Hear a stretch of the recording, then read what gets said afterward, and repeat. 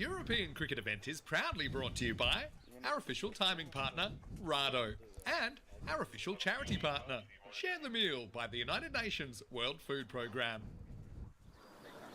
Good morning, cricket lovers, and welcome to day 2 of the Woodson Cup here in Alicante, Spain, the Sporting Alfaz cricket ground, the Woodbridge Oval here in Alfaz del Pi. I'm Rico Full, and it's great to have you all with us for the start of another great day. We're going to start with the DEFRA All-Stars, who did get a win yesterday, and of course they win sparked some wild celebrations from some of their players and their fans alike here at the ground, and they took on Norbury, who got a win late yesterday when they took on the Shooters. So two teams undefeated, played one game, won one game. One of them will keep the 100% record, the other will lose it. I can tell you news of the coin toss.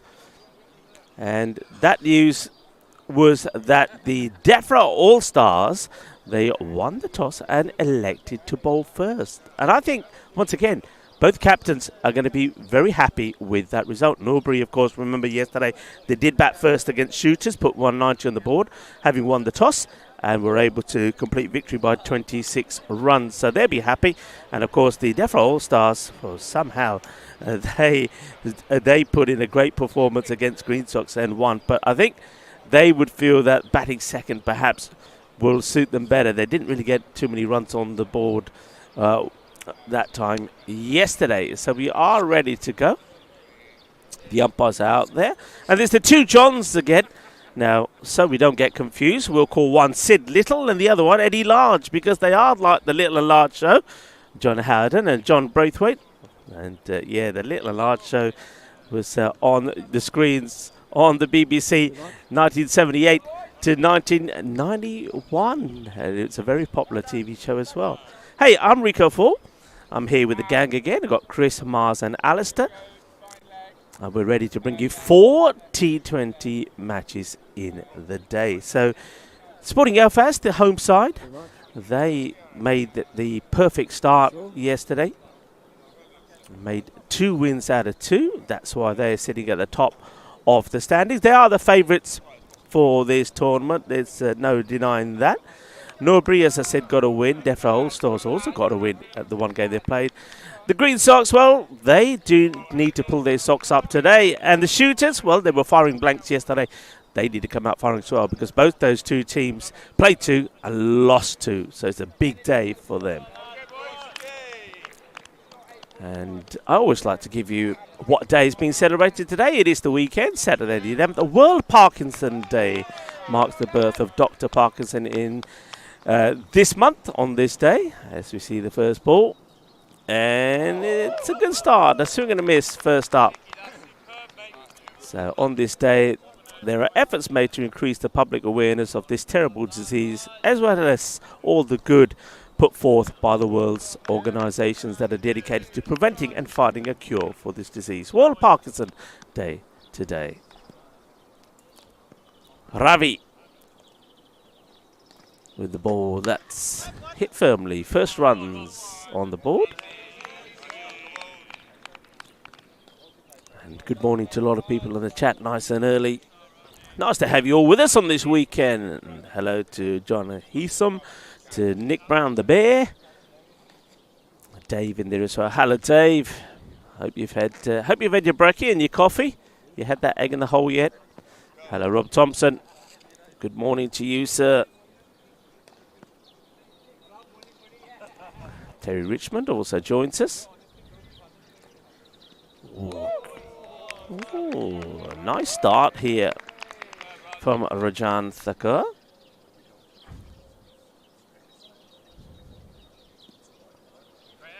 Hitting the right areas first thing in the morning, that's a good sign. Hello to Mohammed Sohail. He's saying hello to everybody. Just a single taken here. That one gets pushed for a single. We've got a Dhruv Mali out there.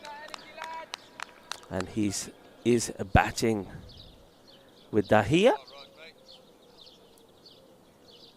Ravi Dahia.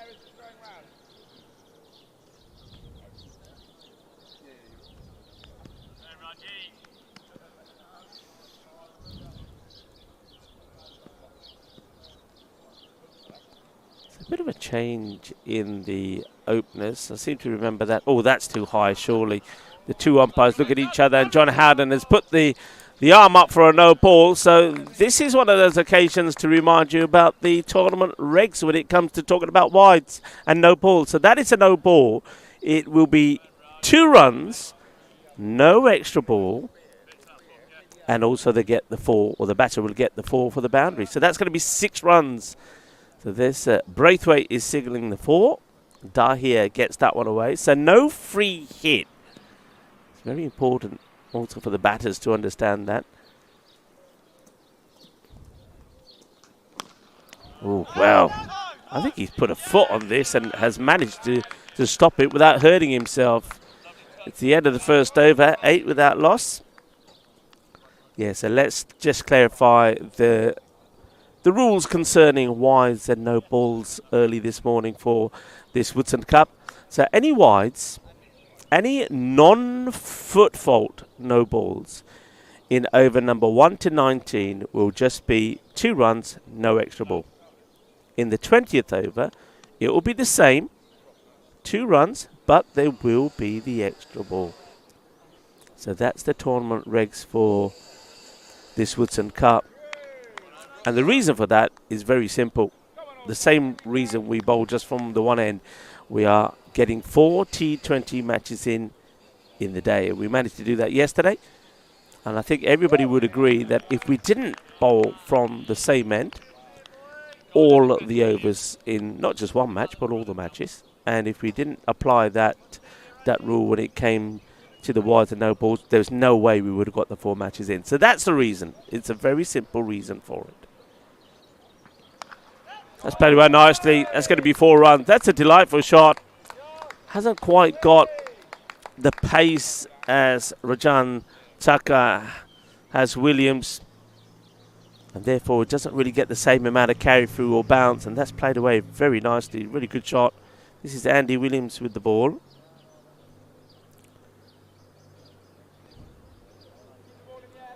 Lovely shot there from Dhruv Mali. So both these batters have found the boundary.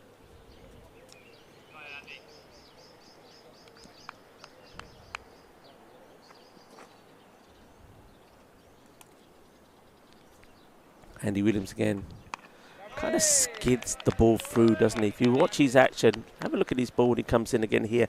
So whereas you see some of the bowlers that are really extracting good bounce from the pitch, they're very upright, and that they go high, the arm comes from a long way up as the ball comes down and hits the deck. He's a bit side on. He kind of slings it through. You see that? Yeah, it's up in the air. Doesn't really make good contact, the batter, Mali, but we'll get a single. Yeah, so he's not quite a slinger, but the arm doesn't go straight up, and he's not hitting the deck hard with the ball. He's kind of pushing and skidding it through.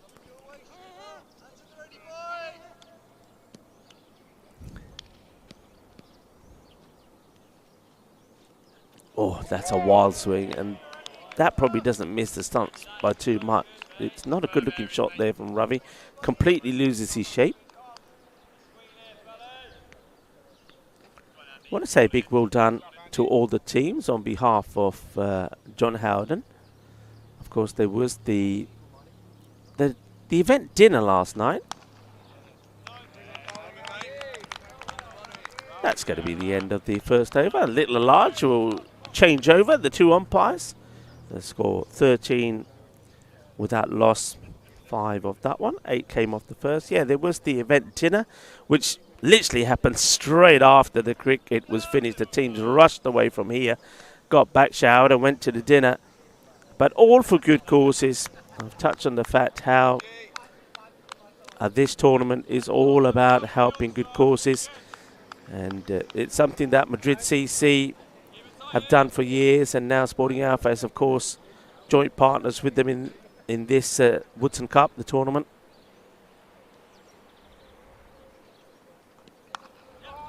It's nicely played. Work to be done for the sweeper there in the offside. They are coming back. Well, they think about coming back for the second. I think that probably Dhruv would have got there if he had gone straight away. Rajan continues. Yeah, so the events that John Woodward and Madrid CC host, they had one event last weekend as well, are donating to 2 charities, and the money is split between Alsama. That's another full toss. Now it's in the air. It hasn't been called this time by the umpires. I think this one was just below that waist. So he gets away with this one, does the bowler, Rajan. Just be a single. Yes, Alsama is one of the charities, which is a charity which supports a refugee camp in Lebanon. They give classes to the kids and also teach them cricket, and that's what got Madrid CC. Oh, that one is going to be called. So I don't know what's going on here with Rajan at the moment. Now that is his second one. Now, in most tournaments that I've been to, once you've bowled 2, then you could be off. So the umpires need to keep an eye on that. I don't know what the regs on this tournament. I know a lot of the tournaments that we play, we say 3. So I haven't seen a warning being given to the bowler there, but that's 2 high full tosses from Rajan. So that's going to be 2 more runs, but they also took the single there, so that's 3. So 3 for that no ball. That's hit up in the air, and it's well fielded. Saves the boundary, but wants to come back. Backs himself to get there, had to dive, and he just makes it. Needed the dive. It was almost one of those dives where he never quite makes it because he almost stuck, but he managed to crawl the bat over. They will run a very good 2. Yeah, going back to the no ball, it was a no ball 2 and 2 runs, so that was 4. So we've had 4 coming from a no ball, and we've also seen 6 coming from a no ball. Yeah, so that's one of the charities, Alsama. The other one is Alicante. Now, when I was at the Alipa cricket ground, I did manage to meet some of the people from Alicante, and this is an organisation that looks after people with intellectual difficulties, helps with various classes to help them function in society, teaching them a trade. And a good example of this is carpentry. And Madrid CC, as well as donating half of any money raised during their events to Alicante, they also do buy all their tournaments from them. So all their tournaments are made by the people at Alicante. So that's fantastic. And last night here, I'm hearing that they raised almost close to 1,500 euros. Money is still coming in. Oh, that's a bit of an edge. And good running, good backing up there from Ali. Yeah, money's still coming in. And a big thanks to Melissa Finch, who worked for the ECB, now lives in Madrid, and was able to, through her contacts, get a cricket bat that's been signed by the England and the Indian team. So you can imagine the number of signatures on there. Now that bat was raffled or auctioned yesterday, I should say, and they made well over 600 euros on that. So well done to all the teams for supporting those 2 good causes, Alsama and Alicante. And I know that that ECN has also contributed to those donations. So thumbs up to the ECN as well for supporting those 2 good causes, Alsama and Alicante. It's another big swing. Well, Ravi is swinging the bat hard, but not always making the best of contacts. 23 without loss after 3 overs as Williams, Andy Williams, does continue. So same again. Andy Williams, he is listed as the 12th man, and that brings us to another tournament reg. The 12th man can bowl but cannot bat. So Andy Williams is listed as 12, is bowling. He may stay on the field for the duration of the innings in the field, but when it comes to the batting, he will not be allowed to bat. And that's something that we saw a number of teams doing yesterday. Newbury, they're a team that won this cup back in 2024, so they know what it likes to be the winners, the team that are batting here first. Well, that's 4 runs. absolutely crunch it. Gets past the bowler. Williams this time couldn't stop it, nor could the fielder. One of the two men at mid-on and mid-off had no chance. 4 runs. 4 carreras. Yeah, great bowling, Andy. Andy Williams, after a few wild swings there from Dahia. Dahia does get a hold of that one.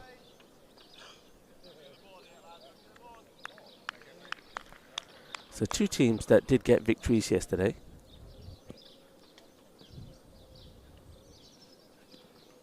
More of the same here. It's really good deliveries. Just have a look at that. That will tell you where this length is, and you'll probably see that 5 might change to 6 in a moment. And maybe next time we come back to it. That's what I like to call on this pitch, and it will vary from pitch to pitch. But here at the Woodbridge Oval in Sporting Alphas, that for me is the golden zone. That's what you've been looking for. That's going to be chipped over. Oh, the fielder's gone down. Well, he hasn't hurt himself, I don't think. Who was that? I think that's Jack Andrew. Well, Jack Andrew enjoyed himself too much last night at the dinner by the look of things. But he's up and about. And he's going to have to fetch that one off the fence. The second boundary in the over. That one got dragged over the onside field for 4 runs. 4 overs completed. 31 without loss.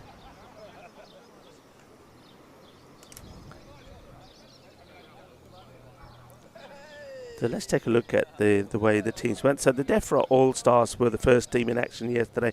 They took on a Green Sock, and it was a very close match which went all the way down to the wire. And though only having made 148, which we didn't think was going to be enough, the All-Stars, they held on and winning by 3 runs. 6 were needed off the last, but Andy Williams bowled the perfect over. And they weren't able to, or Green Sock weren't able to do it. So that was how the Defra All-Stars got their win. Change of bowling here, and that's a very sweetly timed shot. And, oh, well, I saw a nasty collision potentially forming there, but fortunately the sliding tackle evaded the fielder. It will be 4 runs. What a sweet timed shot that was from Dhruv Mali. Dhruv Mali, who remember yesterday was on the boundary, and I noticed there was another Mali in the side, and that was a Mud Sudun Mali. And I did ask him, I said, "Is that your brother?" And he looked at me with the inquisitive look and said, "No, Rico, it's my dad." So father and son in the same side, we like that. Not the first time we've seen that on the European Cricket Network. White ball, 2 runs. And this is the other Williams, Tom Williams. He starts short again, but he might get a wicket. No, he's going to get just over the fielder. Didn't get that out of the middle, but got enough off it, did Dhruv, to get it over the close fielder. That was Todd Rips, who I don't believe we saw yesterday, Mr. Rips. But he's in the side today. A little bit too short there from Tom Williams. That's 4 runs. Sweet. Sweet out of the middle. Sweeter than some warm, juicy gulab jamun first thing in the morning. What a lovely shot that is. All along the deck. That'd be nice now. Garam garam na gulab jamun. Ek masala cha de naal maza aa jaunga. Swad aa jaunga.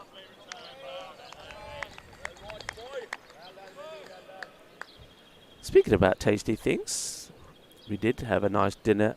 A late dinner, but a nice dinner yesterday in the local curry house to where we are. Uppish.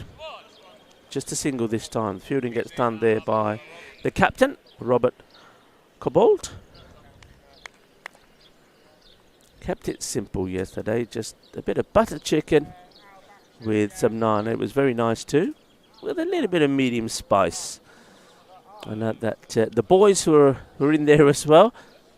I don't think it was planned for Mars and Chris to have another curry, but they made it 3 nights on the spin in the same place. And they can't get away from the local, but they do good food, so I can understand why But it has to be something different today, boys. You can't go back there again today. They close. They close today on Saturday. Trying to give Marcy an early heart attack in the morning. Yeah, maybe a bit of Italiano today. Maybe you go to... There's a lot of Italians around there. I went for a bit of walk afterwards. And you had to, really, because... well, let's just say I had a bit of a full belly. Had to walk it off a bit. There's so many things around here, though. Alpha Still P, what a place. And no surprising that so many touring sides come here throughout the year to enjoy the local scene. It's well played. Good little partnership, this. I did mention, before I got sidetracked, that they have made a slight change to their openers. We did see Anish Sharma. Remember, the man who comes out without a lid. And did find himself on his jacksie at some point, but he came out to open yesterday, and yeah, he had us a little bit worried. I did talk to him afterwards. That one is a bit of a teaser for the captain. It was one of those where if you saw it early enough and really wanted it and attacked it, you could have dived forward to try and turn that into a catch. But decided that he'd rather make the stop than risk getting it wrong and letting the ball getting past him and going for 4. So just a dot ball on this occasion. Dahia going at a runner ball at the moment. Hit that well, and it's just going to be another single, so well fielded. Let's have a look at how Newbury went yesterday. So they batted first against the Shooters. It was another good game. 190 for 7. And it was Thomas Wooding who came in around about number 5 or 6, who clubbed 42 of 21. Navin Nayak, 30 of 24. And Dhruv Mali, who's in there now, made 29. That's an excellent effort, but he can't stop the boundary. And talking about Dhruv Mali, he's going well here as well today. He scored some runs yesterday. And going well, 29 he made yesterday, but he's gone past that today. With that boundary, takes him to 30. Good effort there. Fielding there. कोशिश चंगी की थी पर चौका लग गया.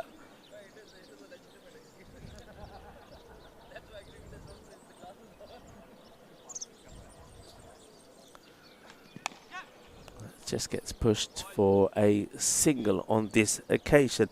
Yeah, so they got to 190 thanks to some good work from... it was a good team batting performance. Everybody chipped in, which is a good sign for their captain, Sunil Moore. And then the Shooters 164 for 10. So they went down for the second time in the day, the Shooters, losing by 26 runs. Good bowling performance there from Pankaj Moore. Watch out for him. He took 3 for 15. And then Madhumali, Mr. Senior, 2 for 21. So that's how they fared yesterday. That's the end of the 6th over. The 50 has come up. It's 53 without loss.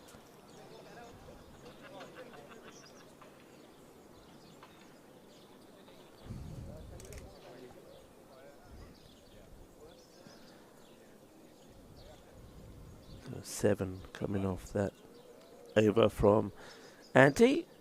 He's 3 overs gone for 20 so far. That's very nicely played. The field's got work to do here and does well. Comes across and gets a good early throw in as well. Nice bit of tidy fielding there from Jack Andrew. Had a bit of ground to make up.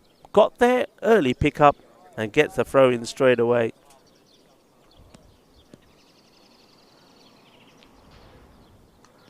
Not going to stop this though. 1 bounce, 4 runs, 4 más. And Ravi Dahi has been an interesting kind of innings from him. He was going before that boundary, a run ball 16.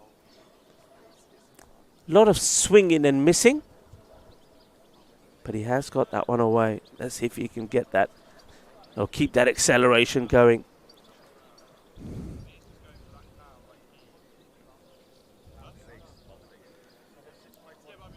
I'm not sure if Tom Williams... In fact, I am sure Tom Williams and we've also seen Andy Williams. They are brothers. The reason I'm sure, I made a note of it here when I was speaking to the captain yesterday. Now that's high, but the batter did attack it. And I think that's why this one won't be called a no-e. The batter did go attacking the ball. So remember, those height ones and also the bouncers are judged with the batter standing in his normal stance in the crease. So when you go charging, the benefit tends to go to the bowler. In the air. Oh, fingertips. We almost got some jalebis early morning here. The man with the yellow bucket almost takes a jalebi catch. Down it goes. Can't tell you who it is because he's got no number on the back. It could be Rajan Tucker because he's got the numberless shirt. So Rajan almost puts a jalebi in that yellow bucket of his, but he's not able to hold on to it. Gets fingertips to it. That's going to go over the short. Oh, a little bit of team fielding. Nicely done. Just a single. I like the look of that. I've been applauded by the teammates as well. Yeah, they are brothers. I got some information from the captain yesterday about DEFRA All-Stars. DEFRA does stand for something. I'll tell you what it stands for in a moment. Oh, chance, put it down. Well, he had two opportunities. He could have removed either one of the batters. Dhruv Mali gets dropped on 33, but if he was able to keep the ball close to him, he could have run out Mali at the other end. Oh dear. So could have caught Mali and run out Dahia. It doesn't do either. They survive. So Mali dropped there on 33. First real chance, I think. I think it was one of those where maybe the bowler thought it was coming to him quicker. So yeah, Tom and Andy Williams are brothers. And Robert Cobbold is an ex-Madrid player. Did play for Madrid CC, then he moved to the UK. And through his contacts with Madrid CC, he's put this side out. That's high. And I think this is going to drop just before the boundary up. It does. Fielders come across and done ever so well. That's Ed Hawker. Ed Hawker, one of the founders of the club. Ed Hawker and Dan Lewis. Ed Hawker, watch out for him from the bat. It's a very useful batter. He scored some runs yesterday.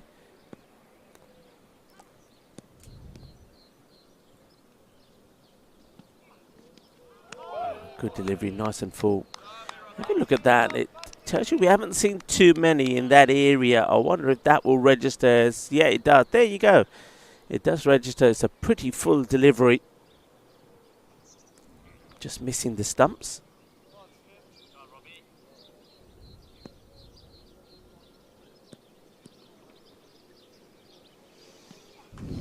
And that one is in the hit me zone and it will go all the way. Balle, kidna sora, shaka, lagia, sweet. Out of the middle of that bat and it goes a long way as well. Absolutely crunched.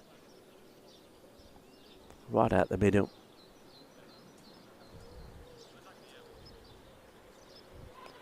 Six runs. The two batters, good little partnership there from both of them.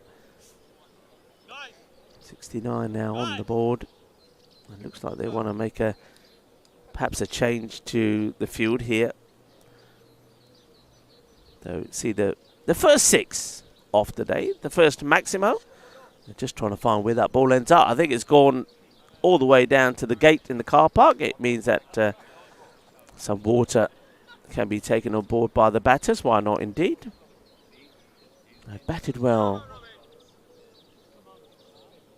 Have the two openers. So Dahir was kind of a runner ball, has now really accelerated big time. He's moved to 30 of 22.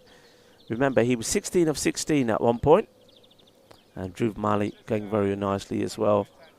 This, of course, is the Robert Cobbold who I was talking about. So, yeah, Robert did start at Madrid CC and then he moved to the UK, and because of those contacts, he brought along DEFRA to John Woodward's tournaments. And he will be moving back to Madrid in about a month's time, he told me. So Madrid will have him back. And it could be he's overrun it. He's overrun it as Ed Hawker. He's got this all wrong. From the moment this ball went up in the air, I saw Hawker running in from the corner of my eye. And I knew he was going to overrun that. He ran too much in. He's let the ball go over him, bounce over him, and go for 4. And it's not the first time we've seen that from players at that particular point on this boundary in the long on area. So gets that wrong, and here you got to say gets another chance, and he's going to make the most of it, isn't he? He's going great guns. This over from Cobbold. Well, Cobbold, when I had a chat with him this morning, I think his teammates were saying, "You think you're going to have a bowl today, Skip?" And he said, "I don't know. I'll check out my shoulder." And I think he got out the tent, had a bit of a warm-up, and obviously decided, yes, I think his team are hoping they never mentioned it. It might be okay. He's going to finish with a dot, but it's an expensive over. 18 have come from it, and the score has raised along to 79 without loss after 8. So this is a good start, this from Norbury. Some other things to mention. So yeah, DEFRA, I did say I would tell you what it stands for. Department for Environment, Food and Rural Affairs. And it's all about growing a greener community. And if you remember, I also mentioned Rajan, who we've seen him bowl a couple of overs this morning. All right, will this carry? And it's another one which I feel that Todd Rips, I think if you see this early enough, you get yourself in a position to take the catch. It was very close to us. And you can see he never really committed. And then the ball's bounced and gone past him. It's another chance, it has to be said. Not taking the opportunities. That's probably going to be a wide. It will be. Come on, Braithwaite. You can spread them a bit more than that. Oh, Johnny Braithwaite hasn't quite woken up. He didn't have to do the morning game yesterday. He looked like Wurzel Gummidge there, didn't he, the scarecrow?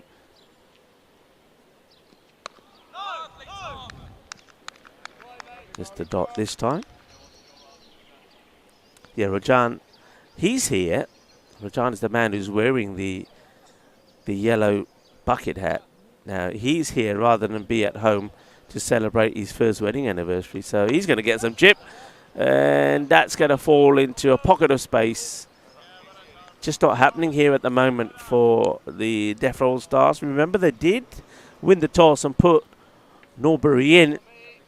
And at the moment, that's looking like it wasn't a good decision. Because Norbury, they're cashing in here.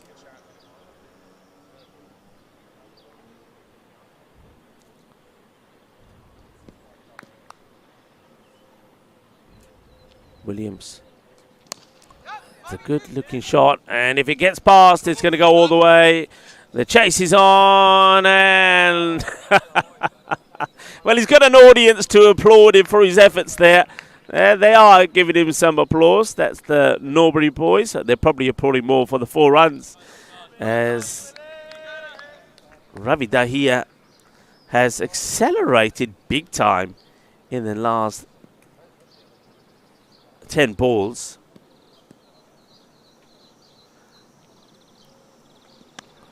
See the air, it's probably going to drop just short.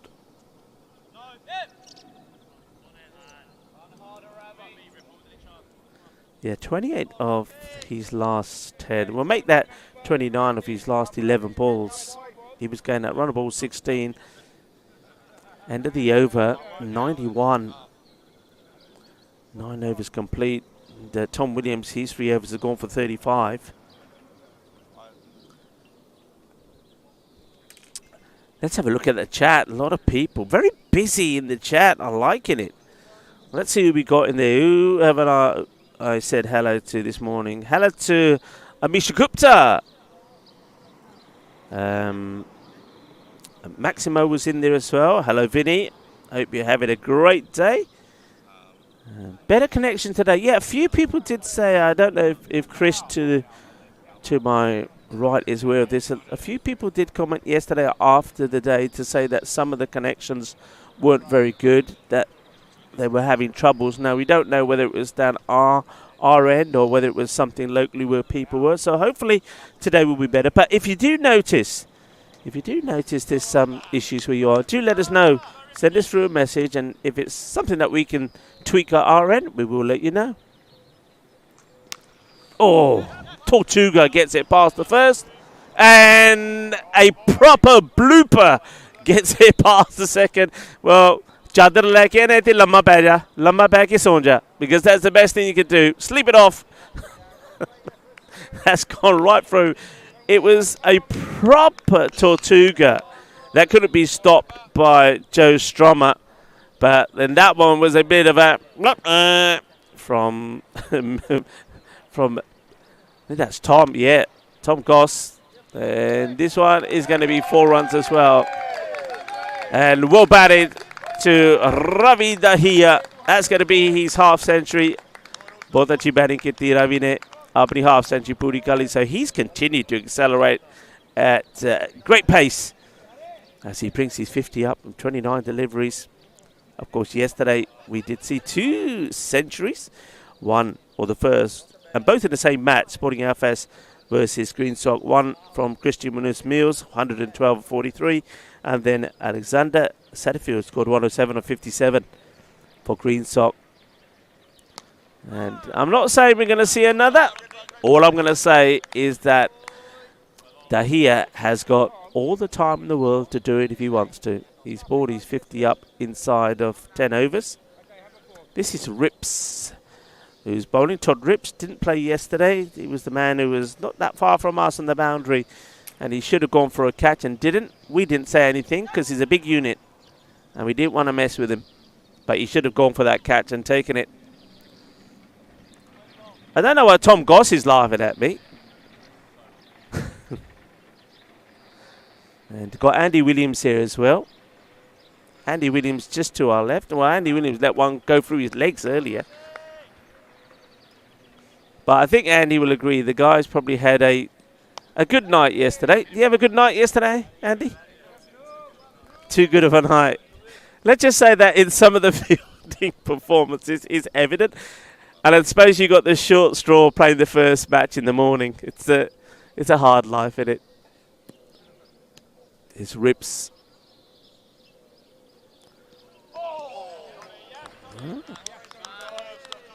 Big swing and a miss. Dahiya misses out on this one, and Rips through that one, doesn't he? Rips through his over pretty nicely as well. 12 do come from it though. The 100 also came up, and the 100's come up at in the 10th over. So halfway through, 103, going well. I'm Rico Full. It's nice to have you all with me. Halfway point of this first match. Once again, yeah, all the teams got together last night for the tournament dinner, and well done to all of them. Raised a lot of money for good causes. But unfortunately, 2 teams did have to pick the short straw and play in the morning. Oh, that is a sizzler. That is out of here. Boom! Shaka lagia que va que genial, que grandísimo eso es. That has gone to orbit. It really has. He's sent that a long way. Good luck finding that. I think that could be in the road. Yeah, raised. I think raised already. Money still coming in, but raised about 1,600 euros last night. And there was the raffle. There was also the auction of the cricket bat signed by England and India. So well done to all the teams. But I think you can see that the DEFRA All-Stars, they're, let's just say, they could have done with an extra 2 hours in bed this morning. They got the short straw. Norbury looking okay. Well, these two, well, maybe they were the 2 that didn't party too hard. That's why they're opening, while the others are having a bit of a nap.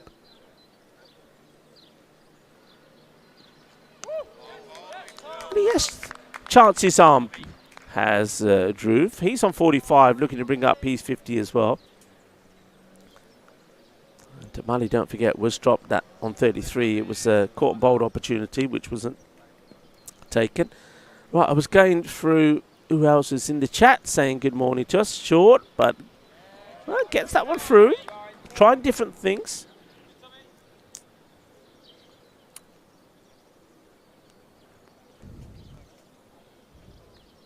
We had Robino also in the chat. That's high. Is anybody going to catch this? No is the answer. It's another one that's that looks like maybe it's Rips again out there. I think that is Todd Rips. He's this time at least he does. Hey, at least he does go for the catch this time. Rips through his hands. As Todd Rips couldn't hold on to it. I bet he's heard them all with that name, Todd Rips.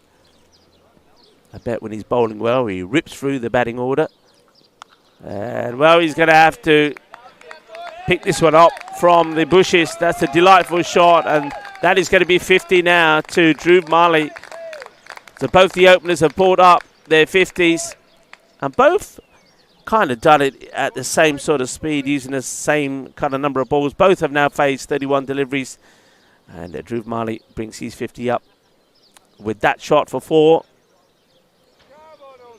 Shaba here for Norbury, the 2024 champions. They're certainly making a very good, positive and lively start to day 2.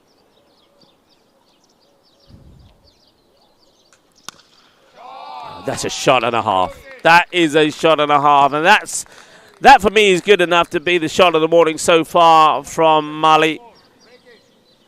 Bahut badhiya shot, Mario. Jabardast batting. That brings the over to an end with 119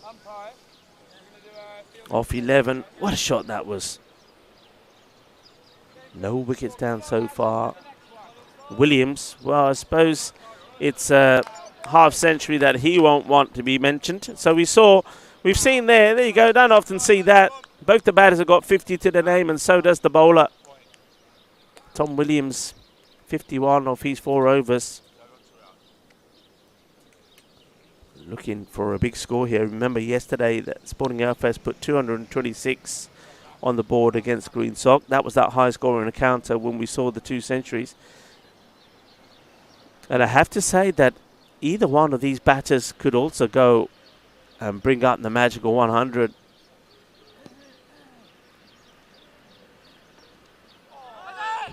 Asking the question, John Howden says not out. Only the wicketkeeper there, Tom Goss, who was having a good old laugh at the expense of Todd Rips a little bit earlier.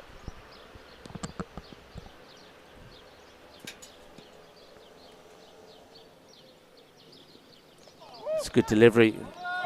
And that's good pick-up. If you could get the direct hit, who knows? Rips is back on to bowl.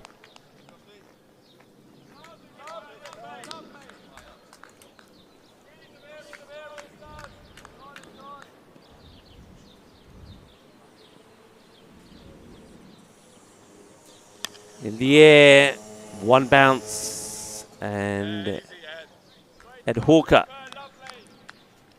does the fielding.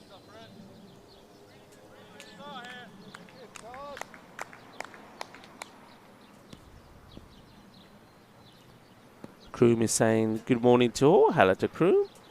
Ooh, and should be out, will be out. So there is going to be a wicket in the end. It will be a stumping.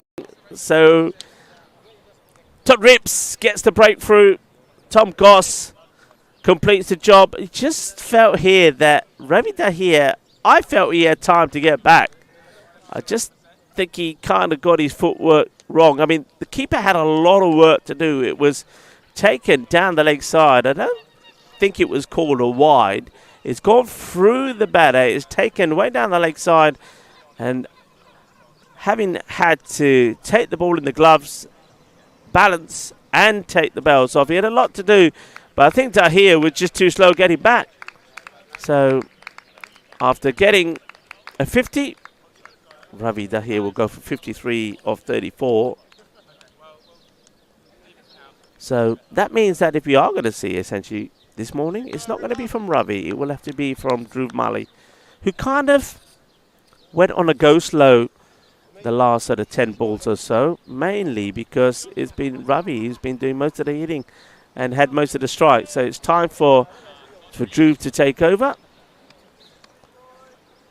But I can tell you it's not Anish Sharma that's gone out to bat. If it is, he's had a a big change of mind, because when I spoke to him yesterday, he says, I never bat with a lid, never.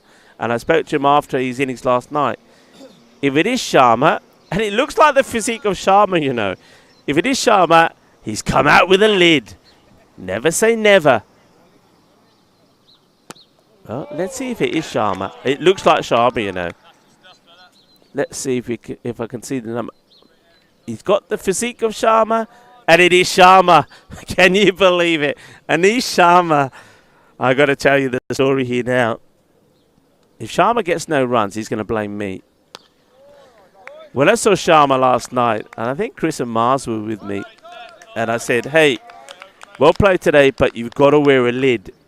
And he said, I don't like to wear helmets. And I said, well, you had a haircut today, because he got one which knocked him off his feet. He ended up on his jacksie, and I'm pretty sure the ball, as it went over his head, sort of skimmed his hair. And he said, I've never wore a lid. And I said, well, I think on that track, that bouncy track, you probably should. He's changed his mind, people. He's changed his mind. He's wearing a lid. And I'm happy to see it. So, Anish Sharma, well done. And to all those other batters around the world who also say the same, I don't like to wear a lid. I've never worn a lid. I think Anish Sharma is all giving you a bit of a wake-up shout. Short. And okay.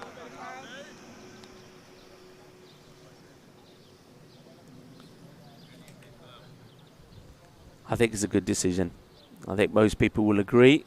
And I think Anish Sharma's family would all agree, yeah. If the protection is available, do wear it.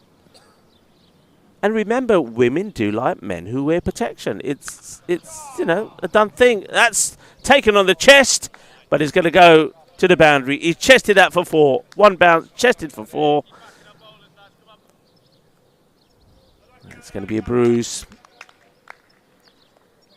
So Dhruv got to get back into the groove. Keep the scoreboard ticking.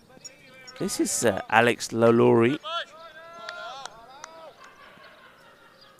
bowling his first. And he's going to get blasted out of here. That, I think, is going to go all the way. It does. That's 6 runs. It's too short. It's quite a sensational shot, actually, because it's very short. You'd be thinking the batter's either going to hit this on the offside like an uppercut or hook it on the leg side. But he somehow managed to punch it high and straight over everybody for 6. Super shot. Shaba from Mali. Now he gets his wrist involved to play this. And the man who took one on the chest earlier does the fielding.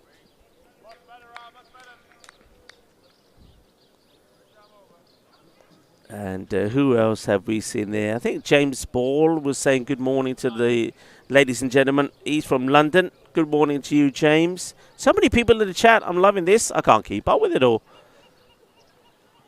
But I'm sure the moderators are saying their good mornings to you. But it's good to have you all with us. And if you're wondering where we are, we're in Spain, in Alicante. This is the Sporting Alfairs cricket ground, the Woodbridge Oval. And we're in the beautiful town of Alfaz del Pi, right on the coast. We've got a bit of everything here, the coast and the mountains. Gone! Jagdeep Fatte style, and Anish Sharma is going to go without scoring. And he's probably going to come over here and throw the helmet at me. Anish Sharma goes for a 4-ball duck, and there is Wiki. Wiki. Good morning, Wiki. Buenos dias, Wiki. Anish Sharma, you may not have scored any runs, but I think you sent a good message to a lot of people as well, though. Wear a lid, but he gets done by a good delivery. Well bowled from Lalaurie. That brings Pankaj out to the middle. So Sharma, he doesn't get troubled by the short one. It's the one that's pitched right up. I know exactly what he's going to say. I can hear him saying it now. Sharma ने ना मैंने कहना ना तू मैंने किया है ना रिको हेलमेट पाया कर मैं तेरे को राती किया जब मैं हेलमेट पौंदा होता ना मैंने बोल नहीं दिसी कहना देखिया बोल नहीं दिसी. That's what he's going to say. It was all your fault, Rico. You told me to wear a lid. I told you when I wear a lid I can't see the ball. I didn't see it and my stumps got shattered. Sharma goes without scoring the first Robo-duck of the day. And that came right at the end of the over as well. 132 for 2.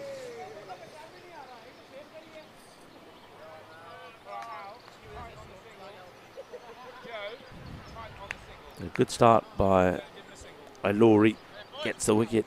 But they've still got to Drew Marley there. He's been joined by Pankaj Moore, who's going to work this one away for a single to get off the mark.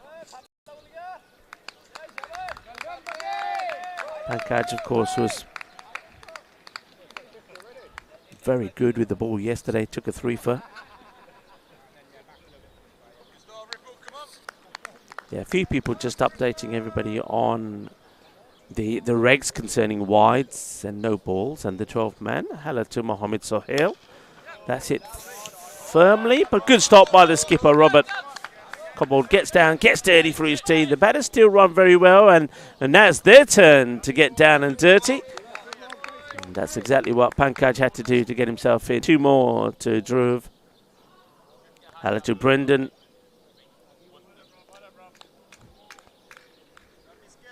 Good to see so many people enjoying the weekend and starting the weekend by watching a little bit of cricket from here in Spain.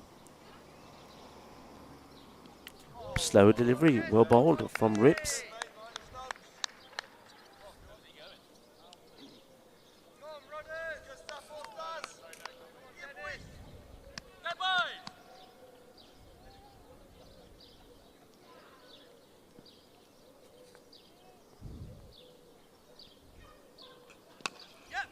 Well bowled.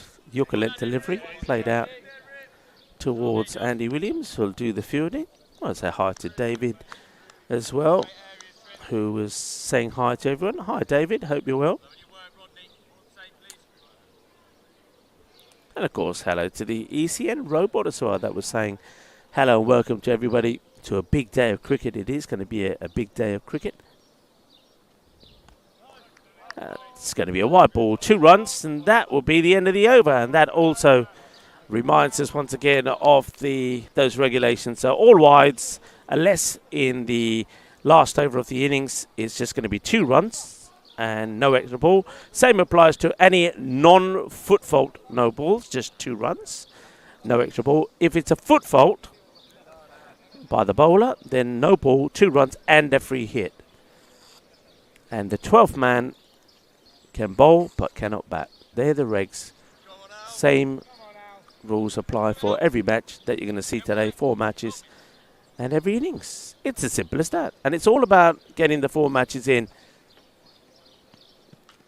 That's hit really well. That is going to be 6. What a shot. What a shot from Dhruv Marley. Well, he played one along the deck in the same area earlier, and I said that was the shot of the morning. Well, scrap that one. This is the shot of the morning. It is a flat 6 over extra cover, timed to perfection. What a shot that was. That was incredible. Dhruv Marley is in some form. And he's going to get this over the point. And that's going to go for 4 as well. 4 more. 6 and 4, hungry for more. Into the 80s now, Dhruv.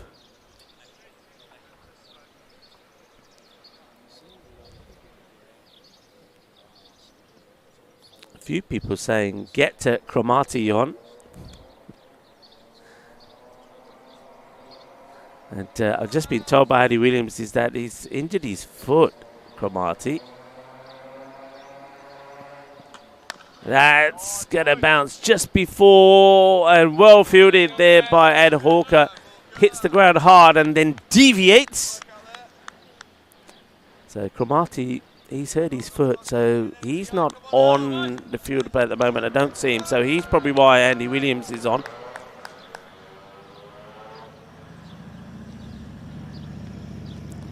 Up in the air, there is a fielder in that area, but in the end he backs away from the catch. Jack Andrew felt that it was probably a better option to try and save the boundary. Didn't really commit to the catch.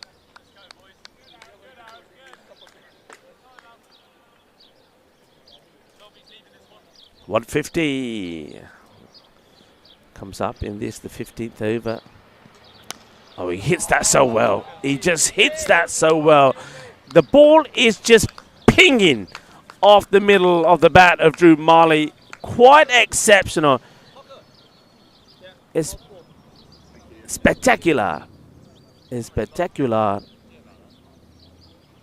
He is just in some groove at the moment. Timing is good. He's striking the ball so cleanly. And there he goes again. Look, I mean, that. Oh, bullseye! Well, he's just won his team a crate of beer as he gets the bullseye. John Woodward, get the beers out. I'm telling you, we've got to have that as a rule. I like this, you know. I think we need to have 4 more of those massive dartboards around the ground, and every time a batter hits it, he wins a prize or something, and that was a bullseye. If you go back on your YouTube, go back a few, watch that again. It was right in the bullseye. It was a superb shot. Drew Marley has moved to 90. Are we going to see century number 3? And that rhymes as well. See, I'm a poet this morning. 159 for 2. Incredible batting. And at the moment, Pankaj knows what he's got to do. Is just take the single and get Dhruv Marley on strike. Well, Dhruv Marley, what an opportunity for him. The world is watching. Marley, will he get to the magical 100? Drags this one down. Will take just a single, fielded by Andy Williams. It's a sensational feat. You know, I know that the likes of Christian Munoz has done it before. Alexander Satterfield did it yesterday. But to score a ton, we always say, you know, people will always say that when you score 100, you know, whether you've had chances or not, etc., etc., it doesn't matter. 100 is 100. This one is a slog kind of sweep played towards Williams, who does the fielding. But to score a century, and it's been streamed live around the world, and then also you have the advantage of going back to it, watching it over and over again. I mean, Dhruv Marley, don't forget he's got his father here watching. What a moment this could be for him. I mean, I don't know if he's ever... That's hit firmly. Going to test. Hawko does well. I don't know if his father, Madhusudan Mali, has ever seen his son score a ton before. I'm sure he may have done. But, you know, they can go back as a family, watch this over and over again. I ain't got there yet, though. Don't want to talk too early. But I'm just talking about the possibilities that these players have. Quite remarkable. And he's making the most of it so far, is Dhruv Marley.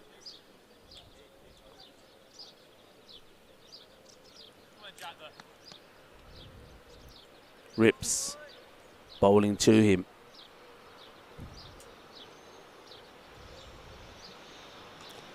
High, mighty, going, gone. 6 more. 6 carreras más. Dhruv moves to 98. 98.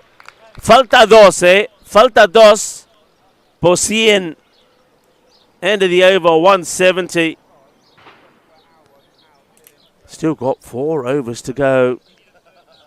Expected score, you can see the computer saying it's going to be around that 113 mark.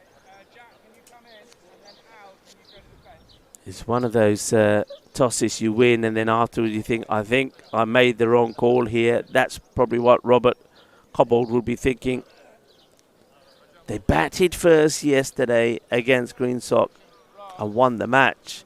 They didn't score a lot of runs, and I think that's probably what was playing in the mind of Robert Cobbold. Conditions today, a few people are saying, looks like it's a nice day there again. It is very nice, very mild, no wind at all. If you have a look at some of the trees around, I think Ali is on the roaming camera, maybe show you some of the fauna around here, but it's very still. There's hardly any any breeze at all. It's this hazy sunshine. The sun hasn't quite burnt through some of this cloud. So we're going to see a knee bowler here just getting his... Yeah, it looks like it is Max Cromartie, man who was struggling with his foot. But I think the captains here said, hey, Cromartie, I need you. I need you to do something here, try and get the breakthrough. So this is a bit of a challenge for Cromartie. Remember, we did say he's got a bit of an issue with his ankle. We were given that news by Andy Williams, who's just to the left of us. Short, goes for it, and he's going to get his 100. And what a moment it is for Drew Marley. Takes his helmet off and signals to his bench, probably to his father as well. That's absolutely sensational. What a moment for Drew Marley.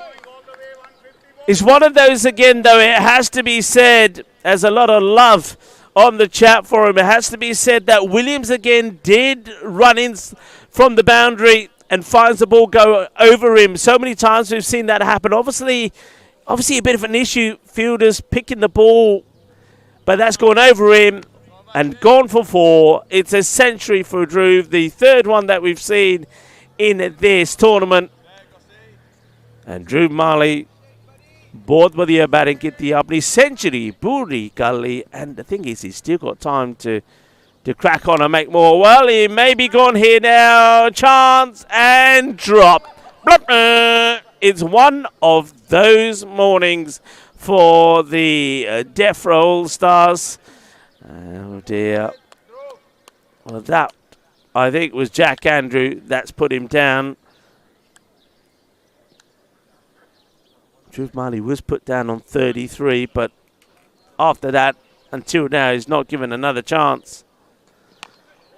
Played away to Williams, who deals with this well, gets his body behind it. And Pankaj gets Marley back on strike. 176 for 2. And okay, doesn't get this out this middle. Backtracking and can't get there. That was once again Robert Cobbold. He's come into the ring here. The field, long on, mid-wicket, square leg. On that leg side boundary, they've got the sweeper out the off. They've also got the third back. That's your 5 that are out. And the over 179 for 2. Yeah, just have a look at the trees and the shrubs there. There's no movement at all. That tells you that there's no wind here today. It's very muggy. Temperatures currently around 20 degrees. We're going to get that hazy sunshine, but from the day, it's going to be mainly sort of clouds. It's going to stay like this most of the day. We'll go and have the highs about 24 degrees midday. Sunset today is at 8:33.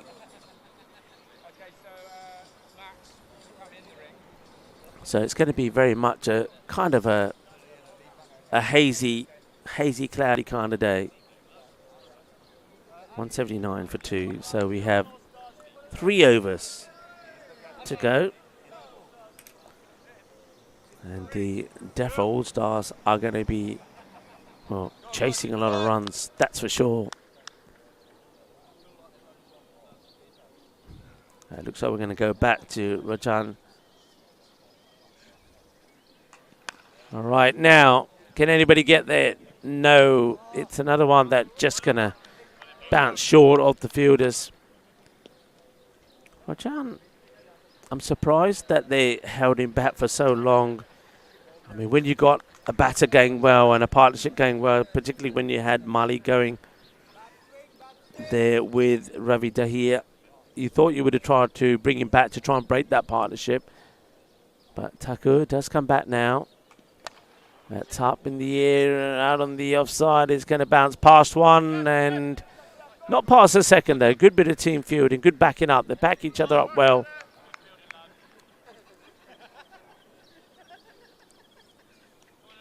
I also feel that with the bowling here, it's been very much similar. They didn't really change it up. They didn't have any outright slow bowler. Somebody who just, gave it a bit of flight with no pace on it. Because he does like the pace of the ball. There's no doubt about that, does Dhruv Mali.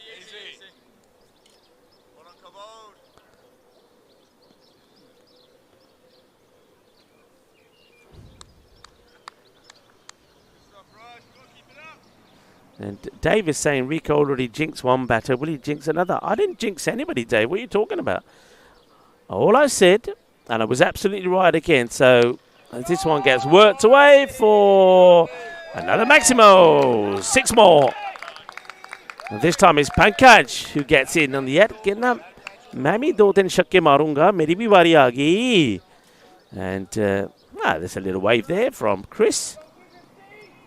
Can't see me, the monitor's in my way.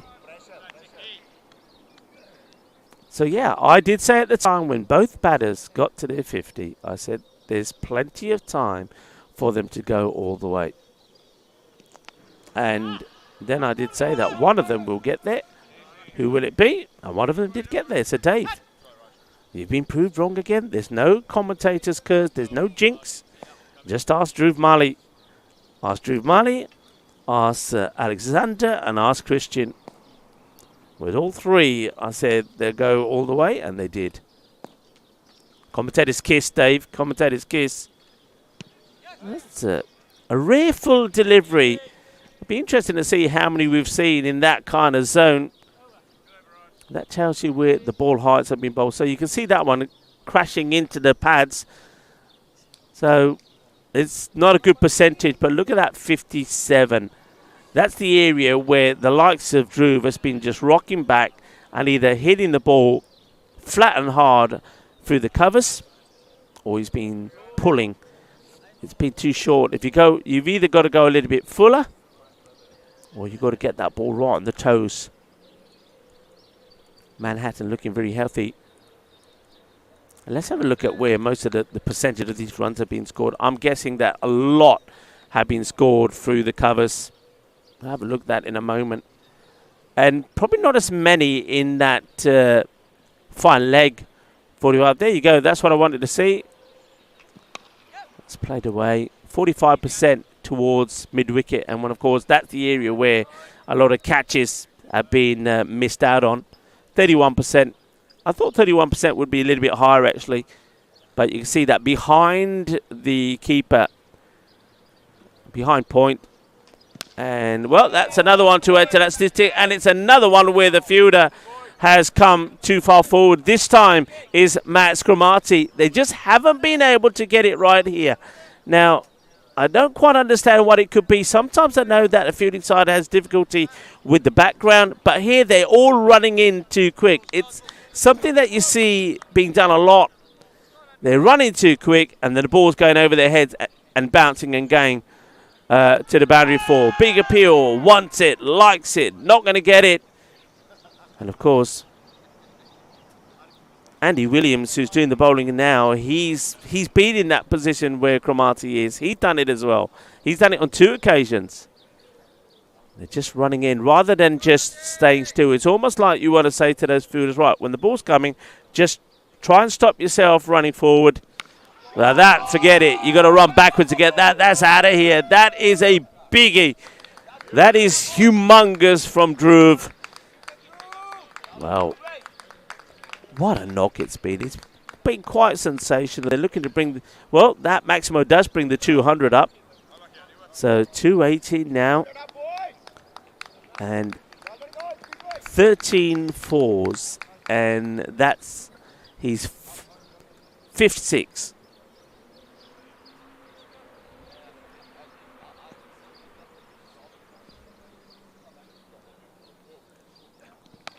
Now he cuts, gets it past, and he's going to get 4 more. That's been the story for me. He's just been able to play in front of the wicket so well. He's cut beautifully well. That's how he started, where he scored a lot of his runs early on, cutting the ball beautifully. Either it was going over or through. Hasn't gone behind point.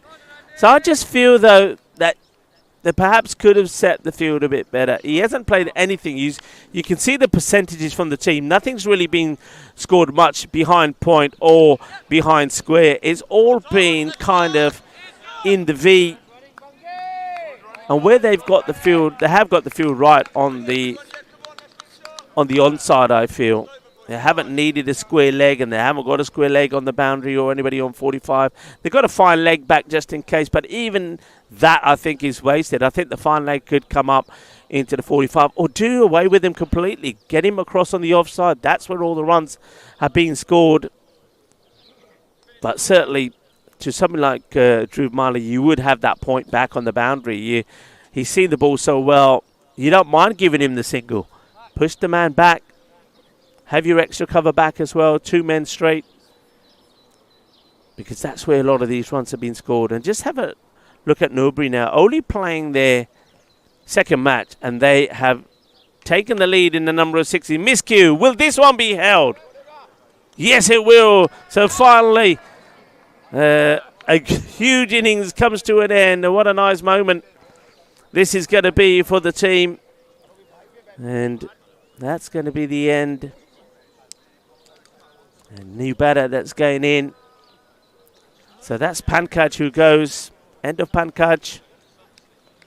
19 of 13.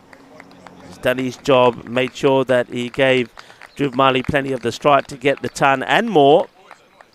Dhruv now on 121. So the highest scorer in this tournament. And we finally see a catch taken as well. Well held.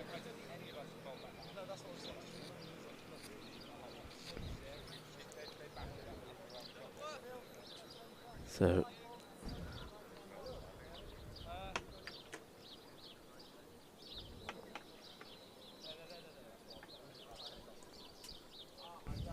Rajan Taka. That's whipped away. Oh, almost a great catch. Almost a great catch. That's Williams there. I'm liking the fact that he's gone for this. Andy Williams diving forward. Doesn't take the catch, but he does, I think, there stop 4 runs. So Moore. This is the other Moore. Does get off the mark. Sunil Moore. Gets a swivel on this, and that's going to race away from the fielder. 4 more. A little bit of the, as that goes for 4. So that's an area we haven't seen too many runs, and I suppose this is now where Dhruv Mali's saying, I can hit it there if I have to, but look at the length of those deliveries. Just too many in, maybe we call that the hit me zone. So there we go. That's what you were expecting to see. We've just seen that a slight change on the percentages there, but 47% of the onside, 29 through the offside, the covers. And that's going to be another one that's going to be on the leg side. There's 4 more. And Drew just keeps muscling the ball to the boundary. We are in this, of course, this last over. So all no balls, wides would have to be bowled again in this one. Been an outstanding knock, hasn't it? Really has. Batted all the way through. This one will bounce just before Matt Cromarty, who does the fielding. It's going to be a single, and I think we've got still one more to come. So this, let's see if Sunny Moore can get a good hit here. They're not going to get past the 226 unless there's an extra or something here. Well, hits it hard. Max is going to take the catch. Well held. And it's going to be the second wicket here for Rajan. So Sunil Moore will go for just the one of the 2 balls that he gets. But it's Dhruv Mali who's going to be undefeated on 130 of 63. We start the day, we start the morning with another centurion. What a blistering knock it's been from Drew Marley. Quite sensational. And it's going to be a lovely moment if we follow him off. Let's stay with him because it's going to be great to see him and the reaction from his teammates. And don't forget his father as well, Madhu Marley. What a fantastic moment this is for the Marley family. And exceptional. And there you go. Sharma's the first. Sharma, he's smiling, even though he got that 4-ball tuck. But yeah, that is great scenes there. Wonderful to see. Well done, well batted to Drew Marley. बहुत अच्छी batting की हमने Drew Marley ने अपनी century पूरी कर ली 130 undefeated, helping his team Norbury put 219 on the board. Well done also there to Rajan Thakkar, 2 for 39. But I do maintain that he probably should have been brought back a lot earlier. You can't be keeping your main or holding back your main bowler to bowl the last two towards the end when there's a whole lot of carnage happening there in the middle. So I think that's something that the captain, Robert Kabul, got wrong. Going to take a short break. We are back in around 10 minutes' time. Join me back, Rico Full, and the rest of the gang when we return.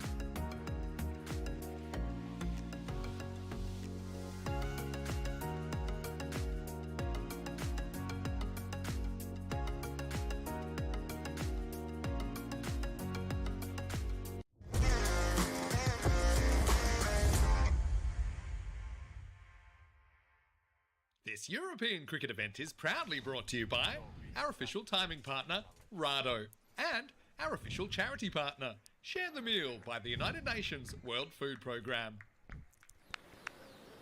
Hello, good morning and welcome back to our viewers all around the world. Great to see so many of you enjoying the action on this Saturday morning.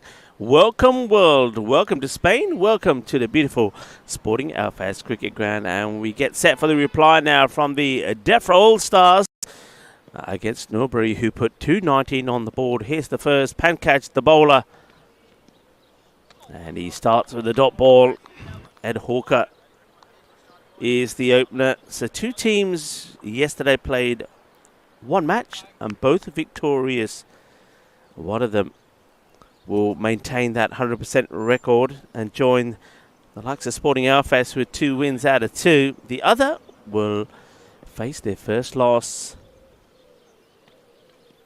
It's played away. And the way things stand at the moment, as that one just bobbles up and almost catches the fielder on the chin. The way things stand at the moment, Norbury have got the runs on the board thanks to an incredible ton from Dhruv Mali. 130 not out, batted all the way through the innings, 65 balls. It's a swing and a miss this time from Patton.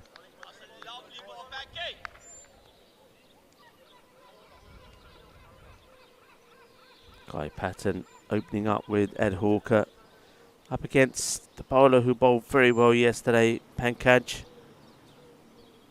Morey picked up those 3 wickets. It's played away just wide off these man at square. He puts out a hand, but he was never going to stop that. That's Rohil Ahmed. He bowled well yesterday as well. Took him a while to get into his groove. Anuraj Nandal is listed as the 12, but I'm pretty sure that we might see him turn his arm over as well. Now, welcome back to everyone. Dave's come back after his second coffee.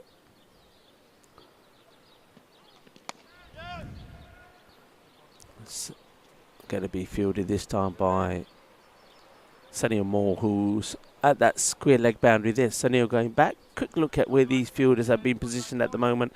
So Sunil Moore, as I said, he is on the boundary, not that far away from the famous Alfaz tree. That, of course, is in the field of play.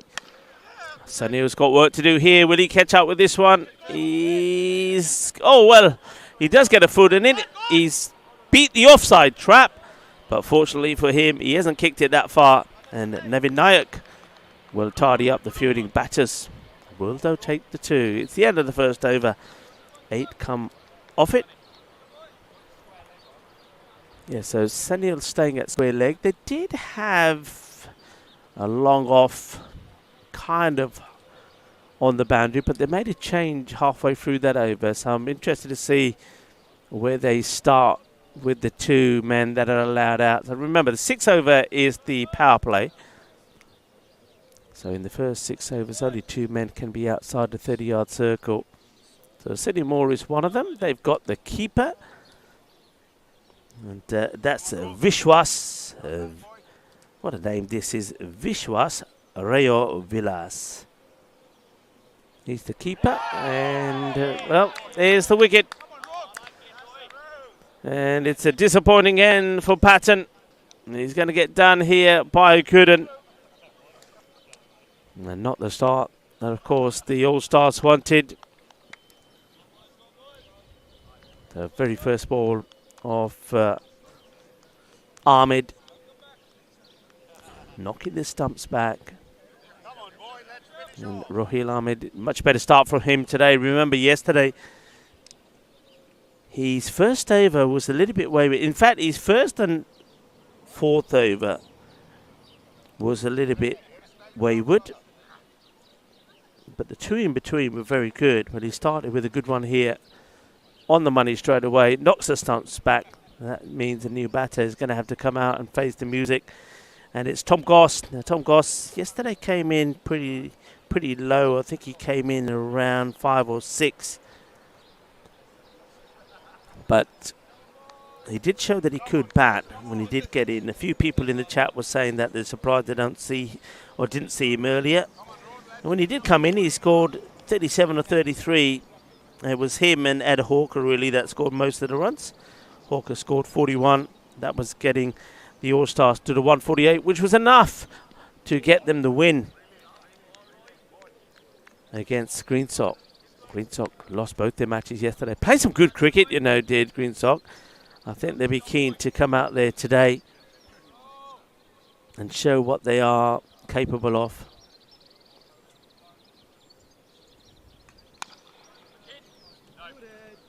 No run. The matches that we're going to see today, straight after this one, we're going to see the battle of the two teams who were unable to pick up wins yesterday. Shooters CC against Greensock. That's going to be a big match. One of those two teams will get their first win. The other will go 0-3. 2 runs taken.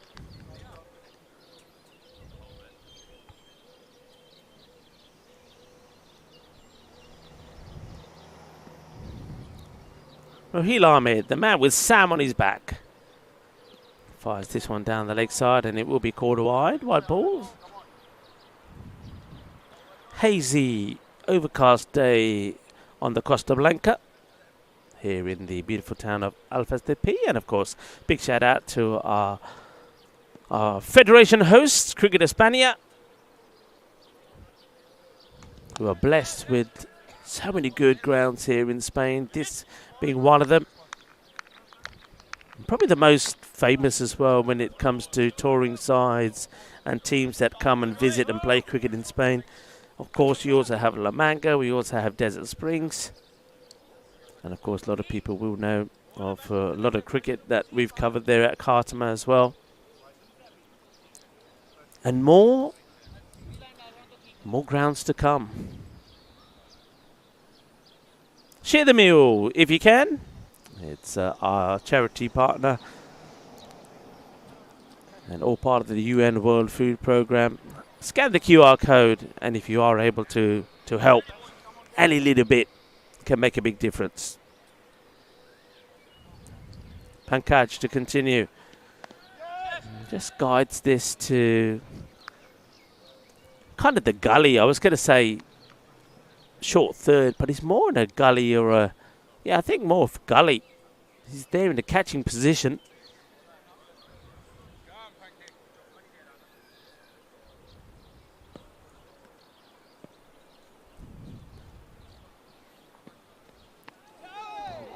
It's a quick delivery. Pretty over pitch. That's going to be another one that's going to, yeah, rattle him around the knee area. There's a wicket. Always interesting to see the ball heights. Gives you an idea of where the balls have been pitched. So that one there will be another one that goes, I think, around about that sort of. We might probably see the 4 turn to 5 there. Let's see if I'm right. I think it was in that sort of area. And this is the other one where you can see at the moment they started with maybe a little bit short. The one delivery, that was right on the money. Does knock the stumps back. And probably a little bit early at the moment to see that graphic, but you'll see that always, that graphic there, always tends to mimic the kind of length the bowlers have been bowling. So if bowlers have been pitching up too much, you'll see that sort of at the bowler's end, down the ground, the long on, long off area, you'll see a lot more runs in that area. Tries to guide this away. It's a risky shot to play. Doesn't really get as much room as he wanted there from Pankaj.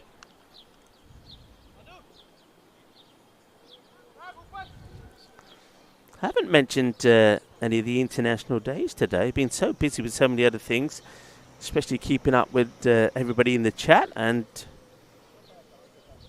great to see so many of you. Right. Nice delivery again.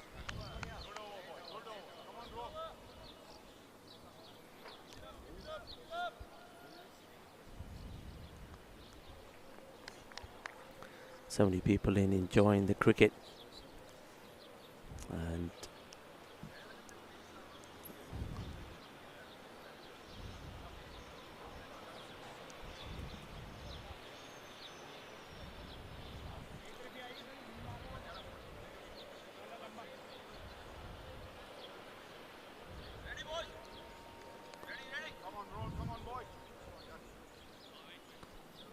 A few people are making little predictions about what they think the power play score will be, etc. Power plays. What's into the pad? It's a good length again. Like this power plays, if we have a look at the power play that we saw from Norbury, so at the end of their 6 overs, they had the 50 up, 53, but without loss. Remember, that was the beauty of that partnership. So 50's been about the par. That's worked away quite nicely. That's a good looking shot. This time, the length. It's all about the length, isn't it? The one that was the Yorker length was into the pads. That one just slightly shorter, and it's flicked away. 4 runs. Nice shot played. Goss and Hawker, you feel that this partnership is going to be very, very key.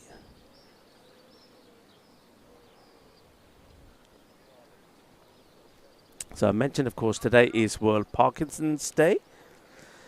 It's all about increase the public awareness of this terrible disease and dedicated to preventing and finding a cure for the disease. And, of course, highlighting the people that work hard to help people with the disease as well. That one, just a little teaser. We've seen them liking to play this little dab shot, and I said it's a risky one, and that's why. And that field that I was saying was kind of in that catching gully position. Kind of has a play on this.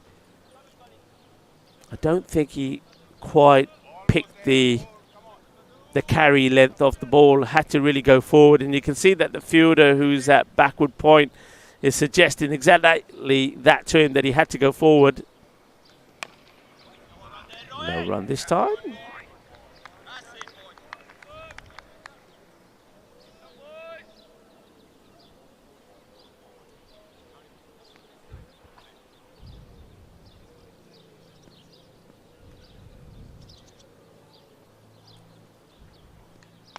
Top edge, but nobody there. Interesting field set. Would I have a fielder right on the boundary at this early stage? The 2 men in the back, they've got the fine leg on the boundary and also square leg. I'd have him up. I'd have him up in the catching position. I wouldn't have him all the way back. If he was up in the 45, that's a catching chance. Reluctant to change that, really. That one goes through on the offside. He's played all around this one. Over is called. 4th over completed. 25 for 1.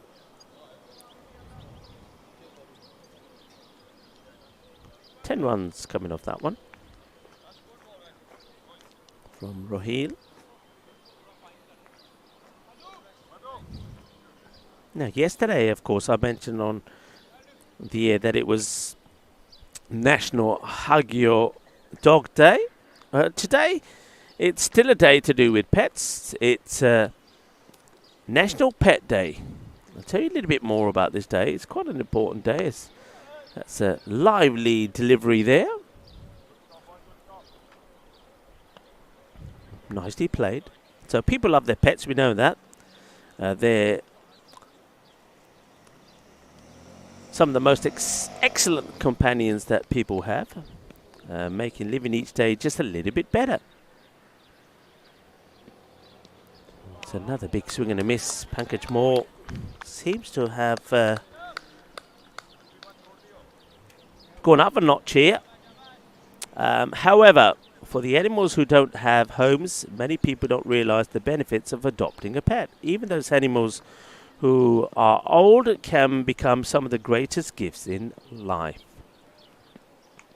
In the air, high, catching chance, will it be? No, just gets enough off this to get it over. Sunil Moore has got to be 6 runs. Balle, balle, balle, kinna sona, shaba, shaba. They need a few more of those. And Hawker doesn't try and hit this too hard. He relies on the time and he feels he's got enough to get it over Sunil.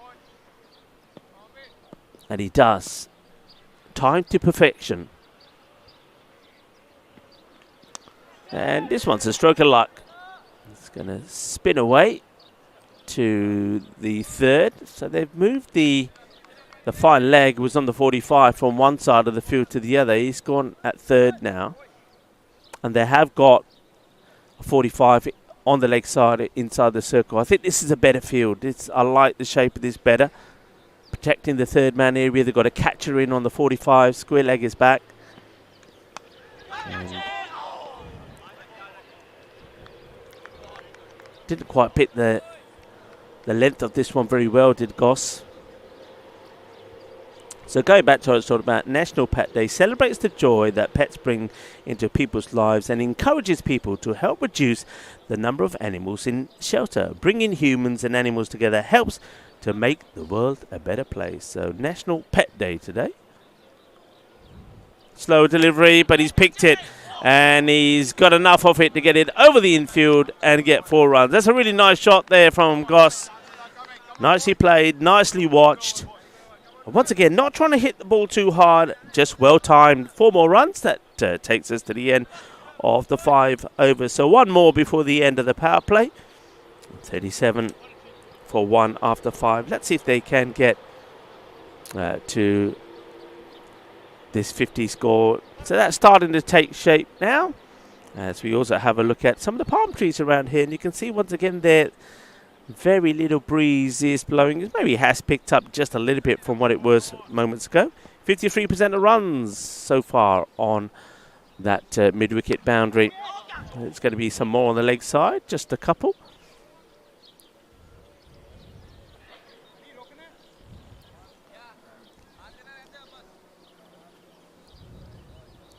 And Norbury have taken the lead after they have just played 2 matches in the number of maximos that's been hit.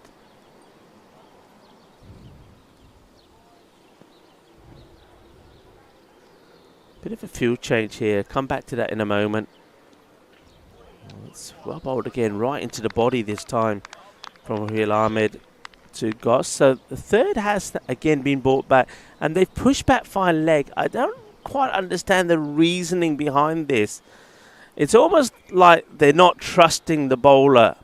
They feel that he might fire it down the leg side, but he's bowled pretty well so far. That one's just been hit above his head. They'll take the single. Yeah, I don't understand the fine leg. So either there's no faith in the bowler, in the bowler's radar, or there's no faith in the keeper. But I don't feel this field is right. I think they had it better time before. Oh, well, that might have got him right in the box. He's running all right at the moment. Let's see how he is when he gets to the other end, Hawker. Well, it seems to be okay, so I think it caught him more on the thigh pad than anywhere else.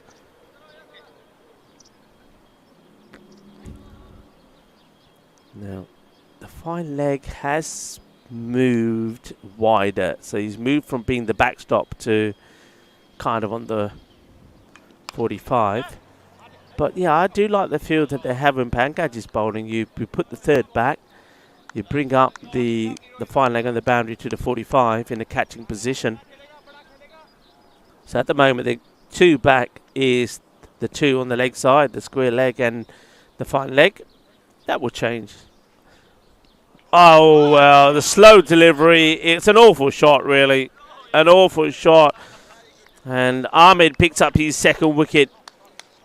I suppose you've got to give credit to the bowler. He does bowl a slower delivery, but oh gosh, exactly. Oh gosh, what have I done? It was not a good shot. It looked ugly. It was ugly. The only man who'll be happy about that is going to be Raheel Ahmed, who finished the over with another wicket. Power play now complete. 41 for 2. And Raheel picks up his 2nd wicket. And that's going to be the end of another batter. So that's going to be Hawker that goes. Goes for 13 or 14. Wasn't a good looking shot, was it? Wasn't a good looking shot. And that's probably what the non-striker Tom Goss was saying. Oh Goss, Mr. Hawker. Oh Goss, what have you done? Ugly shot. Ganda shot, Maria. Bapas aa gaya banda. That's the way it goes. If you don't play a good shot,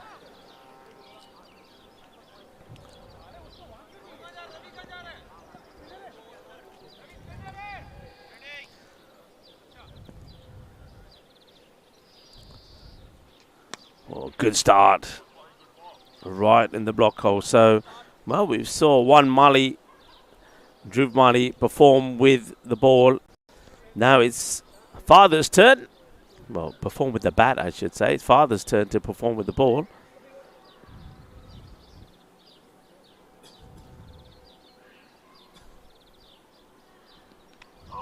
Nice. Well bowled. Gets away from Vishwas, who then does recover.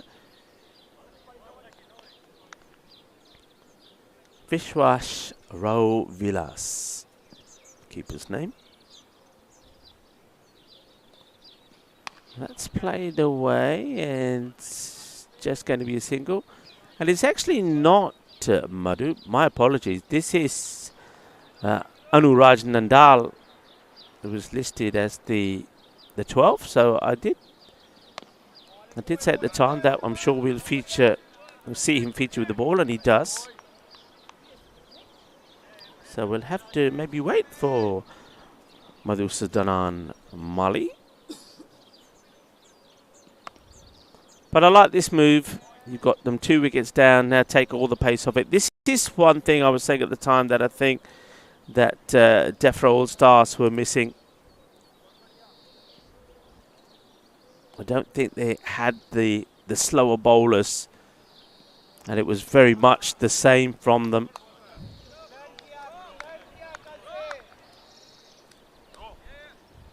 They weren't able to change it up. That's a good start there from Nandal. 7 overs now completed, 44 for 2.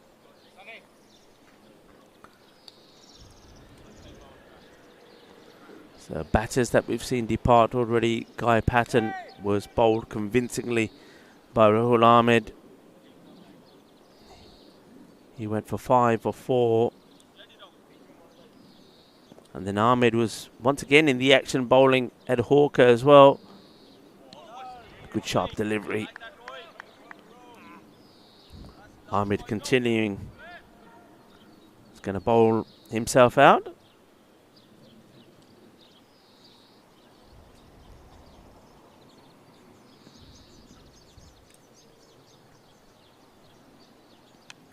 Well, gets a bit of bat on this. This will go to the fine leg.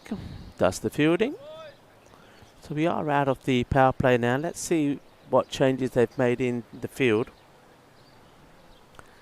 The 2 men on the leg side stay out. They've been joined by a very straight long on.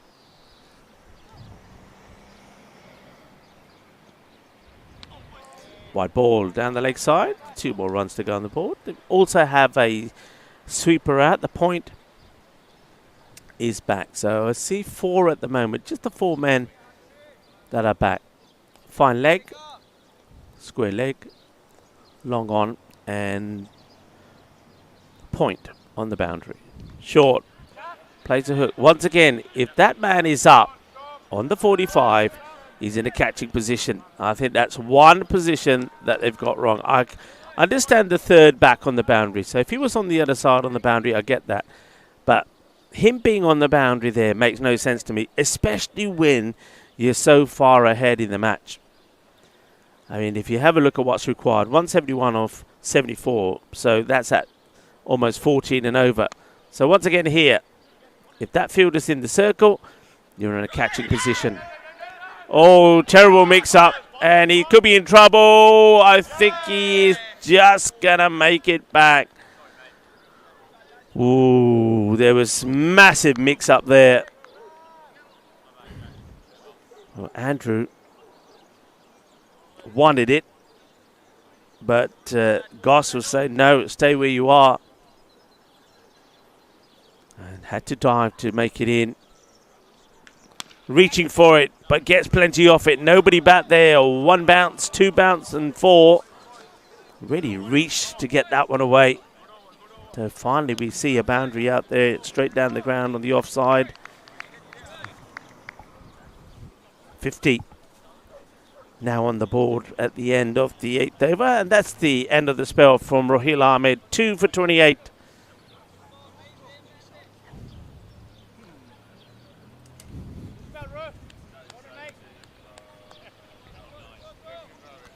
course, a lot of people will be getting excited today because it is the Grand National today in the UK. So if you're going to have a bit of a flutter, good luck. That's played beautifully. 4 runs. And I think now we will probably see a change in the field here. They can have, remember, one more back. I think you've got to give the bowler a little protection out there on the offside. They have pushed after the shot towards the end of the... Or have they? No, they haven't. That was just one of the extra players standing on the boundary. I confused him for a fielder for a moment. That's well bowled. Good areas. 45, he's back. I say he's back. He's kind of in between the boundary and the 30-yard circle. So I call that no man's land. Square leg is back. Long on. And what they have done is move the point a little bit wider as the sweeper there on the offside. But they can have one more back if they choose to do so. But I think at the moment they're keeping the mid-off in a catching position. And it's going to get past him. And long on is going to do very well to get there. Good stop. Had a lot of ground to cover. Very well fielded. Let's have a look at this. They're liking the short stuff, aren't they? I mean, where you see the 6, 7, 2, 1, that I would say is an area where you're probably slightly too short. You want to be a little bit further up, but it's worked for them. But you can see there, that's what you're expecting to see. If it's too short in that area, you've got to put it away.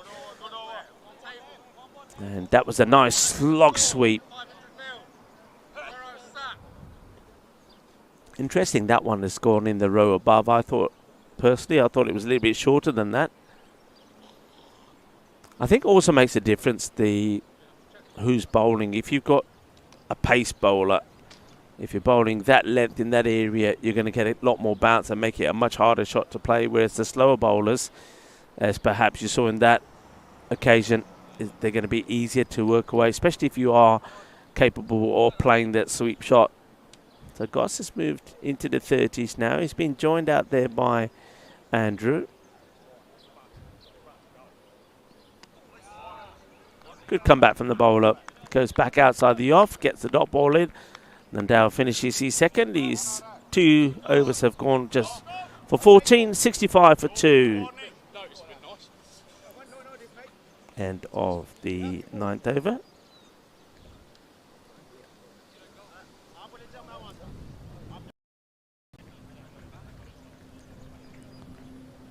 So Jack Andrew and Tom Goss looking to see if they can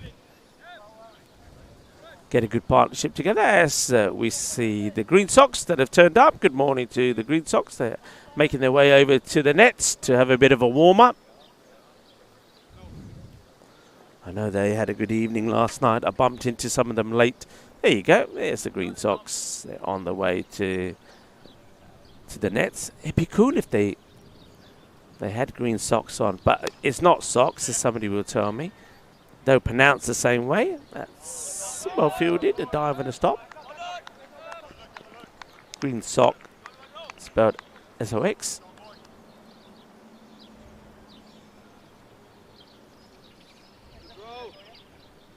But yeah, I still think they should have green socks on. Hit firmly. That mid-off has been pushed back now on the boundary. So that's the 5th fielder that's out. No other change.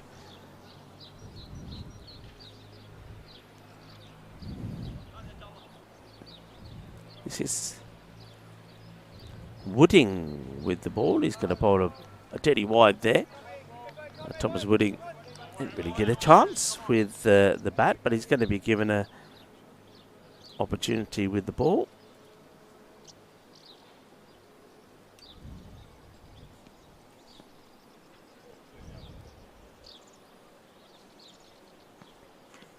That's hit firmly, and that's 4. Lovely shot. We've seen a lot of boundaries in that area today. That's, of course, where Dhruv Mali played a lot of East shots. And that one there is just good as any that we saw from Dhruv. Nice shot from Tom.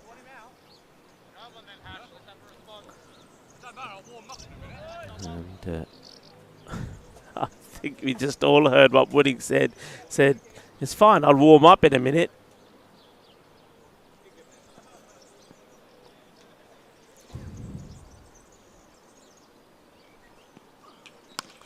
And that's it, nicely down the ground. Work to be done by the fielder.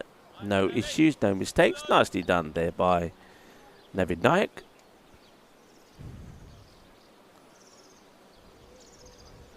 Time to see a little bit more of Jack Andrew. That's worked away neatly. It's in the gap between the two fielders. The long chase for, that's probably still Sunil who's out there. Not going to get there. There's going to be 4 runs. Quattro mas. Nicely whipped away. Nice little shot.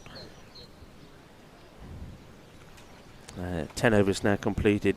As the wind just picks up around the ground. 79 for 2. Just starting to feel a bit of that breeze blowing into the ECN crew tent. Coming in from the mountains. You're not going to give me a chance to loosen up. What do you expect?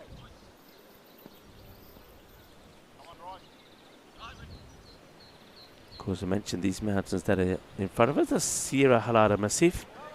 You can see them not as clearly as we could yesterday when it was a very nice sunny day. That's cut away, up and over the infield. A sweeper will do the fielding.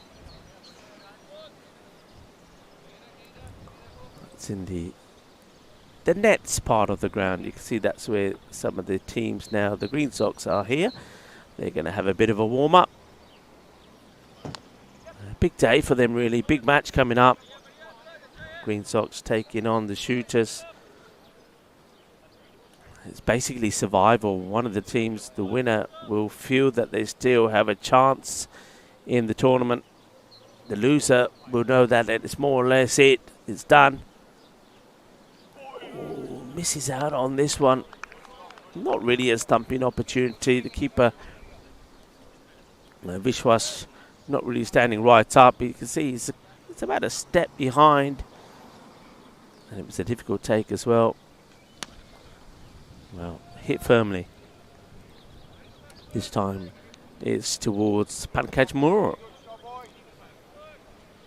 Does the work. Pankaj and Nayak are patrolling the straight boundary. Nandal bowling. He's third. This time a little bit shorter.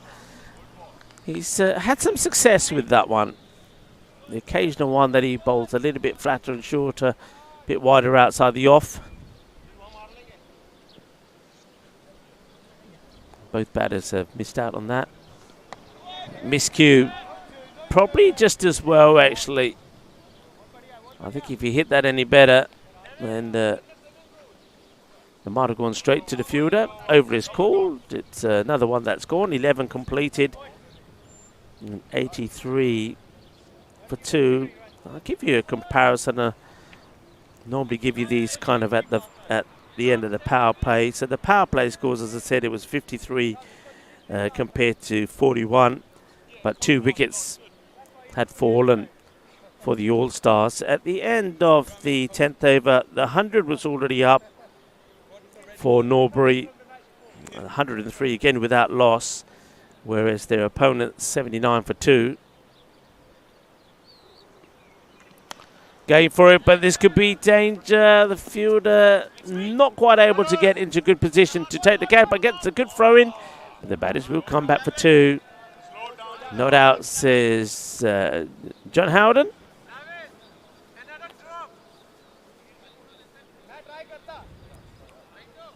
So yeah, they're a fair way behind, aren't they? And at the end of the 11th, it was 83 compared to 119. So a long way behind.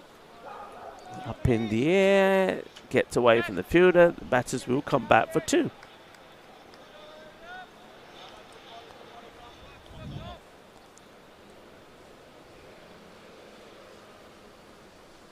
You have got, of course, this believe it is an olive tree here in the middle of the, I say the middle of, it's not the field of play, middle of our window where we are. Hopefully it gives us a little bit of protection from some of the balls that could come this way. Once again, bit of an inside edge. There's more work to be done for Ravi Dahia. He batted well as well, didn't he, this Ravi? He's got a kind of a different headband on today. He was kind of the Karate Kid yesterday. He's not quite the Karate Kid today. But yeah, batted well. Good knock from him.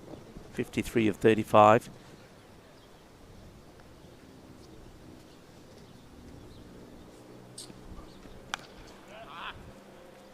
A bit of a grunt there from the batter. He's disappointed he's not able to beat the close fielder.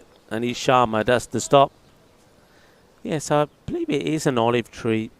And of course, Spain is one of the world's leaders in producing olive oil. No olives on this one at the moment.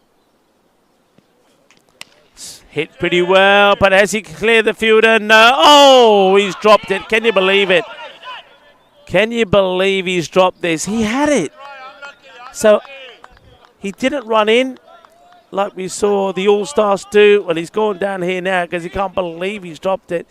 He has it in his hands, and then Pankaj Moore just drops it. It's almost like he just let go of it. That's going to be edged, and that probably is going to be 4 runs. It will be 4. Oh, what a let off. What a let off. So Andrew gets a life. Goss has moved into the 40s. That's 12 overs now complete. 94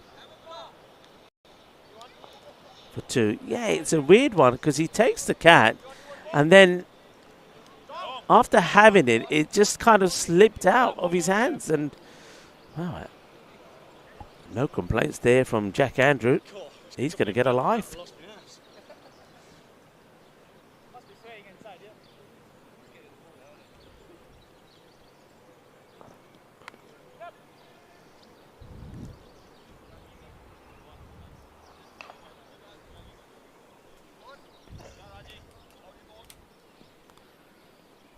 Good morning to John Gray, who joins us in the chat. Nice to have you with us, John. Paul Kempin is in there as well.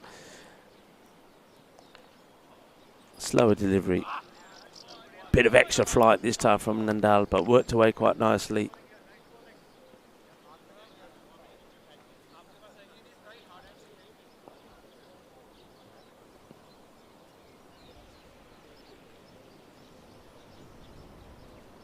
Full toss and called a no ball by John Howden. Good work between Sid Little and Eddie Large, the 2 umpires out there. And no prizes for guessing which one is which. The 2 Johns. John Howden, of course, part of the federation as well. And a big thanks to Cricket Hispania for all their support and all their hard work behind the scenes. It's played away and just going to be a single. We've said before with these tournament regs in terms of the no balls. So no balls is not a free hit, it's just 2 runs. And the umpires have to remember that.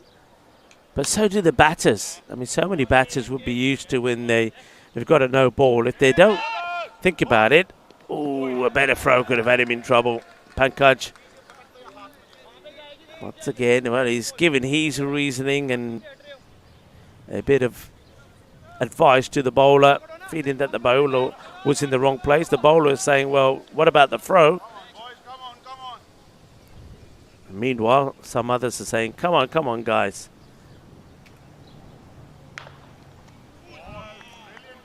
And there's that one outside the off again. Just gets it through. They haven't really been able to get hold of that at all. Good little spell of 4 overs from Andal and Nuraj Nandal. 29 of his 4 overs. 1 of 5 for 2. 13 overs now completed. Yeah, so one of the leading producers of olive oil, contributing to nearly 45% of global production. And of course, in Andalusia alone, more than 300 million olives are harvested every year. Wow. And of course, we go from one liquid to another, from olives to wine. Just pushes it up in the air. It's going to be just single, nobody close in the catching position. It's something that we've noticed all the way through this innings from Norbury. Yeah, Spain, one of the world's top wine producers, is home to a multitude of vineyards that attract wine lovers from all over the globe. Bobbles away, Fielder watches it well. The batters are taking on the arm and have run well. Good running between these two. They are taking the odd chance, and Goss takes a big breath before he's going to lift his bat to the applause of his teammates. He gets his 50 of 36. Tom Goss. But he knows his job is not done.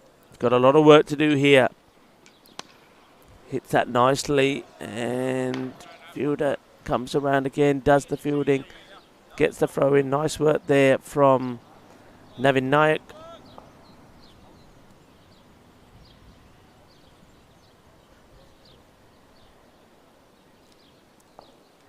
We'll go back to Spain and wine in a moment as Wooding continues. That's a good delivery, good length. And let's see where this registers. I'm keen to see where it registers. Should be where we got the 3-1-1. No, they've gone a bit fuller. They've said that was really nice and full. Yeah, I'm okay with that. Haven't been too many in that zone, and that's why I was quick to say that's a good delivery. Yorker length. This one is short. We know where that's going to register. It's almost like a bingo card, isn't it? Yeah, that was very short. I think that's another one where 4 runs, 4 carreras. And that's the difference. Pitch the ball up. You get a dot ball. Pitch it short. Short and wide. I think that's where we see the 16 change to 16. Short and wide. It gives the batters the opportunities to put it away. Nice shot from Goss. And that's the Yorker length again. And it's another dot. So if you're a bowler and you're watching, especially if you're a young bowler, you know where you've got to be. And hello to all the youngsters that are watching. And it's the weekend, and also most of you are on your Easter holidays. I hope you had a good break, a good holiday. End of the over, 114 for 2.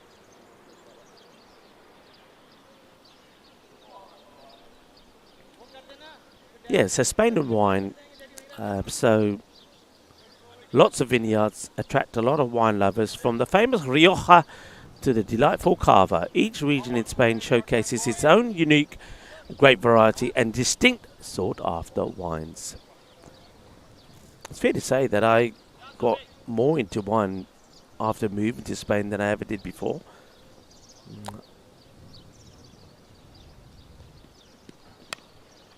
Cut straight to point. A good throw could be in trouble.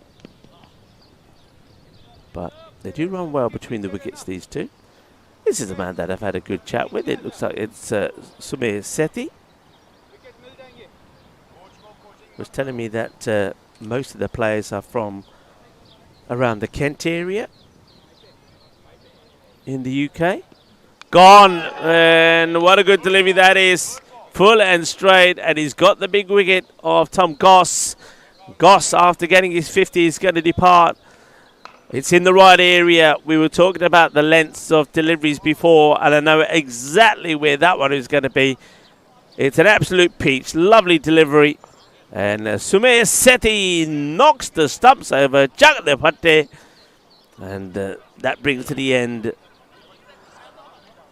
of the innings of Tom Goss, 56 of 41. He'll be disappointed. Well, Tom, he knows that having got to his 50, he needed to keep going. I said at the time when he took the applause of his teammates on 50 that he knows his work is not done. He had more to do. But he's not going to go any further in this match.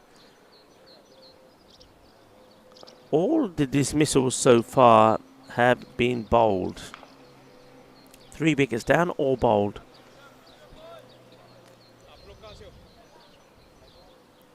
Tells you the percentage of where the runs have been scored. So And because of Goss, a lot of runs scored on that offside in that extra cover area. He played some really nice shots along there.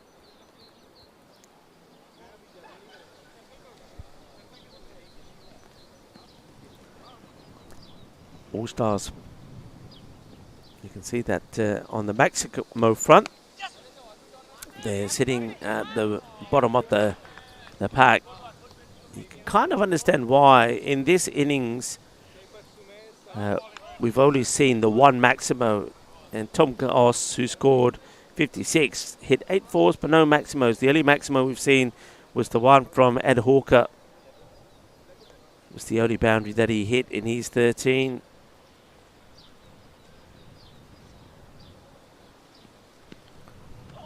Goes right back in his crease. Does Andrew to play that?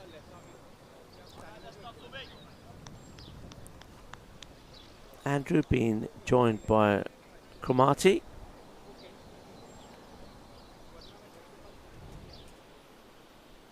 Let's see how Max Cromarty goes out there in the middle, because remember we were informed that he's got a slight injury to his ankle, so he may not be so fit when he's running, but let's see. He'll be tested here.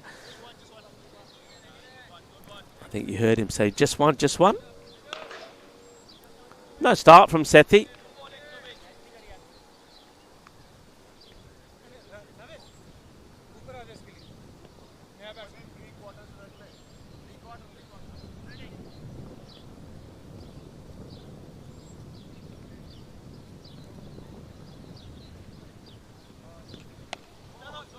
Oh, it could be in trouble if he hits. Oh, if he hit, he would have been gone. If he hit the target, that would have been the end of Jack Andrew. And he didn't miss by that much. Good over, though. Just a 3 from it. Picks up a wicket, 117 for 3. And with that rate now, more than 20 required per over, you feel that this match is beyond the All-Stars now. So the All-Stars, of course, they celebrated in style yesterday. Shirts were coming off and all sorts when they got that victory yesterday. But they're going to face defeat here now. So it's going to be Norbury that are going to join Sporting Outfast with 2 wins out of 2. We will see Sporting Outfast in the last 2 matches this afternoon, the home side. Bit of a full toss. Is he going to get past the field? It is. And it's going to be 4 runs. 4 carreras. Didn't get it right out the middle, did Jack Andrew, but he gets enough of it to bring the boundary up. So we now are seeing Mudumalia. I knew that we would see him at some time. Of course, in this team, you've got the father and son combination. That one's gone straight through the batter. He's played all around that. Well, he's a proud father, is Muru Husudun Mali, having seen his son Dhruv Mali score a century, 130 not out. Let's see if he can also get a few highlights here. Not with that one. That one doesn't quite hit the target, just misses the dartboard. The umpire wants to check if it's 6 or 4. I think it's 4, and it has been given 4. 4 carreras. Another nice shot there from Jack Andrews. Now started to take over from what Tom Goss was doing earlier. He needs to take lead in the scoring now.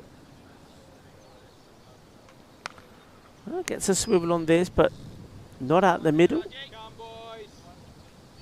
And Anuraj Nandal does the fielding.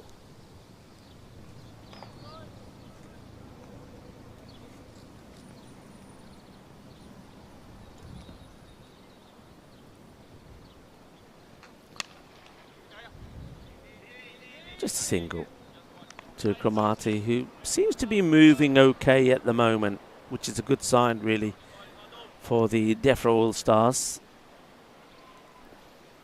And don't forget, it was the catch that Max Cromartie took yesterday to remove Nichols, as this one is going to be shoveled away. That's the best way to describe it, to the boundary. And it gets the good going as he swivels on that. It's going to be another boundary. It comes at the end of the over. And Jack Andrew moves into the 40s now. 42 of 31 deliveries. 131 for 3. 4 more overs. And then we get ready for a quick change around, and it will be another quick change around because the next match scheduled to start about 35 minutes from now, or just under. Shooters and Green Sock. Massive match. Two teams hunting for a win after losing both their matches yesterday. I feel it'll be a good match. On paper, and going by what we saw yesterday, I would say that Green Sock probably go into it as the favourites.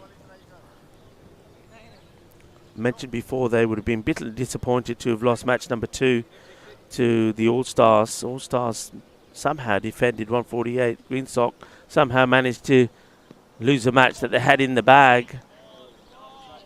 And then they were kind of out-muscled by Sporting Alfas in that high-scoring match number 3. Green Sock also had to play back-to-back yesterday. Sporting Alfas 226, Green Sock 174, but a century for Alexander Satterfield in that one. So he's going to certainly be one to watch. And yesterday, he did score a 50 in the earlier match, the 51, and then he followed that up by the 107. So he's in good form. And let's see if he can bring that form into this match day 2. That's Sporting Alfas. Sethi starts with a few steps, then starts to get into his rhythm. Kind of holds that ball as he runs through, always in front of him. If you watch his action when he comes to run again, so he walks back to his mark. He got a bit of a long run up, a long starting point, but he starts with just a few steps. And then as he runs in, he's kind of always holding the ball in front of him in the bowling arm. He's not trying to hide it or anything. You see the ball right in front of him.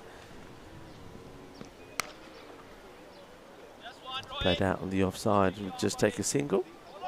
But he's bowled very tidily.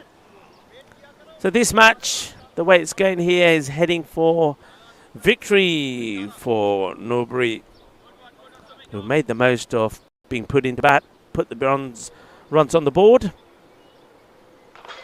and have done all they had to do really in the defence. That's clipped away, and he's going to get 4 runs. Cuatro carreras. This time it's Max Cromartie who brings up his first boundary. That comes right at the end of the over from Sethi. He just strays one on the leg side.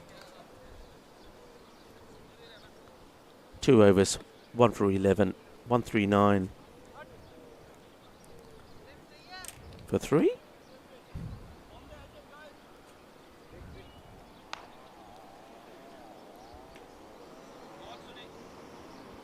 Come on, Sonny. Yeah, so it's the Grand National today. Anybody, anyone got any tips? Anybody going to have a little flurry on the Grand National? That's probably going to drop just in front of the fielders. Well watched, would have had a bit of spin on it. Yeah, the Grand National is a spectacle and a tradition that celebrates the strength and agility of racehorses. Most people consider it as the most prestigious horse racing event in the world.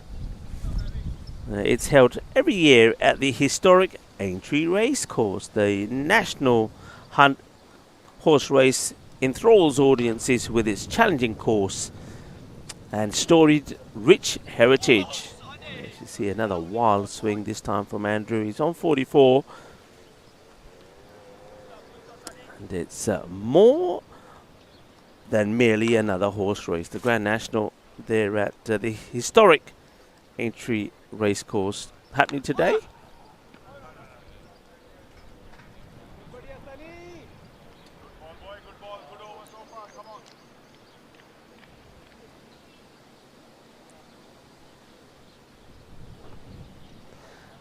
muy buenos días to Thomas Martinez. ¿Cómo estás, Thomas? ¿Y cómo la tiempo en Madrid hoy? Bit of a full toss, hit hard and well fielded, well stopped. And Jack will come back for a couple.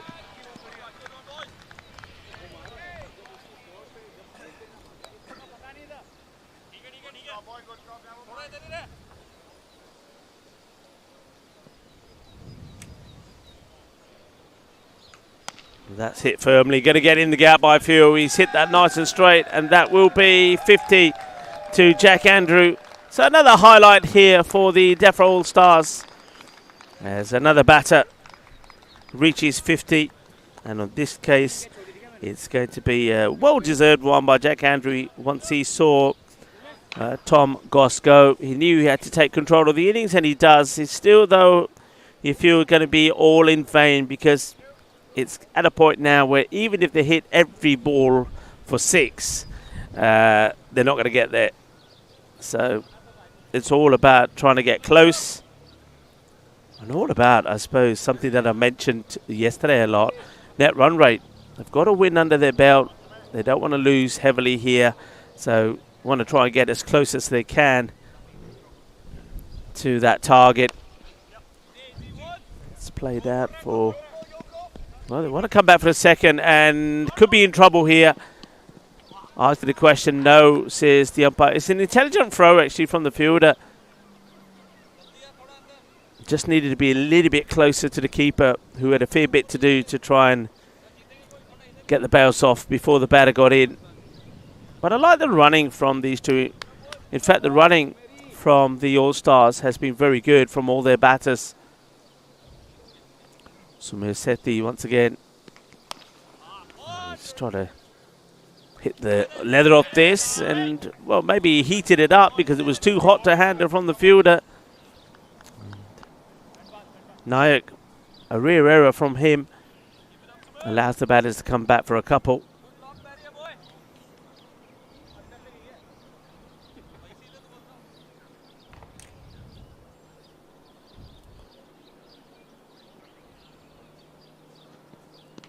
And that's it firmly, and it's one that comes into the 10, bounces over Amaz. Amaz was alert, though. He was up on his feet, ready to make the stop. One bounce into the back of the tent as it goes back out again. Good solid strike. Matt Scramati liking the short ball. And deals with that one pretty well. Oh, he couldn't get hold of it. Couldn't get hold of it. It's a second opportunity, really, that Sethi's had to probably inflict a run out. Hasn't been able to do so. Quick look at that graph there. I think looking at that shows you that there's been a fair number of short deliveries, haven't there? Been some good Yorkers as well. That's played away. Ball bubbles away. 3 wickets. All 3 wickets have been bowled. And asking the question, not out. I think the batter does get in. He slid the bat through as well. And I'm not sure what Sethi's saying there to Braithwaite.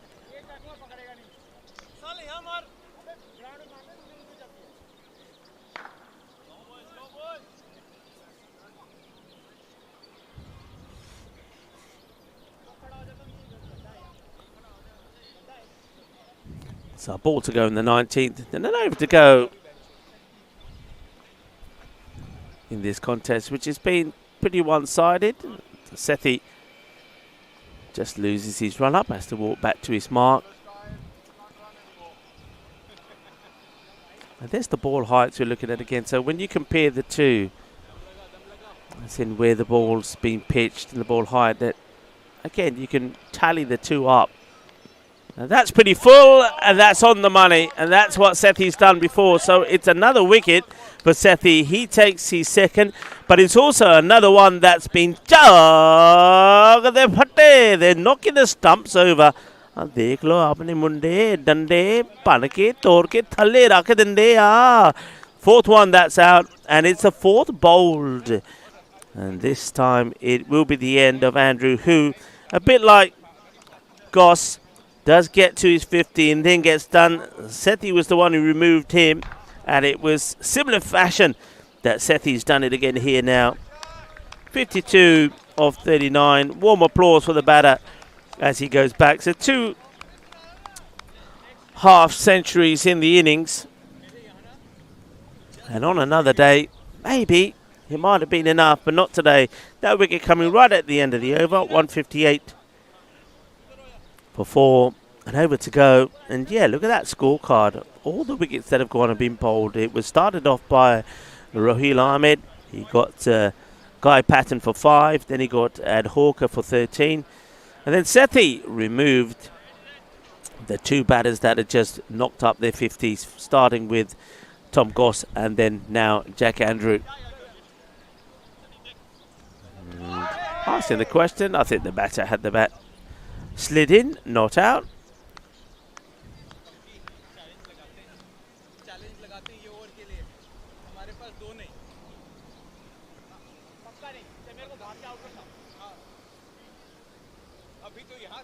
Well, Dave is saying some were questioning Sethi's bowling action. What do you think? I don't see anything wrong with it. Nothing wrong with it at all.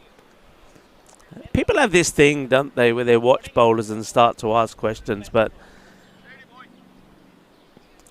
it's one of those where people don't quite understand what the law states. This one, I think it might have just come off the batter as they were taking the run there, but purely accidental. Yeah, I think Sethi's action is fine. I was talking about actually when he's bowling, he holds the ball in front of me when he's running in, and then the arm comes over. And what do you have to remember now? Will he hit? Yes, he will. That time it will be out. So well done to Sunil Moore. He doesn't make the mistake, so there will be a run out. It is going to be another wicket. And it's going to be Mats Cromartie who's going to go. Or whether we're just trying to get Stromer on strike to have a bit of a hit. The batter who just come in. So Cromartie goes for 18. 18 or 14. And it gives another batter the opportunity to get out there. Whether he'll get a chance to face, we'll have to wait and see. 3 balls left in the innings. 160 for 5. Yeah, just one thing I will say to people is remember when somebody is bowling, so let's use the term chuck. When you use the word, if somebody's throwing the word or chucking, if the arm, a lot of people say, oh look, the arm doesn't straighten or the arm is slightly bent. Well, nothing wrong with that. In fact, if the arm comes all the way around and does stay slightly bent, that is fine. The issue is more when that arm is slightly bent and then it goes straight. Let's have a quick look there at the comparison of the 2 Manhattans as well. You can see a huge difference. And this one will just be a single, so the new batter will get a chance to have a go. Yeah, big difference there between the Manhattan, and you can see that they were always way behind the rate.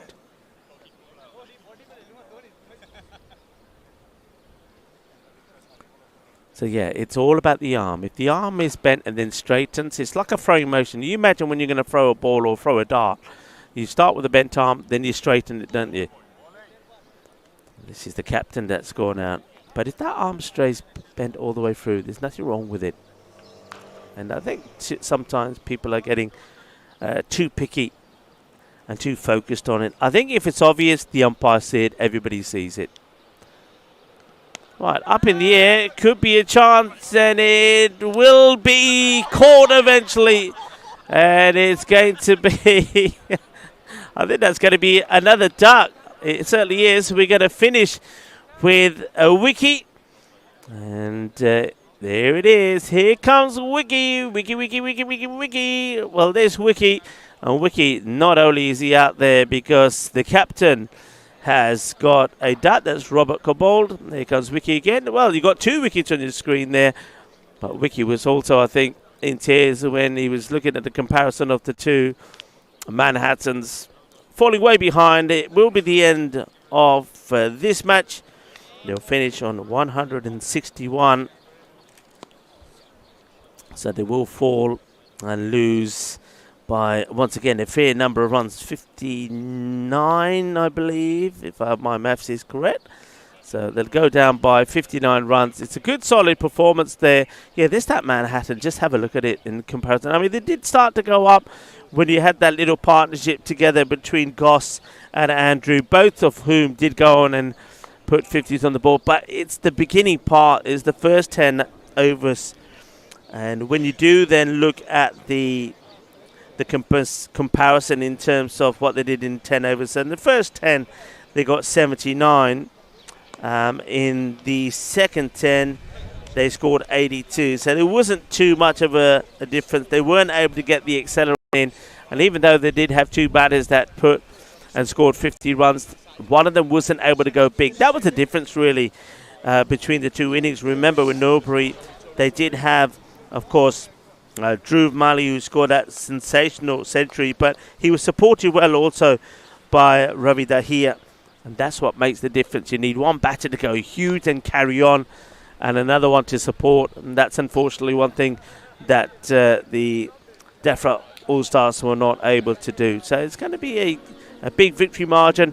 How that affects things and how that affects the run rate, we will have to wait and see. We won't have to wait that long, though, before we go to the start of the next match. In fact, you'll probably hear me coming back in about 15 minutes time to talk you through match number 6. And what an important match it's going to be. Two teams that desperately need a victory. Green Sock are taking on the Shooters. Both teams were unable to register a win in the two matches they played yesterday. You can see that we have got the news for the coin toss, and that is that the Green Sox won the toss and elected to have a bowl first. I'm slightly surprised by that.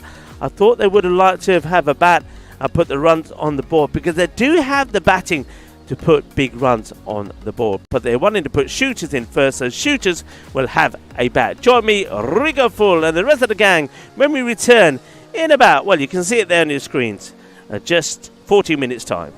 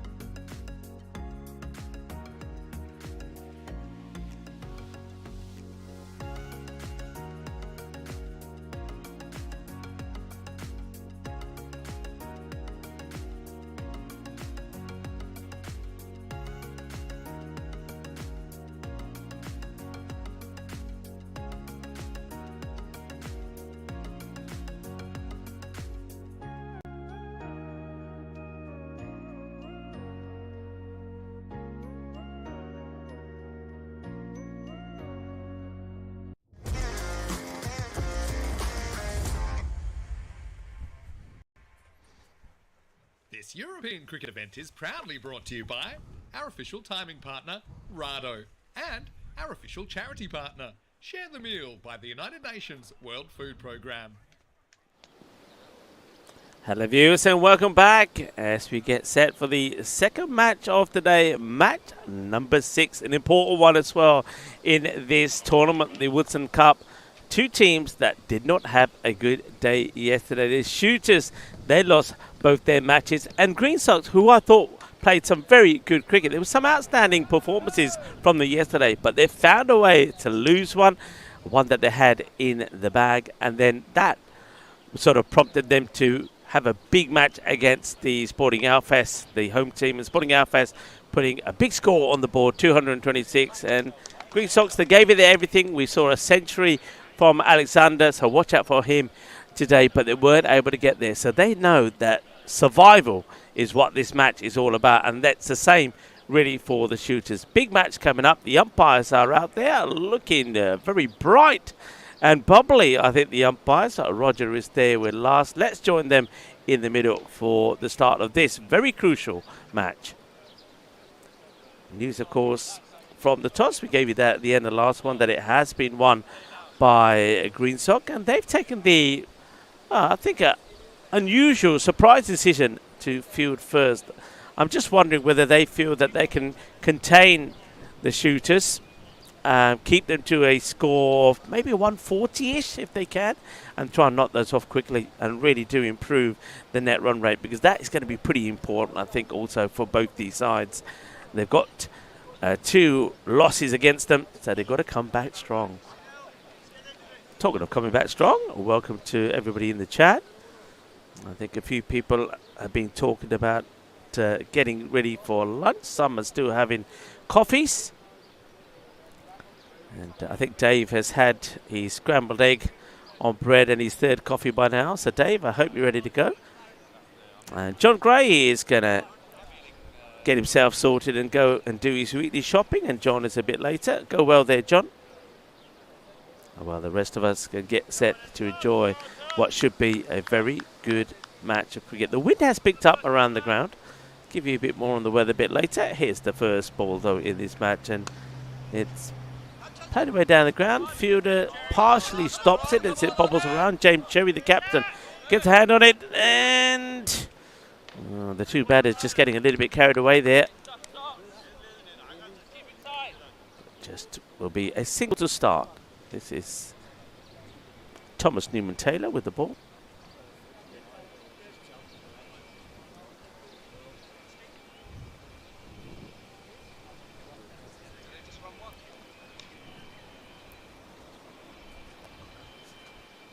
The new batter getting set. This is Nandini. Now, he wasn't able to really perform yesterday, but from some of the shots that he played, he's one of those guys, he looked good but never really performed. He found ways to get out. There's the Ndini. Let's see if he can get to a good score here today. Uday Nandini on strike. He's out there with Jonty Managanti as your 2 openers. That's played away nicely in the gap. Sweeper will do the work there on the offside.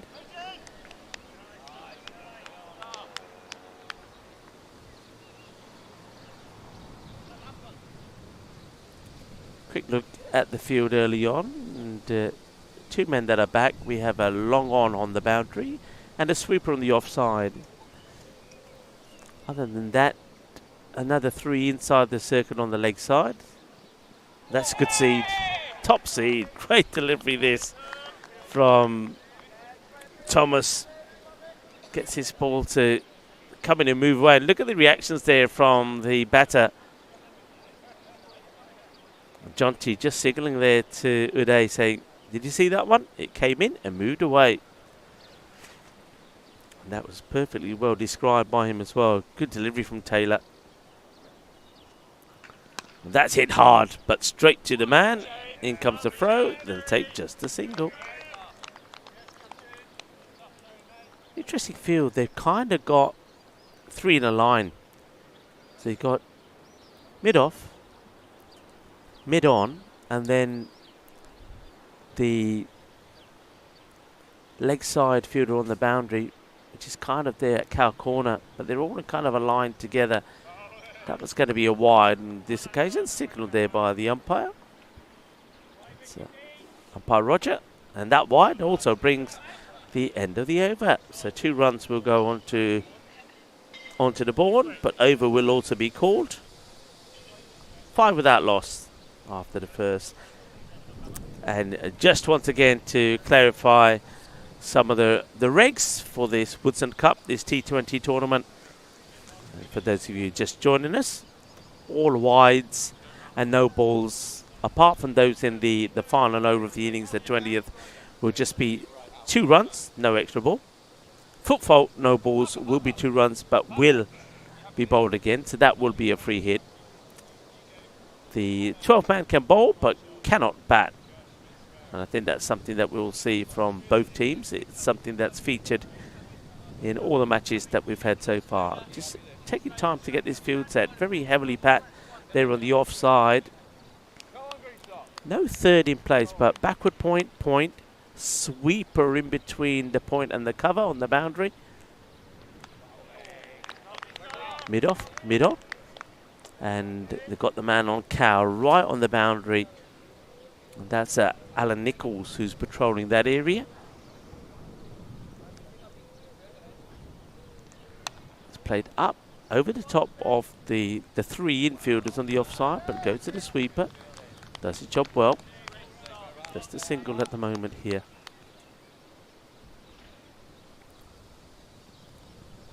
Richard Parker with the ball.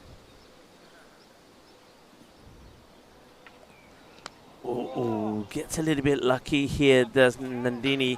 Uses his feet to come out and try and hit over the top. It's a risky shot, but I think he's been enticed to do that with the mid-off and mid-on inside the circle, but he doesn't get himself to the pitch fit, and he's quite lucky he gets a bit of bat on it.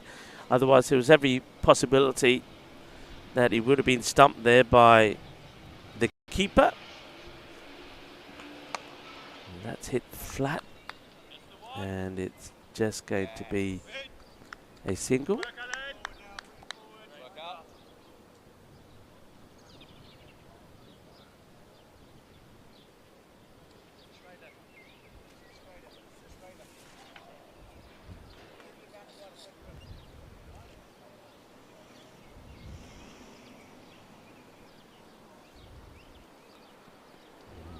Going to get through. I think there might be nothing on this. Could be buys here. It's chased hard by Glossop. No signal from the umpire there. There must have been a bit of bat on it. So that goes down as runs. Robinson behind the stumps.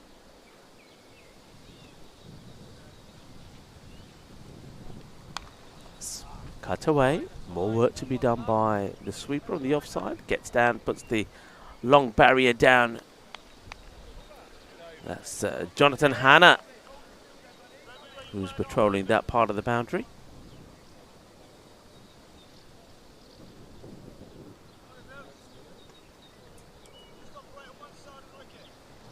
Over completed, 11 without loss. So tidy little start. 6 of that one from Parker. 5 came off the first from Taylor. Hello to Chris Smith, saying hi there, Rico. Hello to you, Chris. Hope you're having a good start to your weekend.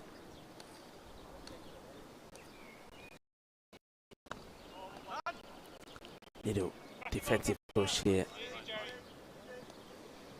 Going back to the shooters, watching them yesterday, I do feel that we saw some signs of their batting potential. I know that Niraj Parekh, he scored 36 not out in the loss to Alfas in their first match. There was also 29 there from Rafi. But Awadesh Sharma, he's somebody that I like the look of him. So they have got good batters that could score runs, and I think this Nandini if he gets himself in, could also be another one of those. Didn't really see too much of Jonty Alicante, who's been given the chance to open up with Nandini. In that first match, 134, we always knew that was going to be way below par, and Sporting Alphas, though they were made to work for it, they lost 6 wickets getting there, but thanks to Danny Everett, 34 not out, they would get the win with 12 balls to go. Then shooters in the next match, it was against Norbury, a team that we've just seen. Norbury showed today, as they did yesterday, that they're a strong batting side. Norbury put 190 on the board against the shooters, and the shooters got to 164. They were all out at the very last ball. Rafi scored 40. And somebody who also shone in that match was Abhinay Rathore. Scored a quick fire 40 odd. 34 actually, didn't quite get to the 40, 34 of 18. So they've got batters who can perform. I've named you a handful there already. Whether they all click at the same time, we'll wait and see. Well, other teams have got their batting to click. We've seen today already another century and 350s. That's up in the air, should be gone, will be gone. And just as I say that, there's the wicket. Taylor picks up the wicket, and it's Jonty who's going to depart. So Jonty, given an opportunity, that is not going to be one that he's going to make full use of. He falls for 5 of 8. A straightforward catch there taken off the bowler of Taylor. So Jonty goes. Good news, I suppose, if anything, he doesn't chew up too many deliveries. So that's the end of Jonty now. Be interesting to see who they bring in now here. Probably, I would say, would be Sharma. But you got a pick of players. Could be Niraj. Could also be somebody like Abhinay. Of course, the back of the shirts won't really help unless your eyesight's very good. It looks like it says a deal on the back of that shirt, but I would be guessing, is it going to be a deal Rafi? Let's wait and see. But well done to Taylor. And good field set as well. They've got that third in the captain position. Is kind of a short third stroke fly slip. Takes the catch.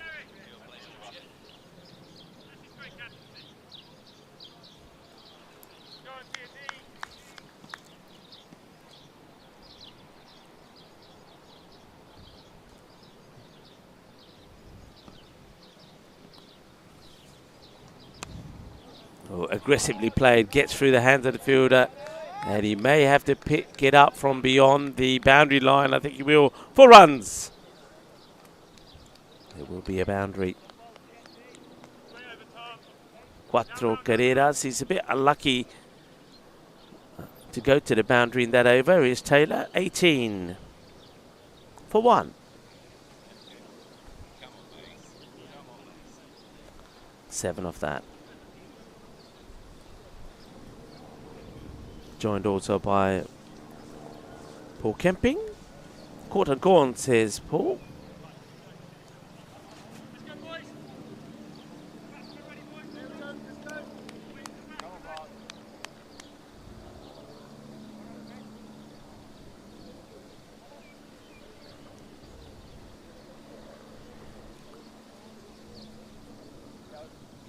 Okay, catching chance, should be another one gone, and Dani is going to be dropped. Oh my. Oh my, oh my.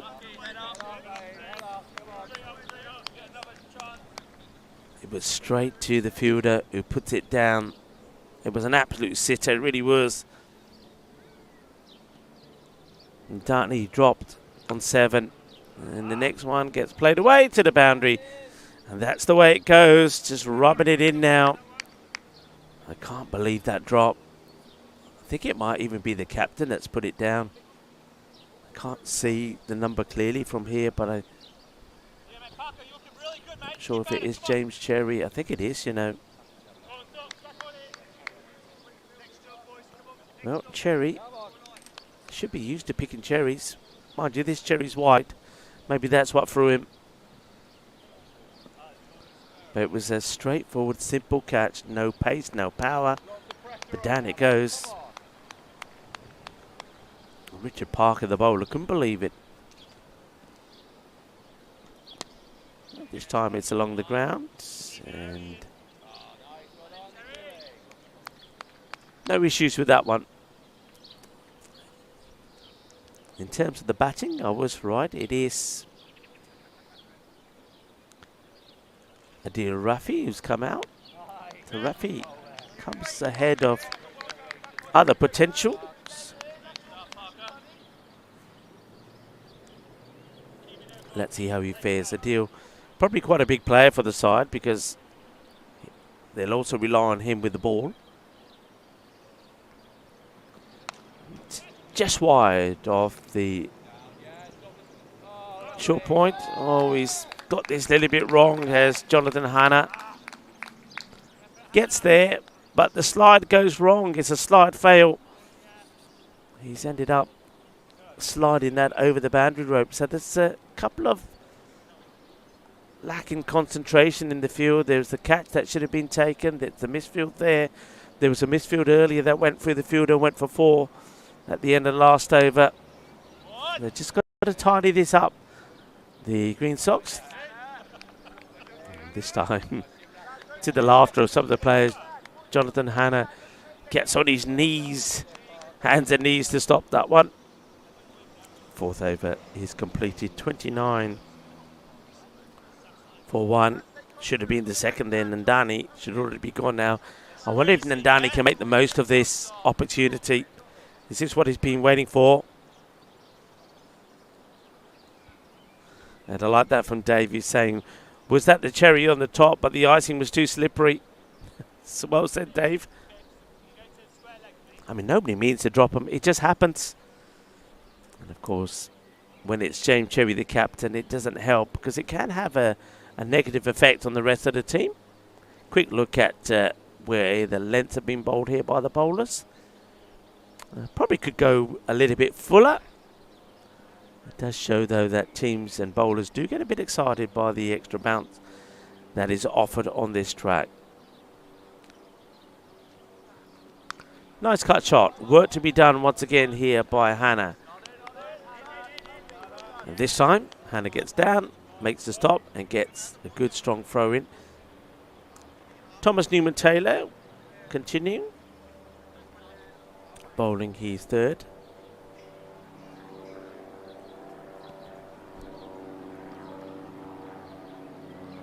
Sun trying to burn away some of this hazy cloud cover that we have. Wow, what is that? My word, we see some interesting things. And all right, over to you with the chat. That's a funny looking helicopter. It stops the play as everybody has a look at that fly over us. Maybe it will prompt the batters to bring out the helicopter shot. It looks like it's doing the rounds. They might be coming back this way. We'll have another look at it. The funny looking thing, it's kind of half a chopper. You know what I mean? It's like one of those DIY things. No, it is circling. That's doing the circle.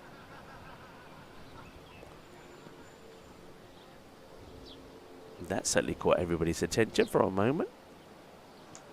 And this will catch the attention of the batting side. It's a good looking shot. They're the shooters. Nicely played from Rafi. Got himself to the pitch. I like his footwork here. He had to commit to the shot and he did well. And he managed to get enough off that to just get it over the mid-on. It might be wanting to toy away with the field, but we're inside the power play still, so if he does want to push him back, he's going to have to bring up the mid-wicket or the sweeper on the offside, but he elects to leave it the same for the moment, does Taylor. Doesn't quite get this out the middle, just slices at it. That would just be a single.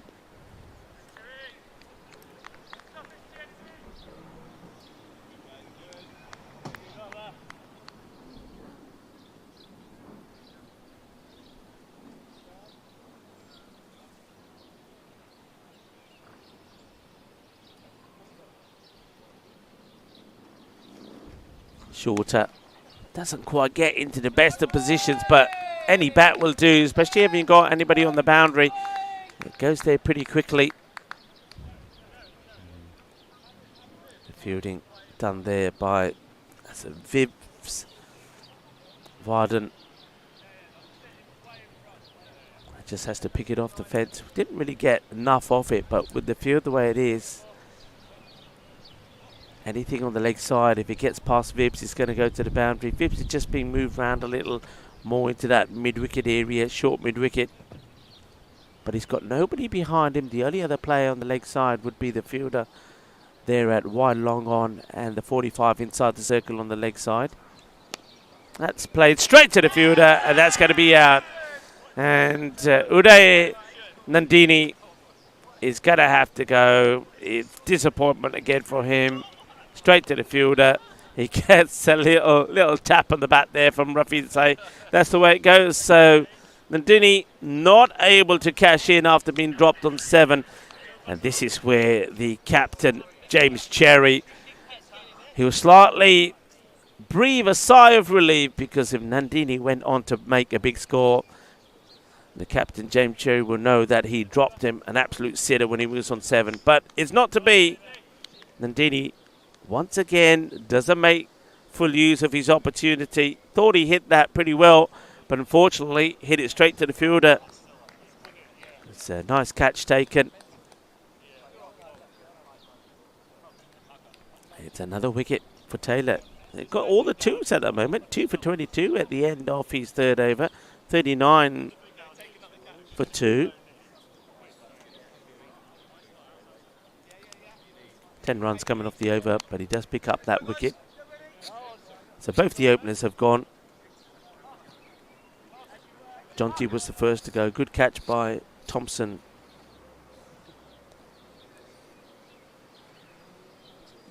To remove him.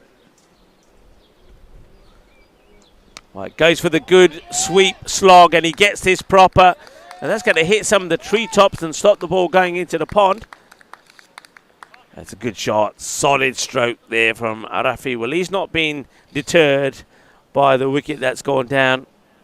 He's still prepared to play his shots, and he hits that pretty well.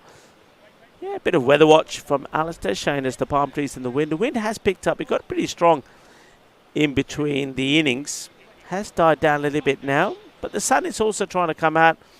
Certainly a lot brighter. No forecast for any rain today, which is the good news.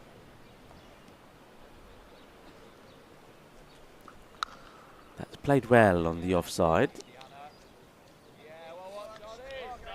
And the batter who's come out is Rachit Chawla.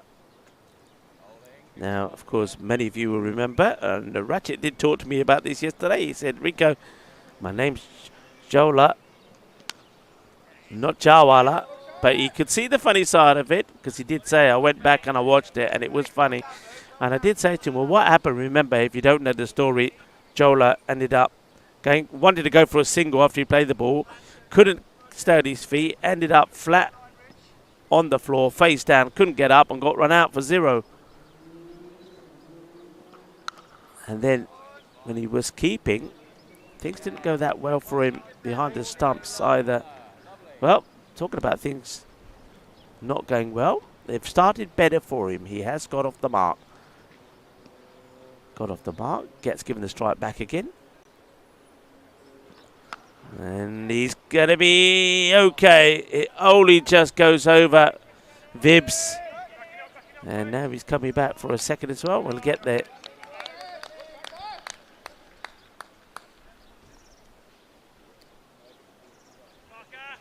So Chawla has got going, and let's see if he can stick around for a while.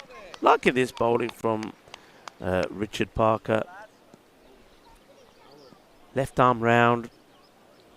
He's got good variation, so that was the quicker one, quicker and flatter. Finishes the over. The 50 is up on the board, 50 for 2. So once again, as I said, it's been kind of the par for power play, getting the 50 up. So they do have 50 on the board, but they have lost 2 wickets. Both the openers have gone. And I was going through those wickets. So Thompson caught Jonty off the bowling of Taylor. And it was Woodson that took the catch to remove Ndini.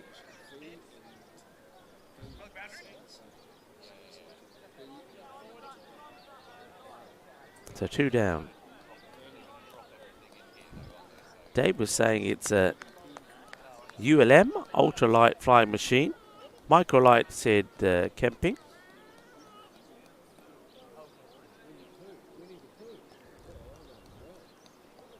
Hello to James, who's joining in as well.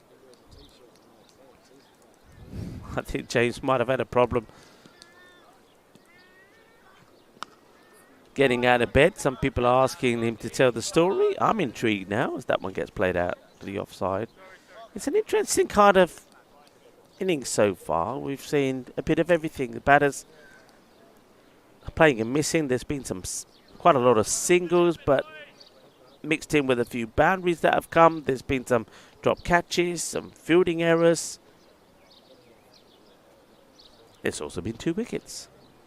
So it's been that kind of innings so far. Short delivery, up in the air, gets enough to get it over the top of point. The chase is on, and it's all in vain. Jonathan Hana ne changi the courses kiti changa bhajya, but he loses the race. He can't get there. Choka lag here. See that the scoreboard at the ground is now up and running. I know that we had a few issues with it this morning. Must have been a fuse or something that went, but they've sorted it out.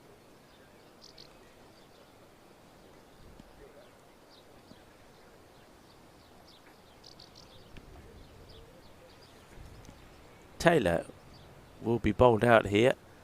That's a good full delivery. He's asking the question. It's a big appeal. It's a very full delivery. Leg bye has been signalled, so on this occasion, umpire Roger doesn't feel that the ball is going to go on and hit the stumps. Finish off the spell nicely. Yeah, it has been a good spell. 2 for 27. And I think pretty close to maybe getting another one there. Pretty consistent with the bowling and where they've been getting the ball and the ball height so far.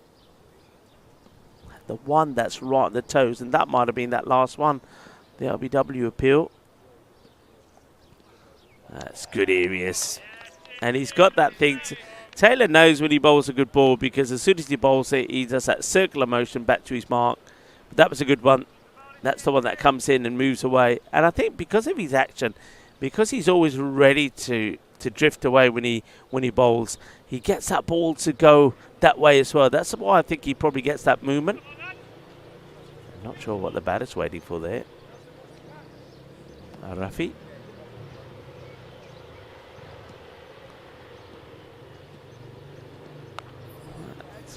Little dab on this. So you can see what I mean about his action. He kind of gets the arm to come all the way round. And because of his follow through, that's why he's getting that ball to move away. So he's got the natural action of getting the ball to come in and then move away from the batter. Chola.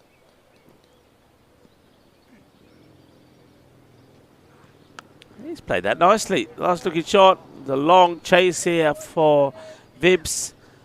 And the ball won't go to the boundary, so they've got to be looking for minimum 3.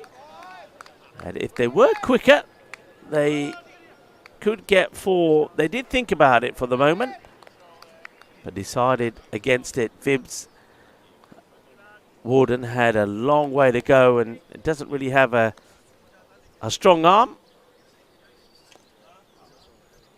10 runs off the overs. 60 for 2.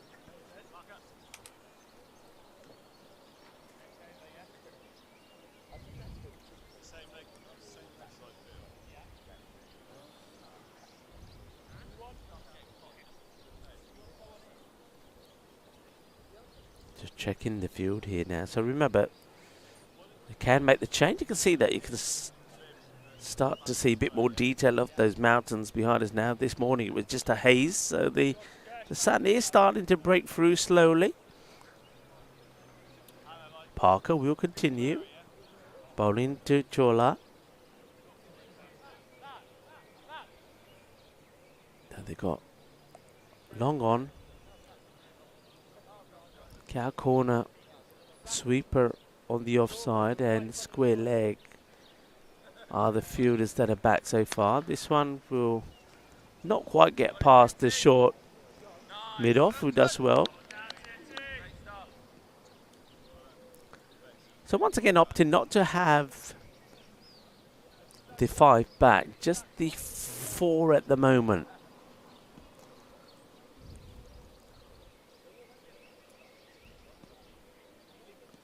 Shorter, cut away fiercely, but into the safe hands of Jonathan Hanna, who for the most has been pretty good in that area.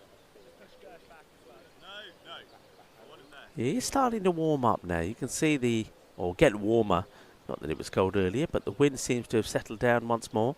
The sun certainly does seem to be making its way out, clearing up the skies.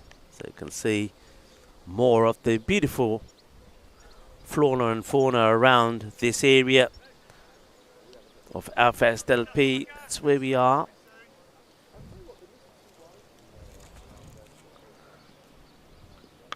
Defensively played, they'll take the single. So you see what I mean about this innings? It's kind of, you're waiting for something to happen. It's kind of, you know, pottering along, but you feel that something's going to happen at any moment, whether the batters are just going to break away and go boom and break loose, or wickets are going to fall quickly. You just feel there's something going to happen. Well, that's played away nicely. Should get 4 runs here.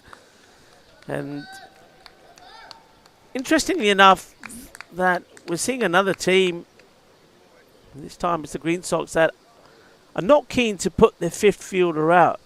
Now that's a shot that the batters have liked playing here on this ground because of the extra bounce. And even though they have got the backward point and point in place, they haven't got anybody sweeping there. That's a lot of area for Jonathan Hanna to cover. He's basically patrolling all the way from extra cover to that point area. So I don't know why they're not protecting that boundary. It's something that I would quite easily say, right, I've got a backward point and point. Just stick with a backward point up and push the point all the way back. Try to save that boundary, but teams have been reluctant to do that today. 8th over now completed. That's 69. So Parker, he's bowled out as well. Well bowled to Richard. No wickets for him, but tidy. Good economy. Just 37 runs of his 4 overs. 69 for 2. And just as I say, the winds has calmed down a little. It does come back with vengeance, but the sun has come out as well, which is good. Back in 1979, the Ugandan president Idi Amin, whose brutality earned him the nickname Butcher of Uganda, fled the country as Tanzanian-led forces neared Kampala. And of course, I personally know a lot of families that were affected by the upheaval that happened there in Uganda at the time. Idi Amin, and if you haven't seen it, The Last King of Scotland, the movie, tells you a lot about the man, actually. Played a miss as Milton Thomas comes into the action. Milton, on the whole, he bowled pretty well yesterday, but a lot of you might have remembered me saying he was a type of bowler who would bowl a couple of loose balls in every over, and usually they were at the beginning of the over. I think yesterday in one match, the 4 overs, the first 2 deliveries, definitely first, and quite often the second went to the boundary, but then he got it right, and when he gets it right, it's that rising off that he gets wickets with. That's played out. More work to be done by the diving Jonathan Hanna. He's been like a gazelle out there, hasn't he? patrolling that offside boundary. I think you should do that. Makes the stop. Well done. They have pushed the point And Cherry, you back should be back. on the boundary now as well. So I like that move. Point has gone back. So you've got two sweepers out there. And you can understand why that move has been made. So they've got two out of the offside. Mid-off still up. Long on. Mid-wicket. And square leg. And square leg could be in action here. And oh, it's a great effort. He hasn't taken the catch. He saves the boundary. He dives full length in the air, gets fingertips to it, but just couldn't take the catch. I think if I was critical, I'd say that he probably ran in a little bit too much rather than stayed put, but it was a super effort. Doesn't hold on to the catch, but he has saved the boundary. Well, that's played nicely. Nobody's saving this boundary, though. That's a really nice shot. Having seen the field change with the point fielder going back to strengthen the defence of that offside boundary, had to play this slightly differently than Jola. And that's a good shot from him. So just remember that. Rafi dropped there on 29. And on 28 actually, because he did get a single after his drop. So that could be quite crucial. Wasn't an easy chance. It was a very good effort from Vibbs. He literally took off the ground. It went at least 1.5 meters in the air to get hands to it. Saved the boundary, but wasn't able to hold on to the catch. 9 overs now completed. 77. 2 down. Good little partnership developing here between Jola and Adil.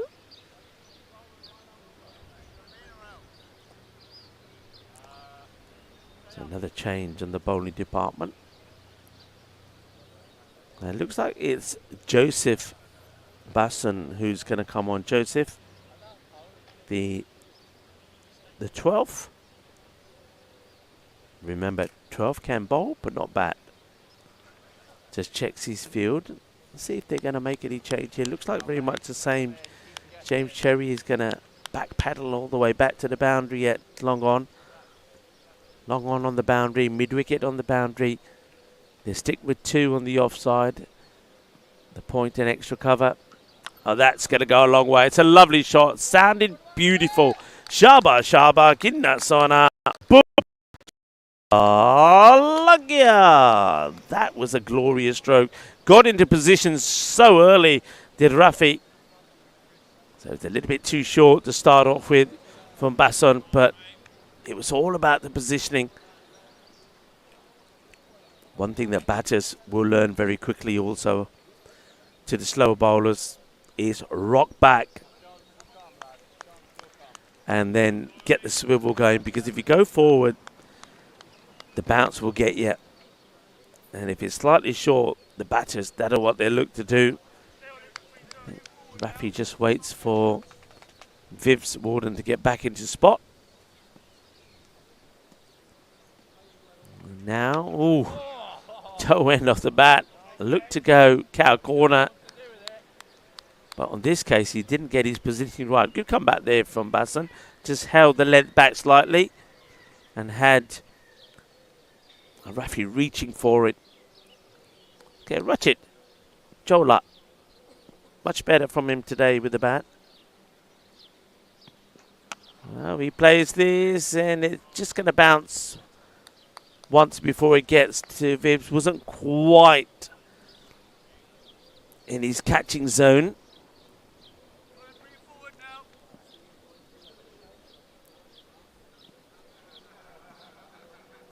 That short and, well, interesting shot selected on this occasion from Rafi. It's kind of the same sort of length where he rocked back and swiveled and smashed the ball for 6. On this occasion, he's quite happy just to dab it for a single to the short third.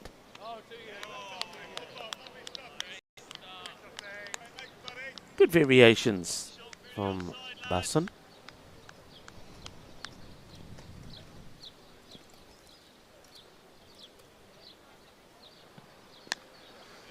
Gets played out towards Hunter. Makes the stop. Just a single, and that will take us to the end of the over. So we're at the halfway point. And good opportunity for me to welcome you all to Sporting Our Fest. Lovely to have you with us on quite a murky but humid day. This contest, very important one. Just to remind you, two teams played 2 matches yesterday, lost both their matches yesterday. So there's a lot at stake here. And at the moment, as I keep saying, I feel that there's something brewing in this match. There's something about to happen.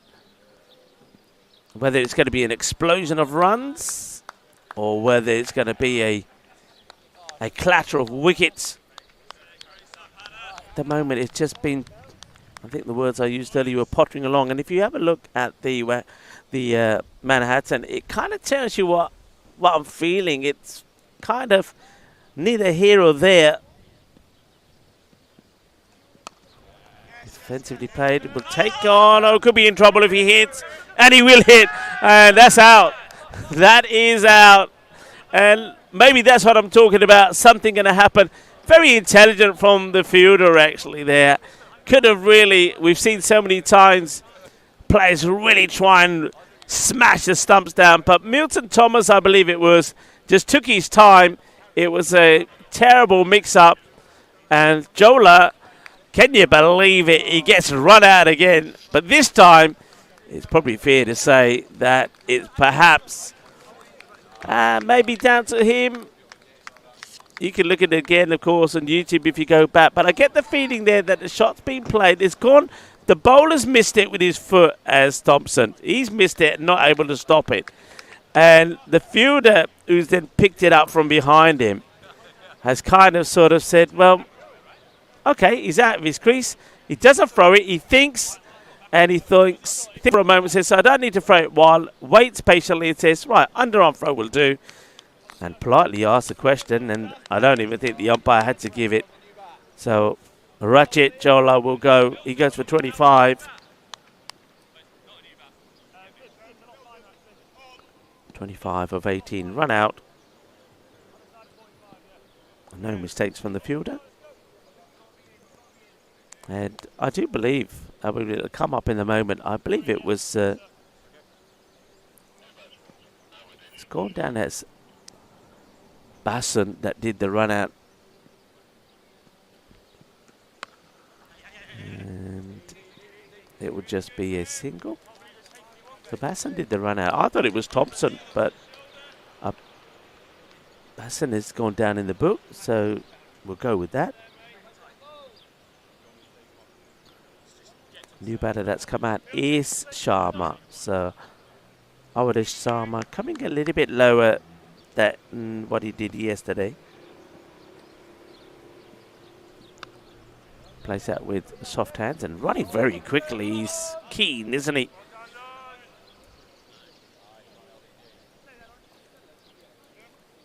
Sharma gets off the mark. So Sharma wearing the black pads. Rafi out there with the orange.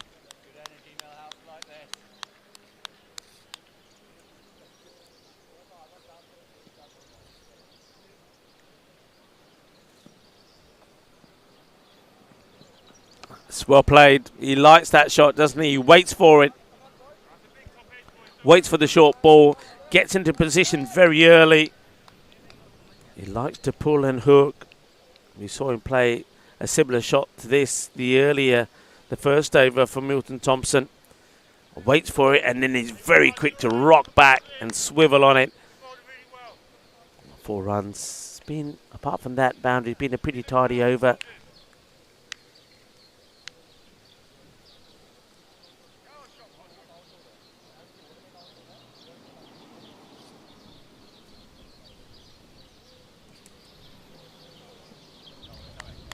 Milton Thomas again, he's got to go a little bit fuller, hasn't he? And he does, but that's been crunched pretty well. And I think that's going to be 6 runs. It is. Manos arriba. Well, Manos arriba, it works from the teammates, the spectators, and also Manos arriba from the arbitro. The 100 comes up. And comes up right at the end of that over.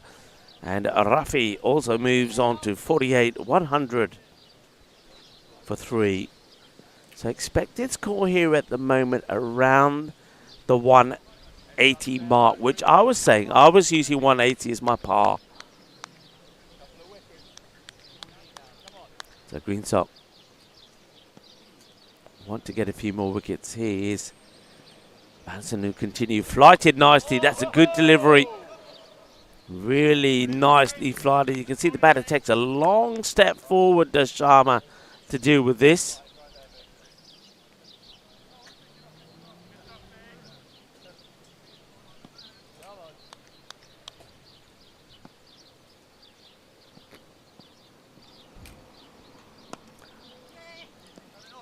It'll just be a single. Joseph. I like the way he uses those combination of the flight to the slow delivery, but every so often he will get that quicker one through. So this one's a short one, which is going to be just played away with ease. He hasn't really got the field set to be bowling this, and with that boundary, Rafi, to the cheers of his teammates, will celebrate a 50. So it's a well, that's a celebration. He's got a bit of a dance move going about him as well. Dazzling everybody with his moves, especially with the orange pads on. So 50 to Rafi, 52 of 24.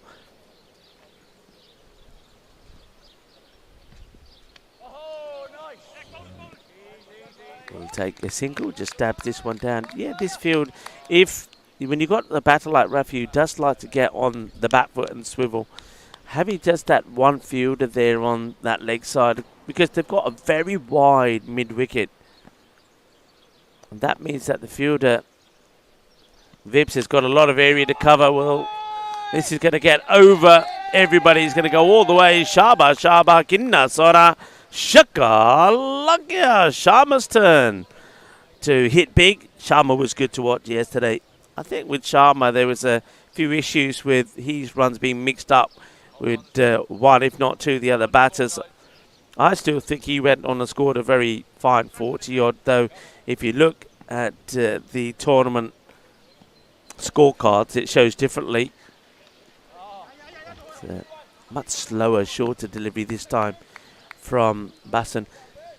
But going back to my point, I don't feel that Basson is being well protected with the field. I don't think he, for example, perhaps with the pace he's bowling, needs to have the two on the offside. I think you could bring one across, and if you did, then what I would do, I'd have three on the leg side. I would have quite a wide mid-wicket, and then I'd have one between, then I would have my square leg behind square in the boundary, then I'd have one more in between the two, kind of close to the tree, the olive tree, the Alfast tree. I just feel that Rafi has already shown that he's very good to pull.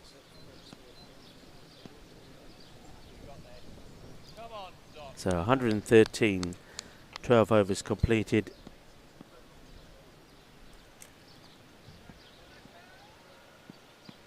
It's in the air. He's going to get it over the mid-off and come back for a couple.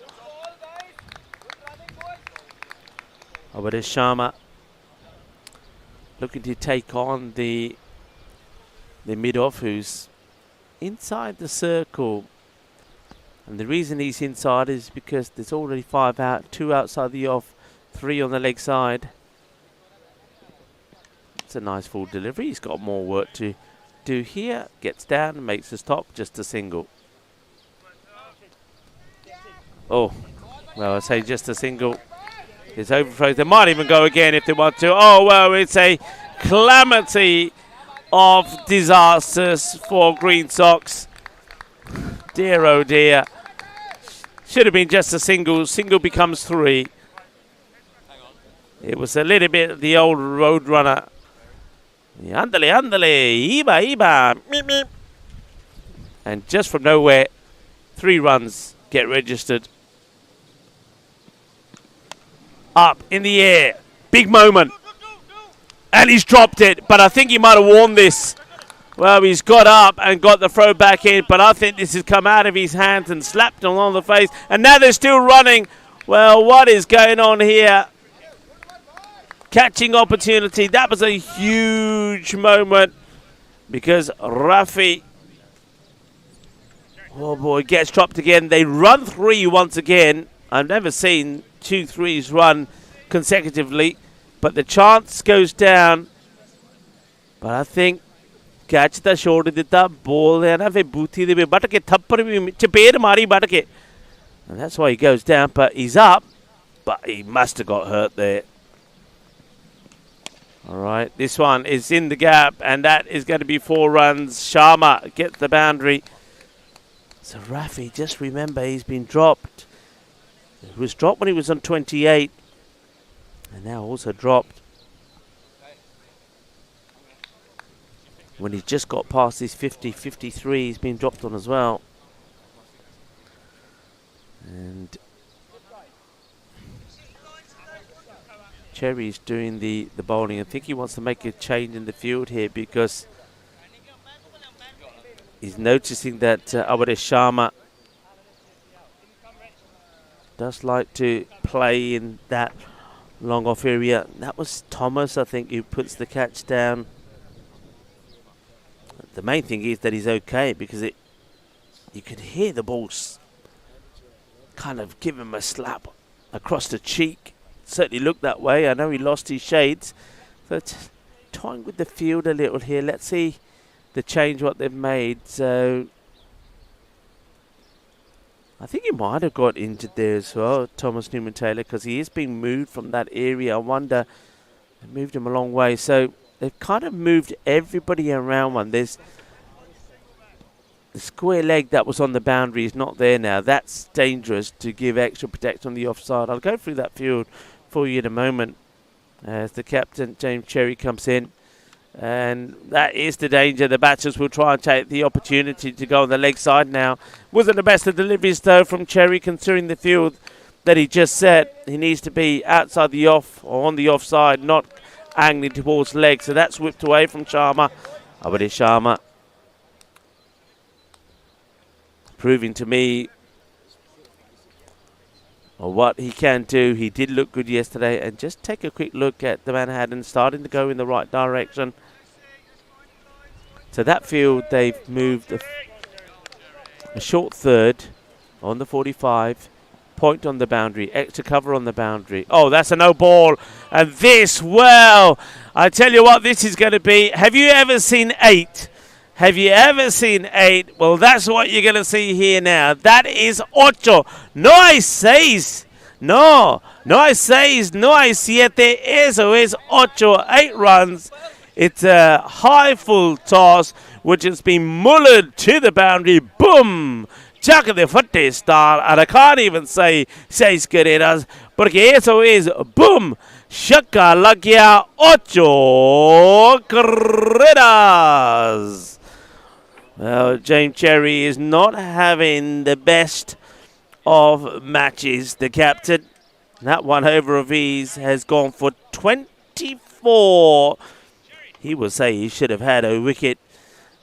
Well, at the moment, shooters are saying the cherries are sweet at Sporting LFS. And जुतिया चंगिया पैरिया चेरी नु कुट pariah खाना मिल गया cherry खाओ रज के खाओ 137 3 wickets down, but that over a massive 24 coming from it. It's kind of what I was saying. This innings was pottering along, and it kind of felt something needed to happen, and it all happened in that over. Don't forget there was the 3 that was running. It should have been a single. Then there was a catching chance, which the catch went down, and they ran 3. Then it went choka and 8. No ball plus 6. Just a dab for a single. That's one thing that I don't think Green Sox will be too disappointed if it's just singles. At the moment, they're keen to save the boundaries, but it's a risky move, isn't it? Nobody on the boundary. Nichols bowling, but he's got no protection at square leg or behind square. So he's got to focus on keeping that line. So far he's doing the job.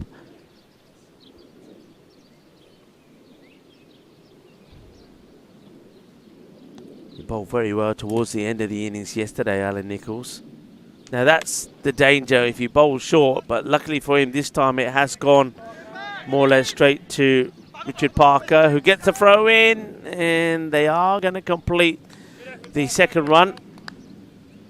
Good bit of cricket all around. The batters do well to make the two. It's a good bit of cricket from the fielding side as well. Green Sox get the throw into the bowler. The bowler knows that that batter is in his side, throws it then across to the keeper. And Robinson does whip off the bails, but the striker Sharma does get back. And he's going well, Sharma, isn't he? 30 of just 12 deliveries. And easy. If it's short, you're in trouble. And that is going to be 6 more. 6 carreras. जिद्दां fielding set कीती ना जदों भी ball short है ना boundary तो लगनी है चौका जे छक्का. I just feel to the slower bowlers, I don't think Cherry's got the field right at all. I mean, okay, something like that is not going to be stopped or caught. It's gone for 6, but every time the slower bowler bowls it short, you're in danger of that happening. So I can understand the field that was set to Cherry himself bowling, the quicker bowler. I think if he bowls the right line to have this field where you have got point on the boundary, extra cover on the boundary, long off, long on, and 1 at mid-wicket, that kind of makes sense. But you've got to bowl in that line. You can't stray onto the pads.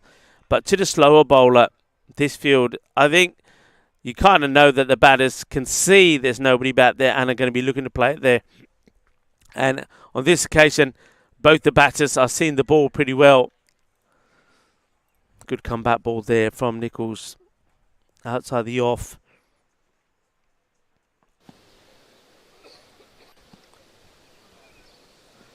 Well, he tries to work that one away. Misses out on this one. Does Sharma. That's going to be the over called. Not the bad one there from Alan Nichols. 9 runs coming from it after that huge one from Cherry. 146. 3. Just have a look at the expected score. We were looking at about 180 about when the score at the end of the 12th went to 100. But with that big over, the predicted score now is around that 200 mark. Remember, Green Sox had to chase that yesterday against Sporting RFS. Got to 174. I don't think they really would have wanted to be chasing any more than the 180 here.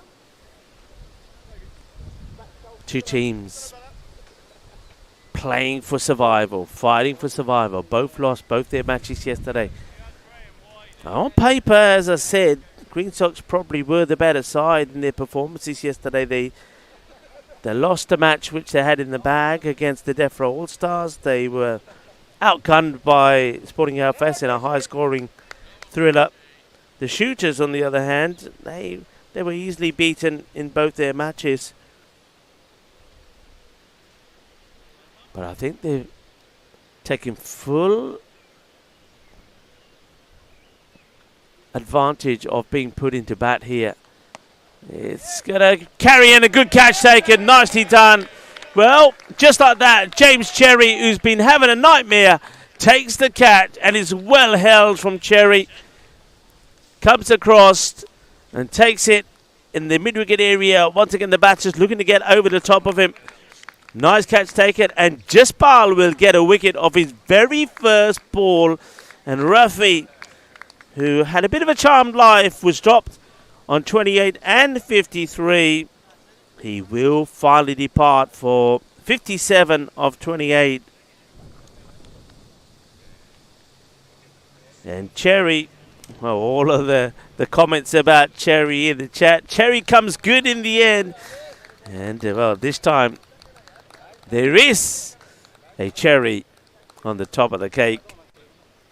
Good catch taken. That was hit pretty well. And Cherry came across and he mainly took that in one hand as well. It wasn't quite a jalebi catch. It needed some assistance to hold on to it.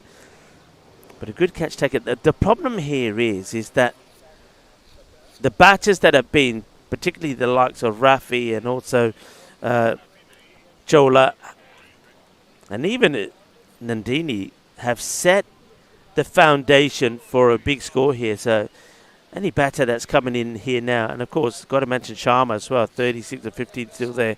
So any batter coming in now can just go out there and try and hit right from the word go. That's played away. Nice start though this from Jaspal.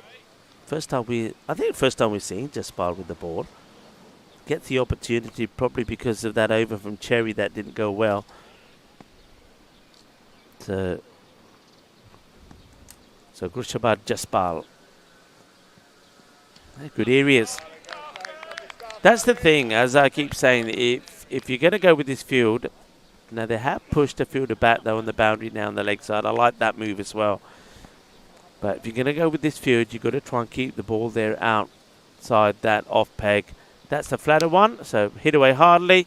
And a good bit of field placement there from Cherry. Cherry does the dive and passes it on to the fielder next to him.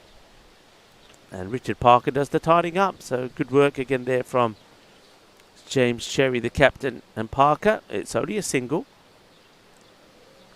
And the new batter is Abhinav Rathore. Now this guy, yesterday, he went ballistic and scored runs very quickly. So we know what he can do. Oh, he's put it down. That's another opportunity. Down it goes. Rathore gets given a chance. In two minds here, the fielder. I know exactly what Milton Thomas is thinking as he's going back.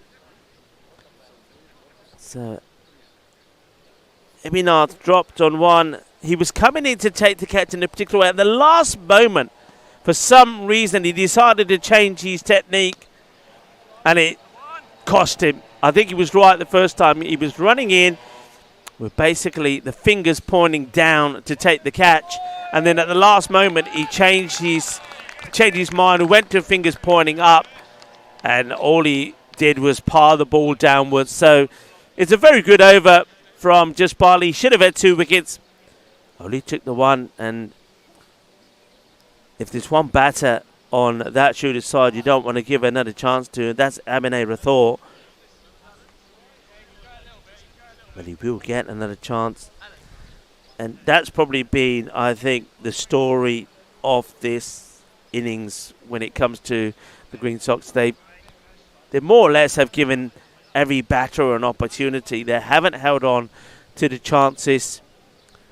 I think they will know themselves that by their standard, their performance in the field hasn't been at their best.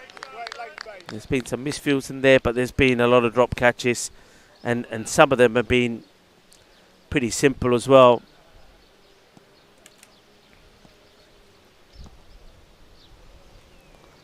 Smashed, gone, coming our way, and goes over us into the car park.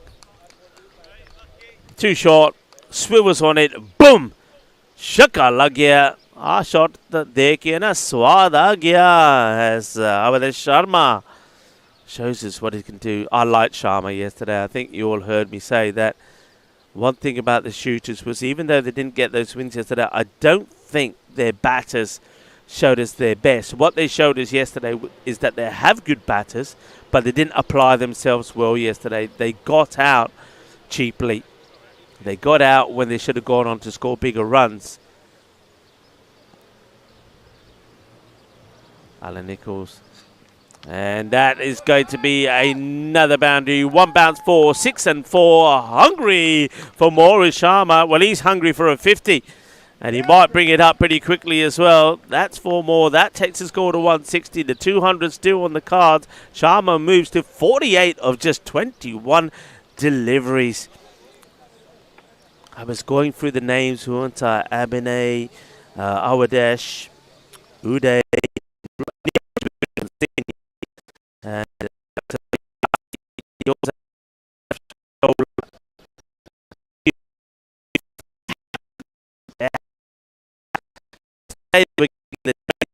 out. Oh, he's dancing around in his crease, plays this correctly down. Will they come back for 2? Certainly making no effort to do so. Just will take the single. There was a few screams from some of the spectators. Well, he's celebrating a 50. He ain't got his 50 yet. He's took his helmet off and celebrated. He ain't got it yet. Well, it's on the board over there, but it's not on my board. So somebody's got it wrong. But he's just celebrated a 50. But according to what I'm looking at, he's on 49. So a bit of confusion. Maybe somebody's pressed too many buttons on the scoreboard. That one will be a single. And will also be the over. So Alan, 21 of his 2 overs so far. 162 for 4. Issue probably will be here. Nichols, he's got 2 more. So Nichols and Jaspal, I think they're relying on seeing them through to the end. But if one of them gets torn into, they're going to have to go to somebody else. And just thinking who you go to. Cherry won't want to come back himself. So who are the options? You got still Milton Thompson. These 2 overs went for 21 though. Basson's 2 overs went for 23. Here comes Jaspal for the moment. That's a good area from Jaspal. Nice and full. Okay, Sharma.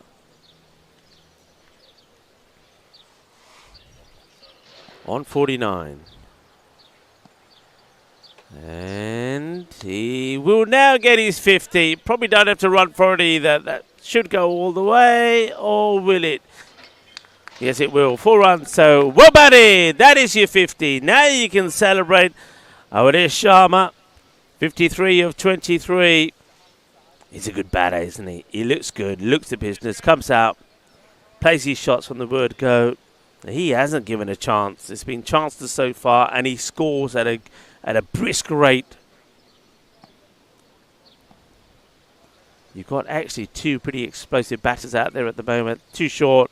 And he goes for the reverse Malachi. Showtime here at the Sporting Outfairs cricket ground, the Woodbridge Oval. It's sun, sea, sand and sea cricket. As it's time for Awadish Sharma to show us some of his tricks. As he does the switch. The reverse Malachi for 4. It was a little bit short from Jaspal, but he did keep it outside the off, but that's what allowed Sharma to do the reverse. I think he's far better off just getting the ball pretty full right up there. And that's more like it. It's been dug out. It should just be a single. You can see the difference in the length. Wants to, not going to get it. May have got it if they went straight away. Sharma seems to be pretty disappointed. Well, you can understand why he wants to strike, but I think his partner, Abhinay Rathore, is saying, "Minnu chance de de, main bhi maar sakta." And let's see how he goes. So aquí también, says Abhinay, and he'll get a dirty full toss. It's going to be caught, and he stays inside the boundary rope. The umpires, have they called a no ball? No, they haven't. They're all asking the question. I think he's out here. Yeah, the umpire's saying it's okay. It's one of those that was flighted up, but it was on the dip. I think also the batter did attack and charge it as well, which also comes into play. So high up in the air, it's a very good catch. I'm guessing that it's Jonathan Hanna maybe who's been patrolling that area. I hope it is Jonathan Hanna because he deserves that catch. He deserves that highlight because he has patrolled that boundary very well. So that's going to be the end of Abhinay Rathore. Rathore कह रहे सी मैं भी मार सकता मैंने भी chance तेनों दे दिता पर की किता catch दे दिता full toss and he's played it straight into the I haven't said this that often, the safe hands of the fielder. So Rathore holds on to it. Rathore goes, beg your pardon. I think we're still waiting. Well, I'm still waiting to see who the catcher was. I think it was Hanna, but we'll have to wait and see what comes up on the board. But I can tell you Rathore goes for 4. 4 of the 5, and it's once again Jaspal. And remember, Jaspal probably wouldn't have got an opportunity to bowl if Cherry didn't go for that 1 over 24, and he's done well so far. 2 for 14. Still about to complete his second over, bowling to the new batter. It's not a good delivery, it's short, and it will get put away to the boundary. So lets himself down with a couple of balls in that over. And it's going to go for 3 boundaries, 2 fours, followed by a wicket, then another 4. So 14 off the over, 2 for 18, 176 at the end of the 17th. So, yes, it was Hannah who took the catch. So I'm happy about that. I'm happy for Hannah. He's a guy he's been like a yo-yo on that boundary. He's covered every inch of that grass, running backwards and forwards, and then he takes a great catch. And I love the way he takes the catch, looks behind him, sees that his foot is inside the boundary line, and then he celebrates, and so does Jaspal and his team. Shooters, though, are still on their way to a good score, still on their way to a 200-plus score. Good delivery, good ball, nice start here from Allen.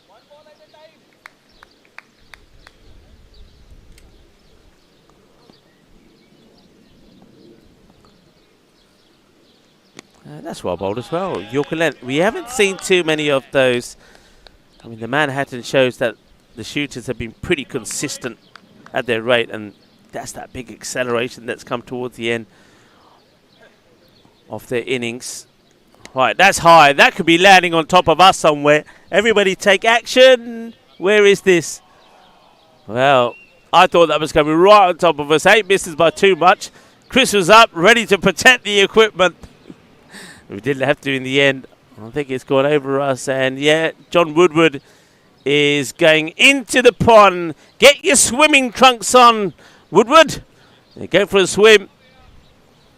That one's ended up in the pond. By the way, the pond, the reason why we're not seeing or hearing the ducks, the pond is being cleaned and redone. So all the ducks are not there at the moment. That's going to be 6 runs. Boom. Shaka lagia. Shaba shaba. 6 carreras más. Aware Sharma. He's going ballistic. Hey, you know what, Sharma? Let's just think about this moment. I know that we're coming to the end of the innings, but the way he's hitting the ball at the moment, he's moved to 70.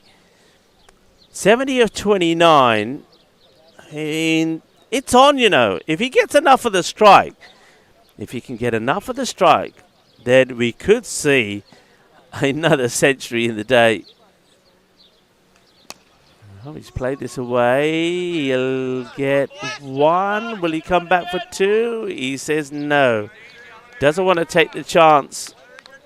But that's what I mean. It is definitely a possibility, but he needs to strike. So this is where now he's probably got to say to Asif Mohammadi, okay, you got 1 ball. I don't want a single. I've got to stay on strike. Well, he hit it well, but it might have to be a single. It's very well fielded. And he wanted to come back for the second. But he won't be on strike. So that's what I was talking about. If he's going to do it, he's got to have the strike. But he hasn't. Mohammadi has stolen it off him again by taking the single. Thing is, though, you can't leave runs out there. You can't be thinking about individual performances. It's a team game. And you know how it could work out by turning down a single here and there and falling a few runs short. You could end up losing the game. Winning the match is the most important thing. They will stick to Jaspal. So over number 19, 190 for 5. Jaspal has taken wickets, but in that last over, he was a little bit expensive as well. Went for 3 boundaries. Bowling to Asif, who's going to hit this well out on the offside. It's going to be too good to be stopped by Hannah. And I wonder what Sharma is saying here to Asif. I know what he's saying. And Asif, Mohammadi is probably saying, yeah, but if I can hit the ball to the boundary, why can't I? Sharma still protesting there, probably saying, oh, yeah, I had a chance there. I'm on 71. I reckon I can get me ton here if I have the strike. As if he's saying, well, try get it off me. Well, let's see what happens here. We'll soon know if Asif wants to play ball or not. No, he doesn't. High in the air. This one is going to go. And does that hit any part of the tree? I can't tell from here. If that hit the branches of the tree or even a leaf, that would have to be called for. The umpires have not signaled anything, so that's just going to be... Did they take a couple or did they just take a single here? I think they took a couple. They must have done. Yeah, they did. That one will be a wide. So 2 more to go on the board. So 6-2 and another 2. And I think this is here now where Sharma's just accepted the fact. If he wanted it, then he really had to just run the single and stay on strike. But I think he's accepted it's not going to happen. It's been a great knock from him anyway. The 200 has also come up. It's just wide of a catching chance from Cherry, but he's done very well to stop it. It was backed up well also by Milton Thompson.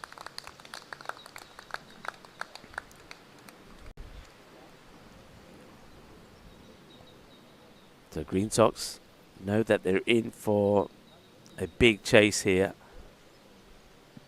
That's a full toss, and this one is into the trees, in and over the tree. Will go all the way. Manos arriba, arriba, arriba from the arbitro. 6 carreras más. Boom. Shakalagia. Well, I tell you what, they're launching these sixes all around the ground. Talking about launching, 1970, Apollo 13 was launched from Cape Kennedy. Now, of course, Cape Canaveral in Florida, although scheduled to be the 3rd lunar landing, the mission was aborted after an oxygen tank exploded en route to the moon. That was on this day back in 1970. And we've certainly seen a few Grizzlies launched today, and maybe a few of them are in our orbit, because that one went a long way as well.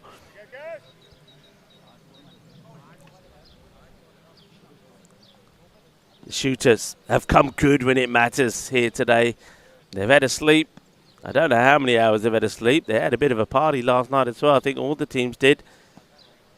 But they didn't have to play this first game, and that seems to have served them well. It's another Gandhi ball, and it's 6 more.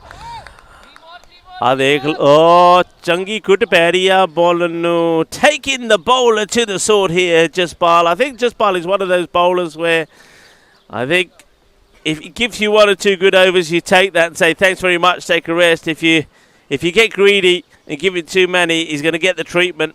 And his 3 overs have gone for 41, despite picking up those 2 wickets. It's 213 for 5.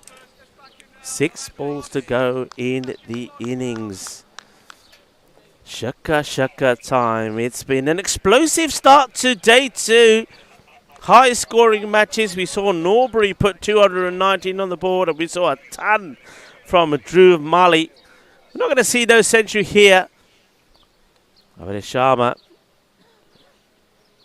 Certainly, though, has had fun out there.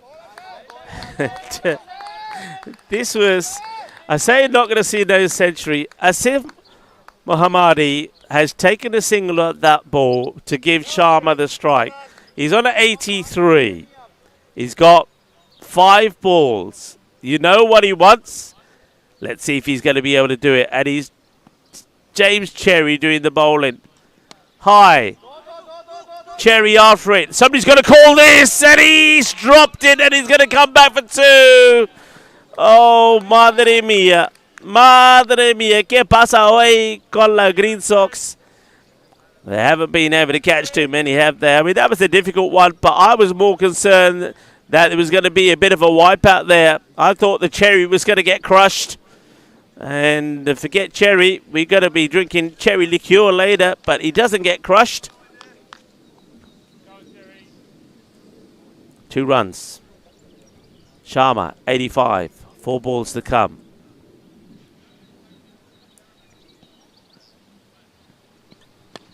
That's a good delivery.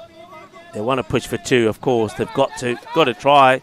But you can see now, even Sharma is kind of, it's not going to happen now, he believes. Still possible, though. It's not impossible, but he's got to do it the hard way. He's got to do it the hard way. If he wants it, if it's meant to be, he's got to do it the hard way.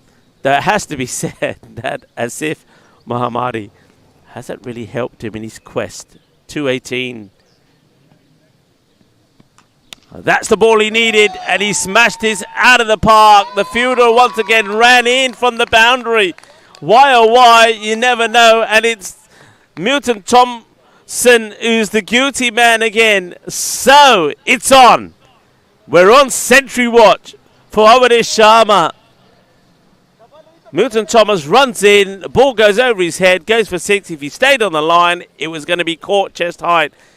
But we've heard that before, and we've talked about that before. 93 Sharma. 2 balls to come.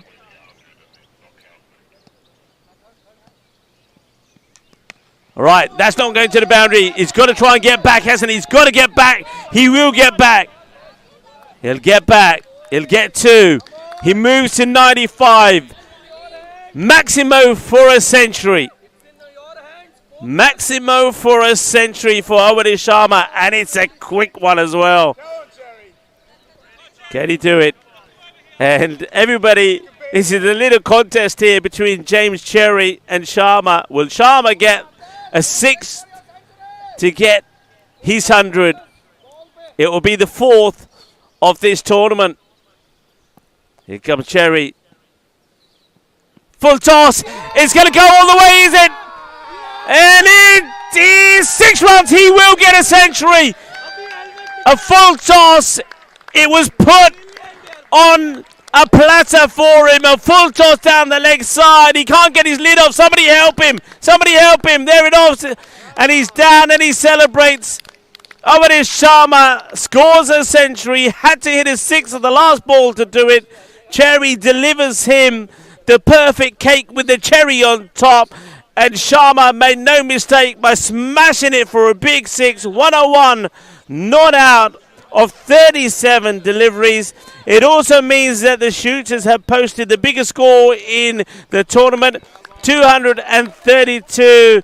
And Avadish Sharma, you can see what it means to him. He wants to keep on celebrating. Well, Sharma, unfortunately, we only got 10 minutes between the innings, so you're going to have to speeding up your celebrations, but well done. We see another century. We saw a century earlier today from Dhruv Mali, 130 of 65 deliveries, but that's 101 of 37.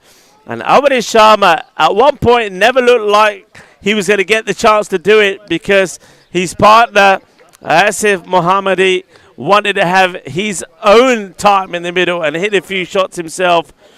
But he did the right thing in that last over. The very first ball, Asif gave Sharma, and he said to him, I'm giving you 5 balls. You either do it or you don't, and he will do it. So well done to Sharma. It's another century here at Sporting Alphas. 232 is the score, so 233 for victory for the Green Sox. And if the Green Sox are going to do this, they're going to have to do it the hard way. Yesterday, they had to chase 127 against Sporting Alphas. Today, it'll be 233. We'll take a short break. John is back when we return. Well, I reckon it's going to be in around about 8 minutes' time.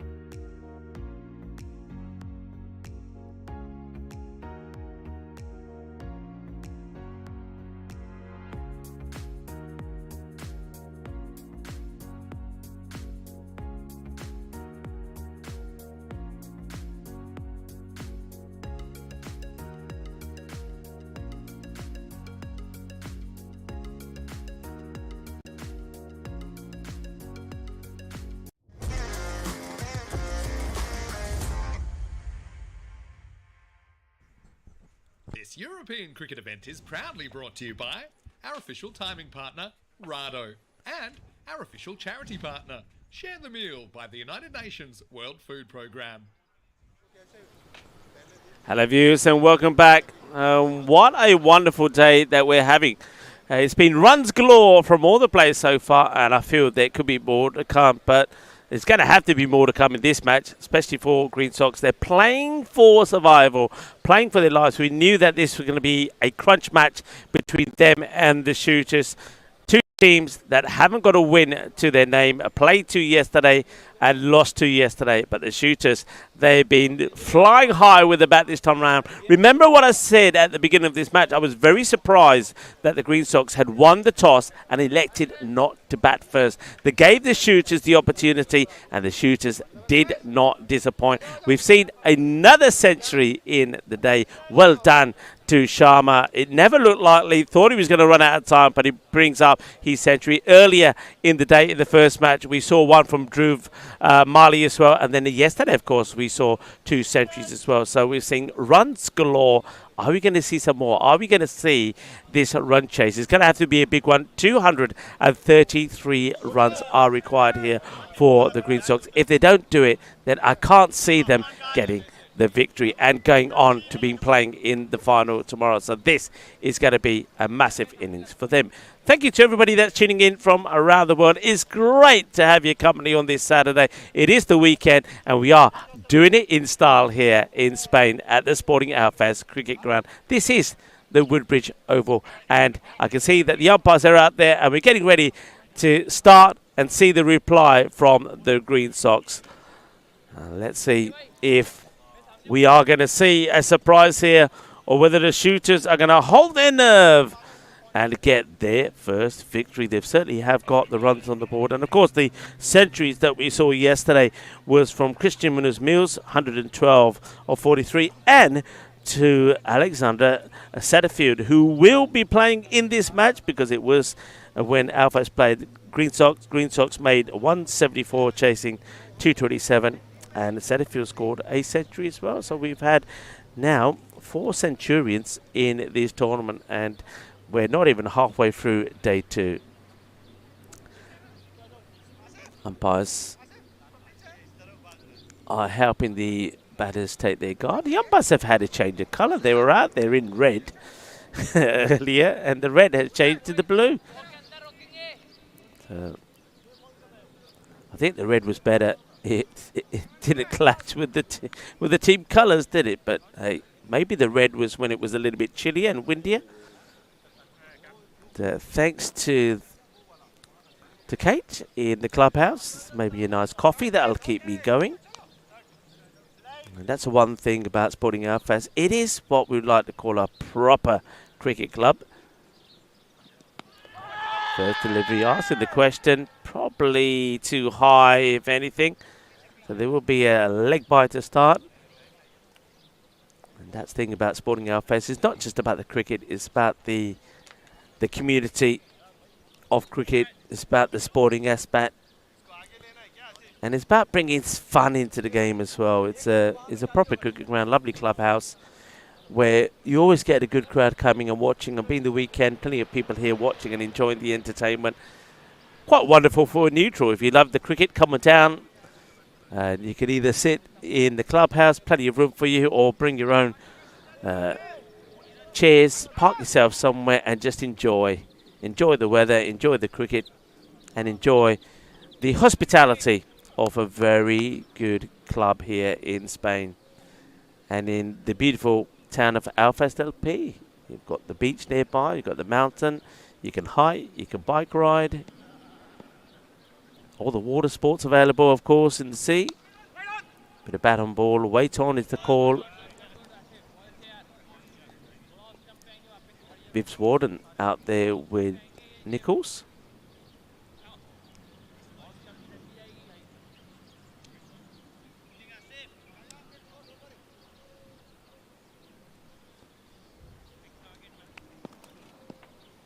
Here comes Asif. He does have some pace about him. We know that. That's good areas. I did say yesterday about Asif Mohammadi that I don't think we've seen the best of him. He showed signs of it the first time we saw him. He was genuinely quick and he was causing plenty of problems to the batters. But I felt that as the day dwindled on, he lost his sharpness a little. Now, whether that was out of being just tired, but he started to bowl in the wrong areas. But this is where you want to see him bowling. He's got that pace. He gets good carry through, good bounce. Looking at the field, they have got it pretty right. They've got a slip in catching position. They've got a third who's backward point. So I like this field set. And they've got fine leg back as well, who's a bit of a sort of a backstop. I don't like that. I would like to see him a lot wider in a catching position because for that reason there, I think if it is banged in, then the batters will go for it. All right, this time it's caught a bit of the bottom of the bat and gone all along the deck for 4. But I think if he's going to bang it in short, and you know that Asif will, then he's far better off having the fine leg much wider. Probably, I would say, at least another 10 metres to his left, where if there is a top edge, then he's able to be in play on the catch. 4 runs then. The first boundary coming off Warden. Got to make an impact in this tournament as Vibs. He battled hard on the leg side boundary. And just as I speak, it's almost like they're listening to me. The far leg has been moved, and he has moved probably about the 10 metres I was talking about. And, well, he's not going to be in play there, but you can see what I'm talking about. There you go, folks. Don't tell me that the commentator doesn't help you. They do say that my sound carries out into the middle. But, yeah, that's why he's got to be there. That's the only reason he's got to be there. And that one, on another day, could go to hand. It's the end of the first over is called. 7 come from it. And a nice start there from Asif. So let's look at what they've got to be doing here. So it's a big run chase. It's one of those, though, isn't it? I know that Ali, who's now joins me in the tent, will probably agree. When you look at the score in general, 200 and what was it they needed before the start? 233.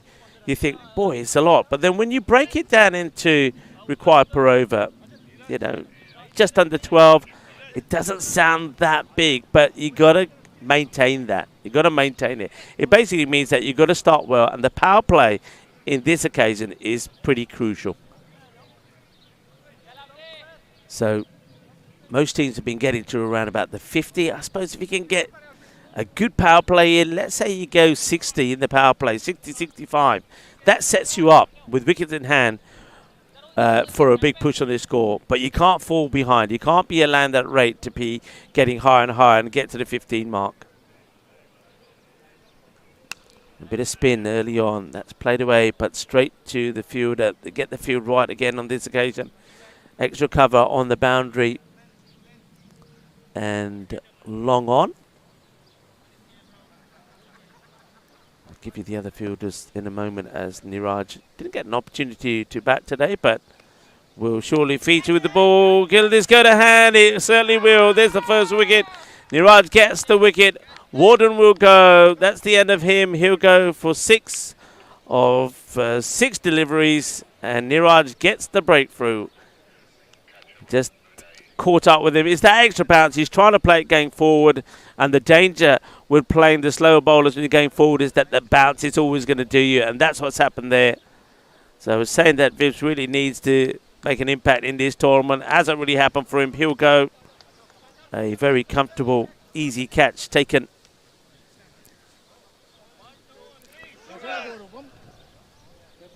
By the fielder. We'll give you his name in a moment. There's a good look at the 2 batters there. So Nichols having a chat there with, looks like Richard Parker. It's quite interesting that they're going for a batting lineup which was very similar to yesterday when Alexander Setterfield, surely you've got to be calling upon him earlier than later. The left-hander, now he had a bit of a rough time yesterday, Rich Parker. If memory comes to mind in that chase against Alfas when they needed 227, they finished on 174, but Parker probably faced about 18 balls for 8. He didn't help their cause, so let's see if he can go better here today. The left-hander.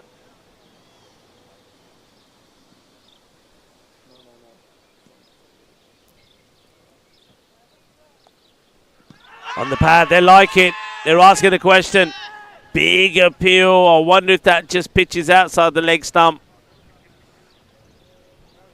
Big appeal. The bowler liked it. Niraj Parekh was up and about. Umpire says not out. And that's a bit of bat on this. It's racing away and it's... Well, we can't tell from there, but it looks like he did stop it. It's not the best of throws, but they will get some runs. So Parker gets off the mark, gets a couple there.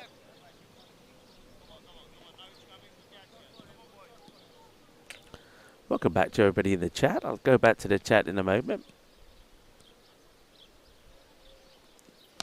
Very slow delivery. It gets hit firmly towards mid-wicket, but only going to be a single.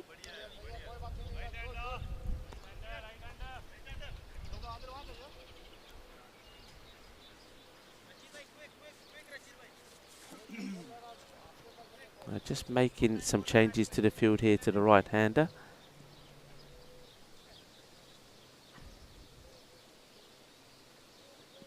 A bit of bat onto this, but straight to the fielder. Good early call from Parker. He gets there, they'll get the single. Singles keep the scoreboard ticking, but also means that they fall further behind the rate. And over a go, I was telling you they're needing about 11.8. That has quickly rocketed to over 12 now. And that, I think that is the end of the over. 12, yep, there we go. Just waiting for my screen to update. 12 for 1. So Niraj gets the breakthrough. Just the 5 runs from it. So in the chat, Ken was saying hello to everybody. Hello, Ken. Everyone says hi back to Ken. Hello to Raki, who was in there as well. Who else we got? Oh, that's got to be a wide ball, surely. Yeah, is a wide. 2 runs. And that's the pace of Asif. We know he can do this. Let's see this field. Yeah, looks okay at the moment. They've still got the slip there. Third is bat. Fine leg on the boundary. Nobody in the V. So you're not expecting to be given anything to drive here as a batter. And just as I say that, he does get one to drive, but it's a little bit late on it. Gets a bit of bat onto it, does Nichols. Takes the single. Hello to Chris. Let's see if we've had any newcomers there. Hello to Ram Mahan. Rick Bull was in there as well. Hi to you. James Stewart was saying good evening to me. Good evening, James. Hope you're well.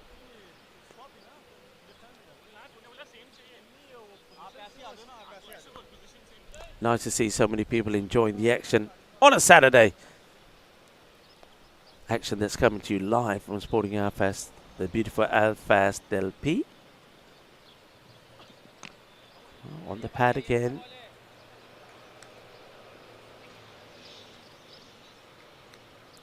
Very important that they don't fall too far behind. This, I felt, was the problem with Greensock yesterday in that run chase. Sporting Alfast 227 they needed.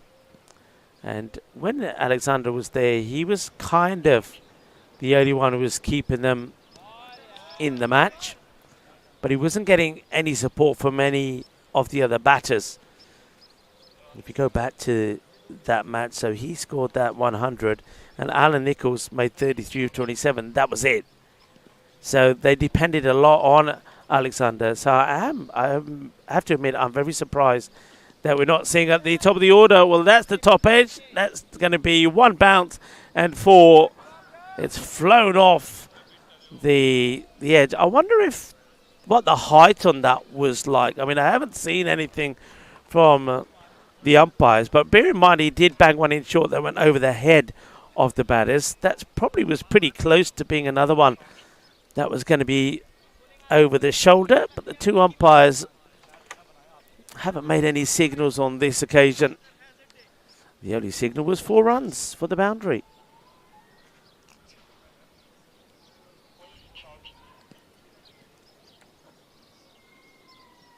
Slow ball. watched and played, and well stopped. Good bit of fielding. If this one got past the fielder, that's Adil doing a good job there.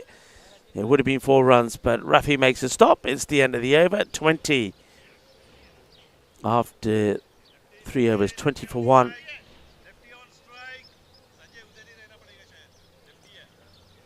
I was saying they need to be about 60 plus after the power play. And that seems pretty unlikely at the moment.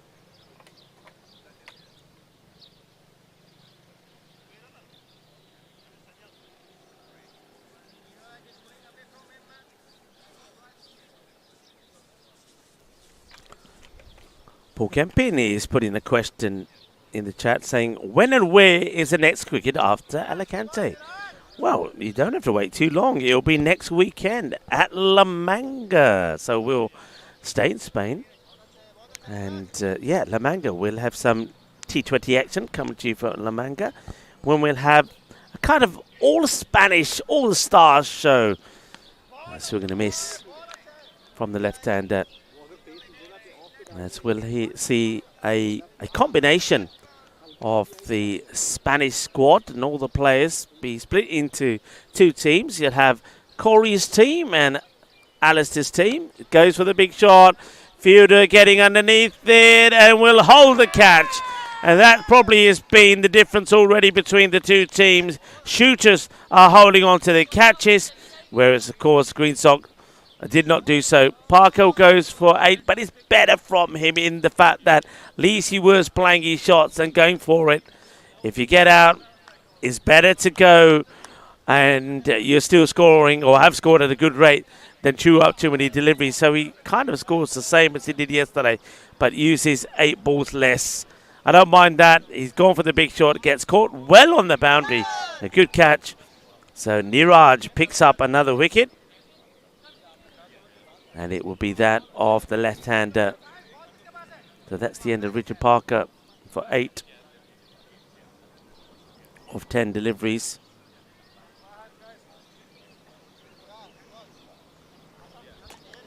Yeah, so that will be the next cricket. And I've got the team names as well. Ali's next to me, and I'll get Ali to tell me what the names are and which teams are which. I think one of the teams is called like the La Marina because it's the blue team. Of course, La Marina to do with the sea. Then I think we got something like El Forza or something, which is the team.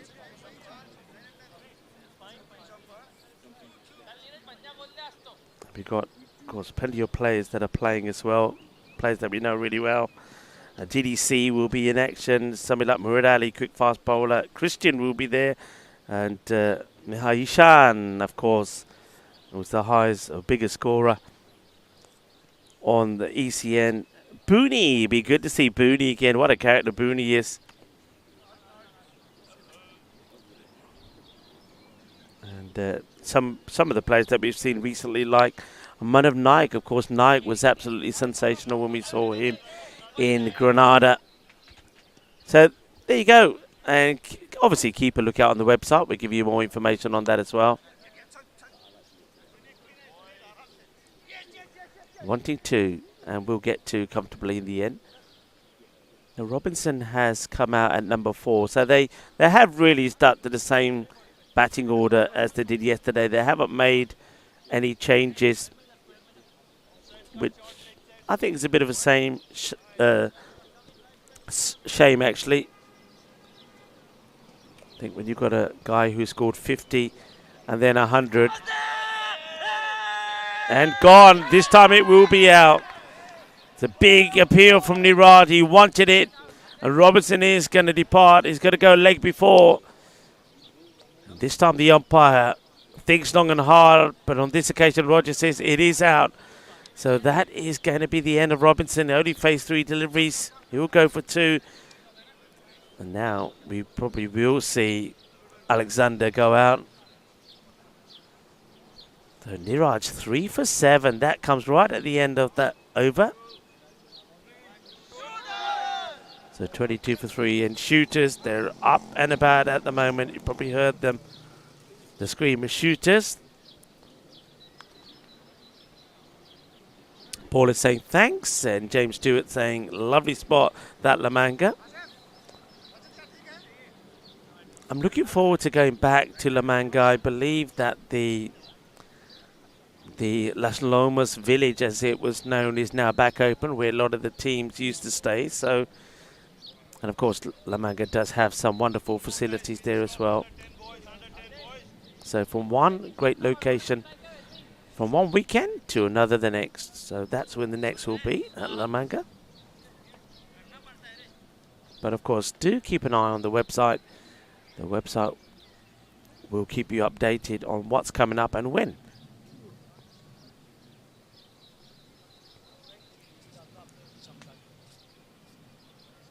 So Jonathan Hanna is the batter that's come out at 5. So I'm very surprised that Alexander Satterfield has not made his way out yet. I'm trying to look to see if I can even see if he's padded up somewhere.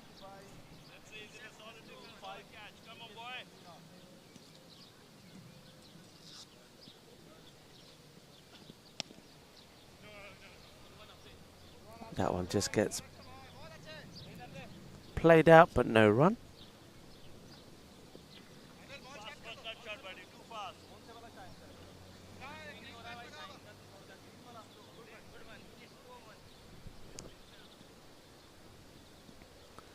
Just getting some news coming through as Asif comes through again, and that's a quick, fiery, sharp delivery from Asif, bowling his third over. He's been on the money today, hasn't he? Yeah, I'm just hearing that though Alexander Satterfield is on the team list, of course we had Joseph Basson was listed as the 12th, but I think that we may not see Alexander. I think he did have a bit of an injury, so there might have been a late change there between Bunsen and Satterfield,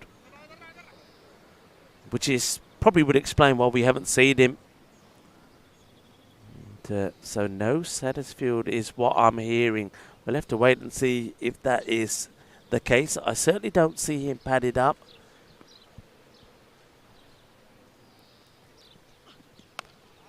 Worked away nicely. Good, accurate pace bowling. I like to see this. I do like to see this quick, genuinely quick bowler. Asif Mohammadi is definitely, genuinely quick. He will trouble the batters with his pace, and also if he gets the length right, and it's a combination of the Yorker length, the shorter delivery, you can see he's keeping the batters guessing, but he makes them play. That's what I like about it. You get a lot of fast bowlers that will bowl kind of pretty wide of that off stump, and the batters can choose to leave the ball or not. But Asif Mohammadi is making the batters play. I like what he's doing here. Looking to finish his third over. And, oh, that's a good delivery, isn't it? He's a little bit unlucky. He gets a bit of the inside edge. I think this will go for 4, will it? Yeah. Fielder can't get there. He is unlucky. He fires that Yorker delivery in. This would be probably another one that joins the solitary one up there. Probably see one more ball be put on there, probably more around the leg stick, because that was about a Yorker leg delivery. We'll see that come up in a moment. But what a good ball that was. And the batter managed to chop a bit of wood down onto it, gets a bit of an inside edge. It will go for 4. 19 of the 3 overs from Asif Mohammadi. 27 for 3. The 5 over mark. Shooters well in control. And we're going to start this. There's a young lady who goes by cradling her little baby doll. Was here yesterday with the buggy. Lost the buggy, I think. All right. Niraj continues. Good Yorker led delivery right up there. Take a look at that at the moment where the runs have been scored. And this will be some on the leg side, but I've never seen such a high percentage of runs being scored there on the 45. 83% we just saw there. A lot of those because that's where those inside edges gone. But just have a look at the 2 Manhattans at the moment. Just Looks a sorry side at that moment for Green Sock. You can see there it's gained in the wrong direction. They just haven't had the best over they've had so far was the first. No, there was one from Asif which went for 8 over number 3. It's gone 7, 5, 8 to 5. Niraj looking to pick up the best bowling figures of this tournament so far. 3 for 9 at the moment.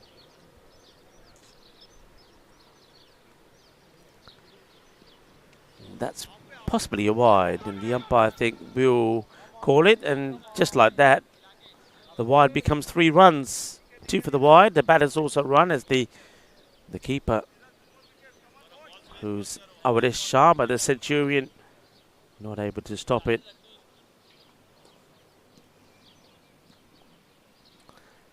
This contest is kind of fizzling away, isn't it? Something needs to happen.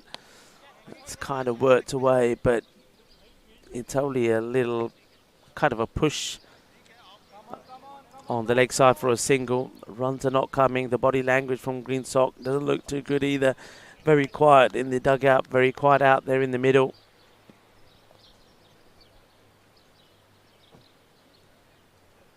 Slightly quicker one. Works its way to short third, makes a stop, no run.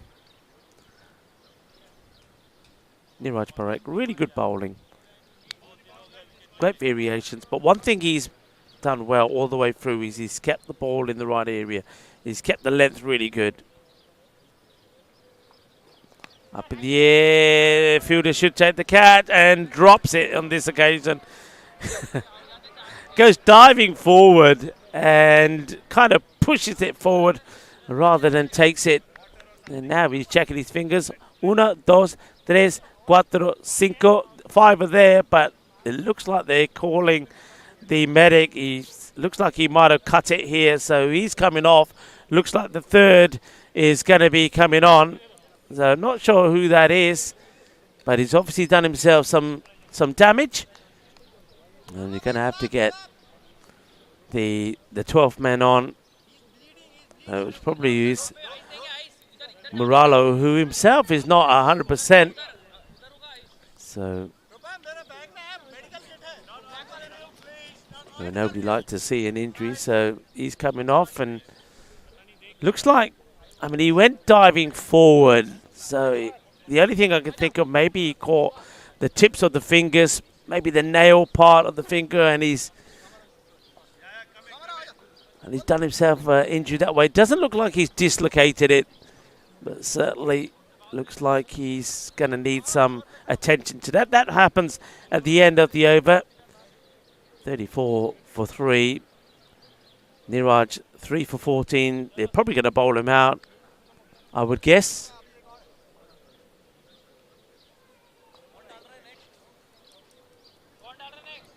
So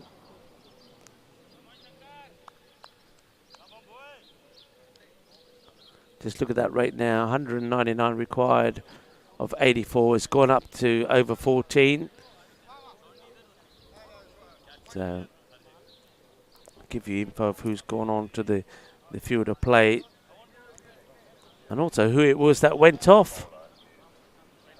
Looks like it was Jonty, I'm being told by somebody who's standing behind me. So Jonty's gone off. Jonty off. I think it was Asif. I didn't even know Asif creeped up behind me. So Jonty is... Banaganti is the player who's got injured. Asif is now back in front of us. So Asif is going to have a break. He's not going to bowl himself out. Start of the 7th. They're on 34. I was saying they needed to be around 60. But have a look at the percentage there. 79% of the runs being scored there behind the square boundary. And he's looking to play another one there. Dangerous batting, really. Trying to work a... Looks like a pretty straight ball there onto the leg side. This is Hanno who's on strike. Nichols still there, but 10 balls he's faced and he's only on 7. Gopal with the ball. Sankar Gopal. It's another one that hits the pad of the batter, but bit of He could be in trouble here, and that's going to be pretty close. What does the umpire decide? Not out. Signals the leg by. That was very close. Very, very close. I think probably just gets home. Photo finish for me at this angle.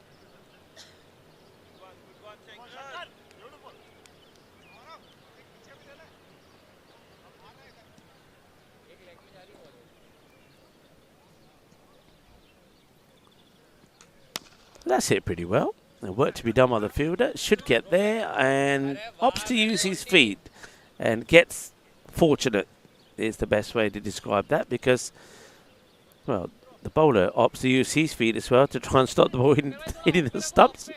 Not to the amusement of the umpire, but the bowler does quickly put the stance back together.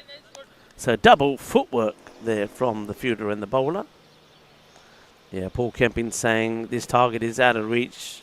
I'm afraid. I think you're right. James Stewart saying his goodbyes. Lovely for you to join us, James. And, well, as James says adios, we finally see a boundary. 6 runs it will be. And that's a nice shot. Nichols, we know he can do this. He can get going. He's got to believe, though, and probably it's very hard to believe. I said earlier that once this rate gets to that 15 required per over, especially so early on in the game, 3 wickets down, and the news that's coming through, Alexander Setterfield not probably going to take the field. That's played nicely as well. 1 in 2 should get there quite comfortably, and will do. Ray Tipping saying he doesn't think they'll get halfway. Well, we'll have to wait and see, Ray, if they do. But I think the other problem here is for Green Sock. I mean, I can't even turn around and say if they're going to go down here, got to try and get close, because if they go down here, that's it. I think their tournament's done. That's pretty full. Umpire doesn't seem to be that interested. It was a full delivery, I'll give it that. One thing I will say also, I'd be interested to see when we have a look at where a lot of the... So that's 1. That tells us ball height. So already you're seeing about 11 deliveries kind of around the ankles. But I'd like to see the other one, which shows where the balls have been pitching, because I think there's been a lot of full-length deliveries. So that gives you an idea of the height. Of course, Asif has got some that have climbed 1 right over the head, 2 that have been around about chest height.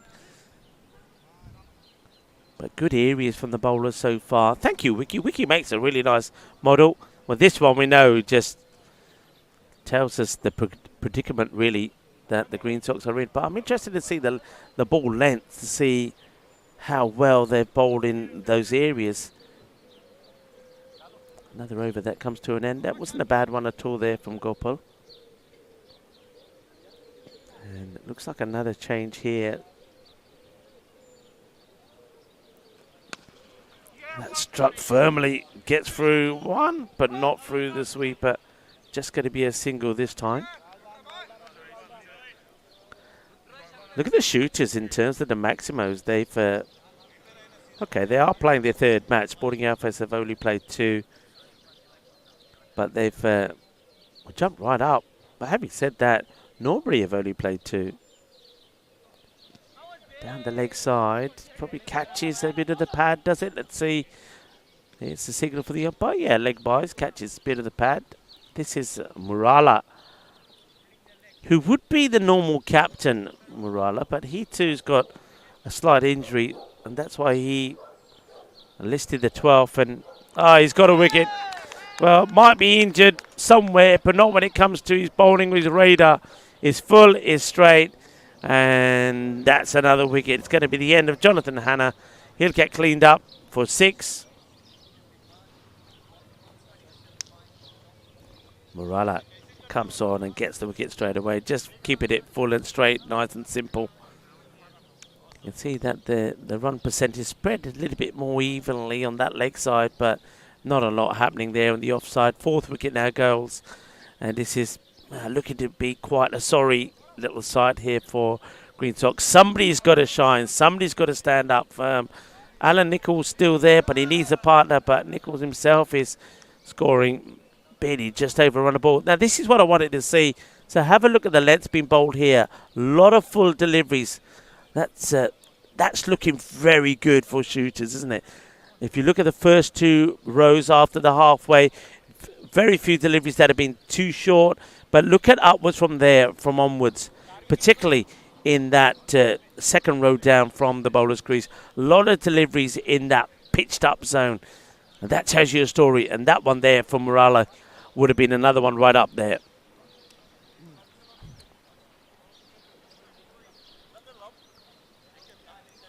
So another batter comes out. This is a Lawrence there. Glossop.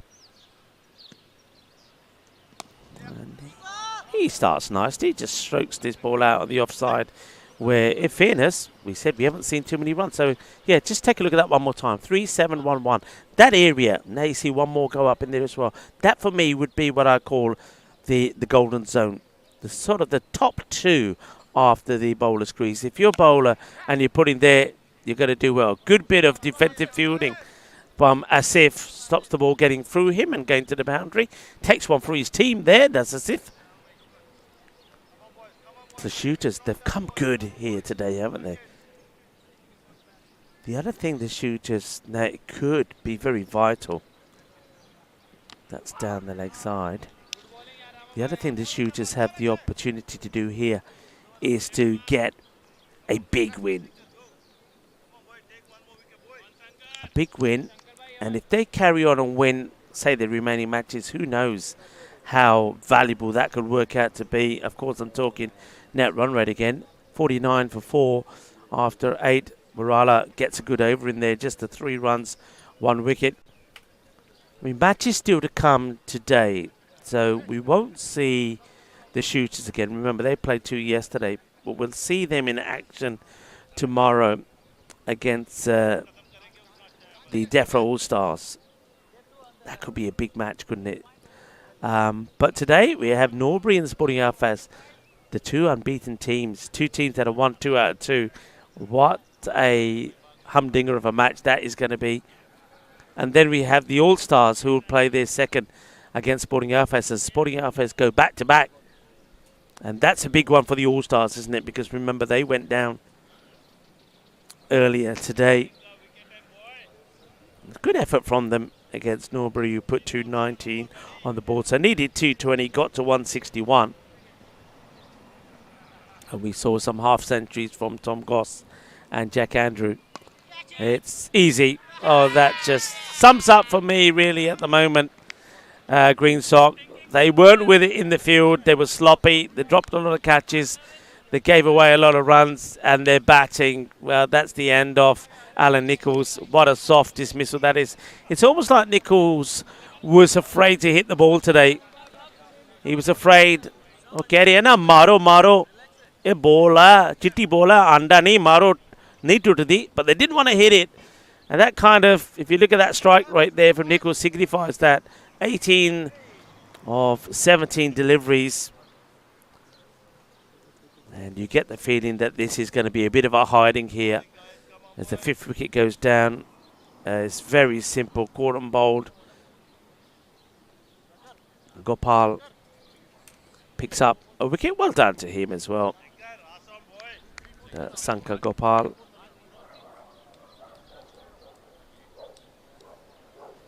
So, wickets being evenly shared at the moment. Now, who's the next batter? Is somebody going to have some fight in them? Just a single and changes his mind after playing this. So just a reminder once again, next match will be the big one really. And could be what most people feel is going to be like a dress rehearsal of the final. Norbury taking on Sporting Alpha, scheduled to start at 2:15. So that's about 40 minutes away from us now. A little bit of an inside edge.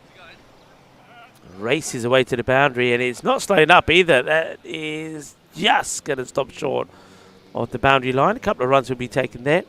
And then the match at 5 o'clock, the DEFRA All-Stars take on Sporting Alphas. It's a must-win match really there for the All-Stars. If they can win that one, then they will be 2-1. And then depending what happens between Norbury and Sporting Alphas, I think then that's when you start to have a look at the net run rates between the team which loses in the next match, Norbury against Sporting Alphas. And then if the All-Stars can beat Sporting Alphas, they give themselves a chance.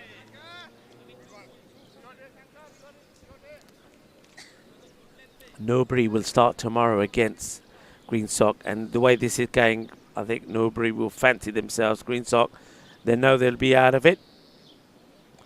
But they may come back strong. They may want to finish with a win and cause a bit of an upset, which will be, of course, their last match.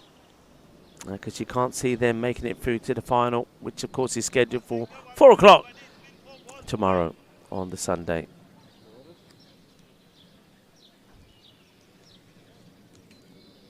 Sanka.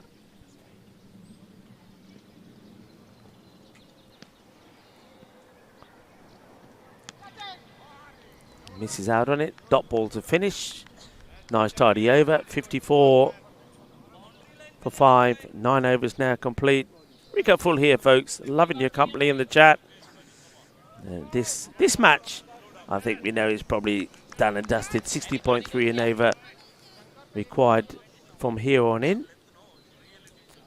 So let's talk about some of the international days I mentioned earlier. World Parkinson Day today marks the birth of Dr. J. Parkinson. On this day, efforts are made to increase the public awareness of this terrible disease. National Pet Day is a day that we all love our pets. And also remember that there's a lot of pets out there that are looking for a good home, and everybody can do their bit. Bringing humans and animals together helps make the world a better place. It's the Grand National. Good luck to anybody who's having a bit of a flutter. Grand National at the historic Aintree Racecourse. Miscue, but we'll get just a single. Any overthrows? Could be, maybe, won't be. The batter's not really watching what's going on out there. 2 batters in at the moment. Glossop has been joined by Taylor.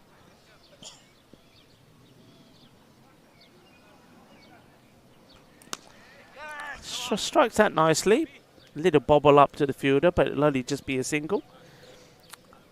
All right, why don't we go over to a little bit of food chat now. I know that I've ordered a nice tuna sandwich. I know that Kate will be getting that ready for me now. I did say I'll kind of take it at the end of this innings.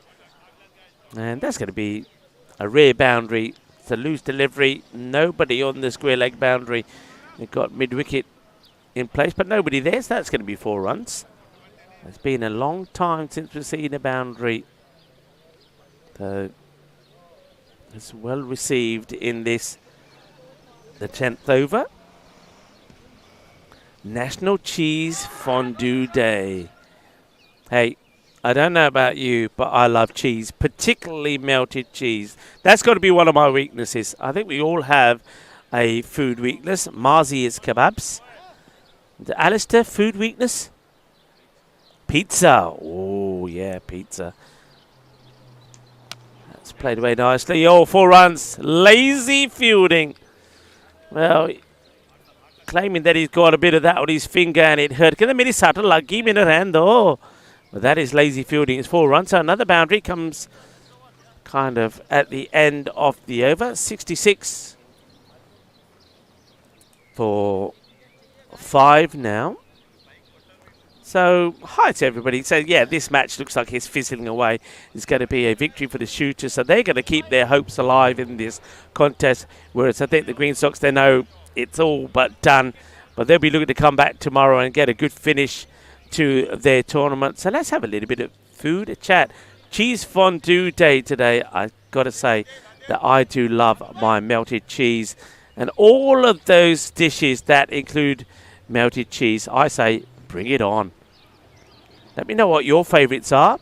I suppose Ali's kind of the same. if I'm having pizza, I want extra cheese on it. I'm not the biggest fan of blue cheese, though. Lasagna, yeah, give me a good lasagna, plenty of cheese. Macaroni cheese, yes, please. Cheese and red onion sandwich, says Paul Kempin. So let me know your cheesy favourites on this National Cheese Fondue Day. Let's talk about fondue. Melt together the fine cheeses, butter and wine, and enjoy with your choice of breads, meat, or even veggies on the delicious National Cheese Fondue Day. Cheese Fondue Day is a way to celebrate that delicious mixture of cheese, wine, and it goes so well with bread, meat, and veggies. It certainly does. And I know that a few times that I've been to Switzerland, asking the question here, the umpire's not interested in it at all. Each time that I've been to Switzerland, I've always been treated to a fondue, and I just absolutely love it. And there's a technique to it as well, isn't there, so that you don't lose your bread or your veggies. But yeah, I love the way when they make the sauce. And yeah, you've got to have the wine in there as well, plenty of wine. And I know that the last time that I had a fondue, let's just say there was a little bit of spicy hot sauce that went into the fondue as well. It gave it that extra kick. Cheese and Branston pickle, Ray Tipping says. Tipple? Maybe I've had a tipple, Ray. No, I haven't really. The only tipple I'm having here is a little sip of the coffee that Kate made me earlier. What else? I know that years back, this is taking me back to my when I was in my early 20s in the UK, playing a lot of cricket. That's it, well enough to get a boundary, and it deserves a boundary. Good shot from Glossop. There's not been too many highlights in the day so far for the Green Sox, so maybe Glossop can get a few good shots in here. Lawrence de Glossop, he's out there with Thomas Newman-Taylor. Let's see if the two of these can give them some sort of highlights. 11 overs now completed, 72 for 5. Gopal finishes another.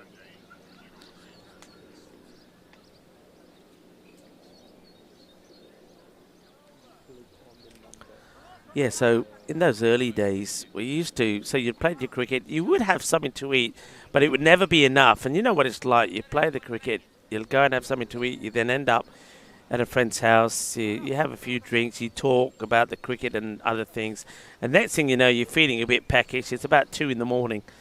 And I remember that's when the bread used to come out, the bread, cheddar cheese it used to be, grate the cheese, and you put it under the grill, cheese, Worcestershire sauce. Yeah, that's a tongue twister. Why is it always, when you have to say Worcestershire sauce, people always like, if you've got to think about it, get it wrong. If you don't think about it, it's not a problem. Worcestershire sauce is fine.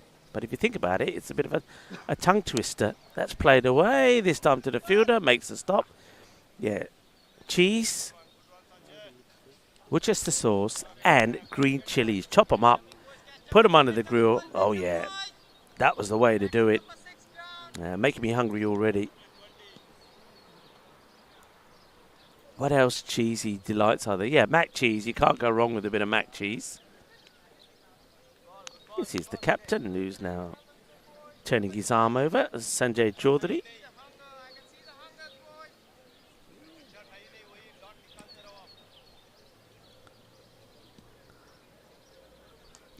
That's a good shot. He fetches this from outside off and dispatches it for 4. I'm liking this from Lawrence. Playing some nice shots.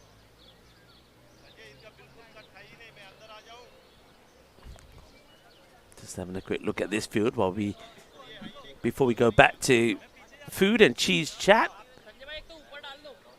Pushing another back on this leg side boundary. Got 3 on the boundary now. Square leg. Mid-wicket, and then you got 1 in between, pretty close to each other as well. Well, will he take the catch? It won't carry. He's just been moved there, and that's why he's been put there. So you got 4 on the leg side boundary. Those 3 that I just mentioned, and also long on, pretty straight. Long off is also back. So they've got nobody out on the off side sweeping. So you got 1, 2, 3 in that point to cover area.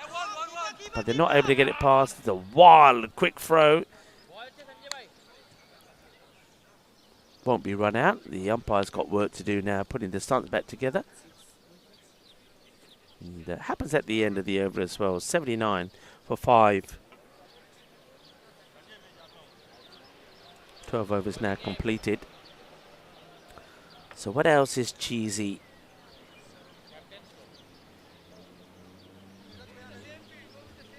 What about these burgers people are having these days, which basically you can't see the burger. They come out and they're just covered with like a cheese sauce, kind of a cheese melt burger. The only thing is, it's got to be proper cheese, isn't it? A lot of places now, I know that a lot of fast food establishments are doing this cheese dip, you know, that you can have with your nuggets and chicken dippers, but it's not proper cheese, is it? It's like the squeezy stuff that comes out of the bottle. It's got to be the real deal, I think. Got to be the real deal. It's got to be, you know, proper cheese that's been put together and a sauce made out of it. Paul Kemping saying, a box of 48 cheesy Wotsits. What's that? What's it? That's what? I remember those adverts.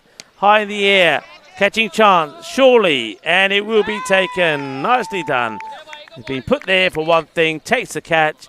Another wicket will go. And they sussed Lawrence Gloss about fairly quickly, didn't they?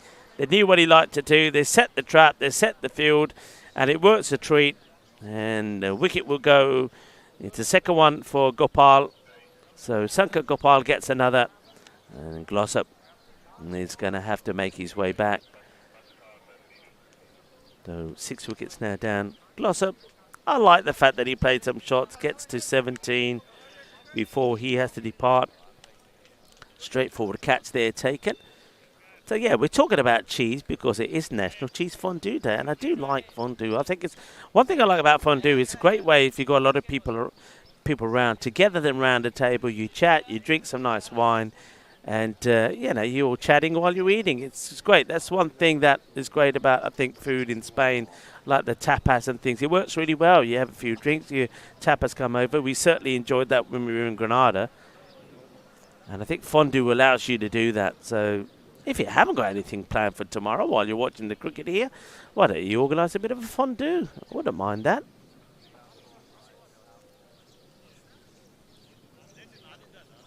And the catch gets taken. Easy catch taken in the end there. But I like the technique. Got right underneath it. Sort of call that a squat catch. He squats as he takes the catch. Whatever makes you feel comfortable. And it was Nandini that held on to it. Nandini who did the squat catch. Allows Gopal to pick up another wicket. Taylor's been joined by another batter. Not too many more to come actually. Plays that away nicely. It will just be a single. The field kind of stays the same. They don't make any change. They keep 4 on the leg side. The early offside fielder is at long off. But nobody out there on the offside.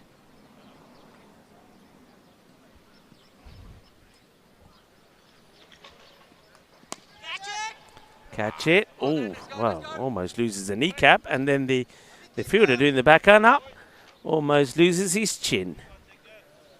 All right, let's talk about some other things. I've got a question for you. It's question time. Normally save the questions to some of the later matches, but this one comes to mind. It's a good one as well. Let's see if anybody can get this. Ooh, I think there's a chance. There's an edge here from the reaction of Gopal. Sankar Gopal thought he was going to have a third, but it's not to be, giving us runs. So my question, who became the first bowler in Test history to take consecutive 7 fours. Tough one, that. Get your answers in just for fun.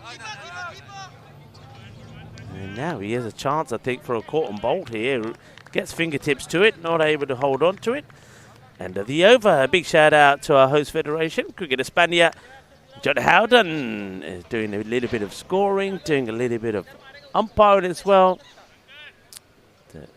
Great to see John again, CEO of Cricket Hispania. And of course here we also have Kevin Launden, also part of the federation and of course big part of this Sporting Outfast Cricket Club.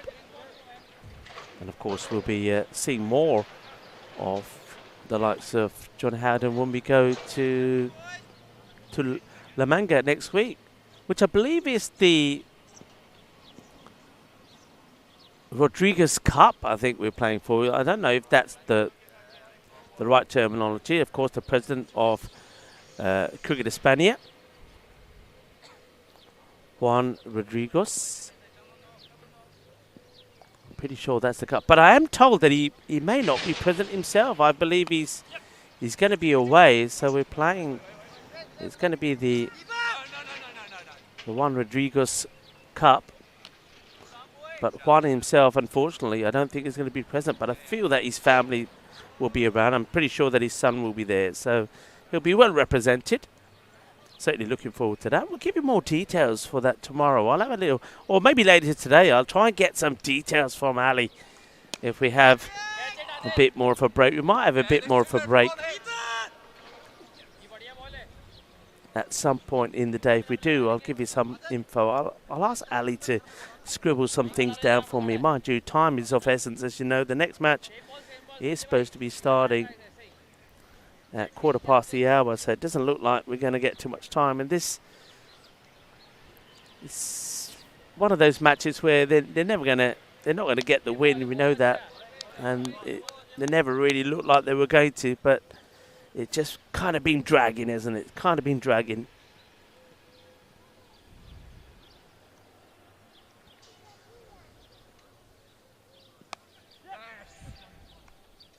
Tiki-taka is what we're seeing here. A little bit of tiki-taka, tiki-taka. I want on the tiki-taka, pero no hay the boom-boom.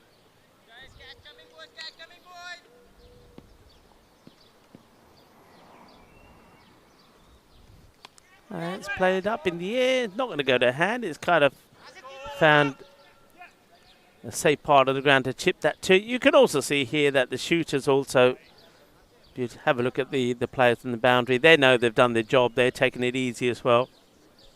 They're not gonna risk any injury or anything here. And I think it's an opportunity for their captain, actually, for Sanjay Chaudhary, to perhaps give some other players the opportunity to turn their arm over with 23, almost 24 and over required, 142 of 36 deliveries. It's not going to happen, is it? So that question one more time. I'll leave it out there for a bit. Who became the first bowler in Test history to take consecutive 7 fours?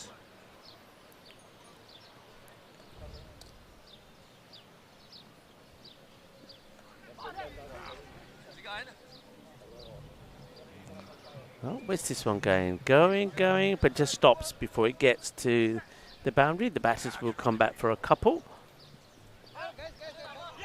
And, well, they won another. And well, there was a few threes that were gifted by Green Sox to the shooters. Well, they get a 3 themselves here now.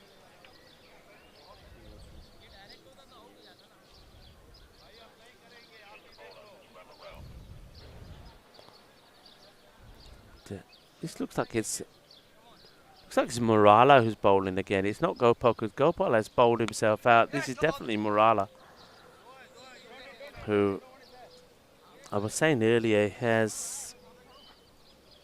would have been the on-field captain, but because of a slight injury he sustained, he's the 12th, but he will come on and have a bowl.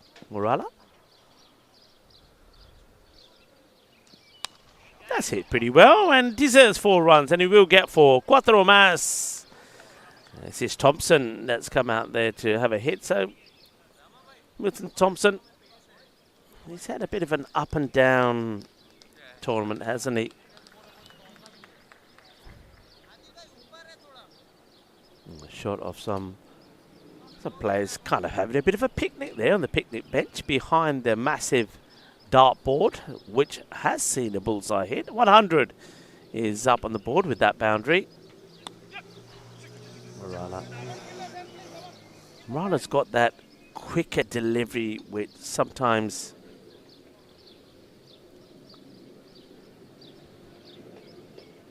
that does sometimes find that it gets it like a Yorker length. Which has got him wickets. He's played that straight to the fielder, wasn't able to deal with it straight away. That's how. And now there's more extras here. Well, they are running in between the wickets like little ferrets, so these two, Taylor and Thompson.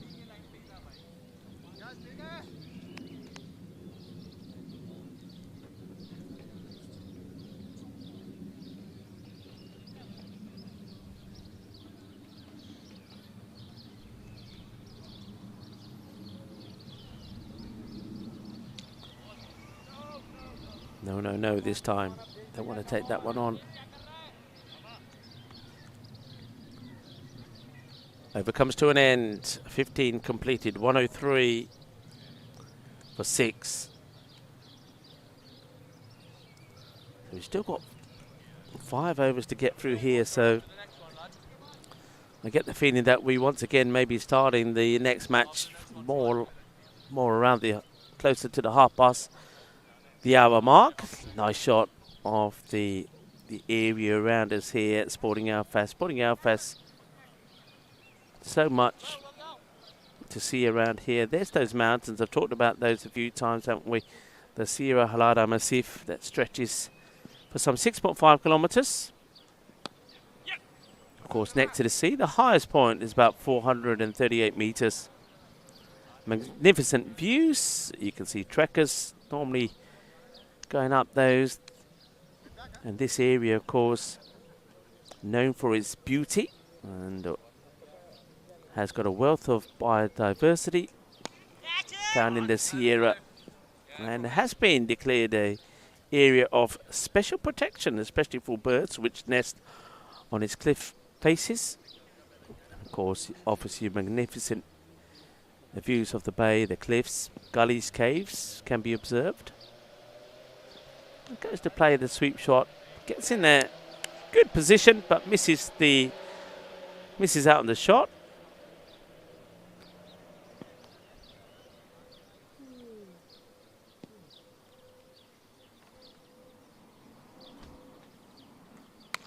That's nicely played. There is no sweeper out the offside, so that's going to be 4 runs. They've stuck to these 4 on the leg side, haven't they? Haven't made a change there. Even though there's a change in the batters, these two are happy to play in that offside. So, again, I just feel that here the shooters are probably just going off the ball a little bit, not really looking at this field, because you would have made a change by now, at least put one of these leg side fielders, brought them in and give them some protection out in the off. That's hit nicely as well. Fielder's got work to do. Gets down, watches it into the hands. The batters on this occasion quite happy just to take the single. Spain's cultural wealth is showcased in its UNESCO designated sites, which include the famous landmarks like the Alhambra Palace. Oh, well, it's like he's trying to catch a bar of soap, the keeper there. Awada Sharma. Yes, Alhambra Palace in Granada. Of course, we were in Granada not long ago in Andalusia at the historic centre of Cordoba. And of course, these treasures provide invaluable glimpses into Spain's rich heritage. Spain is third in the world after Italy and China for UNESCO sites. So plenty to see if you visit Spain. If you've never been to Spain, why not? There's so much to do here.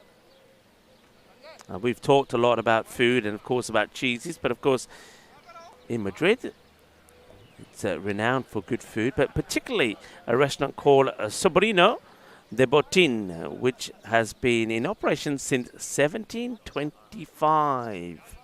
And it is believed to be the world's oldest continuously operating restaurant. And distinguished establishment offers authentic Spanish cuisine. Sobrina de Botín, there in Madrid, of course. We were in Madrid also not that long ago, of course. John Woodward and Madrid CC were there at the Alipa Stadium. Beautiful setup there as well. We have been to some lovely places. And it just so happens that a lot of them have been in Spain recently. Alipa, wonderful ground there, wonderful stadium, baseball stadium.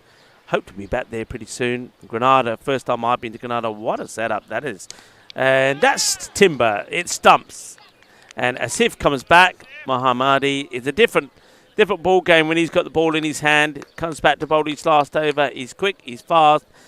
And it's good to see that against batters who are kind of lower order, that he's concentrating and just hitting the stumps, and he does. Gets that straight through. Timber!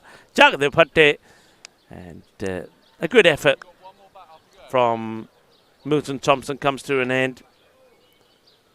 15 off 11. And it gets done by a quick, fiery, spicy straight delivery from Asif. Another one goes. And John Heesom is saying tuna, sweet corn and mayo for me. You having that today? I might be having a little bit of that, John. Probably not going to have too much time to eat it. I think I might again have to wait till the innings break or that third match, because this one, it'll be interesting to see what time it's going to start. Certainly not going to start at the scheduled 4:15. I get the feeling it's going to be more like the 4:30 mark. Still got a fair bit to go. 112 for 7. I suppose they could. Quarter will be bowled out pretty quickly.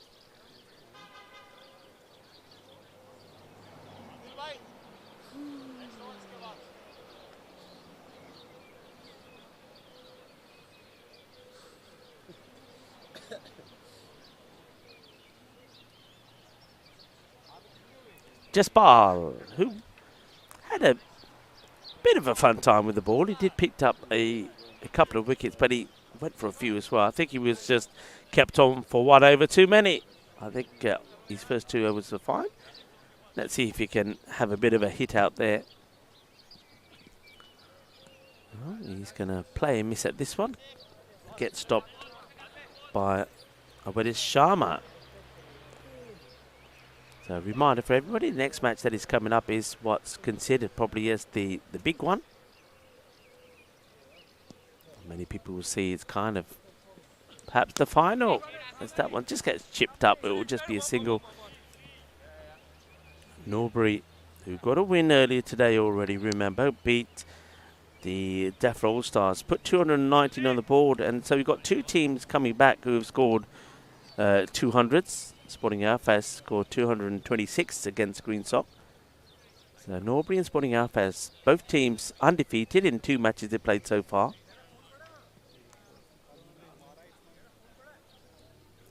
And that match is down to start at 2:15, but I think it might be again a bit like what we saw yesterday, starting more the half past the hour mark.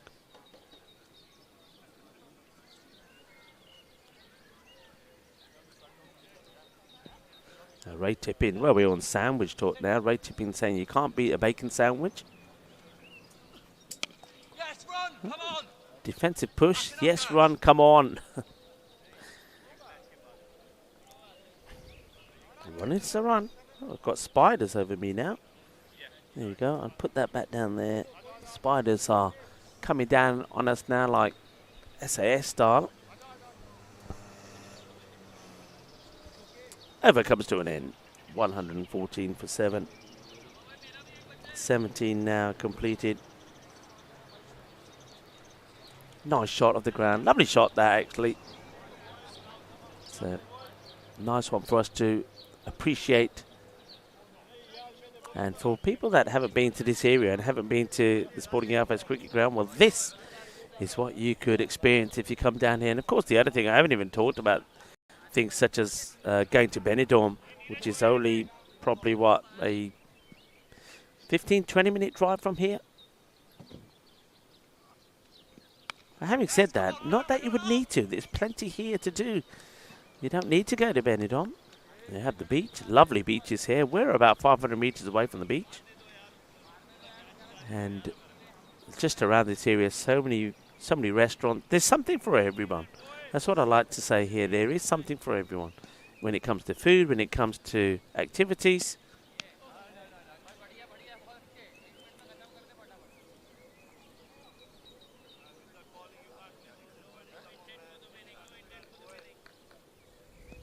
Rafi now turning his arm over as well, and it's going to be played out for just a single. Jolly Heesum saying, yeah, bacon sandwich, you've got to have the brown sauce. He's putting a brand name in there as well. Yeah, brown sauce. Brown sauce. I think for me, if you're having a sausage sandwich, sausage and bacon if you like, I'm not fussy. But yeah, it has to be with the brown sauce. Well, if you're going to, go on then. Sausage, bacon, and a fried egg. Might as well go the whole hog.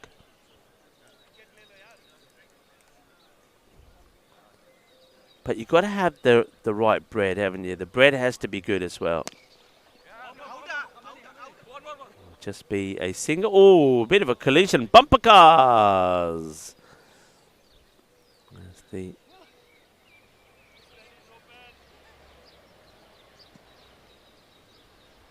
bowler and the batter bump into each other. Jaspal going into Rafi.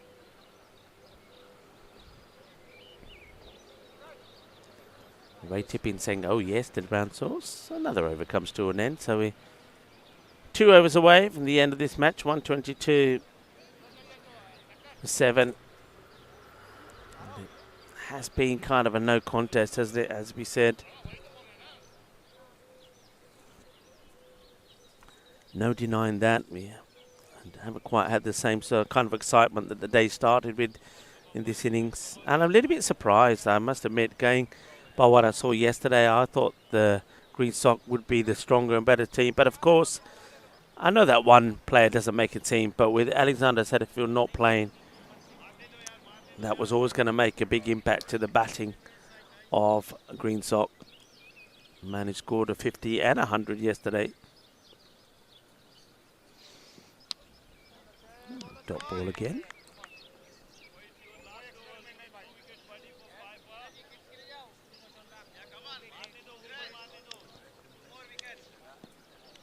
I mentioned already some of the things that this day is known for. Back in time, big swing. Oh, this could be trouble. It's going to be trouble. It's going to be out. There was probably no need for that.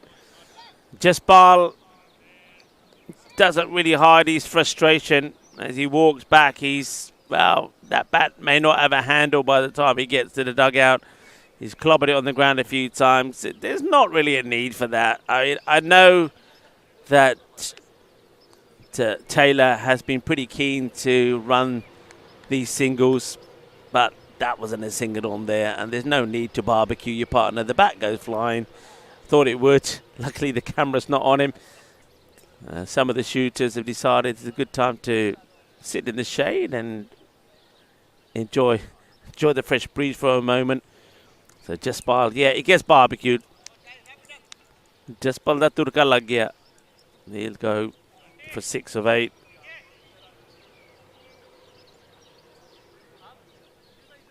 It's run out, never a run on there. Jaspal was never going to make it. A new batter, better be careful. We'll get bat on this. We'll take the single.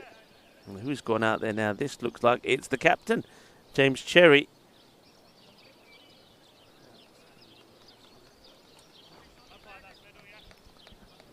So this is Niraj who's bowling. He's last over. He has taken 3 wickets, 3 for 15. We haven't seen a 4-for in the tournament.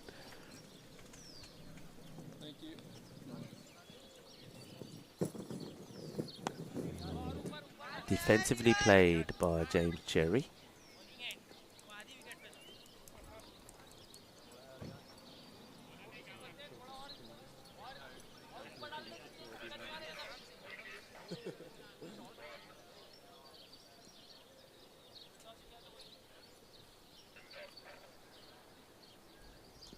Uh-oh. In trouble. And taken. Niraj will enjoy the taste of cherry because he will pick up his 4th wicket. He's got a ball to go, so he is on a Michelle Pfeiffer. And I think that might be it, actually, because that's the 9th wicket. He won't get a chance to get his Pfeiffer because don't forget that Alexandra Setterfield is not going to come out to bat. Now, I know that the 12th can bowl, but he cannot bat. So Basson cannot go out there to bat because he wasn't listed as one of the players. Alexander Setterfield was. So that will be the end of the innings. So the innings comes to a close. And Niraj Parekh will finish with 4 for 15, the best bowling figures that we've seen in this tournament so far. Well done to him. And unfortunately, that also means that there's going to be one of these right at the end of the innings as well. Yep, there's going to be a wicket. So, going to be a duck there for the captain. I think that was the captain who came out. Yeah, captain comes out. So the players come off and come on, Wiki, you can run off with them. I don't want Wiki not to be there. Well, Wiki doesn't seem to be wanting to play ball at the moment, so Wiki's not coming. We saw him once, but we can't see Wiki again. He disappeared. Maybe Ali can get Wiki on again. I can't get Wiki on. Let's see. Let's give him one more try. Wiki, are you there? No, he's not. Wiki's not there. So, time for us to take a short break. I'll try and get an update on the timings here. I get the feeling it's probably going to be similar to what we had yesterday. So, just to give you an update, we feel that next match, a very important match, a big match, the 2 undefeated teams, Norbury and Sporting Belfast, will probably start on the half hour. We're already 18 minutes past 2, so well done to shooters. They're going to be very happy with their performance, and with the Green Sox, I just think they're going to be bitterly disappointed. Just 123 they score. They let themselves down in the field. They let themselves down the way that they didn't back and support the bowlers. So that's going to be the end of the match. It's time for us to take a short break. But remember, we will return, I think, in about 10 minutes' time for the start of the next match, which, of course, is going to be match number 7. A very big and important match coming up. Rico Full here, along with the rest of the gang. Join us back when we return, probably in about 10 minutes' time.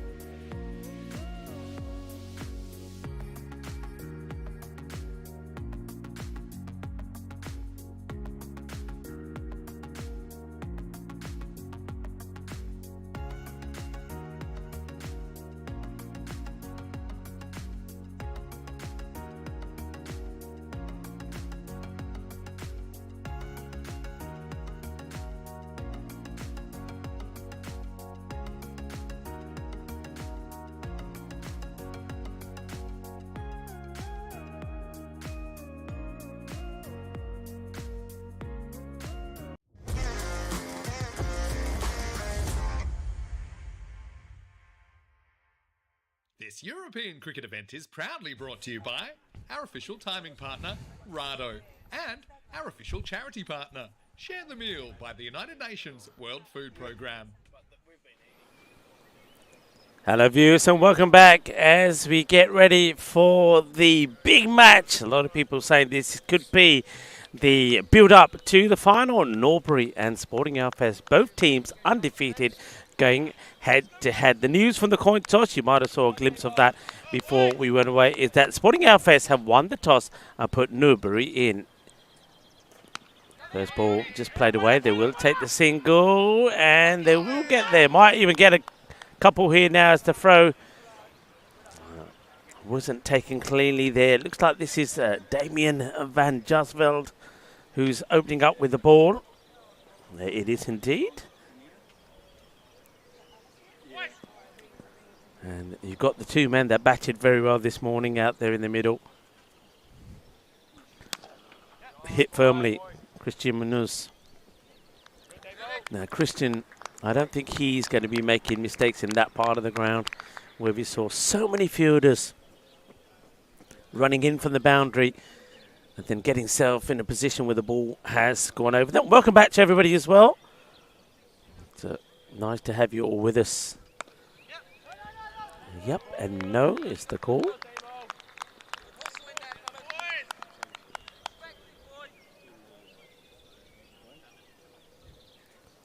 So we got Durav Mali. Remember, he scored that fine 130, not out. He's out there at the moment. And another shadow note. Two teams with two different shades of blue out there at the moment. The Sporting Outfest, a very dark sort of navy kind of blue. And the slightly lighter shades there from Norbury. Great fielding. Exquisite, extraordinary. Had four written all over it. What a good stop that is. Asad Raza making a fantastic stop.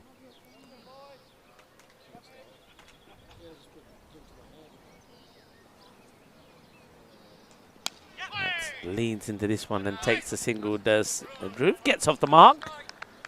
And also, it's just a single that completes the over. 4 off the first. Earlier today, we saw Norbury get a win over Defra Stars. Drew Marley scored 130, not out of 65. And his partner out there with him, Ravi Dahia, scored a half century, 55 of 35 deliveries. They were the main contributors with the bat. But we do know that Norbury do have plenty of other batting in there as well. But they need a good start. And also, they will believe they need to definitely get past the 180 mark against this very strong Sporting Outfest side. Sporting Outfest also, of course, playing at home to have that home advantage.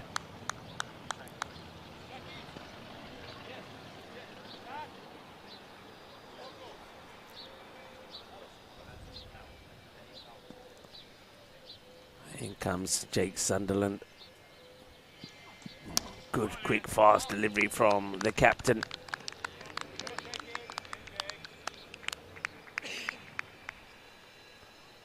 Good support here for the home team. There's plenty of Sporting Outfest faithful have turned up to watch them play. And they'll watch them play 2 matches. This one and the one after. It's played nicely. Bobbles away to Christian, just a single.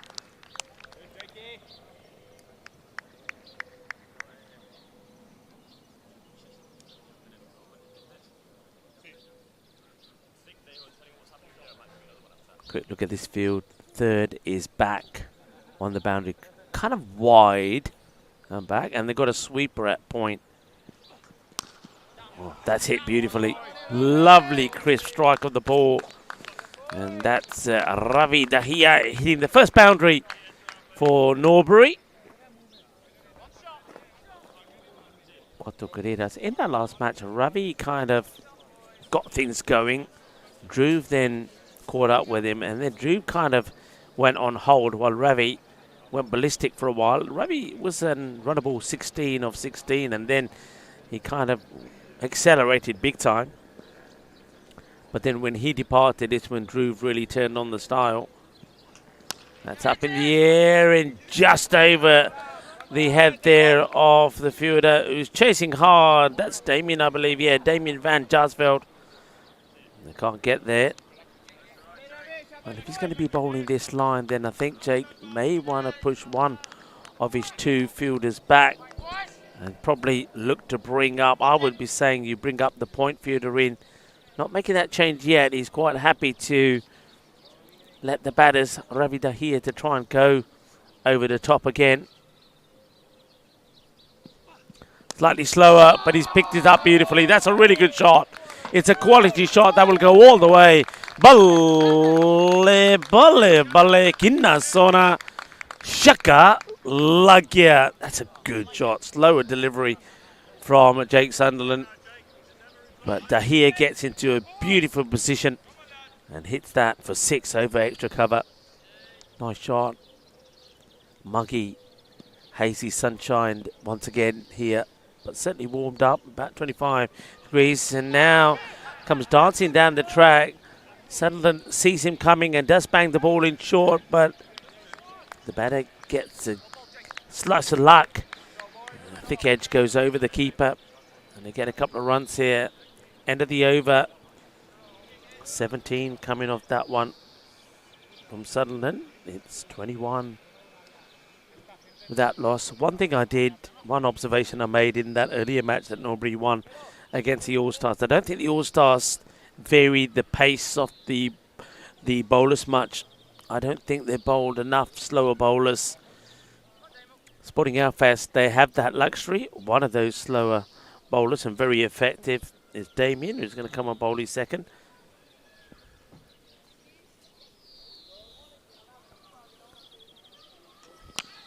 Gone, gone for 6. And that's 6 runs, 6 carreras. You're always taking a bit of a risk, aren't you, when you're going for these shots, especially with Christian, who's patrolling that part of the boundary. Well, this one almost ends up in the sandwich of, I think it's one of the shooters players that's trying to have his lunch in peace. Well, he almost ends up with a cricket ball in his burger patty. That's firmly hit. It'll just be a single this time.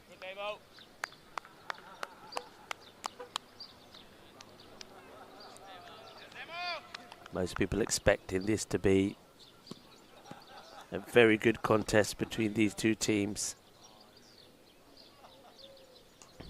It's a bit of a loose delivery, just worked away. Doesn't try to hit it too hard. There's the fielder out on the boundary. It's just going to be a single. That's Nisar who does the fielding.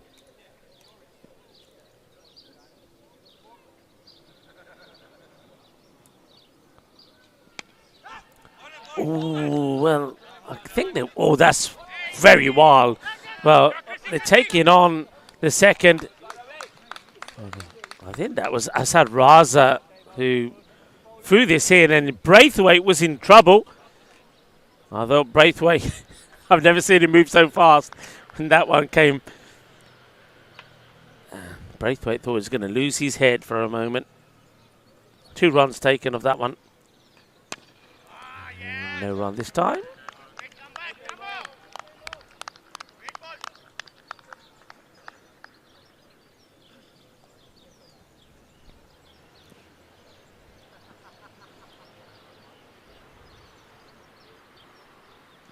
It's played nicely in the gap. Chases on. Ándale, ándale. Iba, pero no puede. Eso es 4 carreras. Let's Mike the Plumber, who's joining us as well. And following from 34,000 clicks over the Atlantic. Well, I did hear you were going on a bit of a cruise. Micah, I hope you're having a wonderful time. And thank you for tuning in. End of the over, 35. Without loss after the first 3.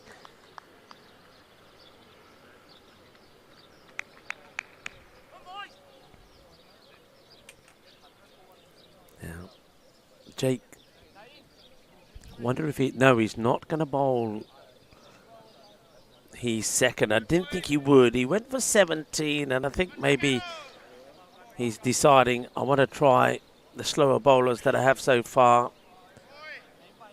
And he's going to go, waste no time, going to Waka Ashraf.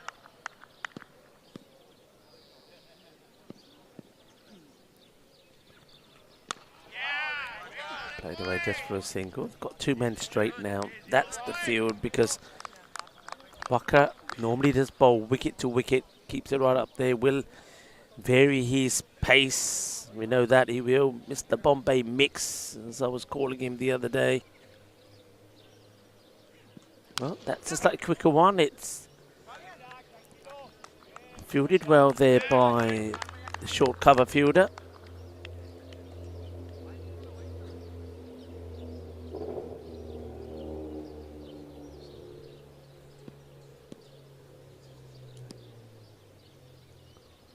That's that slower one, but is it too wide? Well, they're asking the question. It's worth a shot, but I do think the batter did have the bat down. Tyrone Melion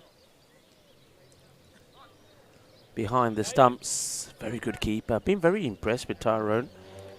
And he can bat a little as well. He showed that the other day too.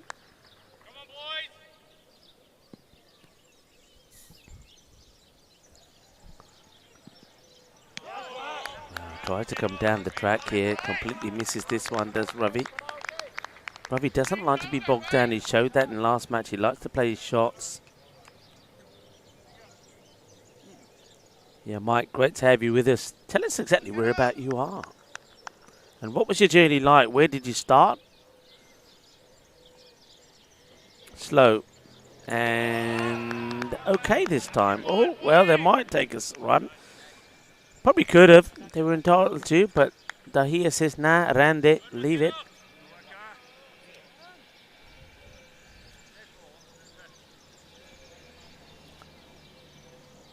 Nobody on this leg side boundary, just the 2 men straight. That's hit well. Jake Sunderland's got work to do. Slides, saves the boundary, saves 2 runs. Over is called there by John Howden. The 2 Johns are the umpires. We called them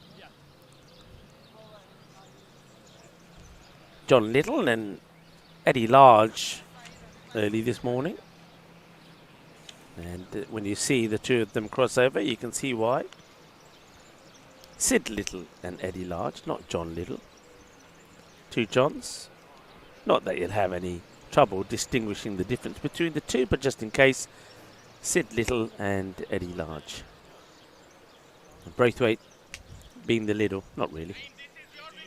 Braithwaite, lovely character, great to see. It's always great to come to Sporting Alfast and see some of the characters of the game as well, and John Braithwaite certainly is.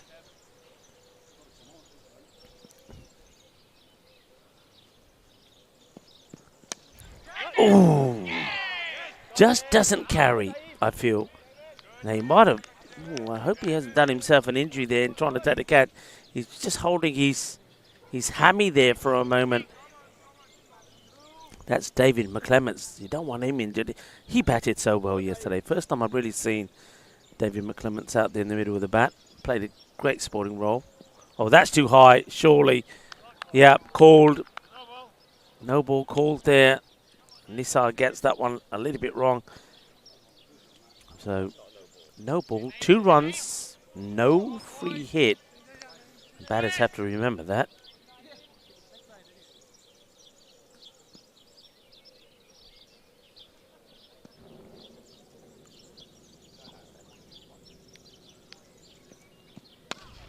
Firmly hit, just wide of the fielder, going to be 4 runs.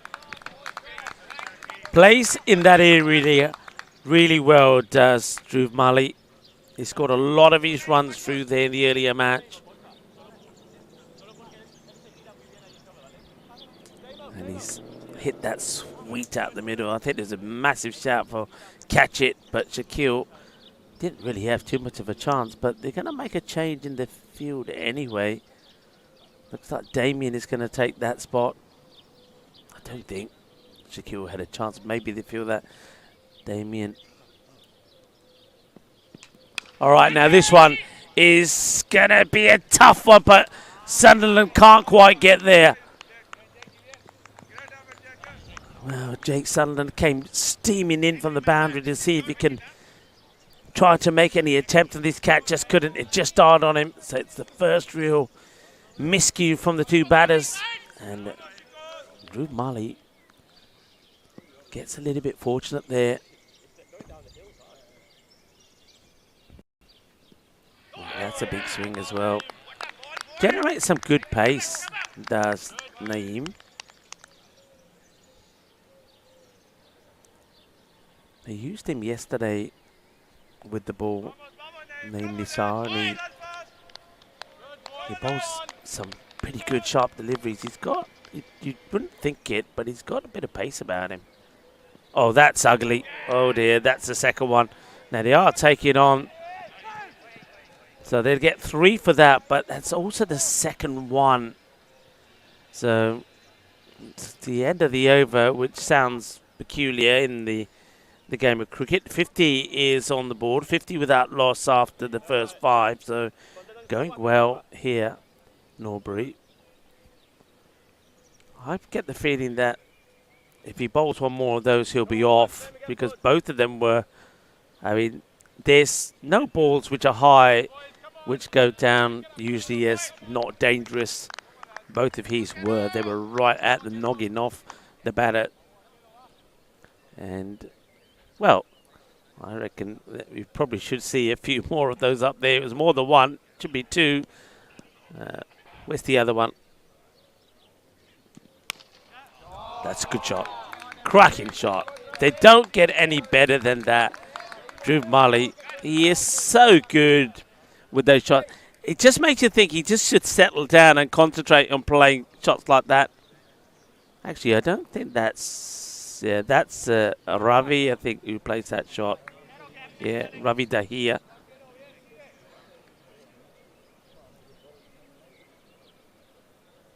Yeah, Ravi is on strike. We'll just get that sorted in a moment. Well, it might take just a little bit longer now. That gives me time to go to a question that I put out in the chat a little bit earlier. The question was, who became the first bowler in Test history to take consecutive 7 fours? So that was my question. And a welcome to everybody that's joining in the action. We're just trying to get something sorted here. I get the feeling they might have just got the batters the wrong way around for a moment. So it's worth getting that right so we don't have any problems a little bit later on. So that was my question. Who became the first bowler in Test history to take consecutive 7 fours? Just going to leave that out there for a moment. I'll let you think about it and come up with your answers. Thank you for joining us. I want to say a big thank you to all of our viewers that are joining in from all around the world. We've certainly enjoyed your company this weekend. Looks like we are ready to resume. And of course, keep your questions coming in. Do get in touch. And just over. Oh, that was so close. Just over the infielder. He gets as high as he can, but if only I was a little bit taller, is what Naeem Nisar is thinking. I think he might have landed quite heavily on his ankle as well. That's probably another reason why it took a while to get up. And then, meanwhile, Christian was sliding and diving on the boundary to try and stop the boundary. He couldn't. And Ravi very close to, once again, losing his wicket. Living a bit dangerously. And this time it's full pace on.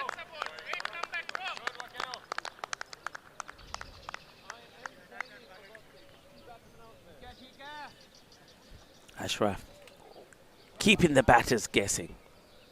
The slow one, the quick one. And maybe this will be the shorter one. It is. And he's got hold of it and he sent it big. Balle, balle, balle. Shaba, shaba, kinda sora. That has come sweet out of the middle. Boom! Jack the Bhatte style. Ravi Dahiya. Changi Bon Kutia. That's gone a long way. Es una golpe grande. Creo que falta una pelota. The umpires will just wait. If that one doesn't come back, I think they might have to get another ball out there. Yeah, it looks like Lars is going to see if he can find it. Meanwhile, I think another ball will be sent out. 63, it's a flying start. These two, of course, batted very well together in the earlier match. I think they got past 100, mark 100 and something, 20 odd maybe for that first wicket.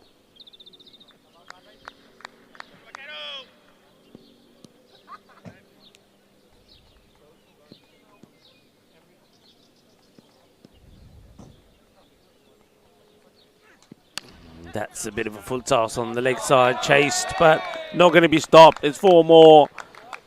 And Naeem Nisar, well, he's diving, he's jumping, he's leaping, he's sliding, he's chasing. But he can't do anything to stop this flow of runs at the moment. Ravi Dahiya going well, batting with no fear at the moment. There's that slow one, which is going to be left by him. It's going to be a dot ball to finish. Didn't fancy taking that on. Then knew that he was isn't in the right position to play the shot. So 67. So that's the end of the power play. So it's an opportunity now for Sporting Belfast to perhaps start to make some subtle changes to this field. You can have now 3 more men go outside. Where would you place them at the moment? Hello to Denny, saying hi to me. Saying hi to Cherry. Una golpe grande, says Plamares. That one went big time into the pool. The pool is being worked on at the moment. That's why we don't have the ducks that we normally associate Sporting Belfast with. It's had a clean. You see that from time to time. Going to get ready for the next few weeks, I would imagine. And I would imagine it probably does need a good clean now and again. Fraser. The young man being brought into the action pretty early here. Fraser Tierney. He's bowled well so far in the tournament. He's been picking up wickets. Tosses this one up. That's played firmly along the deck. The field makes it same. So quick check on this field now here to Tierney. So that's one of the fielders on the boundary. That looks like that's Damien who's back there. So he's sweeping in the cover. They've also then got an extra cover. Ooh.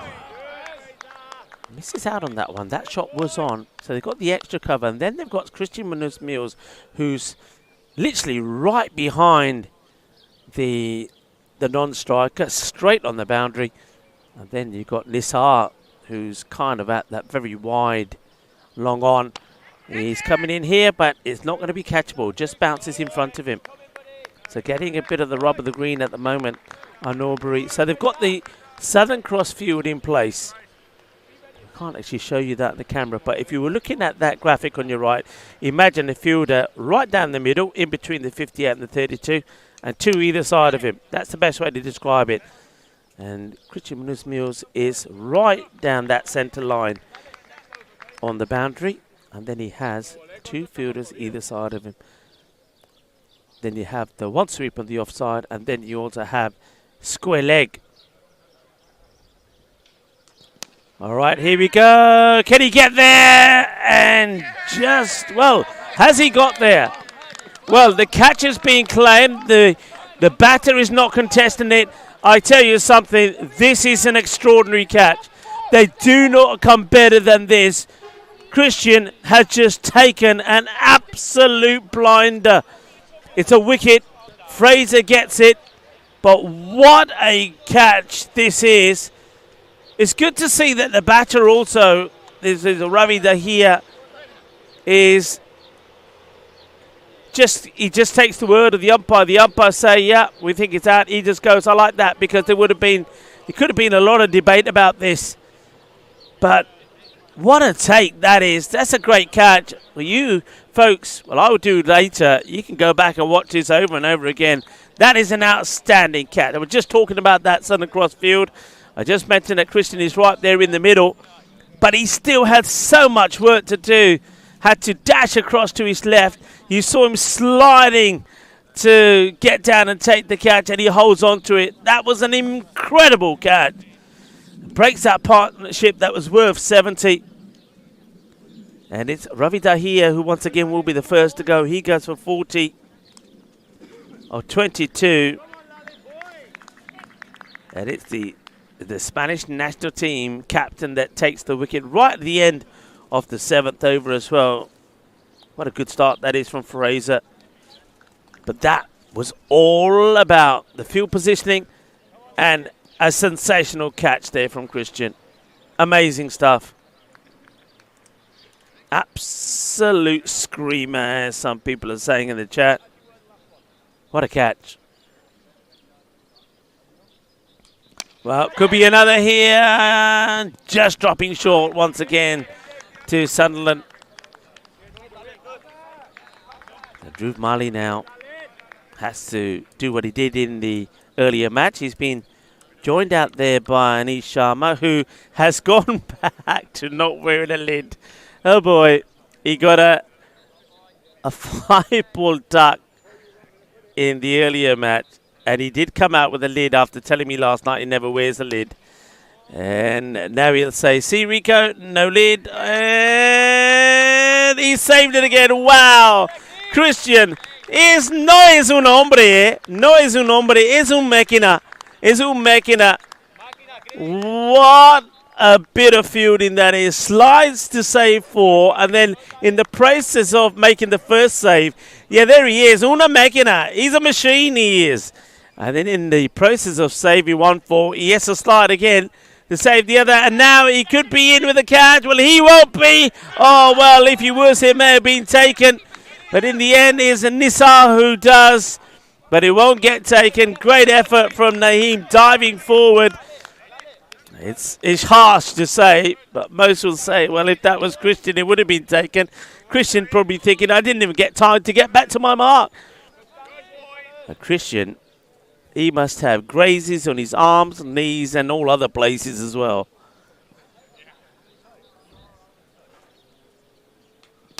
And Sharma, we know, only plays one way. We saw this from him yesterday. He comes out, he swings the bat, and gives it everything. Marcy's got a bit of grub here now.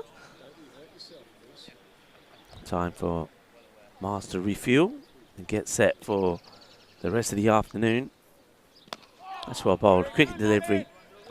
Oh, gets through one, but not through the other. Great sweeping there from, that's Damien, I think, who's on that boundary. Lalit Sharma is doing the bowling here now.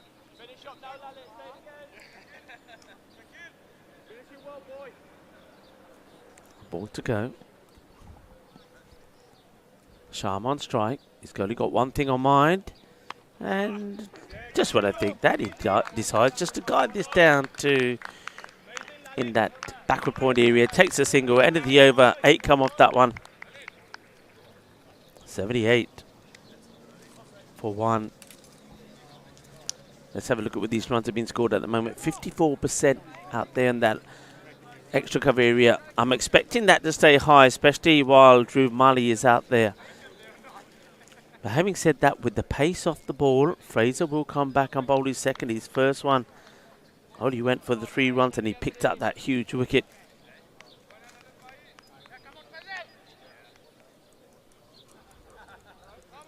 Let's see how Sharma goes to him. I can see Sharma really charging him.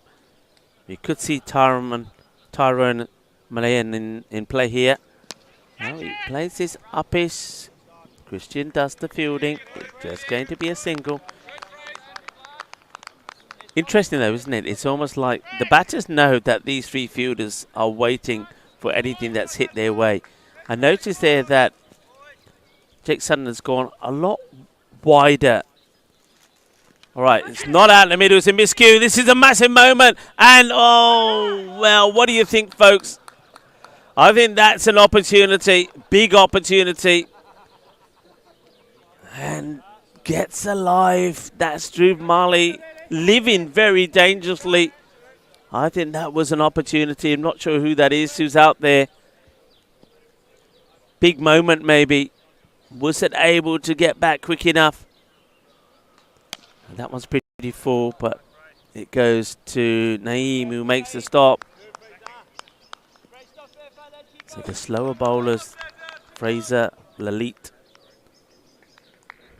And before that, Waka Ashraf trying to just slow the rate down a little here. Flatter delivery, well bowled. Good variations from Fraser. Hold it, hold it, hold it. Here's the shout.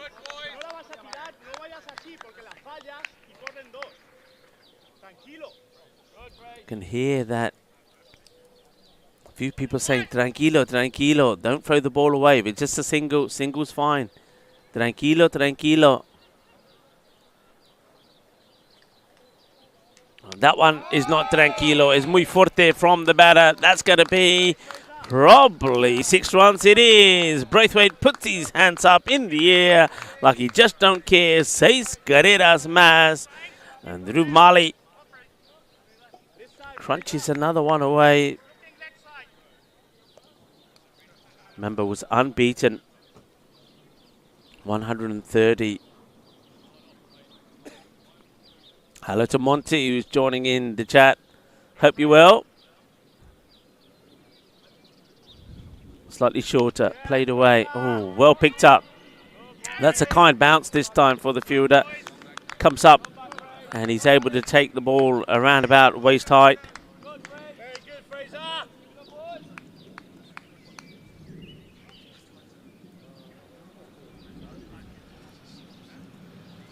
End of the over, 89 for 1. 9 overs complete. So on that sort of, I said before, they'll want 180 plus. And the expected score staying around the 198. But we know that a couple of wickets could change that pretty quickly. Lalit Sharma.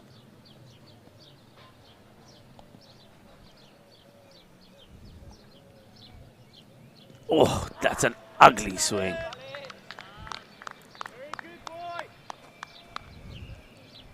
Naeem. He's not there to hang around. His job is to go out there and try and hit out. Hit out or get out. Hit that firmly. Sunderland will do the fielding.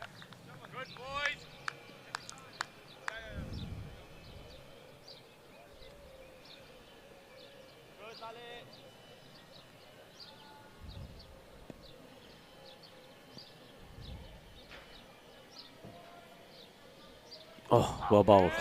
Good delivery.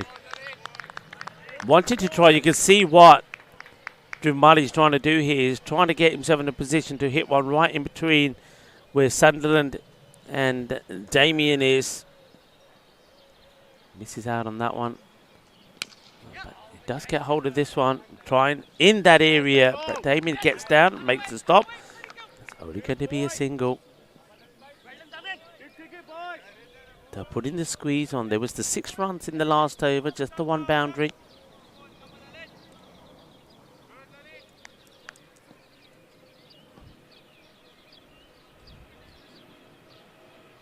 Oh, well, what's this come off? Why does that come off? It's got to be bad. And they're not really running hard here. They're only going to take a single. That is terrible running. That is awful running, it has to be said. Doesn't get anything. It's going to be buys. There's 2 runs there all day. I mean, I know that Naeem Sharma is probably not the quickest of runners, but you got to be taking 2 there. The fielders were playing around with the ball on the floor. Clever shot, but no run. And he has to get back. Good call on this occasion, I think, from Naeem. I keep calling him Naeem. Beg your pardon. It's Anish Sharma. I don't know where I've got the Naeem from. I think I'm getting my names mixed up. I'm getting Naeem Nisar and the Sharmas mixed up. But yeah, it's Ali Sharma, of course. Probably because there's so many Sharmas. Sharma doing the bowling, Sharma doing the batting. Lalit Sharma finishes the 10th over, 92 for 1. So let's go back to my question, the answer. So who became the first bowler in Test history to take consecutive 7-4s? So 2022, another Test, another Keshav Maharaj 7-4. South Africa completed a 2-0 clean sweep over Bangladesh when they won by 332.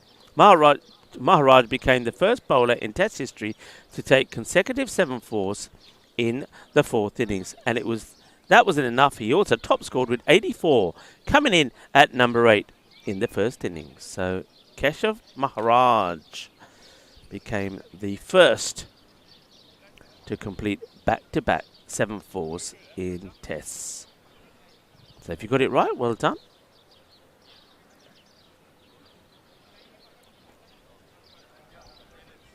Well, some damage to the stumps that are being sorted out here at the moment. 2018, Afghanistan wicketkeeper Shafiullah Shafaq broke Ravi Shastri's 33-year-old record for the fastest double century in first-class cricket. That was back in 2018. Right, Braithwaite, looks like a man with a purpose. Give us your hat, young man, as we're ready to continue.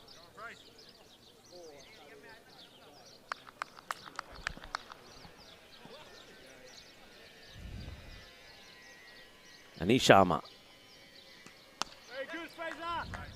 plays that well, all along the deck. So one thing that Sporting Outfits have managed to do is stop those boundaries. That last over from Lalit. Just 3 runs from it, one of them being a bye. That's played nicely, but they can't find this space. Now this is one thing I was talking about yesterday when Sporting Outfits did so well against Greensock in the way that they set the field. And I remember saying the teams will have to look at this field that's been set and find how they can pierce it. And the only way really you feel is over the top. Well, he tries. Naeem takes a catch, and that's the wicket. And Sharma will go. Good technique this time from Naeem Nasir. And of course everybody goes to the bowler. Well done again to young Fraser Tierney. And certainly keep an eye on this youngster, I'm telling you. Saw him for the first time November last year, and he looked the business, he looked the part. And of course there was a lovely moment, I don't know if people remember it, in the Spanish national finals when it was Atik who was given the MVP award, and he just turned around and said, you know, no, I'm going to give it to this young man. And he actually gave him his trophy. And I think it's because he appreciated the talent that this player has. And I think having seen him play in the national finals and seen him here in this tournament, you can see just how good a prospect he is. This boy is going places. It'll be a single. Fraser, 2 for 16. Thing is also, it has to be said, and all spin bowlers will agree, that they need the fielders as well. How many times have spinners worked their trade and been let down by the fielders? But the good thing for Fraser is that in this Sporting Outfits side, he's got the fielders to back him up. That amazing catch taken by Christian to get the first wicket was quite sensational to get and remove Ravi.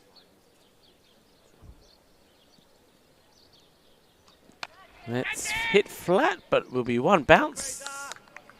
Stopped by McClements. Pankaj. Pankaj Moore has come out at number 4. Ended the over. Another good one from Fraser, he gets a bit of a fist bump from Lalit Sharma, who now goes to the bowler centre to take his place. So they have slowed the rate down quite considerably. Remember when we were looking at this at one point, it was 190 odd was the expected score, 198 I believe. That was before that first wicket fell. And now it's down to around about the 180. Ooh, that's popped up. Just wanted to guide this away, but it's come up more than what Pankaj was hoping it would.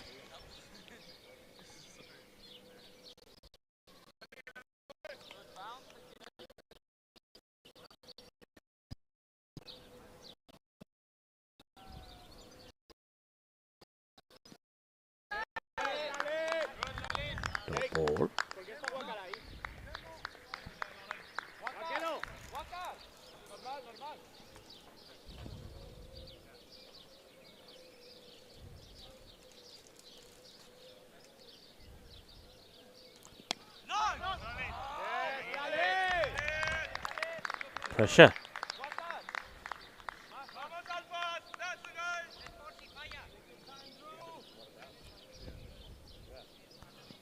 100 on the board.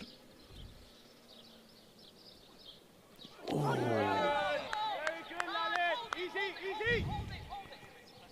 Just buys. You can hear Sporting Alpha hold it, hold it, hold it, hold it. They don't want to throw anything away unnecessarily. They don't want to give any extra runs away. Interesting phase of this match. Lalit, he'll have an over after this. Fraser has bowled 3.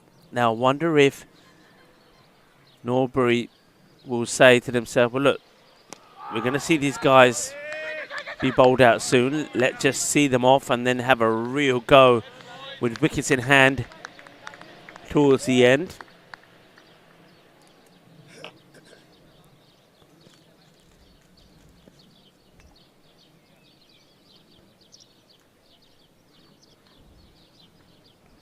Oh, tries to get funky. The shot that we have seen him play, he can play this, Kendrew, but that was well pitched up right at the start. Just have a look at what's happening at the Manhattan there. Just look at the first 6 overs, 67 came from it, but then look how the blocks have got smaller and smaller and smaller. The spin has done its job. Fraser will bowl his fourth. I wonder if they go after him here. I get the feeling that you got 2 options. Tiki-taka, get a few singles, see him off, know he's done with, or really try and go at him brutally. Well, if you're going to bowl it there, there's only going to be one result. It's going to be boom, shaka time. Pankaj gets a gift. Gift wrapped from Fraser. Just try to go a little bit fuller there, but it ends up being a full toss. Done that a couple of times in this spell. You see that that one ends up in the kind of what we call the body zone, the chest zone. It's an easy hit, especially at that pace, and it does get put away. That boundary that sits could release some of the pressure that was on these batters. Pankaj gets the boundary away. And he might get another way as well. We will, because it's not another good ball. It's a full toss down the leg side. So he gets this one wrong as well. It's a good shot, though, also from Pankaj. Now, look at Christian. This is where Christian shows all of his qualities as a leader. He's going to take his time and just, look, that's the way to do it. There's no harshness. He comes over, says, hey, give me a high five. He said, you got this, son. Now, don't worry about those two. Go back to what you've been doing. You bowl really well so far. Keep it up. That's what a leader Christian is. All right, let's see.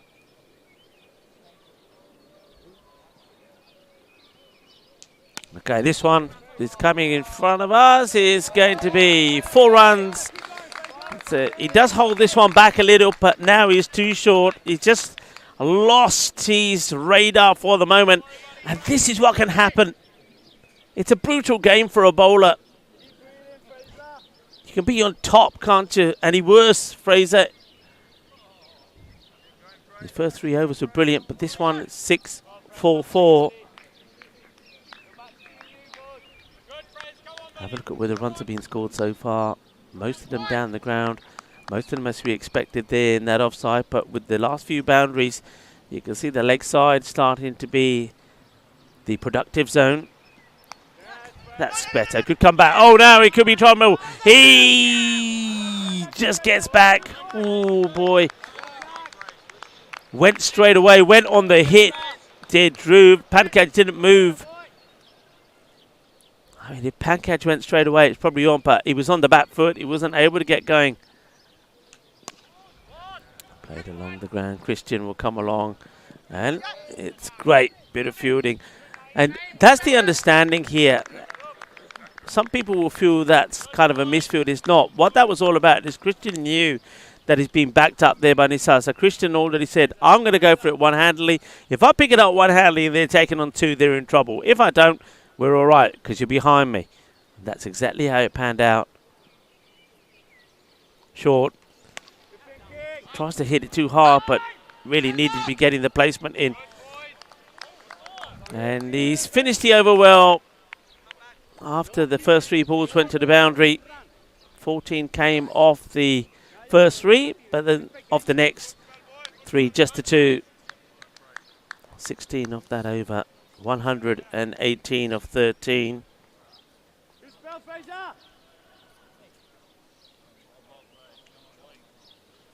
And 2 for 35 from Fraser. And despite that last over game for the 16, it's still a very good spell of bowling. And they're also going to bowl out Lalit. I wonder if his last over will also be a productive one. Kind of misses out on this one again. I get the feeling here that Dhruv Mali is just starting to get a little frustrated. 37 or 34. Pankaj Moore's come out and already going at a 200 strike rate. He's on 20 of 10. I think he just feels that unless he gets a few boundaries here, he's not helping his team out. Only get a single here. Lalit. Acrobatic dive and stop. Probably would have only been a one anyway. He has got, of course, bodies behind him saving the boundary.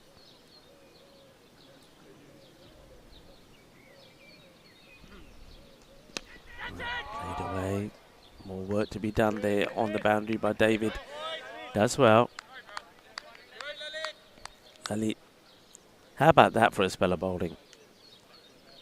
3 more balls to go, just 14. Hasn't picked up a wicket, but that's irrelevant. Just look how he's helped to slow down that rate.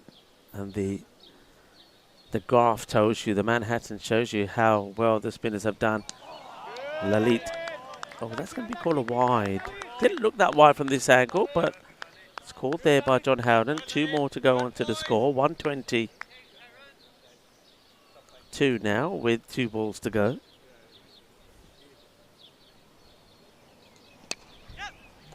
Only going to be just a single, unless there's a mistake from the fielder. Just get away from him, and they are going to take the 2. McClements. That just crunches him on the knee. He doesn't show any pain, only to us. It's going to hurt, of course it is. Let's have a look at these lines that have been bowled. Look at the golden zone, as I like to call it. A few full tosses in there, we know that, and most of those have been punished. But look at the Yorker length deliveries there as well. Now that's going to be a short one, but it's slightly quicker. And Dhruv not able to pick it. And excellent bit of bowling. 4 overs for 19. And, you know, depending on how this match goes, you could go back and look at those bowling figures and say that, you know, depending on how other things pan out this match, that could be player of the match bowling figures. No wickets, but only 19 runs. That's outstanding. And there's been 7 overs in total between him and Fraser that have really slowed down Norbury massively. But now, of course, Fraser's done. Lalit is done. Other players are going to have to step in.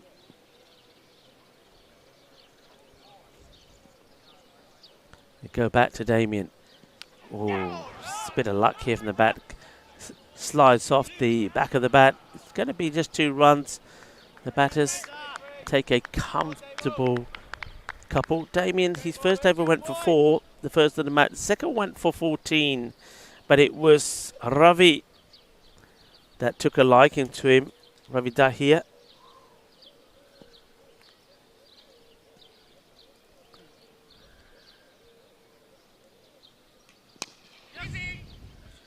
Firmly played, and oh dear, that's not good.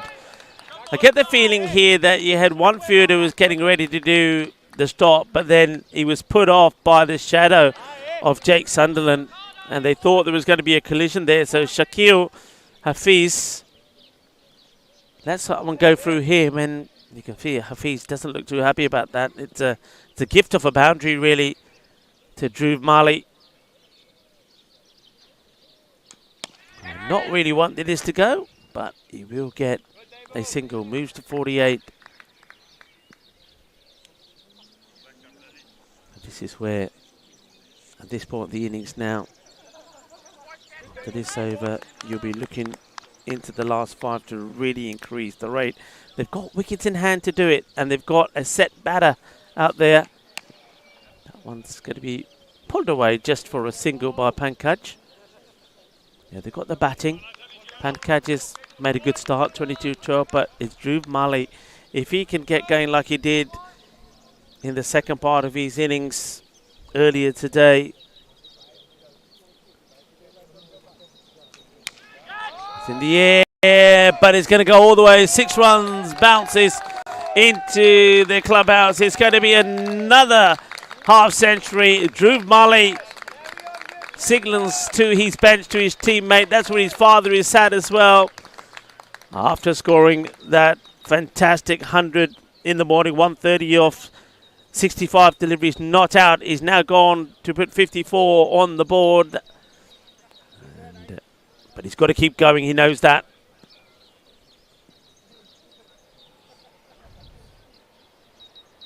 And he will keep going. That's going to be Seisman's Balle, balle, balle. Shaba, shaba, ginna, sona, shika, lagya. Dhruv Mali. पता नहीं अपना ना ध्रुव ने सवेरे सवेरे की खा के आया इन्हों मैंने लगता ना चोरी चोरी आलू दे परोठे मिले होने आ बट के शॉट मारदा बहुत तालक है कि जबरदस्त batting. Another half century from Dhruv Mali, 60 or 43. 145 for 2. Expensive over that one. 20 coming off it. That's what I was thinking. See off the likes of Fraser and Lalit, which they have done, and then go after the other bowlers. Sunderland coming back. It's a bit of a risk, this, going back to the pace, because I think both these batters might like it, but they haven't had to deal with some pace for a while. In comes the captain. Starts with a slower delivery and just sneaks this in. Jake Sunderland. Looks like a guy who's up for a fight. Gets that one past Pankaj. Quick check on the field. Got the Southern Cross field back in place.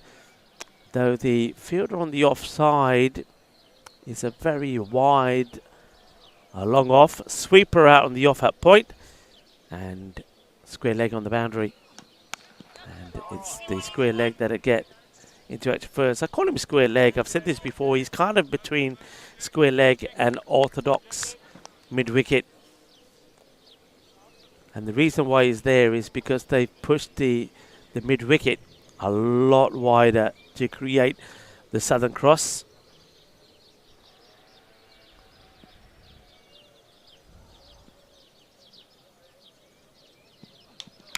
Wow, it's out the middle. It's a beautiful shot, using the pace of Sunderland against him. Lovely shot from Dhruv. He's starting to do what he did in the match earlier. I just asked the Defra All-Stars about it. They didn't know where to bowl at him. He batted all the way through earlier. Made 130 not out in 65 balls. And he's looking dangerous again here.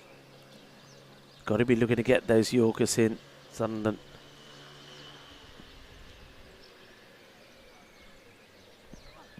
does try, but he's sprays this down the leg side. That surely will be a wide. And it is. 2 more to go into the score. Just having a quick look at the boundary there on the leg side. They've got 45 inside the circle. They've got orthodox square leg. But of course, anything aerial in that direction is going to clear them. It's worked this away to the square leg, who goes down in the process of making the stop. I said Raza does the fielding. Quick look at the bowlers that they could go back to here. You've still got Ashraf, that's got 2. Surely he'll bowl himself out.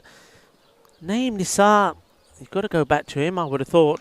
Full toss, hit hard, speak of the man, and he's put the catch down. And that's going to be 4 runs. That's 4. Yeah, 4 runs. The catch goes down. It wasn't an easy one. He was running from left to right, gets the dive, and the ball goes in his hands, but escapes. And then in the process of saving the boundary, his legs do touch the line. At the same time, he's pushing the ball back. So that is 4 runs. That's an opportunity that gets missed. Oh boy. And that was Pankaj who gave a chance. It wasn't taken. The over comes to an end. 159 for 2. Sunderland, the captain. He's got to make some changes here about who to bowl. He's going to stick with Damien rather than make a change. I thought he might have gone to Naeem Nisar, but not yet. Hit hard in the air. Christian getting round. Somebody's going to call this, and they don't call it. And he's going to go for 4, I feel. Or is it? No, he just stopped before the rope. The batter keep running. There was no call here. And I think here that Naeem Nisar might have hurt himself in the process. That was a massive moment in the match. Christian Munoz-Mills and Naeem Nisar collide. Well, if you're Nisar, surely you just leave it. You know Christian's there somewhere, but he didn't know how far away Christian was. And I think here that Nisar has come off worse off. All right, here we go again. This time, Christian looks up to see where Naeem Nisar is. I think Christian has also hurt himself, you know. We know that Naeem has thrown himself around trying to take catches. That's probably the 3rd one that's gone down. But Dhruv getting dropped. Massive moment in the match.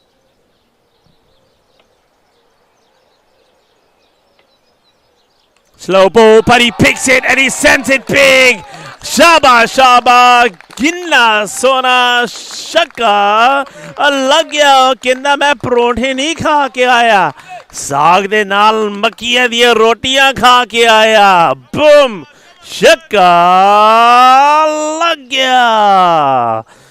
Dhruv Mali, is he making this day all about him? Just looking to my left, I can see that Nisar Naeem certainly is struggling. I can see Christian also on the boundary. He's rolled up his trousers to check his knees. They're bruised and battered, they are. And Damien bowls this one. Oh, that one's caught the fielder on the chest. And that's going to go for 4. Boy, oh boy, what's going on here? They can't stop these boundaries. They're colliding into each other. They're falling apart. They're breaking each other on Sporting Alphas. That one has come off the chest of Shakil Hafiz and still managed to go to the boundary. Look how quickly the equation has changed. The 180 expected score has now gone back to 200. Have a look at the Manhattan. Smashed. And well fielded this time by Naeem Nisar. That one was coming our way. Damien, he's gone for over 50. It's not often that you see that from his spell of bowling. It's going to be just a single this time. Fielded well by David McClements. And end of the over, end off an expensive spell actually from a bowler who's normally very economic. Damien Van Justveld will go for 54. No wickets for him. 17 overs complete, 175 for 2. But of course, remember there was those chances there.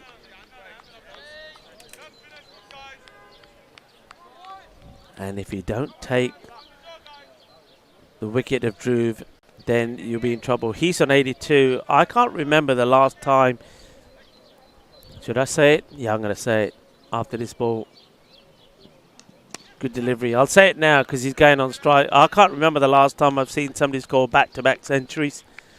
And I can't remember if I ever had the pleasure of calling it in T20. That is what we could be seeing here. Everybody's going to say the commentator's curse again, but I think you guys have been saying that all the way through this weekend. It hasn't happened yet. It might happen here. He's had a lot of luck in this knock. It's not like the knock earlier. But will it see him through? He gets this one off the pads, is it? Let's see what the umpire signal. No, it's off the bat. It's 4 more. So he moves to 86. Well, and this Kevin Lawton, it's time for him to do a little bit of fielding. Kevin is doing his Santa workout. He'll be ready for Christmas, don't you worry.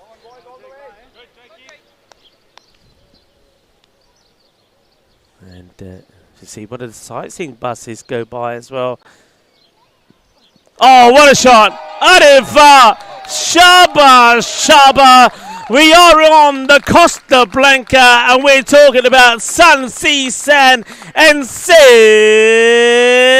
cricket. You can bring that sight touring bus back. Do a U-turn. Come back. You don't want to see anything else but what you're seeing here. The cricket is sensational. And Dhruv Mali, he is full of confidence at the moment as he moves into the 90s. Wow. 220 runs so far in the day. He chases a wider delivery here. I am surprised with Sunderland here. He does bring himself back. Now look, if he picks up a wicket, fair enough. But I was surprised he went back to Damien. Damien got absolutely hammered. Sunderland, I'm surprised he's come back. You got other bowlers there as well. You could have gone back to the slower stuff for Waka Ashra. You could have gone to Nisar.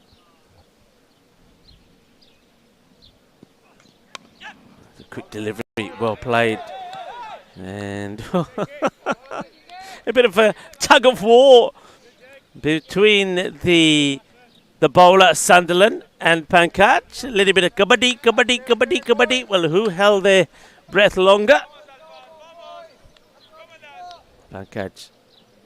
Well, this could be interesting. Pankaj is probably now a little bit fired up after that little tussle with Sunderland. Sunderland, can he get that Yorker full and straight? You got to go full and straight. You know he's after you. Well, he delivers a Gandhi ball. It was a Gandhi full toss. Maybe it was the attempted Yorker. That's going to go all the way. It's going to be 6 more. देख लो इतने ना दोपहरे चंगी कुट पै रही है bowler नू छित्तर पै रहे हैं चंगियां जुत्तियां पै रही हैं. And 191 for 2. 2 overs to go. And David McClement is saying, don't worry, it's in the pond. You're not going to get that unless you're going to get your wellies on. And a lot of things happening in the chat. Sorry, apologies to the chat. I'm not really... Well, there's so much been happening here the last few overs. And Chris Smith was saying Rika needs a hard hat. I think because of those balls coming in this direction. I get you. What else is happening here? Oh, the Benny Hill moment. Well, it wasn't funny. I think they're talking about the collision there between Christian. And this is going to be stopped. So there was a shout out from Ayush Sharma. Says, can you please give a shout out to the children of Anish Sharma? Yeah, of course I can. Anish Sharma, कितना बच्चे हो ठीक ठाक हैं कितना game enjoy कर रहे हैं I hope you're proud of your father. And a shout out to you from me, Rico Fall, slower ball. And it will just be a single, so they do go back to Ashraf. But he's not going to bowl out his full quota. I find that quite strange. There's the captain who made those decisions. And बच्चियों एक गल नहीं मान लो मैंने पता और ये जब हेलमेट पाई सी ना रन नहीं बनाए पर अपने पापा ने कहा ना जब भी खेलना ना हेलमेट पाओ. Yeah, just saying there to the kids of Anish Sharma. I know it didn't go well with him taking it on. In comes the throw, but I think he would have been better off maybe trying to go at the bowler's end here. But you can see why they're going at Dhruv Mali's end. They want to try and stop him getting another ton. Yeah, we're just saying to Anish Sharma's family, I know it didn't go well when he wore the lid, but try to encourage him to do so. Slower, and he gets it. Now where's this one going? Is it going to go all the way? It will go all the way. We have seen something quite amazing here. We really have. We have seen something sensational. Back-to-back centuries from Dhruv Mali. If you thought he did it earlier and it was a bit of a fluke, think again. I've never seen anything like it. I have never seen somebody in T20 cricket make back-to-back centuries. This is a first for everything. Dhruv Mali, 130 not out earlier against Defra All-Stars, and he's done it again. कितनी अच्छी batting आपने ध्रुव माली ने की sensational. इन्हों अजनन देख के सनो बड़ा मजा आ गया, स्वाद आ गया. He ain't done yet as he plays this away. And Dhruv wants to take two. He's going to take it on as well when we get there. बहुत अच्छी बैटिंग. मैंने पता नहीं की खादा पूजा भी कितना होना ना सवेरे सवेरे. की पता साग दे नाल मक्खियां रोटियां दाल दे नाल मक्खियां दी रोटियां माह दी दाल आलू परोठे कुछ तो खा के आया. अब मैनू भी लिया देने सी ना दो तीन. मैं तो कुछ खाता नहीं इत्थे हाले भुक्खा बैठा. That's it, played well fielded.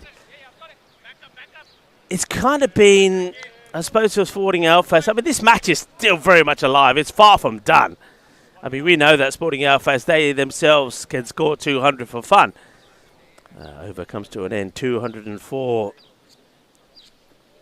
for 2. So it's far from done. So there's still a lot of cricket to be played in this match. But you just feel there's that period of time. First of all, that was the fourth over from Fraser. I think that's when it started to happen. 16 came off that. Lalit Sharma, his over was fine. But then Damien coming back onto bowl. But not just bowling one, but coming back to bowl the second. He went for 21 over. And they went back to him again. And he went for around 20 again there. I don't think that was a good call. I think Sunderland staying on wasn't a good call. Played out, sensibly played. Just pushes it away. We'll want to come back for a couple. And the only thing I can guess here, Naeem bowled 1 over for 9 runs. Waka is not going to be complete his spell. He's 3 overs gone for 37. The only thing I think of, maybe Naeem Nisar, maybe because of all the diving and sliding he's done, he may have picked up a bit of an injury that he can't bowl. Oh, this time it's a big wild swing. Well, every so often he's allowed to miss one, I suppose. So, Anish Sharma, hello to you and to the kids of Anish Sharma. Well, folks, I know that the last match was, yeah, you could say it was a little bit anti-climatic. Well, this one is anything but, and I think there's a lot to come. Ray Tipping saying, what an innings. Centuries galore, can you believe it? 2 of them from Dhruv. Scored 1 earlier, scored 1 here. Now, we also saw 1 for Anish Sharma. That was quite sensational as well, because it came up in no time. And then yesterday, we saw 2 as well. There's been crazy stuff. Really crazy stuff. And who else have we had here? They're saying the Marley Moore show with Pankaj out there as well.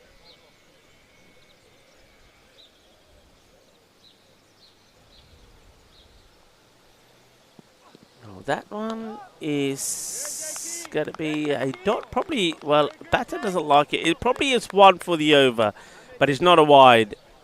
And I know we are into the last over. He's asking, well, do I get that ball again? No, one for over, you're allowed. Pankaj. Sunderland.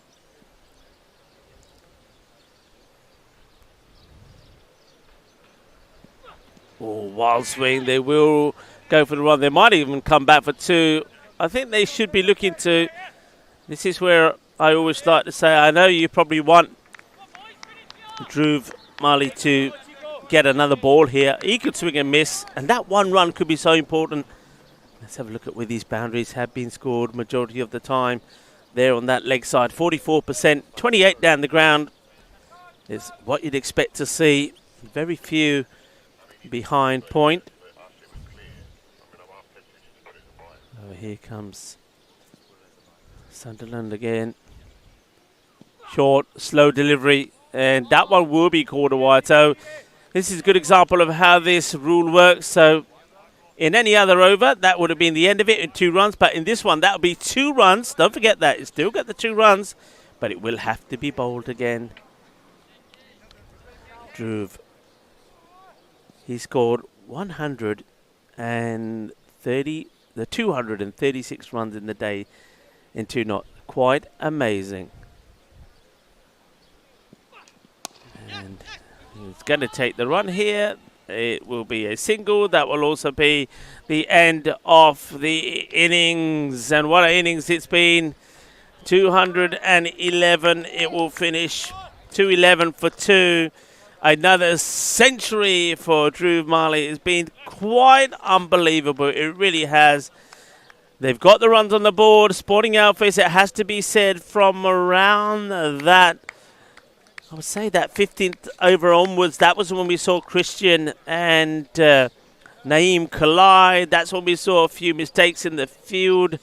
And that's when we saw a catch get dropped as well. From that point, they kind of lost their shape. And there was a lot of runs scored in the last 5 overs. I'm going to work out for you just how many were. So they finished on 211. And at the end of the 15th over, it was 145. So 66 runs scored in the last 5. Applause all around. We can't quite see the batter going back in, but it's an opportunity for me to talk to you. Well, there's Wiki. Wiki wants to say hi. But yeah, welcome everyone. What can you say about what we've seen here today? It's been quite sensational. Unbelievable performances from batters here today, scoring runs for fun. Let's give a massive shout out to Dhruv Mali. It's not often that you see a batter perform the way that he's done today. 130 not out in the earlier match against the All-Stars, helping Norbury to a win. And if you thought that was a fluke, think again, because he's done it again here. And it's the way he's done it. There was a period in that match where Sporting Alfest took control. The spinners came back into it. Fraser, the young man, bowled beautifully well. I know his last over took a bit of tap, but his 4 overs were really good. And then the bowling there from Lalit Sharma was sensational. So they went on top, but he weathered that storm okay. It wasn't as pure, I think, as his first century, the 130. There was some balls that were skied in the air. They could have gone to a hand. They didn't. But he weathered that storm, and once he got to 50, after that, there was no looking back, and he was brutal. It's quite amazing. I think we will all applaud him. He did really well. He's helped his team to get the runs on the board. So we're going to take a short break here now. Remember, we will be back in about 10 minutes' time to see the conclusion of this match. 212 needed by Sporting Alfest to win this match.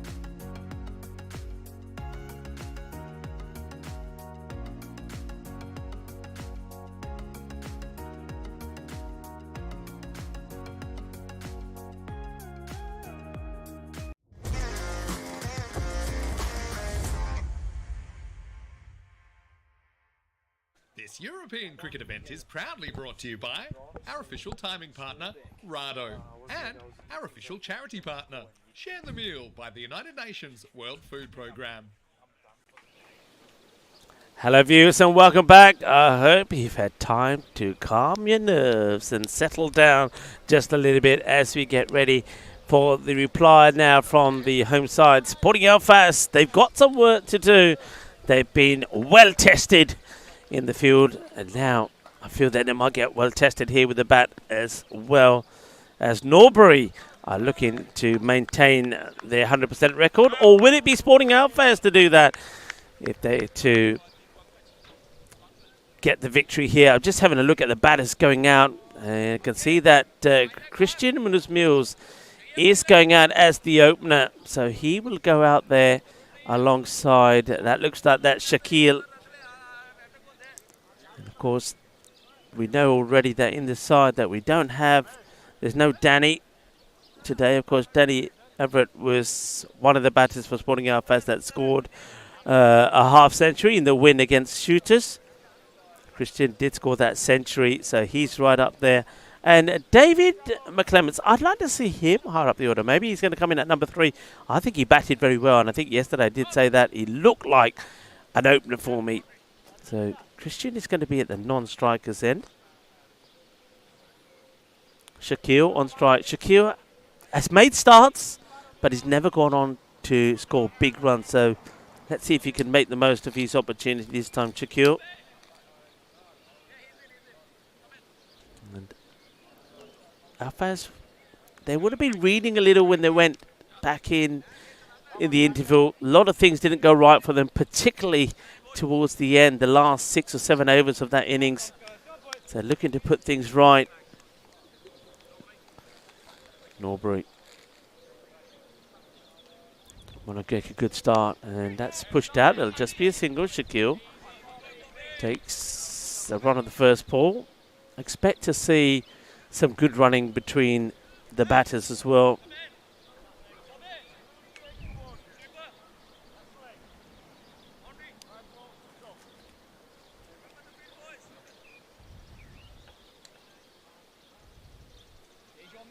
So Christian faces first.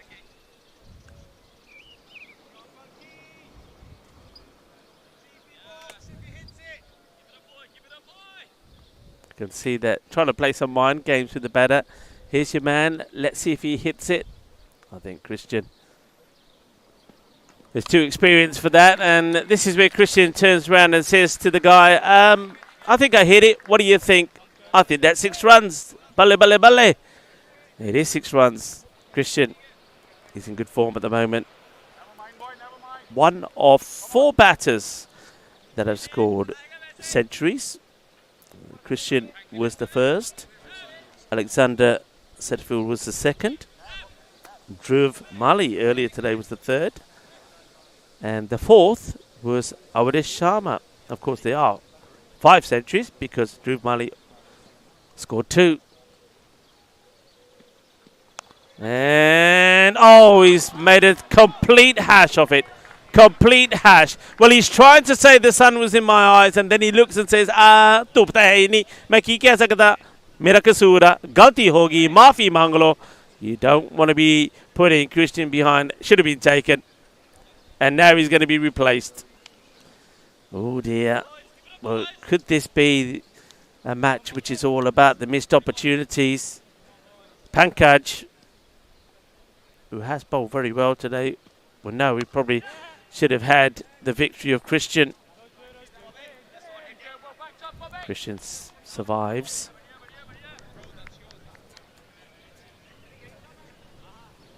Definitely was a chance. There's no doubt about it.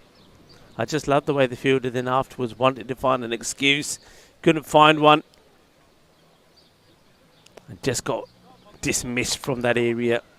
कह रहा तू इधर आ जा, इतने खड़ा हो जा, हिलनी ना. That's a good shot, Marzi. Oh, on top, you probably heard the thud there off the the ECN tent. Boom! We're under attack. Send a bachao, bachao. Good hit from Shaquille. out the middle. That's a good sign. Shaquille and Christian both have hit Maximos. Pankaj. Oh, that's an genuine edge, but that's going to be 4 more. 6 and 4, hungry for more. Hafiz doesn't know too much about it, nor does the keeper as it fizzes past him to the boundary. 4 runs, and that is a great start, isn't it? Well, if you're chasing a score of 212, that's the target. You need to start with a big score, and 22 is a big score. 22 off the first. Still a long way to go. What that start does, it now takes the required rate to 10. And all of a sudden, as a batter or batters, you think 10. It's a nice, easy number. We can work with that. I think that plays a big play on the mind. Well, that's... Oh, well, 4 runs. Acrobatic effort to take the catch. Diving. Hand stretch to try and take it. Not sure who that is, because it looks like he's got a different top on, no number on the back of the shirt. It might be Stuart Bobby Michael. Could be the 12th that's on. I think it may be somebody that I don't recognise. This is Ahmed. Rohil Ahmed. That's guides away. Want to take the run? They will take it.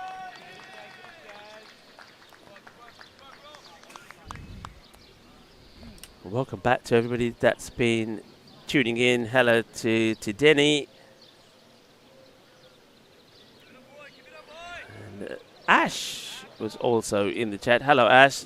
Sorry I didn't get a chance to say to you when everything was happening towards the end of that last innings. Hello to Dr. Soto as well. And that is going to be 1 bounce, 4 runs, 4 más as Hafiz gets another boundary. This is good start for Sporting Alfas, and the Sporting Alfas supporters are well behind their team, egging them on all the way. They need a good start, and they're getting a good start here.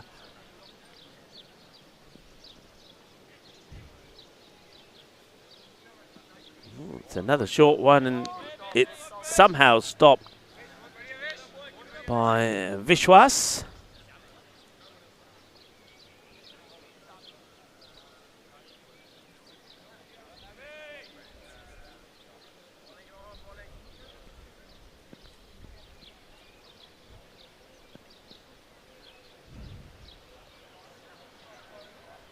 And one might be a wide. It is a wide, so 2 more to go in the score.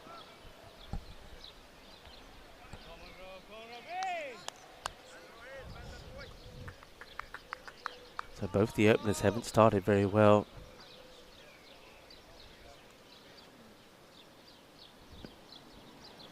And Kim Jarsfeld's been in the chat. Oh, should have put that one away. Loose delivery really from Rohil Ahmed. This is the kind of over Rohil Ahmed bowled yesterday when I said he bowled 2 good ones and 2 wayward ones. But today in the last match, he actually bowled very well indeed. They need him to be at his best. Going back to that victory. Yeah, Rohil Ahmed 2 for 28. And Sumer Sethi, he's one to watch out for. He had his radar well switched on. Yeah, thank you very much for your kind words to Kim Jarsfeld. And Denny's saying take cover, Rico. We did take cover. And good to see a crowd there enjoying the cricket. It certainly is.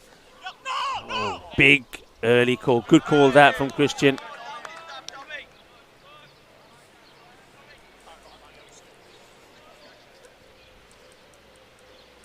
And well, it's the Kitty Clan. That's who Denny is. I was going to say I know the name. Well, welcome. And you come at a good time. You come in the middle of what is, I think, going to be a very exciting match and a very good run chase. Sporting Alfas needing 212 have started well. Christian after scoring a century yesterday, seems to be in good nick, 20 of 7. And Shakil Hafiz also playing well. And that's not a good delivery. Pankaj spaces on the leg side. Christian gets it away. Christian probably got a bit of frustration inside him that he wants to let off. And he's the sort of guy who's not going to let it off on his own players. You never see that from him. A very cool customer he is. You saw even when he collided into Naeem Nisar, he just, picked himself up and got on with it. But there is frustration there, and I'm pretty sure he's keen to take it out on the bowlers. And so far, he's doing just that. The score is good. And that's another bad delivery. Will it be called a wide? Not on this occasion. He misses out on that one.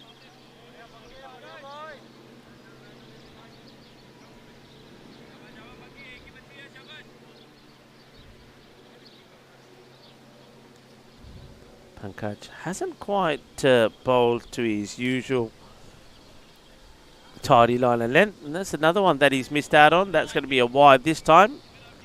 So 2 more to go on the board. They're where they want to be, I can tell you that. Look at the rate. Look how it's come down. Just a reminder, folks, that Share the Meal is our charity partner. Scan the QR code. Share a meal. It helps to save lives. And every penny can help, no matter how small. You can do your bit to help the millions of starving people around the world. End of the over, 44 without loss. Perfect reply so far.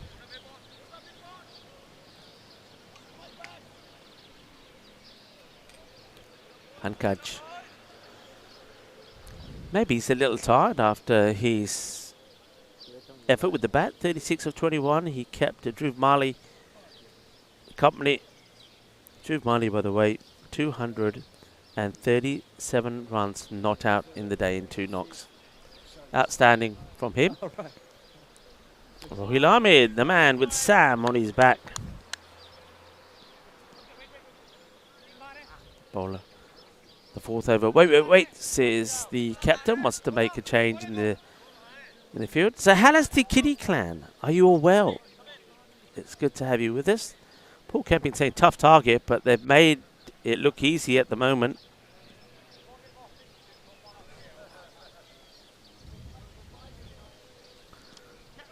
Four runs. And just listen to the applause from Sporting Alphas. The players are up and about. They've got the crowd behind them. The players are sat amongst their supporters. One team will maintain their 100% record. Something else that I think is probably quite important to touch on as well. I'll go on to that in a moment. Soft hands from Christian. Anything that's not there for the big shot, he's happy just to guide it out and take the single. He moves to a very quick 30 of just 12 balls. Shakil on 15 of 6. 2 are probably quite different in their approach. Both are attacking players, but where Shakil will take on the leg side, he'll be looking to hit cow corner. Soft hands, and in comes the throw. It will be backed up. Christian is very quick between the wickets. Yeah, what I wanted to focus on, so these two teams have won both their matches. They've got a 100% record. So I'm going to have a quick look at the table to see if they've been updated. Let's have a look in a moment.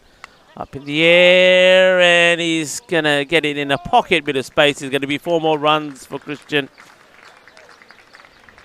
Cuatro más. So yeah, those tables I have here, not quite updated, but the key point here, so you've got 2 teams here that are on 4 points. Now, of course, tomorrow we do know that first will play second in the group stages, but let's just say, for example, I know that there's been a lot of talk about some unsettled weather that could be coming our way. No doubt, probably catches a bit of the pad there. Was a sound there, but I think clips the pad.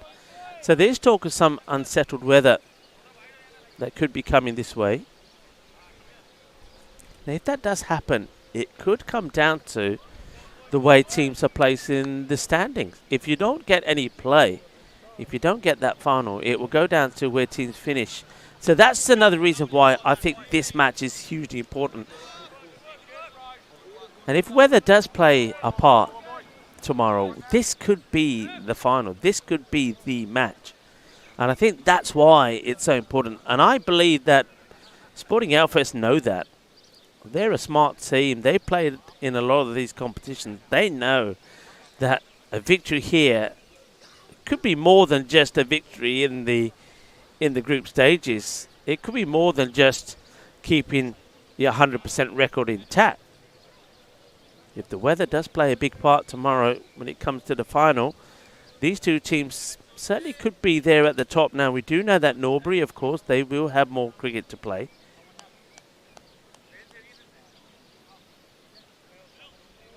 They will play against Greensock tomorrow. Now, Greensock looked a bit battered and bruised today, so you would imagine, again on paper, that Norbury win that one. Sporting FS also play the DEFRA All-Stars straight after this match.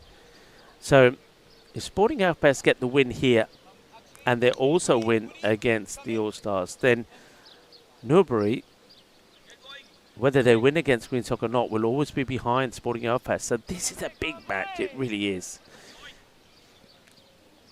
Because you would expect both these two teams to win the other matches that they have. Sporting FS today, as Christian gets a swivel on this. Oh, as this also goes to the boundary. They've got no answer to this at the moment. No answer to it at all. And they do make a change, the bowling. This is now Nayak. Maybe Nayak.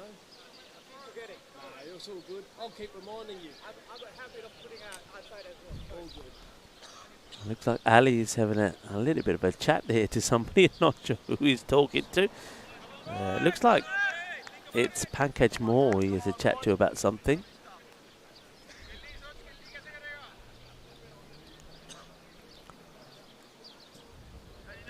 There's Nayak again. Navin. That's hit hard and flat. Is going to be 4 more. Cuatro más, Christian. No para, No para. Sigue, sigue, sigue. That's what he's thinking. He ain't stopping. We've said this before about Christian. When he's hitting the ball like this, he will hit it up. He's not one of those classical stroke players who's going to try and hit the ball along the deck. He's going to hit it hard as he can. And as a fielder, if you're in the right place and you're brave enough, then you may have a chance to have a play on it. They do make a change in the field here. The long on comes up. Christian just pushes this and takes a single. Smart batting. They know what they need. They know what they need to do, and they're doing it. They want a wicket. They need a wicket. Need a breakthrough here to Norbury. We've seen so many times, though, of course, if you look at the innings from Norbury, they scored 92 in their first 10 overs, 119 in the second, 66 in the last 5 overs. So they finished well. And quite often we've seen when there's been these run chases, teams start well, but then they have the opposite effect. They finish badly. All depends, though, if there can be some wickets to fall here. If Norbury can get that breakthrough. Shakur plays that away. It's just going to be a single this time. And that's what I think Norbury are trying to create here now. Just a couple of overs where, all right, if there's a boundary in the over, you accept that. But you want to try and stop a flurry of boundaries. You want to get some dot balls in. You want to create some singles. You want to keep that rate up. And the pad asking the question. There's a shake of the head there from Braithwaite. Probably would have been close. It does stay a little bit low. He is trying to guide that to the leg side, but Braithwaite says not out. 65 then, or 5. I'll give you 5 overs. I like to give you 5 over breakdown. So after 5 overs, Norbury were on 50. So there are, let's just say they're plus 15 at the moment after 5. So 5 overs plus 15. So they're ahead. But can they stay ahead? Are we going to see another change in the bowling front tonight? 10 come off. That one from him.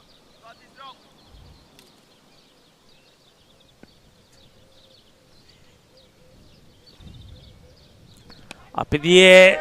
I don't think this is going to carry. Somehow Shaquille has managed to put it in the perfect area.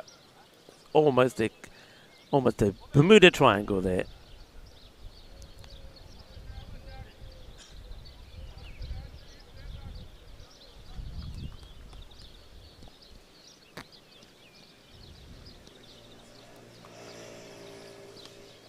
Shot. And it's shot, but well stopped as well. They put that fielder in there on the 45, and this time Christian hasn't been able to get it past him. So it's a good stop. Saves a boundary.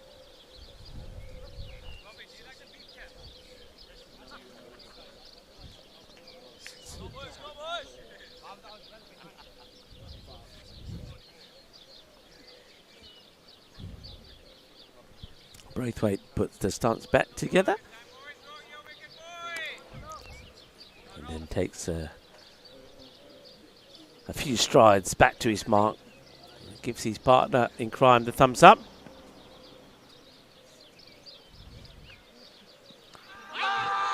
Big appeal again this time, but I feel that one was always going over. Should be a run here. Well, they hesitate. He could be in trouble. He's going to be gone. He's going to be gone. That is crazy running. It really is. I mean, I don't know what Shaquille was doing. It's his call. So he runs the first. Maybe he was flustered by the LBW appeal, but he goes straight away on Christian's call. Then it's his call to run the second. And he kind of goes and stops in the middle. Christian goes because he sees him coming, and then he tries to get going again, and he ends up way short. And, well, I don't know what Shaquille was doing, but he's given his wicket away. The partnership comes to an end. Worth 67. Shaquille goes for 18 and gets run out. And it's one of those where you can't even turn around and say it was down to great fielding. It wasn't the fielding. In fact, it was trying to pick up the ball from the boundary. He didn't exactly pick it up and rifle it in. He tried a few times, missed a few times, and then eventually got it in. It was just bad running. And Sporting Alphas, who were looking good and well on top, have just created their own issues and their own problems. As we see Damien going out now. No, Damien had some support. I think it was Kim who was in the chat. Well, Kim, I hope Damien gets some good scores here for him and for his team. Damien Van Jasveld comes out after that real crazy mix-up. And he will also be on strike. So remember what I said, that you just want a few overs where there's a few singles, there's no boundaries, it gets that rate back up again, it gets you on top. Well, this could be the start of that. Damien, though, comes out. He, I feel, will, a bit like Christian, be on a mission to perform well here. Let's see how he deals with the first. High in the air. Oh, my. No way. Forget it. Forget it. Yeah, nobody's catching that. That's gone to the heavens and back. That has gone so high. Only one thing to say here. Where was the wicketkeeper? If you got the gloves on, that's got to be your catch. The wicketkeeper's bottled it. Didn't want it. Vishwas Rahul Vilas says, no way. That's too high for me. Sethi does try. That's one in the air. They haven't. What have they done with that sweeper? They've moved the sweeper. They've changed the field again. They did have a sweeper back there for Christian because he keeps hitting the ball in that area. They've moved him, and Christian says, thank you very much. I'll take the boundary. Well, what a moment that was. I knew that the fielder wasn't going to catch that. There was no way. Damien, remember, he was hit for 50 odd off his bowling, so that's why I said he's going to really want to do well. Skies it up in the air. Sethi couldn't take the catch, but where was the keeper? Vishwas has to make that his catch. He's got the gloves on. And that's going to be another boundary. It's not a good delivery. 4 more. And that's going to be 50, I believe, to Christian. Yep, 53 of 22. But you see Christian, he's not even acknowledging the 50. They're applauding. He's just leaning on his bat. He gives it a little acknowledgement now after scoring 112 yesterday in match number 3. Follows it up with a 50, but he knows the job is not done. There's a lot of work still to do. 77 for 1 after 6. So that over, it started well, but once again, they gave it away with some. Well, first of all, they should have had the second wicket down. Damien gets alive. He'll be back on strike again here now. Looks like Naveen Nayak will continue.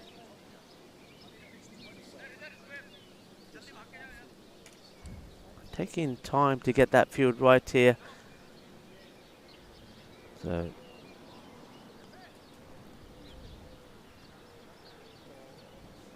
Jasfeld got lucky to get off the mark.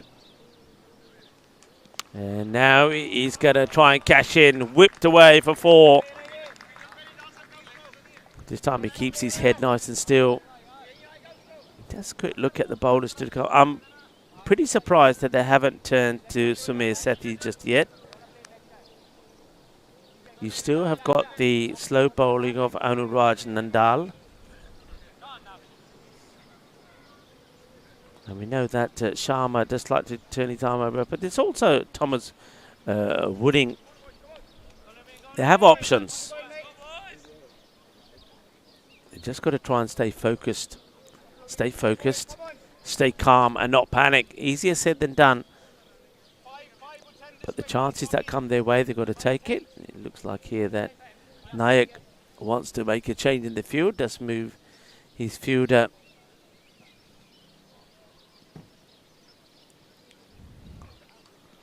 Oh, that was Harsh. That was moved. Harsh, of course, is Thomas Wooding. Comes in and keeps it to just 1. Now, how did they do and go about bowling to Christian? Christian is the danger man. Christian is the one that they want to see the back of. They will feel that if they can see the back of Christian, then they might get the victory here. Well, that's a great shot. Beautiful shot. Ginna Sona Shakalagya. Boom. Shaba, Shaba. A little shrug of the shoulders there from Knight, saying, well, what do I do? And I think this is where you say, well, don't bowl a half volley. Christian, look in the business. No, this time. Just tries to flick this one away. There is a man on the 45. Don't forget, Christian was dropped on 6. Should have been a catch. That was taken at point. Damien should have been gone for a golden duck. Sethi couldn't take the catch, which the wicketkeeper Vishwa bottled. So played away nicely. It's a good comeback from Nayak. Christian knows what he's got to do. He knows what the rate is here. And of course, they've already achieved that in this over with a ball to go. So they've got 12 from the over. Need to go at around 9s. Call it 10s.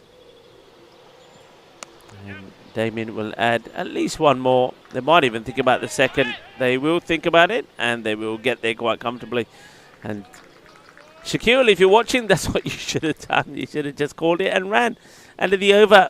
So another win, if you like, for Alfaz, particularly when there was the opportunity to remove Damien and they don't. And Damien then, the very next ball he faces, did clip the ball to the boundary. So 91.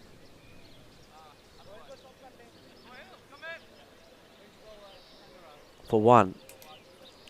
Let's turn our attention back to the chat. Let's go, Damo, was what Ash was saying. Ray tipping going boom on track. Sporting Outfits, they definitely are on track. But are we going to see a change in the bowling department here? Looks like they will continue with... No, they're going to see a change now. Anuraj Nandala, I mentioned they have him. He's just got to go fuller, Anuraj. He doesn't want to be dropping short. But they've got to change something. Got to try different bowlers here. So they're going to try Anuraj Nandal. We'll start with a good run. Christian rocks back and plays it at the back foot to watch the first couple. That's probably what you want to do.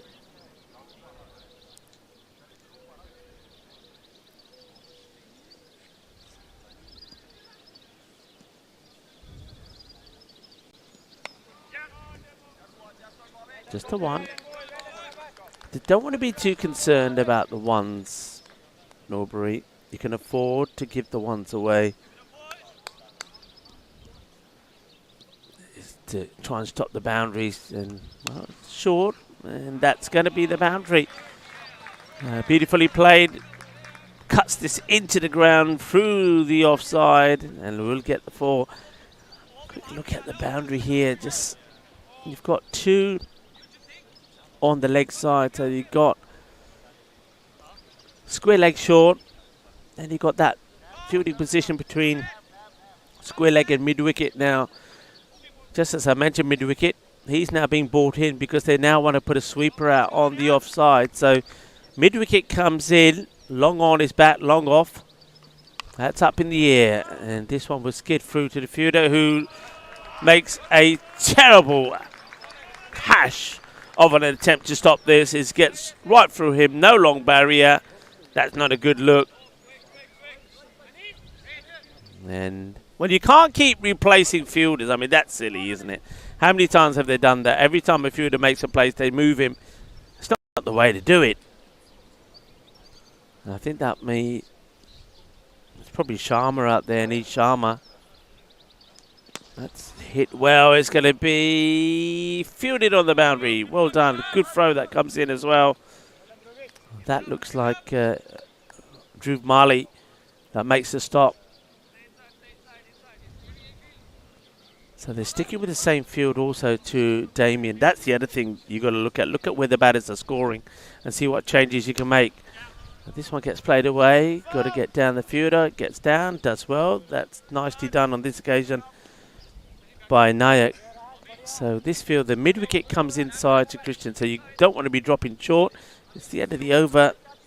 Not the worst. 12 coming off that one, but still enough for what Sporting Outfits needs. So 103 for 1. So this field, you got the 2 men straight. Nobody at mid-wicket now. Then you have that one fielder who's kind of between mid-wicket and square leg on the boundary on the leg side. They did have a short square leg, but don't see him there now. Now they are going to make a change in the field to move Sharma.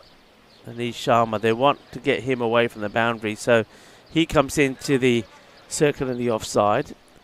Mid-wicket now is going back on the boundary, so 1, 2, 3 on the leg side. Sweeper out on the off and long off back. And just need to set a field and get bowlers to bowl to it. That's what they're looking to do here. Norbury, they got lucky with the first wicket of Shakil. But now they've got to work here. And they make another change with the bowling. They go now with more. With this. Well, stop. Sunil. Sunil Moore doing the bowling.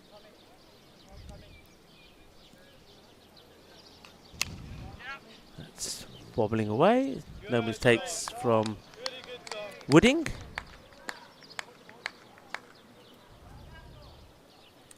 And Ash is saying, will I be doing this series solo? Well, it's only one more day to go, Ash. 4 matches, if you think about it, in the air. Not going to carry. Yeah, that's one that Christian doesn't quite get out the middle, but he's hit that very straight, so he's not going to go to any of the 2 fielders. This is where the field set that we see Sporting Outfits set works. The 3 in a line. That would have been straight down the throat of Christian, who normally is in that spot. That's much better over this from Sunil. He's bowled pretty well. He's got the ball pitched up. He's bowling wicket to wicket. He's got his 2 men straight. And basically he's saying, if you want it, you got to take a risk. So just a singular ball so far. Can he go without giving a boundary away? Yes, he can. It's a very good over. Just one over like that could make a big impact in the mat. So that be 108 for 1. Remember what I was saying about the bowling earlier of Lalit Sharma. I did say I know that a lot of other things are going to happen in the match. For example, the ton from Drew. But I did say with those bowling figures, 4 overs, 0 for 19, you could quite easily get the player of the match, because when you think of the carnage that has come from the other bowlers, it makes a huge difference to what we've seen. And it's a good start there from Sunil, but can the other bowlers also support him? Well, not with that. That's just an awful delivery. Oh, it's almost like trying to say that it comes out of his hand all wrong. Does Nandal. Now that's going to be 2 that goes onto the score. That's better. And he's unlucky. He's very unlucky. Sometimes you need some luck along the way as well. This has missed everything. It's going to be 4 byes. Vishwas. I think Vishwas won't mind me saying so, that he's not really a, that's the best way I could put it. I don't want to say a wicket keeper, because he is, because he's got the gloves on and the pads. But I don't think that's his main trade, the keeper. The keeper should have had that. It's a glaring error. That's hit firmly. This time no mistake. They did make the change to the fielder up there. They'll just take the single. So again, little moments like that after a good over where only 5 runs came from it, to give 4 byes away after the wide ball to start off with, quite criminal. So 6 runs straight away without the batters having to do anything. Well, Vishwas tries to prove to me that he is a keeper by stopping this one. Doesn't take it cleanly. It's a Vishwas. I got it. Vishwas Vilas behind the stumps. He's quite happy just to push that away. Christian's doing the sums, isn't he, in his head all the time he goes along. He knows that with the first 2 deliveries going for 6, that he doesn't have to take a risk. That's 8 of the over already. All right, high in the air. Can anybody get there? They're not going to. It will just be a single. So Damien living dangerously, but having the kind of luck he didn't get when he was bowling so far. End of the over, 117 for 1 after 10. And the difference then between the 2 teams at this moment is 25 runs. They're plus 25, Sporting Alfaz, because at this point their opponents hadn't got the 100 on the board yet. They've gone from plus 15 after 5 overs to plus 25. So they're on their way. The rate stays at about 9.5. Here comes. That's a full delivery. Not a good ball. Full toss on the legs. Gets worked away. Well, after a good start from Sunil, he lets himself down with the first ball of his second. It's going to be 4 carreras.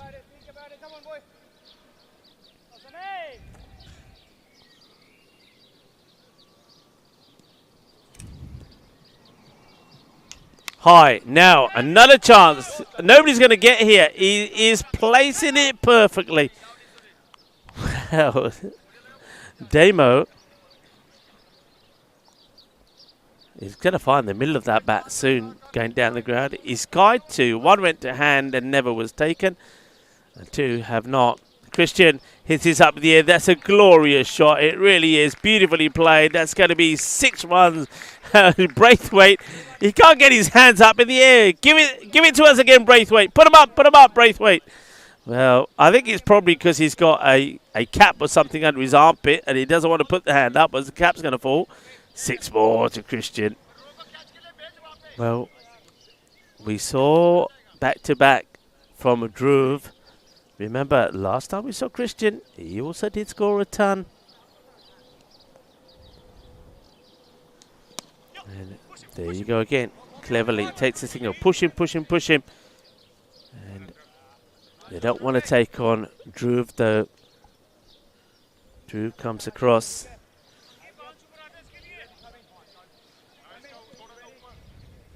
Beats the fielder to it. That's well hit. Is it going to go to hands? No. 1 bounce. And fielded.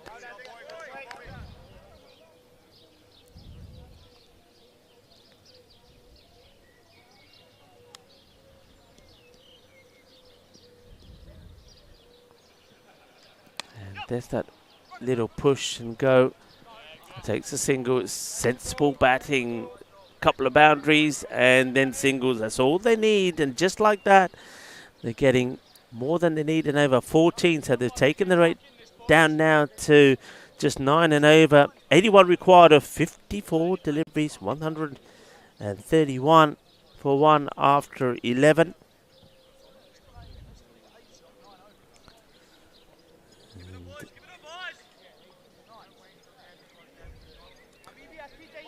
Well, the Kitty Clan has to go. Well, take care. Lovely to have you here. Saying goodbye. Everybody's saying bye to Trip.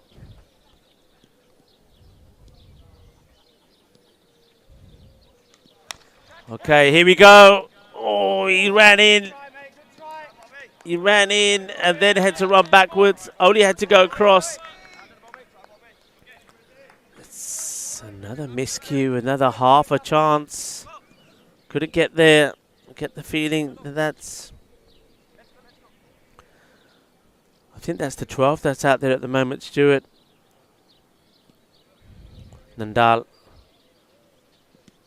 Oh, well, I think he's got a bit of pad onto this. Leg by.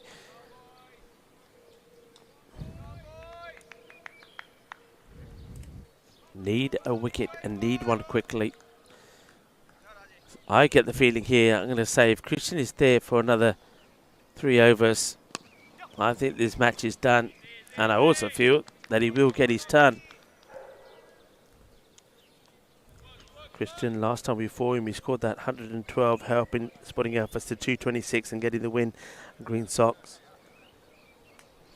And watch out as this one comes our way. 1 bounce, I think. Or does it go all the way? I think it does go all the way. Does it? No, 4 runs. Just bounces before the line. We thought that was going to come in here.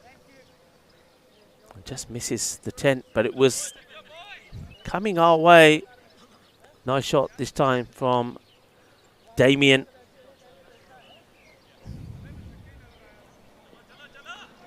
Damien moves to 25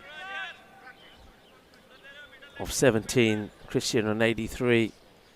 Nandal again. Short. Firmly hit on the offside.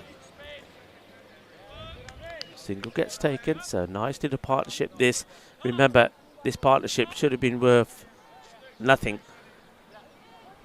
Sethi, credit to him, tried to catch a ball that was coming down from the moon, but it should have been Vishwash. Christian rocks back, just plays it away. It will just be a single. Once again, they don't have to take any risk. They know what they're doing. It's the end of the over. They're staying in touch. They're getting what they need per over. Needing 9, get 9.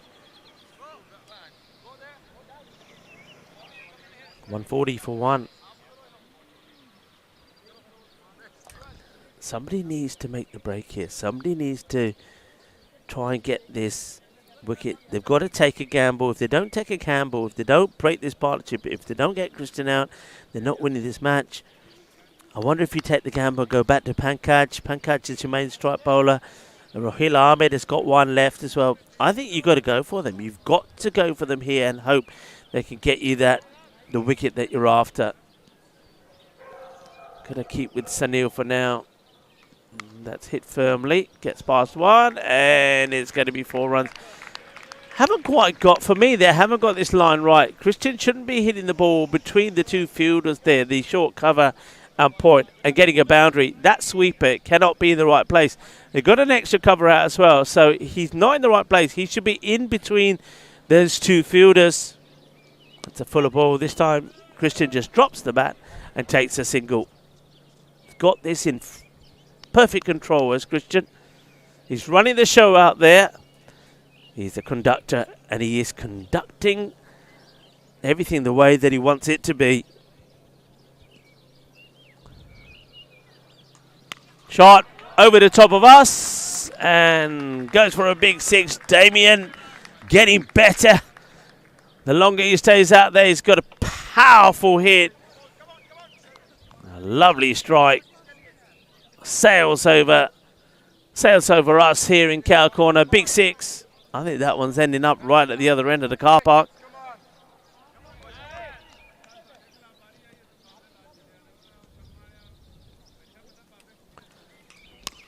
It's played now just for a single. That'll do. Both batters are just batting so sensibly.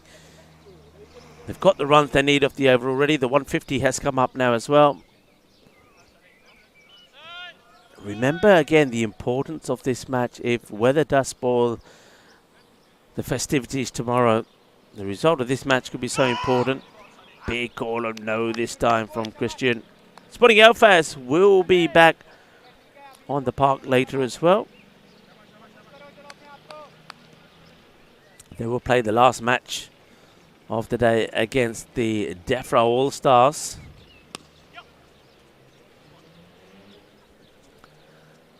All-Stars will already be thinking of finding a way to get rid of Christian, who has steadily moved to 90.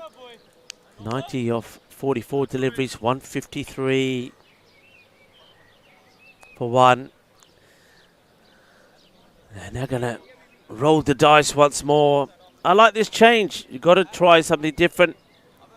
And now they're going to try Thomas Woodin. Can Woodin get the breakthrough? You just feel there a couple of wickets is what they're after. Get the wicket of Christian, break the partnership, get some new batters out there and try and slow things down. The rate is now under 9 for the first time, 8.4. Have a look at where a lot of these balls have been bowled. Too short, haven't they? That tells you the story. That one's hit away. Should be stopped here by Drew Marley. It will, but just look at that. Look at that. 1, 2, 3. The third row up from the bottom. Look at it. 11, 15, 2, 1. You shouldn't be bowling there. That's too short. Those balls have got runs written all over them. You've got to try and push it up further. That's a good hit. Fielder should make the stop. It does. Gets a good bounce there as well to help him make the stop. I think that's probably Pankaj that's in that position. Wooding.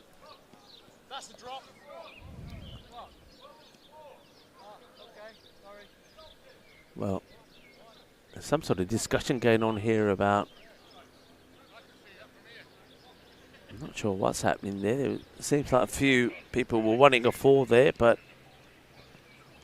that's no is the call. Seemed to be, looked like the umpires were getting a little bit of stick there. Well, you leave Sid Little and Ed Large alone, a Little and Large team. John Howden and John Braithwaite. Great shot.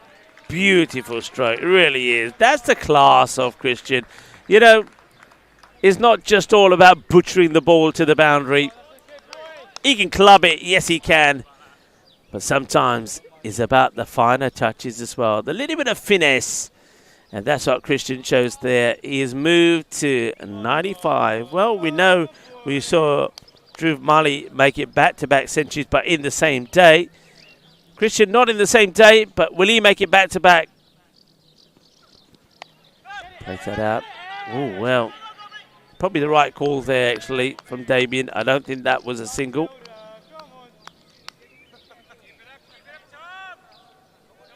Wooding. Not bad from him so far. Just assists. Can he escape going to the boundary here?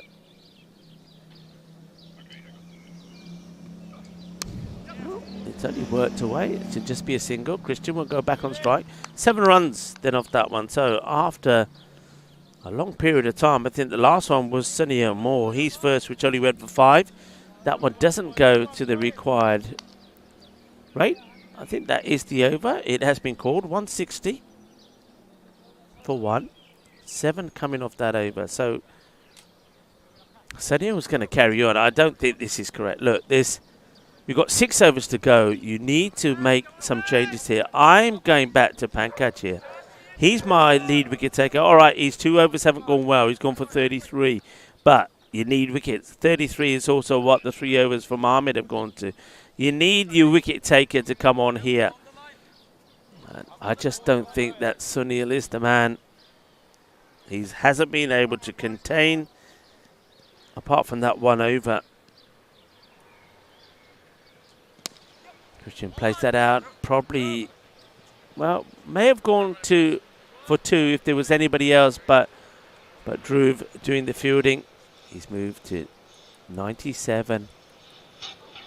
Damien has supported him beautifully. 34 of 21. And that's in the air. Fielder doesn't want the catch. Sorry, but that's the way it is. Didn't want it. Pankaj Moore should have been running in and making that his catch. And he doesn't. I don't mind if you go for it and put it down, but not even try. Yeah. It makes you wonder whether you want to win this match or not, boys. Christian, once again, just happy to push this out. He doesn't have to take any risks. They're in control here. If he stays, they win. I said at the time, if Christian bats to the 15th over, he'll score his century, and the match would be won by Sporting Alfas. Damien crunches that away. Cracking cut shot. He knows that that fielder is there at points, and he has to go behind him slightly, so he waits a little bit longer to play this shot, plays it late, and as soon as he strikes that, it's going to be 4 runs. 4 carreras for more.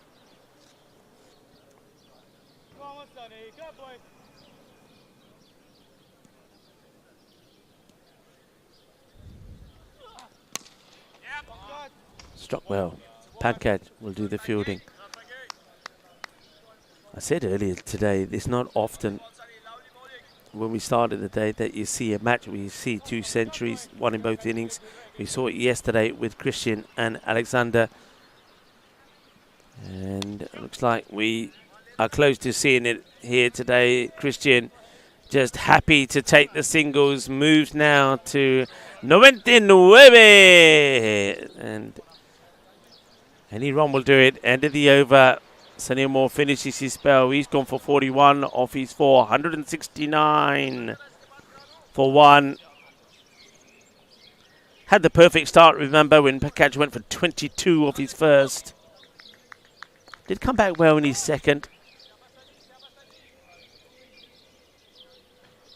The 9 coming off that one. You can see that the sun hasn't really appeared again since that periods of the second match. Has disappeared under the hazy skies, but you can see the darkness of the mountains behind. 99 then, and that will be it.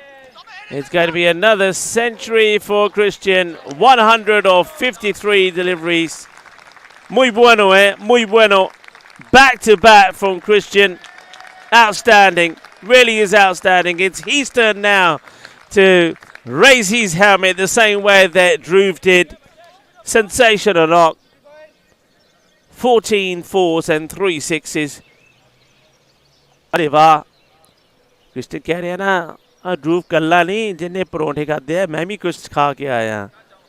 Christian, now he knows it's time to focus on getting the match done. That's in the air, should be taken, will be. So they get the wicket. This one just creeps up on him. He goes forward to a ball that he didn't need to. He needed to rock back and play it a bit later, but he's played it in front of him. Christian calls out for the water. Catch has been taken. The wicket goes, but has it come too late? And, of course, any wicket will do. Damien, after being dropped, very first ball on 0, played a very good part in building a good partnership there with Christian. But he's now going to go for 40. 40 of 25. Wooding. Well done to him. Picks up the wicket. And good applause for Damien. The only thing I would say about Damien, though he does very well with 40, he's still in the minors because he gave 54 runs away. So he's still minus 14, Damo. So you've still got to find to play. Christian, exactly on 100. He's been joined out there now by, this looks, it's Naeem. Now these two collided quite heavily earlier. I hope they've patched up their differences.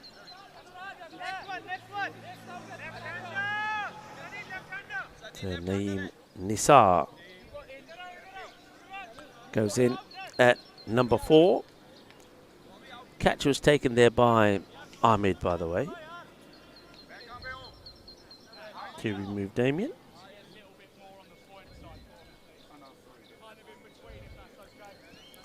I'm also absolutely stunned, folks, that we're not seeing Summer Sethi with the ball. I'll tell you why I'm stunned in a moment. It's in the air. It's not going to go to the boundary, but it will be at least a couple.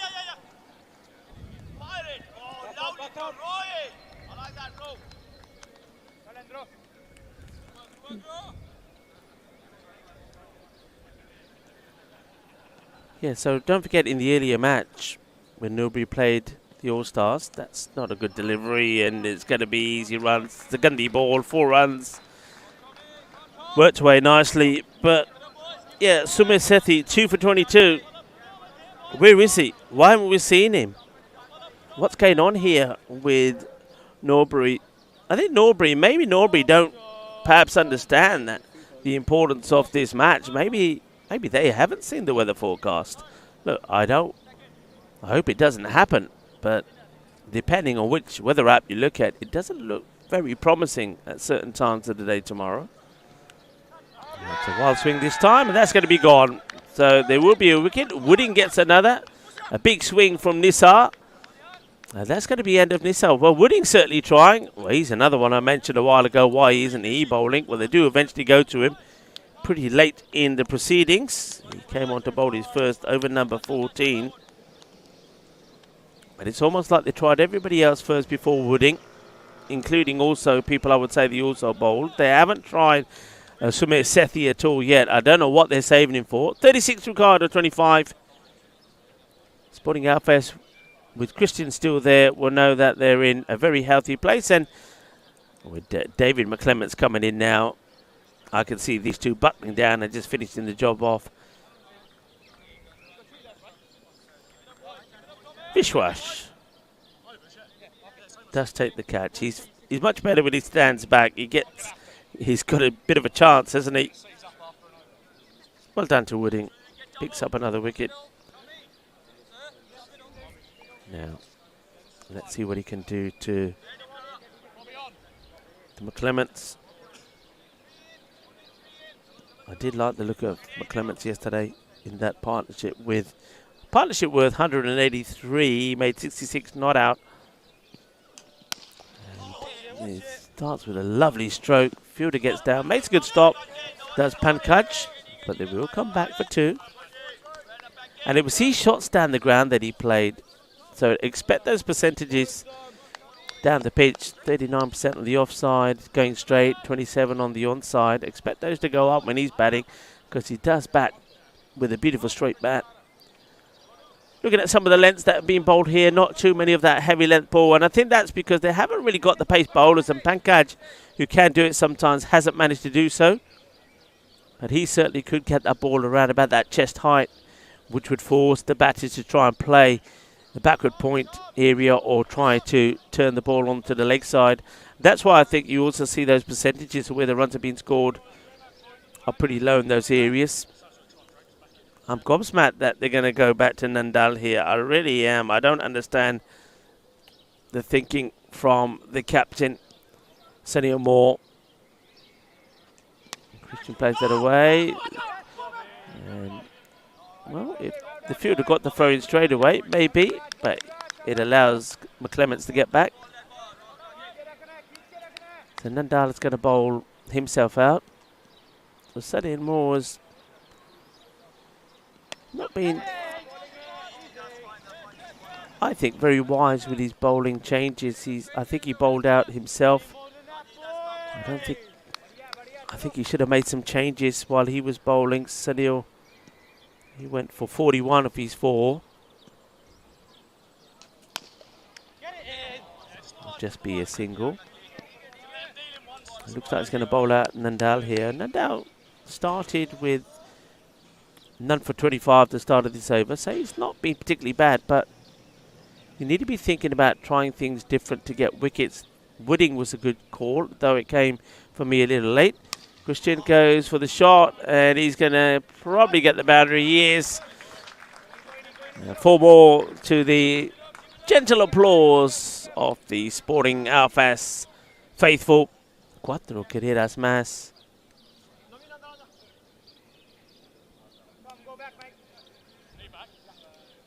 For those that wonder, cricket was first recorded as being played in Spain in the year of 1809 by the soldiers of General Lord Wolseley, later the Duke of Wellington. Not good ball, and deserves to be punished and will be punished. Can't bowl there to Christian. It's Gandhi bowling.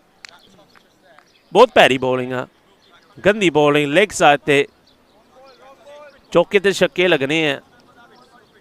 पता नहीं आपने captain साहब ने bowling change करते नहीं की. तुसी सोच लो ना, सुमे ने सैट ने इन्नी अच्छी बॉलिंग की थी ना लास्ट मैच के बिच. 2 विकेटां लईयां, 22 रन्स कल्ले दिते. उन्होंने कदे नहीं बॉल दी. मेरे तो समझ नहीं आ रही. ये मैच गया. सोच लो ये मैच गया. It's not often that you get a score of over the 200s and lose the match. And now Christian is just rubbing it in. Shaba, Shaba. Ginna, Sona, Shaka, Lagya. Areva. Christian with his Mills. What a performer. And remember, if you like watching Christian, don't forget what's coming up next weekend. We will see the Juan Carlos Rodriguez Cup played in La Manga over the weekend there, when you'll see the 2 Spanish teams. So the Spanish squad is going to be split. You'll have La Maria Azul, so the blue team. That will be Corey's team. And then Alistair Pridou's here. His team will be La Furia Roja, the red team. I think it's Carl. I think that translates to the fiery red. And he's going to have the likes of Christian in his side. Mohammed Atif will be there. DDC. Isan will also be playing in Ali's side. So that's going to be great to watch. So we're going to see plenty more Christian on the network. Vishwas kind of stumbles upon this one and makes the stop.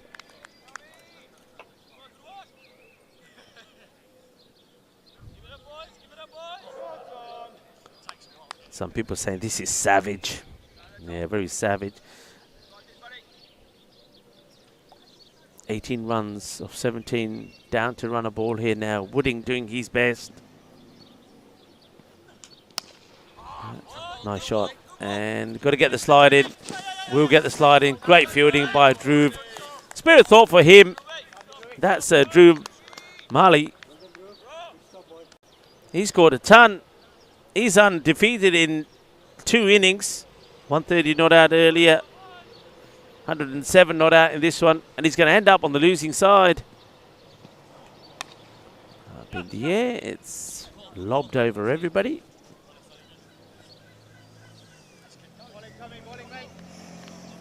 So Sporting Alphas, and all of you people that thought I was going crazy when I was saying it's not over, it's not over.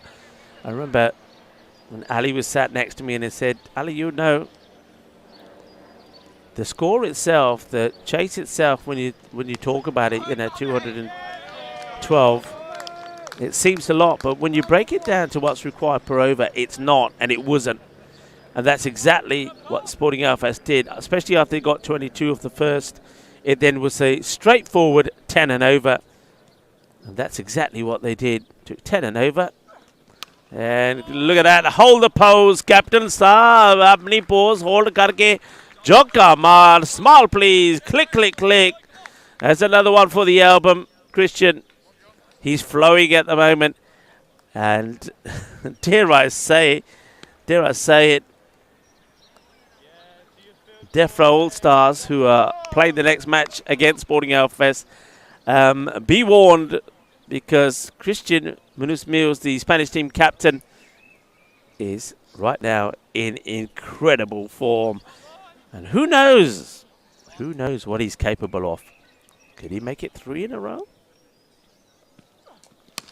Launches this, it's the fielder there, and can't stop it.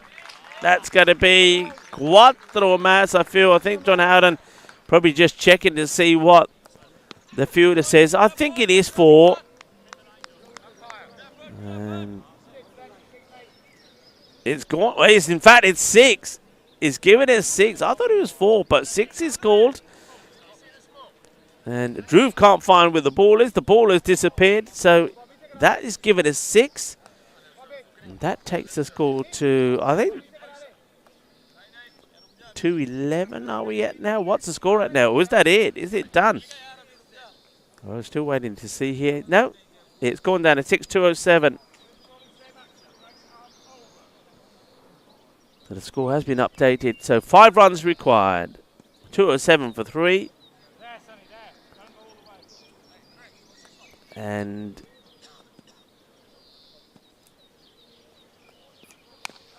just going to play it up. They go to Rohil Ahmed.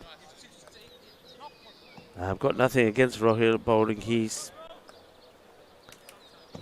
last over. He's another one who could have been brought back earlier. Pankaj they haven't bothered to bring back at all. So Sporting Alphas will keep and maintain that 100% record. Short, ugly, gets played away. It won't be the end of the match just yet. As that one does get stopped. Nevin Nayak, he's another good example of somebody who bowled earlier. Bowled his 2 overs of 24, so he had a go. So they did try people, but not Sethi.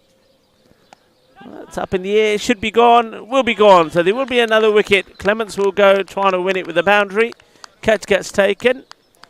And Rohil will pick up his first wicket. See, it's little things like this. I'm not saying the same thing would happen if Rohil Ahmed came on the bowl earlier, because it may not have done. But he's your main strike bowler. He's one of your opening bowlers. The same as Pankaj. And I know that Pankaj went for 33 of 2. Rohil Ahmed went for, I think at the time, it was 33 off his 3 overs. But when you're trying to break a partnership, when you know that you're going to lose the match anyway, unless you try to do something, then you just play negative cricket. And I think here that nobody have played some very negative cricket. And for Samir Sethi not to bowl at all, that makes no sense to me at all. It's almost like he's not even out there. He's out there. He was the one who was left to try and catch that high ball that Damien skied, and the wicketkeeper thought, I'm not going for it. So 3 required. Could be a nice moment for, that looks like, is that Lalit who's going out there, Sharma? It could be a nice moment for him.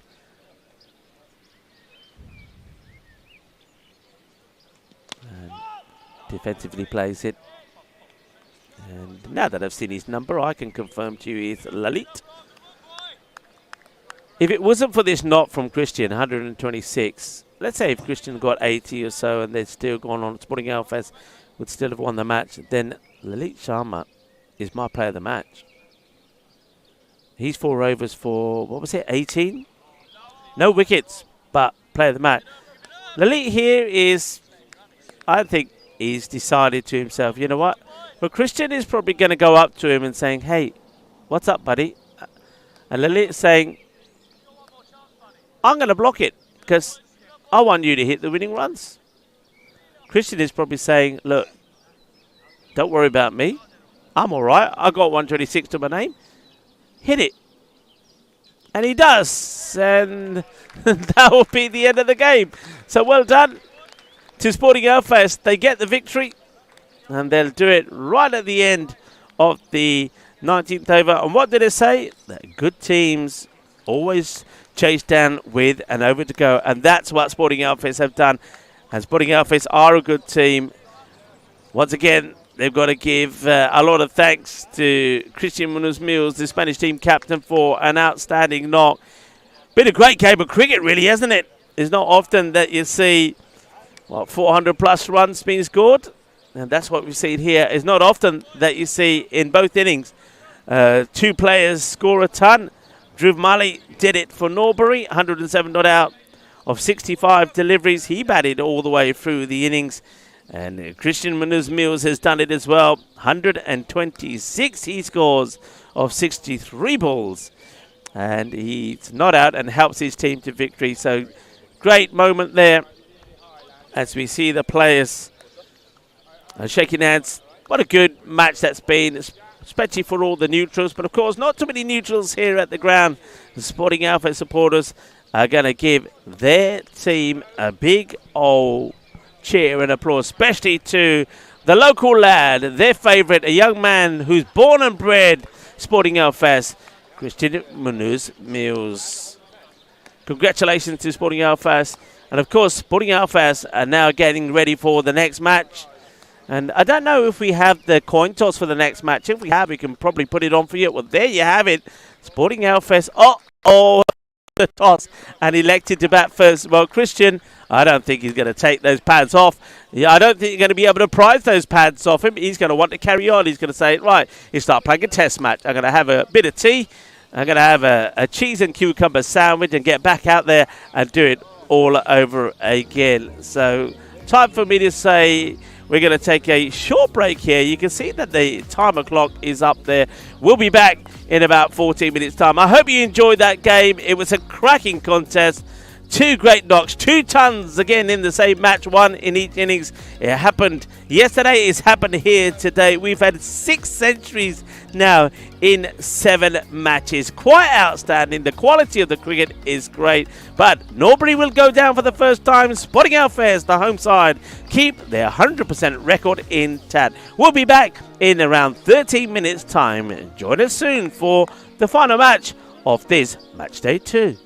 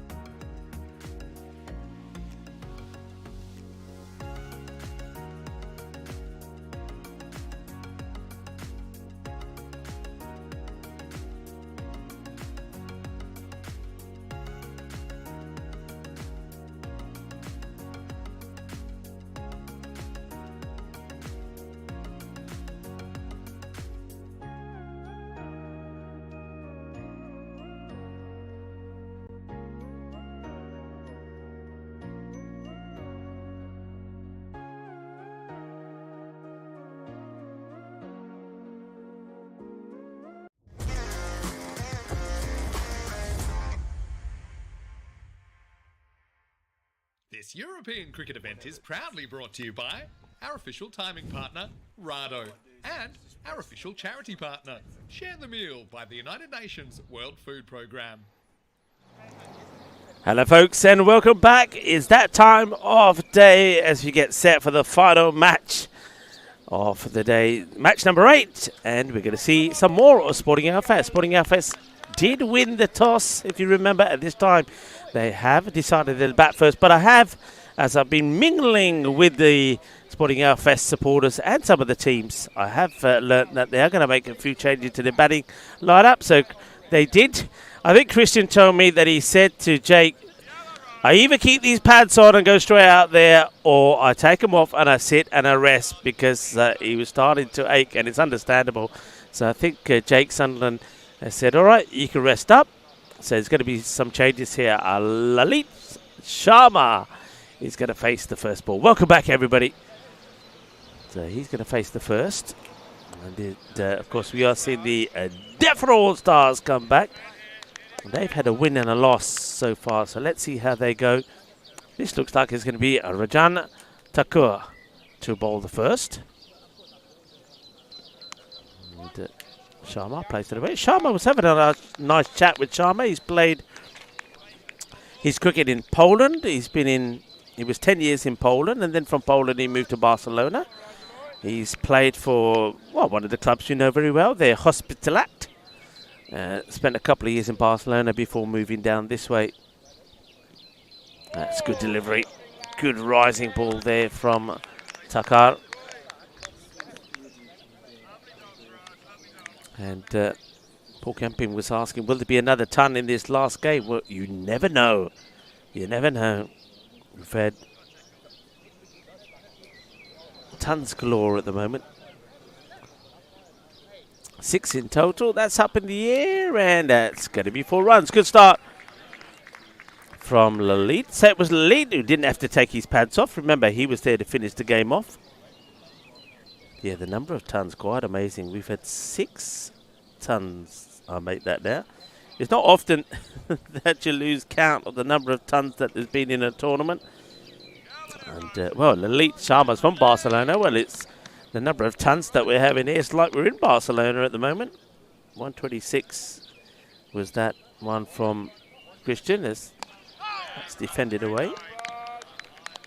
So if my maths is correct, we've had 6 tons.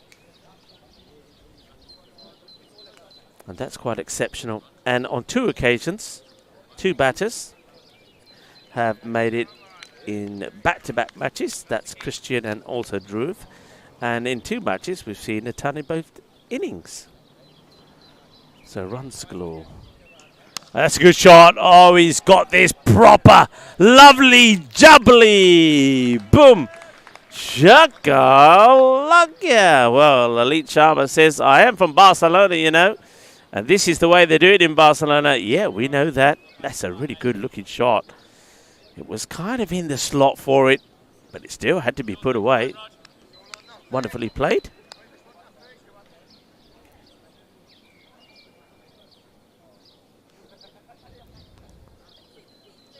This one down the leg side, and it's gone past everybody. That, I think, is going down as 4. So that's given us runs. So there must have been something on this. The keeper kind of put a glove onto it. I don't know if he got anything on it. And then the man on the 45 couldn't stop it. It goes all the way down to the boundary. It's the end of the first over. So 14 come from the first. So Defra All-Stars. Let's remind ourselves of the All-Stars. They got that unexpected victory against Green Sock to win on match number 2 in day 1. That was then. And then we saw them in action today. They only had the one match, of course, didn't they? And then today, earlier, they were beaten in the first match by Norbury, 219 to 161. So Tom Goss and Jack Andrew were in good form for them, both of them scoring half-centuries. That's probably going to be a wide, and it is. So there was good performances from those 2. And Rajan Thakur was the pick of the bowlers, 2 for 39. So they're playing their third match. It's whipped away. It should just be a single. One-handed pickup there by Joe Stromer. And, see here that Max Cromartie listed as the 12th. I think again, though there was no visible signs of his injury, I know that he is struggling a little. Good to see that Danny Everett back in the side for this one as well. Danny didn't play the last. He's a good steady batter, is Everett. That's going to be another wide, so 2 more runs. This is the captain bowling of Robert Cobbold. Did have a good time earlier today when he bowled.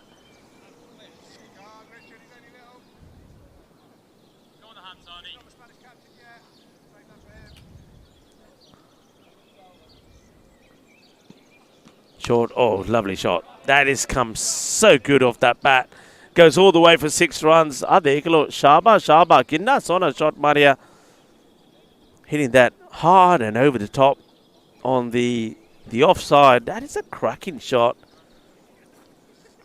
Unfortunately, this is the kind of treatment that Cobbold got when he bowled in the earlier match.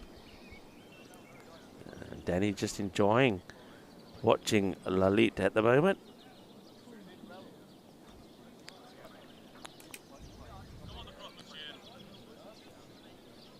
Jake Sunderland listed as the 12th for...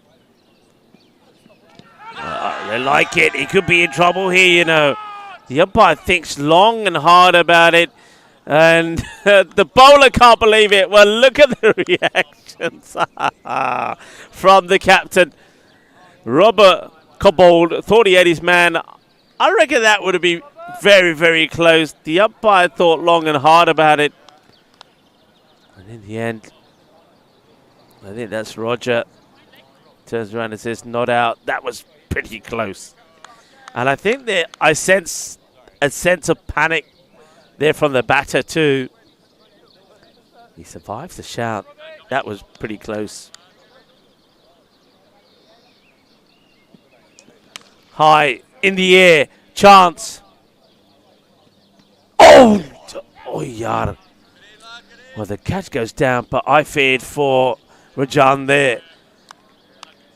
I thought that almost came out of his hands and hit him on the side of the face, but he's not showing any signs of that, so it obviously looked worse on camera than it was, but catch goes down. That's an opportunity to remove Lalit Sharma. If that catch was taken there by Rajan, I think that the captain, Robert, would have said, you see, karma, I knew it was at the first place, but it's not to be. So Lalit survives, drop on 20. Well, that one could have been nasty, but no issues. Rajan is obviously fine. He's going to bowl the next over. 26 without loss. 14 off the first and 12 of that one. That's going to be well stopped.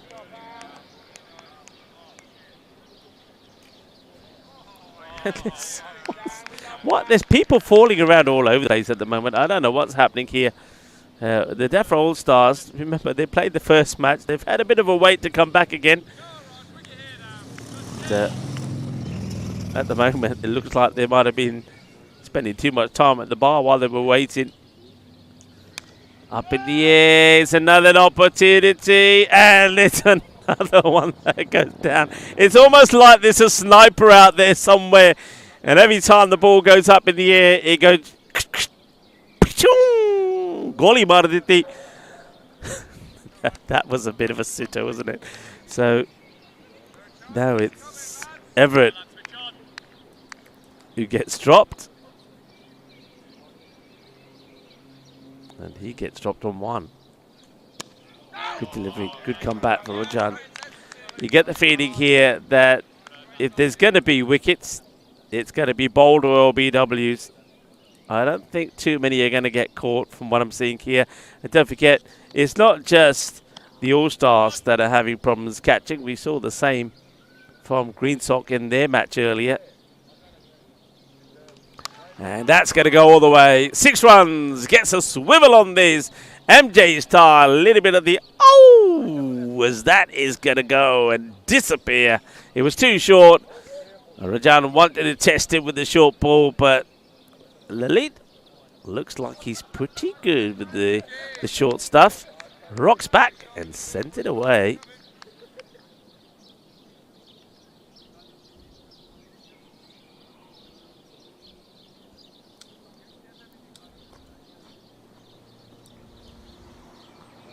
Oh, this time it beats him really, but he's going to get the edge. Nobody in that catching position. That's going to be 4 runs. Cuatro más.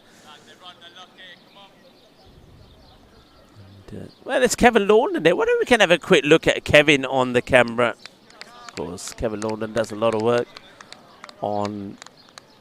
There's Kevin right back there having a walk around the ground. I wonder if Chris can find Kevin for his in-between balls. He's the chairman of the club, also plays a big part for Cricket Hispania. Not a good delivery. Going to be a wide, 2 runs. Kevin, of course, has hosted so many teams here. There is Kevin, having a chat with Jake Sunderland, the captain, who's the 12th. Sunderland taking some refreshments. And kids, never fear, Santa is here. And you will get your presents later this year if you're good. You can see there that Kevin, he's in training mode for a busy December ahead. But that's why, folks, if you're wondering why Sporting Outfits don't have any cricket during the month of December. Got a lot of time for Kev. He's proper gentleman. Does a lot of hard work here at the club. Also, a big feature for the Spanish over 50s. And they'll be touring again in July this year. Oh, that's another reason why you wear a helmet. Okay, if you want to know why you wear a helmet, and those batters that don't, even when you're not at the striker's end, Lalit has got that. I think that's got it on the lid. I think that's come off his body on the lid. I think this is where the umpire should really check he's okay. I mean, they're carrying on, but I think you needed to check he was okay there. This one's played away. It's going to be 4 runs. But Lalit, I think that caught him on the lid. I think it might have hit him on the body and gone up and crunched him on the lid. Chris on the camera now doing a good job. What a lovely shot that is as well. You can see a good shot of the fielders there behind the bowler's arm and the scenery in the background. Doesn't matter which angle you look at this ground from, it does look beautiful.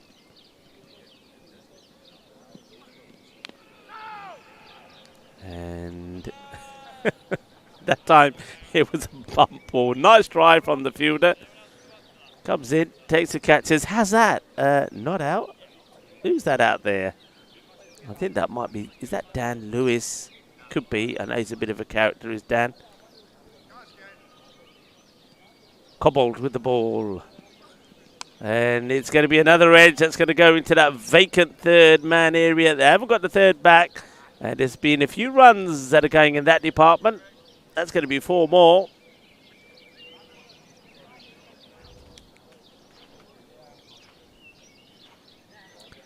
Looking healthy at the moment is the run rate. And the Manhattan is starting to take shape and looking rosy. Now they are, you can hear them talking about pushing the third. I think that's Todd Rips is saying you should maybe drop the third. Captain Robert Cobbold not wanting to do that just yet. Does get this one through. Thing is though, with no third bat there, batters also, that's been called a wide actually, that one by the umpire. Wide called, that's the end of the over, 2 runs, that takes the score to 50. 50 after 4, so they're going at the same sort of rate that they were in the previous match. 10 coming off that over.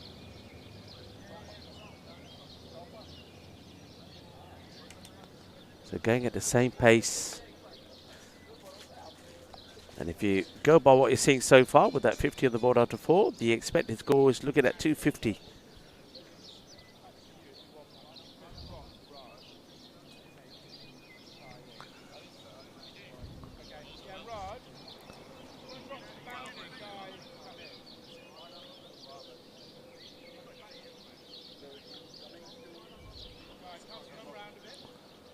People following some of the cricket that's happening around the counties.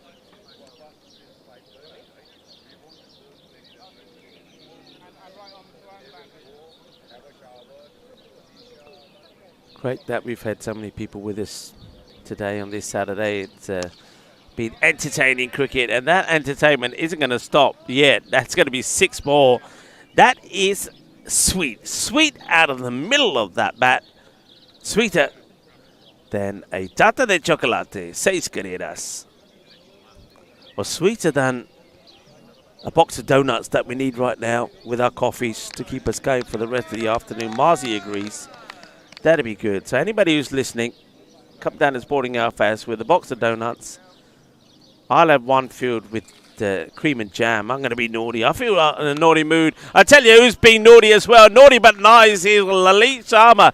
Ooh, naughty but nice. As that's going to be 6 more. Gina Sona Shaka Lagya. Shaba. And Lalit Sharma. Just goes to show, you know, Sporting Alfaz, some of the hidden talents that they've got. Well, hidden talents. Well, Robert's trying to show us some of his hidden talents. Pull that shirt down, Robert. We don't want to see your hidden talents. And he's got a lot of thinking to do as Cobbold.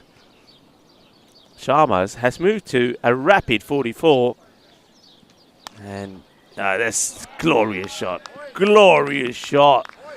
The technique, wonderful. Rocks back.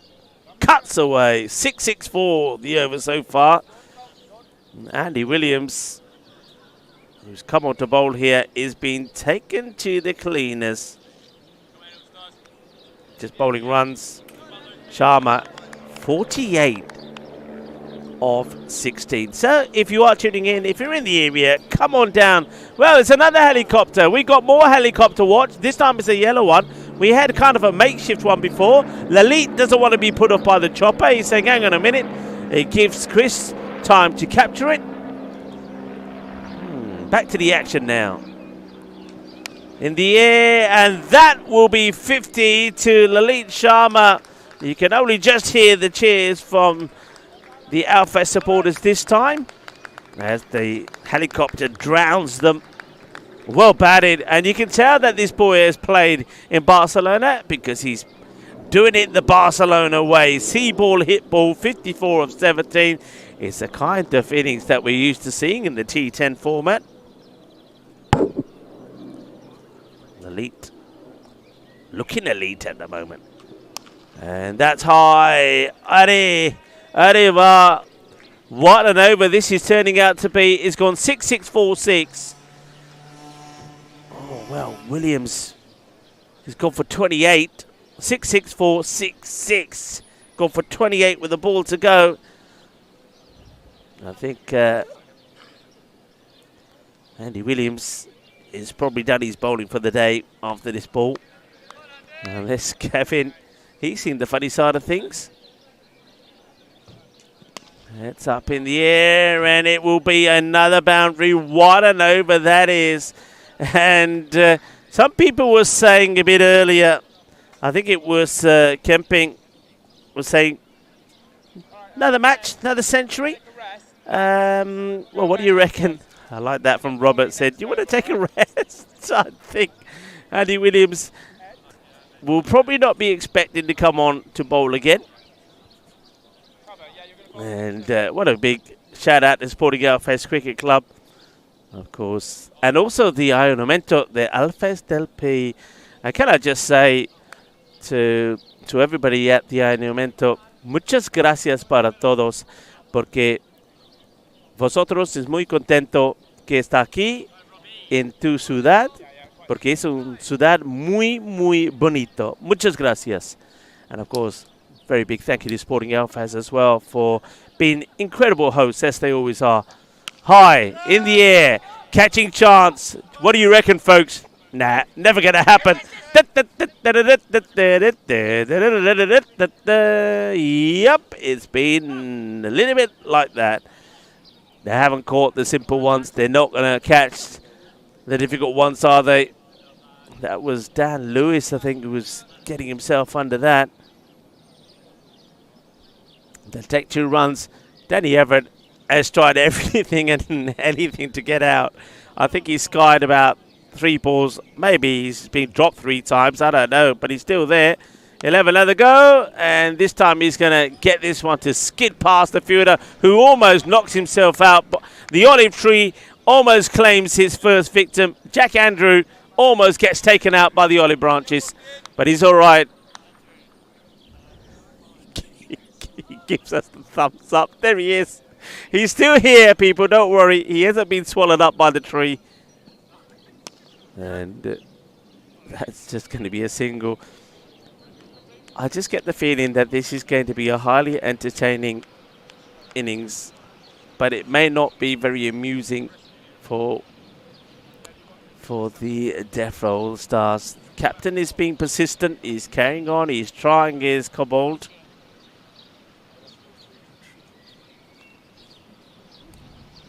Oh, that's just...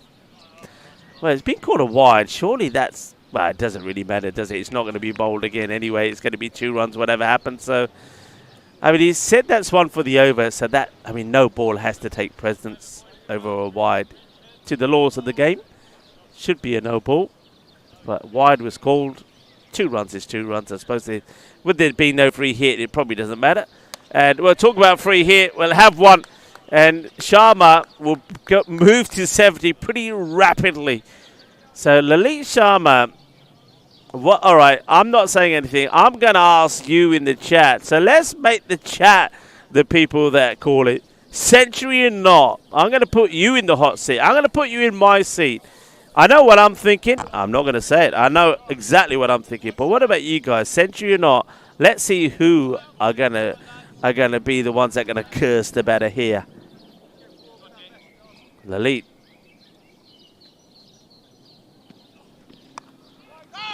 That one pops up at him, and he just plays that away. Anybody who's coming in. Few people saying boundary bound. That's Tufnell's tree. Oh, I like it. That is the... Is that the end of the over? Yes, it is. 6 overs complete. 97. 97. That over, not the worst. 8-13, I think, come off that one.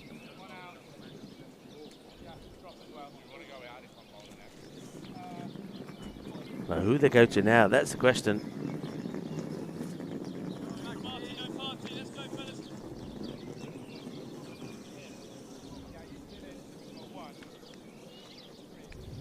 Of course, the big over was that one from Williams.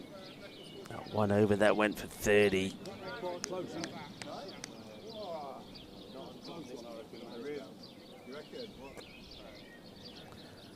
All right, here we go. They are making a change. And all right, in the air, will they catch this one? Yay, they will. Danny Everett, I said at the time, he's tried everything he can to get out. Eventually, somebody had to catch it, and it will be caught. And the first wicket will go with the score 97, and it's Everett that's going to go.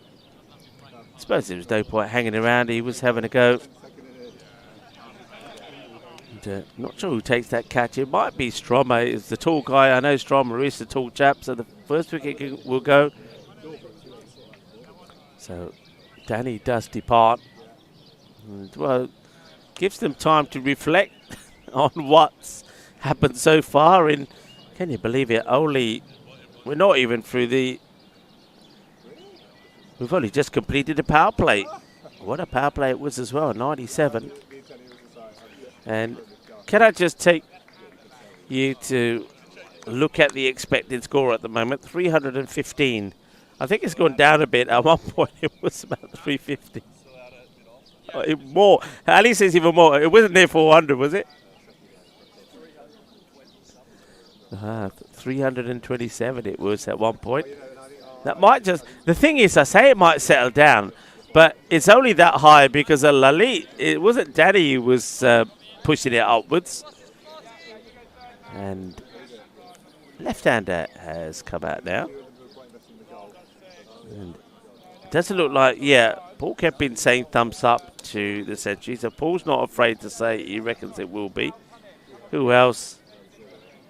Nobody else has said anything yet. You see, nobody wants to commit.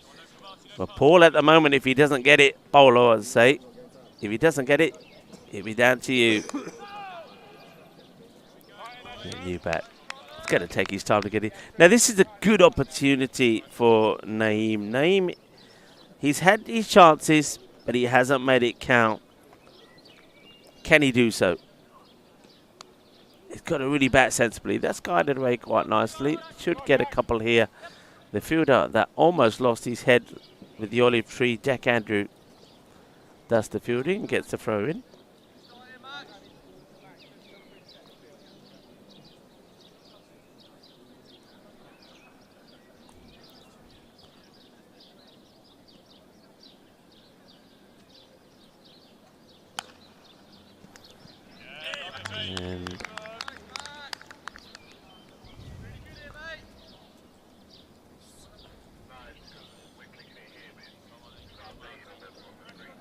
And lefty Nisar.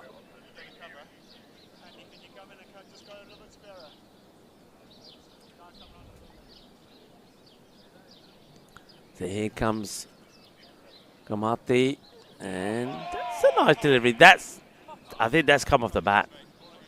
Looking at the reactions from Max, that's come off the bat, and it's one that Tom Goss, who's keeping, not able to take the catch.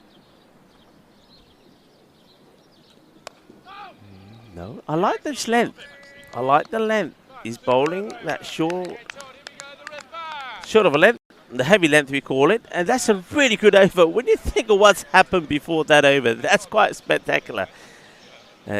Wicket gets taken there by Kamati, and also only 2 runs. So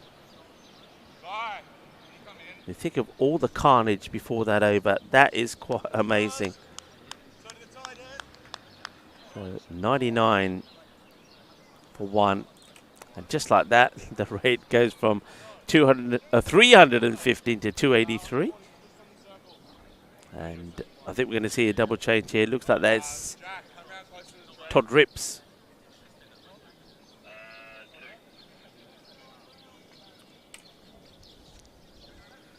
Who's going to bowl this next one? Let's have a quick look at the field set here. You've got 2 men straight. Very wide, actually. Very wide, long on and long off. They're leaving a big gap in the middle.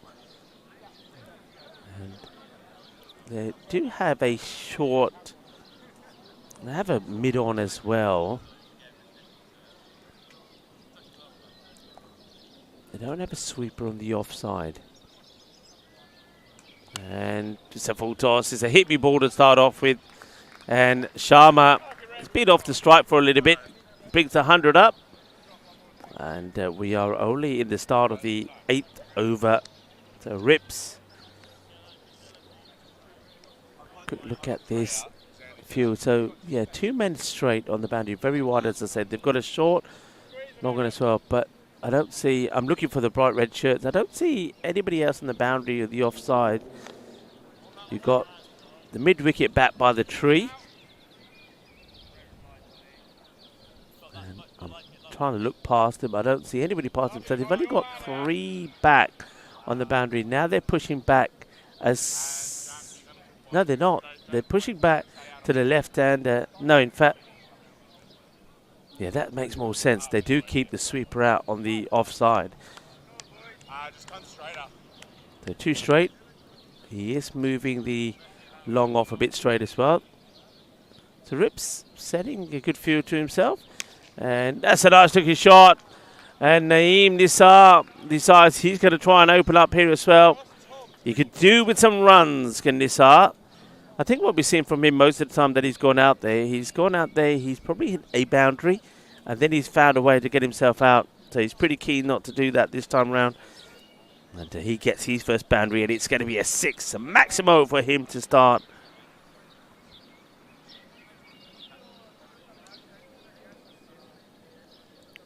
Nobody else has decided to comment on whether they think that Alit Sharma is going to get his century here. All right, you want me to put mine in, my vote in? I'm saying yes. Why not? I'm been on a roll so far, and maybe if there is such a thing as a commentator's curse, I'm trying to help the Deaf Row All-Stars. I should be neutral, really, but... Oh. That one, yeah, he's banging his head. There is Sharma. He probably can hear us all. He's probably thinking, Rico, what's going on here? You're putting me under pressure. And leans into this, and it's going to be no runs.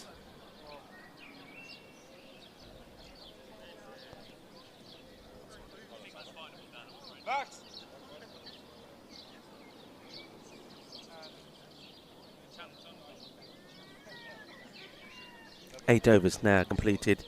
113. For once, I think starting to slow down a little.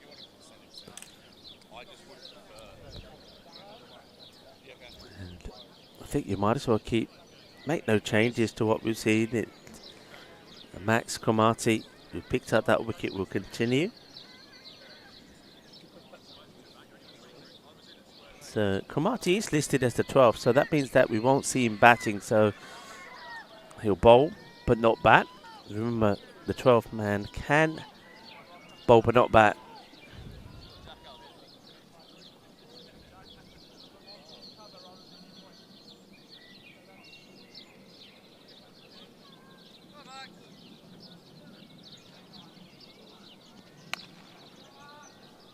It's going to be more runs, 6 more, as the umpires put them up. Like they just don't care. 6 carreras más, manos arriba, arriba, arriba, arbitro.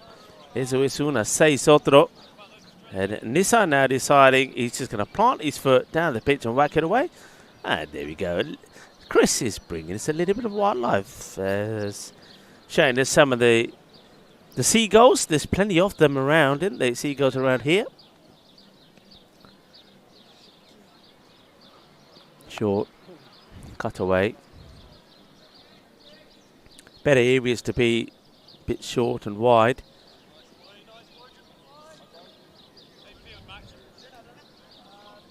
Then being short and straight or short and down the leg side, you get more success if you are going to bowl that line to keep it outside the off.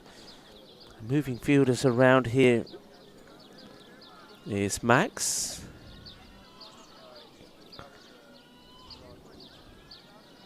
Two men either side, 2 men straight is what we've got at the moment. And that's picked up beautifully. Going, gone. 6 más. Doing it in 6s here. I think that is 6. The umpire is waiting again. I mean, it's gone over the fielder, so it has to be 6. So 6 runs. Doing it in 6s. Shaka time here.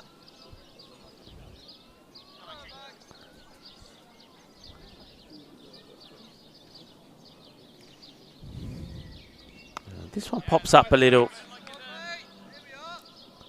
Being a bit selective. Why not? As Lalit Sharma, 83 of 26. We're looking at the 7th century. He's almost there. I was speaking, or when I was speaking to Lalit, of course I told you already, I did have a chat with him in that short break. That he never did play when we were there. Oh, that's hammered. MC Hammer style. 6 runs. Boom. Shakalaka. Boom, boom, boom. Shakalaka. Ew. Well, that one I think has bounced over into the road and disappeared somewhere. just have a look at the ball heights at the moment. They're not doing themselves any favours, are they? It's in the, I think we've got to call where you see the 40. That's the hit me zone, because that's what they've done. They've clobbered the ball all over the place.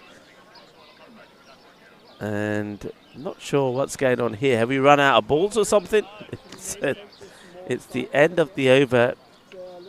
McCarthy, 1 for 21, 132 for 1, 9 overs completed. Not sure what the umpires were discussing, but they do get another ball. It looks like Rips is going to continue. As Chris shows us, once again, a lovely shot of this ground. You can also see there that the light is starting to go. We haven't been blessed with too much of the sunshine today, though temperatures have been up in the 25 degrees. And that's the Sporting Alfest ground.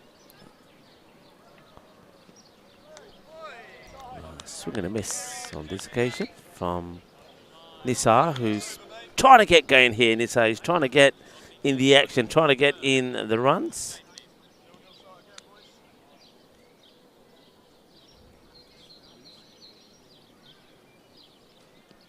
Oh, that's a good shot.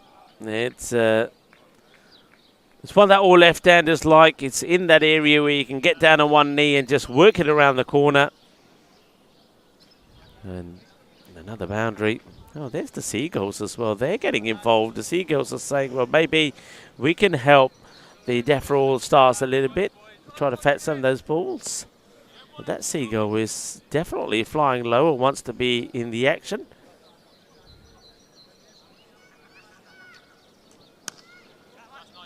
That's well bowled. A little bit fuller.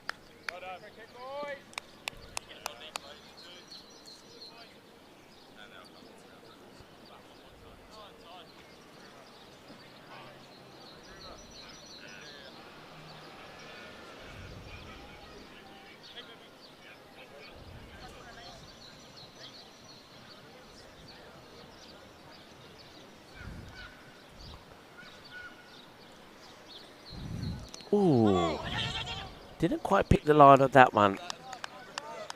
Just changed the angle of delivery there. Rajan walking back. Well bowled there from Rips. Yeah, look at that Manhattan. And the reason it looks like that, because it was 1 over from Max Cromartie's first. That only went for 2. That's hit down the ground, and it's just going to be, I think, 4. No, 6. It actually goes all the way. It's cleared the boundary line. So 6 more. And Lalit Sharma, 95. 95. And Bowler Kempin saying, come on, Sharmy. So 95 off 31. We are going to see another century. Or are we? Just have a look at the maximum rate there. And Sporting Alfest, I feel that after this match are going to take over from Norbury. That should be it. It's a bit of a gundy ball, and it won't go all the way. It goes along the deck. It's going to be 4. It was a full toss, which I thought that if Lalit Sharma treated it like the other full tosses he's treated, it would have been 6, but he's hit this straight down the ground. Let's take a quick look at where the runs have been scored. 34% on the offside down the ground, 29 on the onside down the ground, 28% on the leg side, where a lot of those short deliveries down the leg have been played, and only 8% in that backward point area. That tells you one thing: bowlers haven't bowled in that area. They haven't bowled that good length outside the off, where batters, if they are scoring from it, are having to play the cut shot behind. So it is the end of the over. 147 at the halfway point. 147 for 1.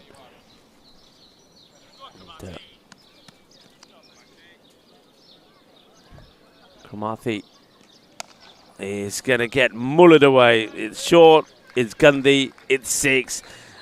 Get the feeling the umpires here pretty soon are going to have a bit of a break for the medic to come on and just to massage their shoulders a little, because they're putting some exercising moves in, aren't they? They're going to need a bit of physio on those shoulders, putting them up. Sixes galore. Yeah, going back to that, there was that one crazy over number 7 that only went for 2. But normal routine has resumed. That's up in the air. Acrobatic attempt from the infielder. Tries to get a hand to it. Not going to be able to. Gets over him. And once it gets past him, though the fielder has chased it hard, it's going to be 4 more runs. 4 más.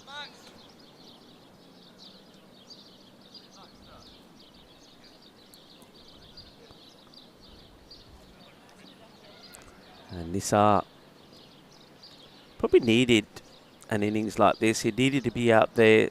It's an opportunity for him to try to hit himself into form. That's guided away quite beautifully. It's a lovely shot.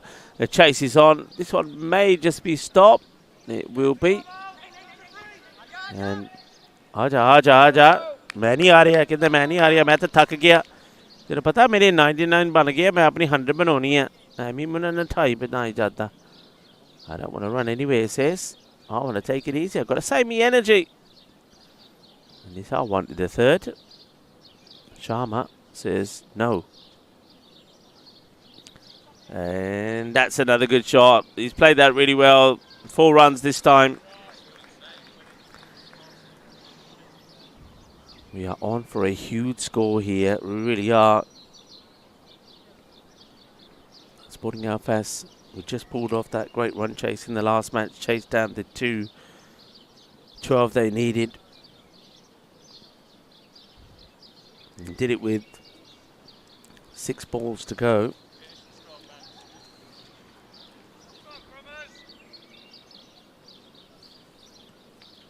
Now they're en route to a big score. That one gets punched away. It's going to be fielded by Max, who makes the stop. 1 more to come.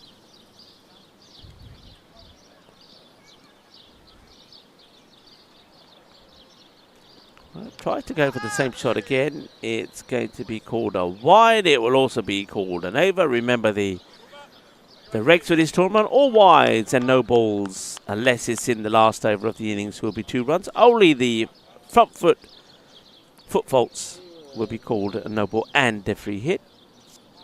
So that is the end of the over. 2 runs to finish. So another expensive over, 165 for 1. Right, all eyes are on Lalit Sharma. They're ready to jump up and applaud. There's the scorers there. That's John Woodward, John Howden there as well. Ian Bryn also in the house. Nice to see Ian here, doing a grand job. The scorers under the watchful eye of Kevin Launton. Okay. Dan Lewis to bowl. Lalit plays it away, and that will be another century here at Sporting Alfas at the Woodbridge Oval, and another batter will cherish the moment. Well done, well batted, Lalit Sharma, 133. He made an explosive start, didn't he? He scored his 50, I think, off around about, I think it was 14 balls. It was rapid. Slowed down a little, but still, what a good knock. Century number 7. Lalit. And got to say one thing here, and I got to say this. It's come in the 12th over. There is so much time to bat. He could go on and put a massive score on the board, but that tells you the story, that graphic there on your right. Let's talk about that more in a moment. Let's see this one first as that gets played away. If you look at those rows, there's 5 rows there after the batter's crease. You want to be in the first 2. That's what you're aiming for. If you think about it, I don't know if we can't control when that graphic comes out. If we can, I'll talk a bit more about it. But if you're a coach and you're teaching your bowlers where to bowl, quite often you're not always asking them to hit the pegs. What you're doing is you're putting some markers down and saying, right, I want you to hit this area. I want you to hit this area. I want you to get it on this spot. I remember when I was playing, it was like the coach used to put a 50p coin down and say, right, I want you to hit that. You hit it, you can have it. And I think if you go back to that graphic, the first 2 rows is kind of where you're looking for. You know, if they want you to bowl a Yorker, they're going to put it in row number 1 after the baddest crease. If they want you to bowl that heavy length, short of a length, they're going to put it in row number 2 and 3. That's what you're looking to pitch the ball. So that's what I'm talking about. We'll go back to that in a moment. Miscue. And so, yeah, you want to be going row number 1, 2 or 3. Number 1 is where you want the ball to get right up there. Then row number 2 is where you want that short length. If you're putting it in row number, as you see there, 3, 4, well, against batters, especially if you've got any pace about you, the slow bowlers, the batters are going to take you to the cleaners, and that's what's happening here. You can have a look, the number of deliveries that have been bowled in what I like to call the golden zone. Forget the golden ball, we'll talk the golden zone, and they just haven't got the ball in those areas. And maybe with that graphic, we can start to give that particular colour, that particular zone a different colour. It's kind of, I don't know, but give it a glow, because that's where you're aiming for. And they just bowl too short. They bowl too short. And those ones that are just past the halfway point, 2 or 1, I mean, you never want to be bowling there. You are in for a hiding. So they haven't got it right, have they? They haven't got it right. And that's why you see this big score on the board. And there's the catch taken. So Lalit is going to have to depart. And they want to shake his hand and get him off as soon as possible. Well batted. That's nice, though, isn't it, from the Defra All-Stars? That's what really it's all about. I know this is a tournament, but it's been played in a very friendly, relaxed manner. And everybody from the Defra All-Stars have come over and shaken the hand of Lalit. It's been a soft dismissal in the end for a hard-hitting batter. But Sharma does get his century. I don't mind that also for Sporting Alphas, because, look, it gives the opportunity for a lot of other batters to go out there and have a hit. And with the likes of Christian Munuz, also with somebody like Danny Everett, and also, I think I would have to mention David McClement. With those guys batting so well, some of the others haven't made the most of the opportunity. So this is the chance for them to do so. So warm applause for Lalit. Well batted, 102 of 36. I did say that if he could stay there, he had so much time to do it all over again. It won't be the case. But he's going to have to depart. So, yeah, you've just got to know the areas where you've got to bowl. And, you know, you can count them up there. That's 14 deliveries that have been pitched in, you know, more or less where you want them to do. The ones that are just before the batter's crease, you can see that there's 5 balls that are there. I suppose they're your really full ones, where if you get it right on the money, they're not bad balls at all. But here's another one. That's another one that's pitched too short, and it's blasted out of here. And that's Seis Guerreras Mas. Easy pickings, easy hitting for Nisar, who he himself is now looking to bring up his half-century. So Max, I think he's also not willingly going to bring up his half-century as well. He's gone for 45, and he's only just started this over.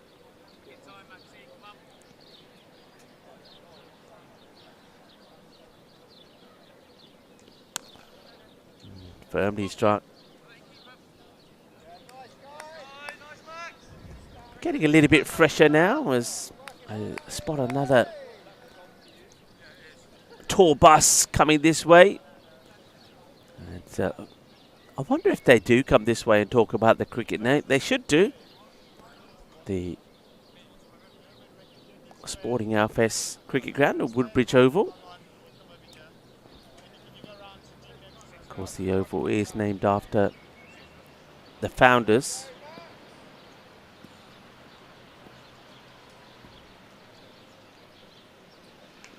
That's high. Now, has he got the legs? Fielder has come running in and taken a really good catch. Well done. Yeah, baby. That's what I'm talking about. Well, for all the fielders have got it wrong at that part of the field. Ed Hawker, who himself earlier today got it wrong a number of times, has finally shown all the fielders how to do it. He pauses, he waits, and then he comes forward, takes the catch. Raza, he can't catch a break.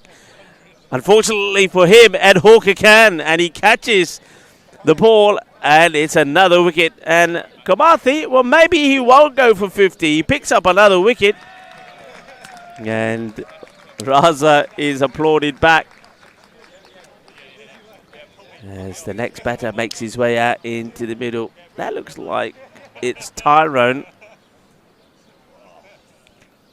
So Tyrone gets an opportunity. The Tyrone Million. And Raza, he is going to go for a duck. So it's time for us to... I know a lot of you are waiting for it. Let's go for it. I've got to get out of here. It's going to be one of those. Yep. There's Wiki. Wiki, Wiki, Wiki, Wiki. And Ali Raza will get the Wiki. It's not something that the new batter wants to see when he goes out there. This is Tyrone. He leaves that one go by. So Max Kamathi, he was staring at 50 coming off his bowling. Tyrone Melion is the next batter. And he's had a while to get this and misses. Oh, it's been called a wide. Oh, it's a late decision there. So, ooh, what's going to happen here? So 46 becomes 48 with the ball to go. Will it be another 50 or not for Max?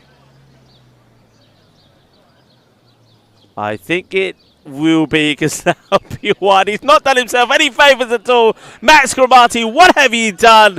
It was looking good. It was looking like you wouldn't go for 50. So 50, 2 for 50 for Max. He can't believe it. Now he throws the ball in the air and just showing people that he can catch. Let's see what he does as the ball comes to him off the bat. So 182 of 13.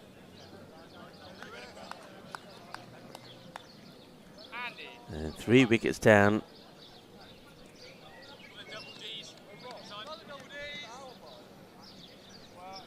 And, well, that's the way that's looking above there at the moment. That sun just hasn't been able to burn away some of the clouds. And, of course, now it's on its way down. We're not going to see too much of it. Chris is getting quite creative with his camera work, isn't he? So 182 for 3. Scorecard is going to read pretty interestingly. That's hit firmly. That's going to be 4 runs. It's been hit and it's going to stay hit as well. And that is going to be 50 for Naeem Nisar. 51 of 22. Well done to Naeem. Remember, Naeem was also the fielder in that last match that collided quite heavily with Christian. Fortunately, both of them were okay. A good little moment for him, but he has been able to make the most of his opportunity. A single gets taken. That's Tyrone.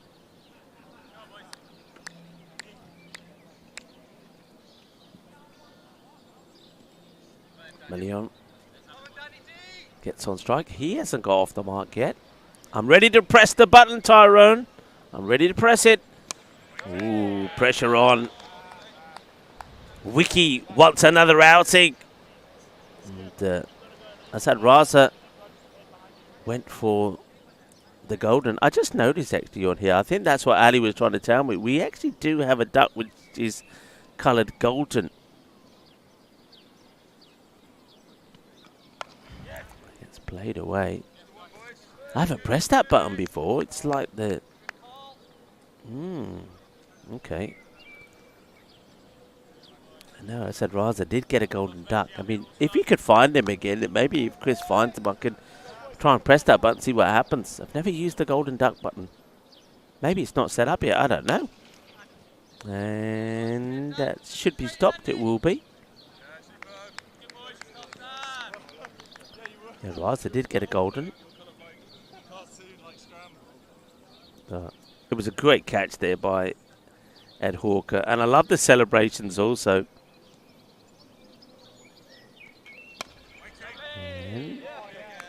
Well fielded. It's good over. And that was Dan Lewis. Completes his first. And his second. 2 overs done from him. 1 for 13. 189 for 3. So the wickets that we've seen gone. Danny Everett was the first to go. He tried to give his wicket away a number of occasions. Finally, Stromer did take the catch. And Max took the wicket. It was quite an amazing over. 2 runs, 1 wicket from it.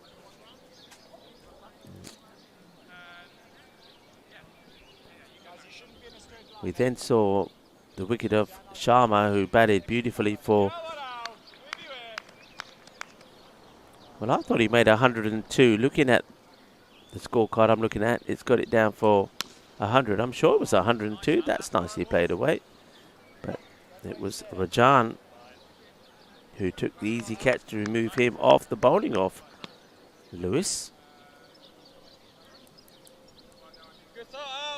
Now it's Lolori. Was having a bowl. Alex.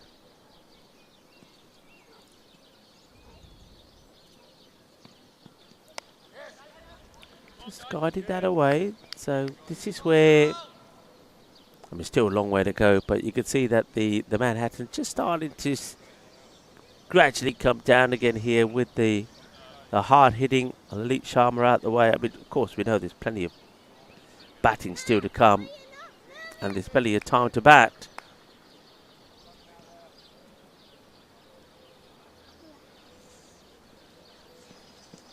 That's picked up quite nicely. Work to be done for the fielder. Can he get there? Gets the slide in. Does wonderfully well. Right in front of the massive dartboard, which we have seen hit, and we saw bullseye actually on that earlier today. Good bit of fielding. Nicely done. The slide and stop.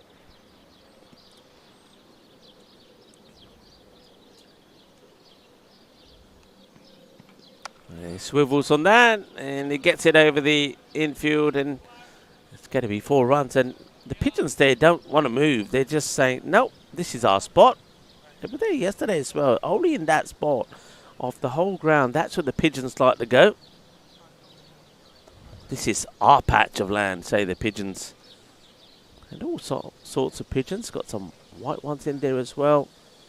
Maybe the pigeons have to stay there and the seagulls have the rest of the spot. There they are. They're the pigeons. And I reckon somebody's feeding them something there. All sorts of pigeons.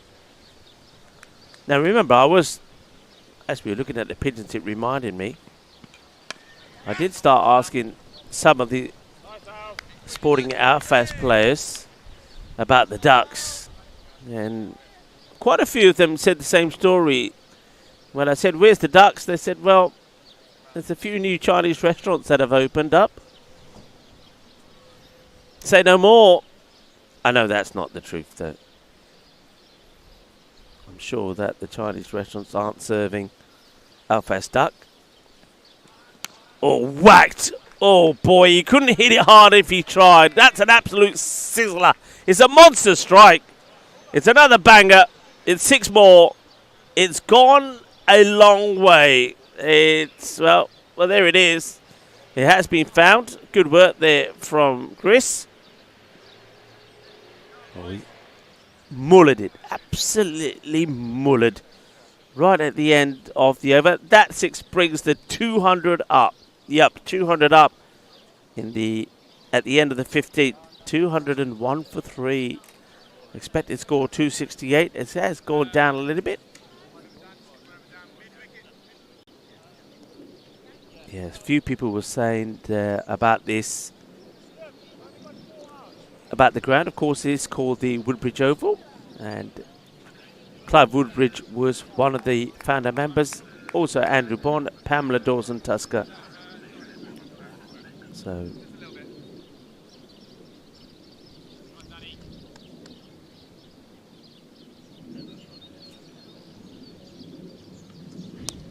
carefully watches it onto the bat. It gets past the bowler. They'll take the single.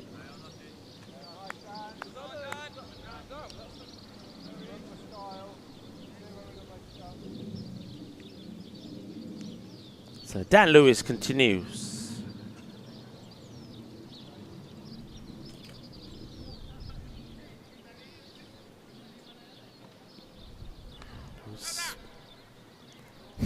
Not out. Tom Coss. He is allowed to ask, I suppose, behind the stumps. Down the leg side, the wide ball, 2 more runs. And of course, the great thing about this club is not just about the competition. They emphasise the social aspect of the game, as that one's clipped away off the pads. More than a clip, actually. Belted is probably the right word. It's another bad delivery. So the areas, you can see there also that Sporting Alphas have now gone back on top over Norbury in the maximum rate. So, but yeah, just haven't bowled in good areas. They've been too short most of the time. Here comes Lewis again. Oh, that's high. Looking at the umpires, they are not signalling a no ball. So that's just been hit away for cuatro más. I think it is 4. I'm starting to get to that time of day now, people, when my ears are hurting. That's one of the downside of wearing headsets for this amount of time. They're starting to go sore. I know when I left here yesterday, I was saying to the boys, my ears are so sore. I could not touch them. So if we can find an alternative way. I know that when I was in Malta, I had the microphone, which is fine, but it picks up a lot of noise, so it doesn't really work.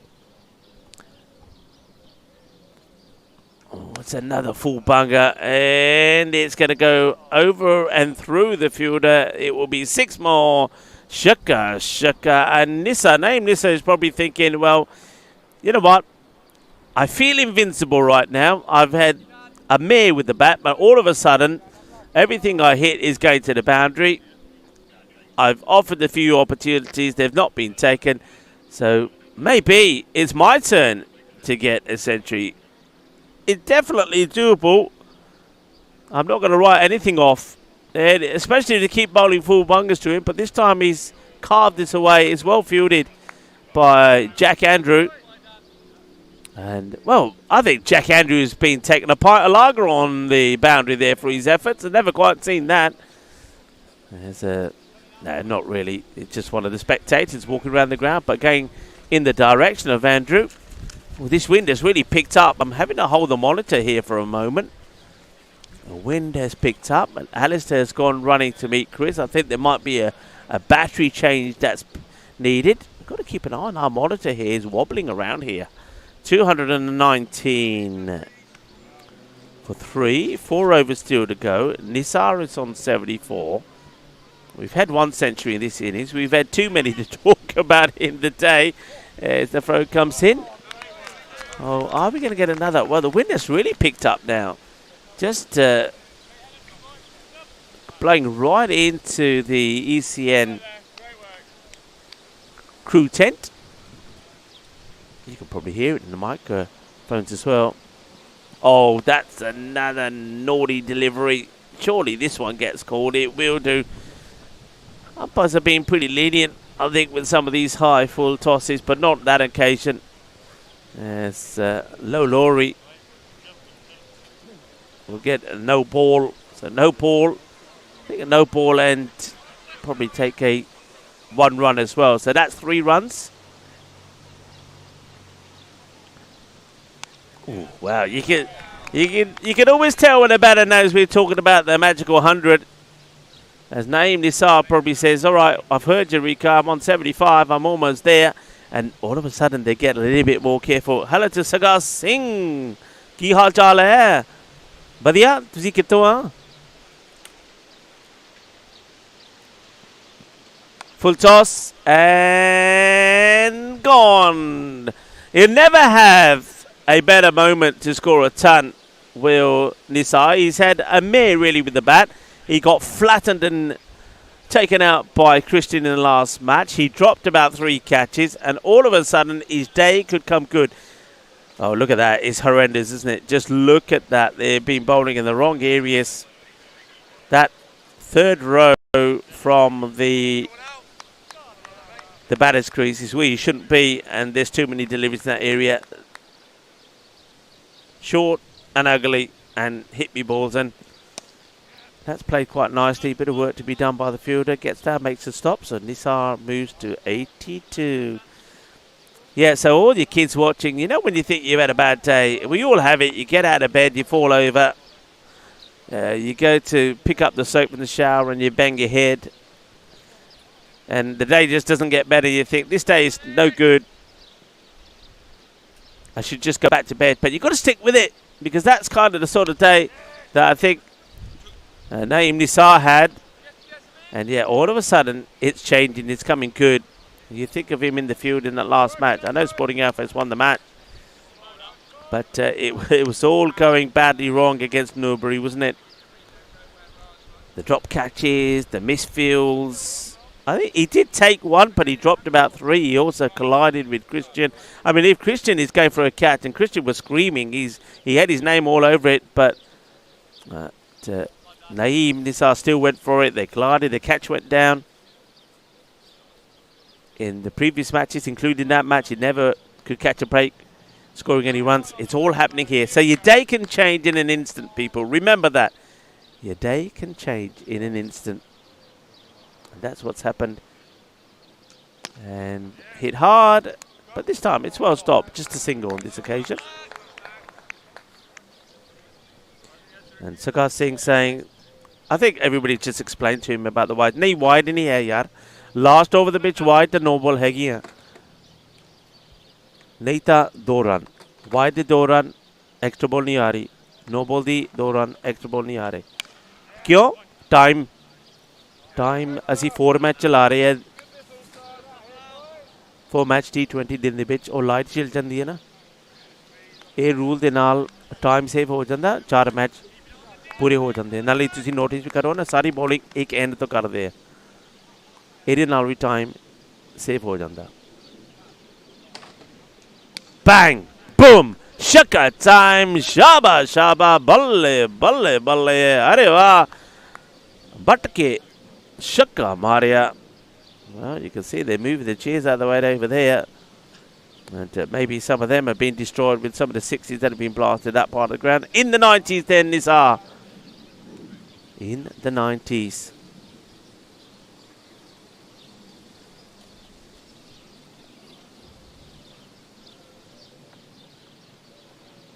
That one gets through and it's going to be okay.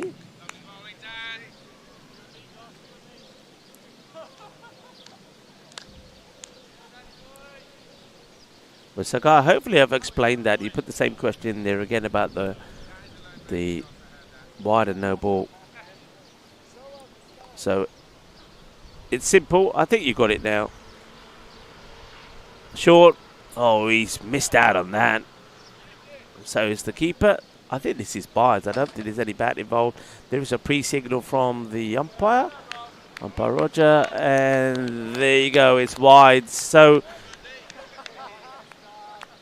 did it go to the boundary? Obviously not. I just saw the wide signal, so it doesn't go all the way to the boundary. Now, how many did they run there? And, wow, what have we got there? Is that one of the ducks coming back? And the ducks are coming back, everybody. That's played away, single. So, Nisar, 92. I think that was... went down as 4 wide, so I'm guessing they ran 2. So 2 for the wide and ran 2. So over called. 18 completed. 245 for 3. Are we going to see 2 centuries now in the same innings? We've seen 2 in the same match, 1 in each innings. Are we going to see 2 in the same?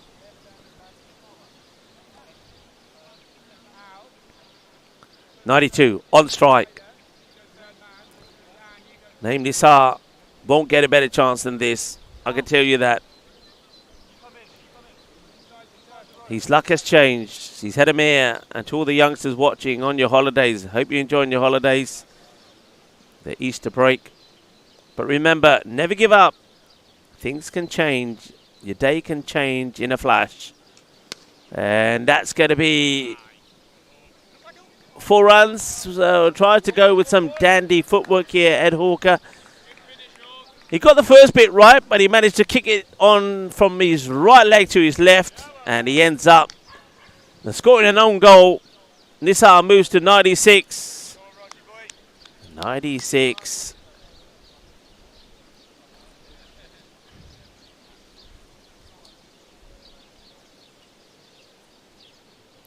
And it's an edge. Is he going to come back for 2?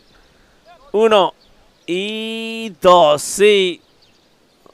So only 2 to go. Got a story for the kids as well. Maybe we'll wait to see what happens here. As Rajan has been brought back into the attack for this, the 19th. Well, Rajan is one man who could spoil the party for Nisar.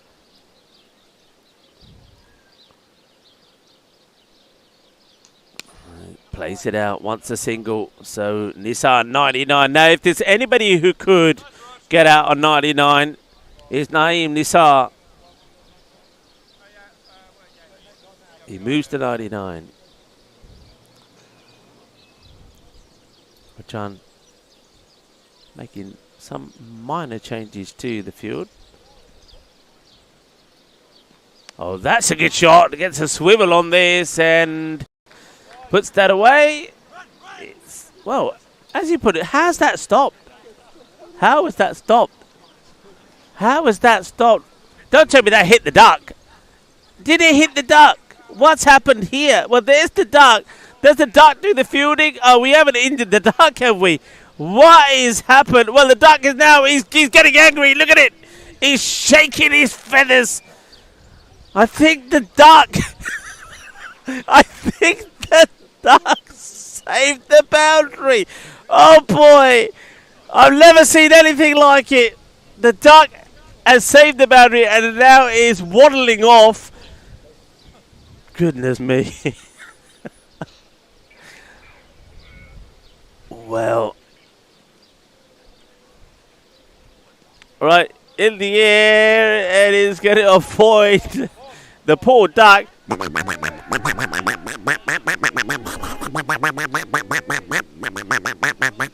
Oh dear, the duck has been hit. And, oh, Wicky's not happy.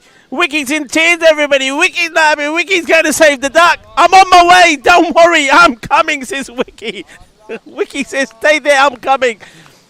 Well, Wicky, there he is with the magic spray. I'm coming. I'll save you.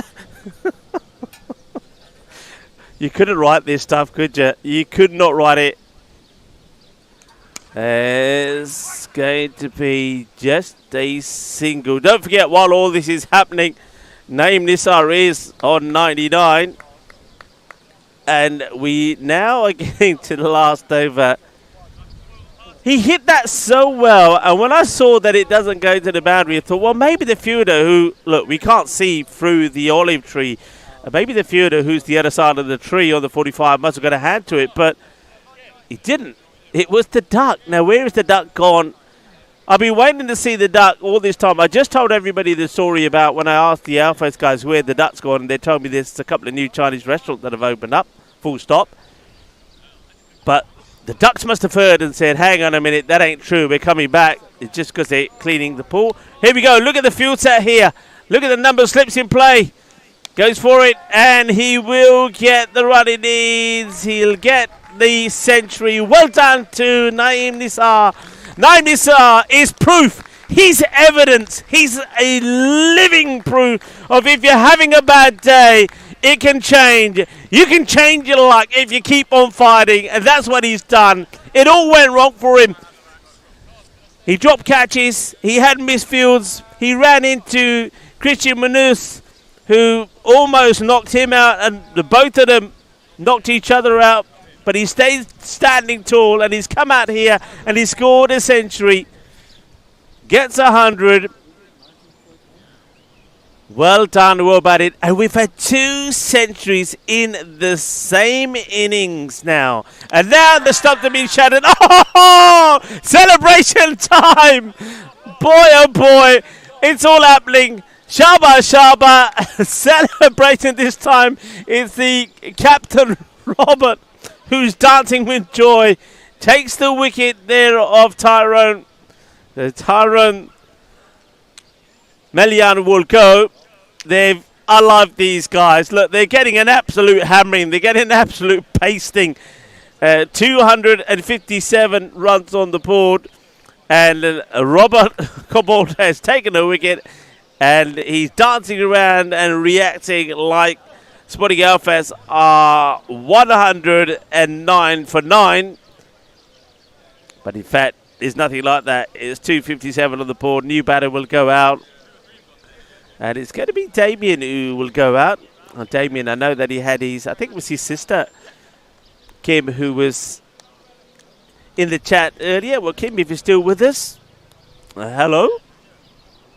And the chat is going wild, by the way, about the duck. Some people saying another ton. Yes, it was another ton. Some people say, was that one of Derek's cousins? Yes, it was. And if Dave was in the chat, I know David's always saying, what happened to Derek? Well, there you go. That's what happened to Derek. Derek got wiped out. Derek came back to say hello, and the ball took him out. Oh, boy. And Tyrone, who's just out there, he's out for 16. It should be 18, Tyrone saying, the duck has stopped my boundary. Oh, wow. It all happens. It all happens on the European Cricket Network. Cricketainment is what we always bring you. So, new batter has come out there. It is Damien. Damien, remember, he had a bit of luck in the last match. He was dropped very first ball when he skied one high up in the air. And then after that, he went on and scored 40 of 26. Okay. Robert Cobbold. If he gets another one, they won't be able to stop him. Oh, it's just clipped away. Pigeons, get out of the way this time. Where's the duck? Pigeons saying, I'm out of here. The duck is saying, I'm out of here. Well, those pigeons didn't look like they were going to move for nothing, but they moved for the fielder running in, making the stop there, the slide and stop. They'll be back, though. I don't know if the duck will be back.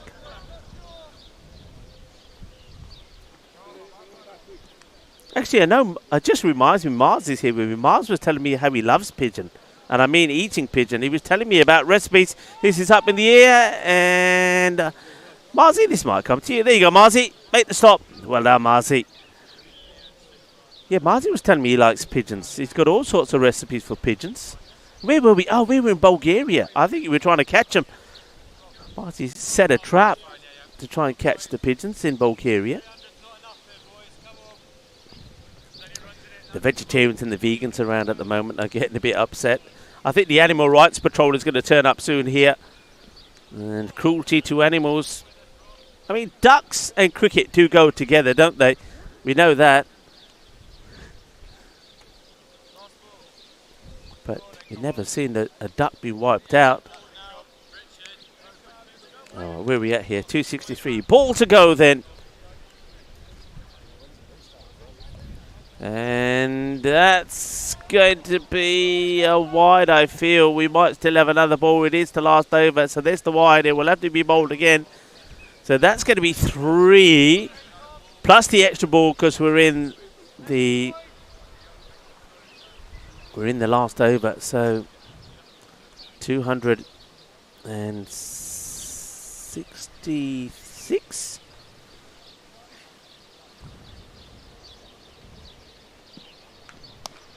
Slices at that. There's Naeem Nisar. And he's going to add 2 more to his. Now, I'm glad he did. He drops the bat. I don't know what's happened to him. He's got dizzy.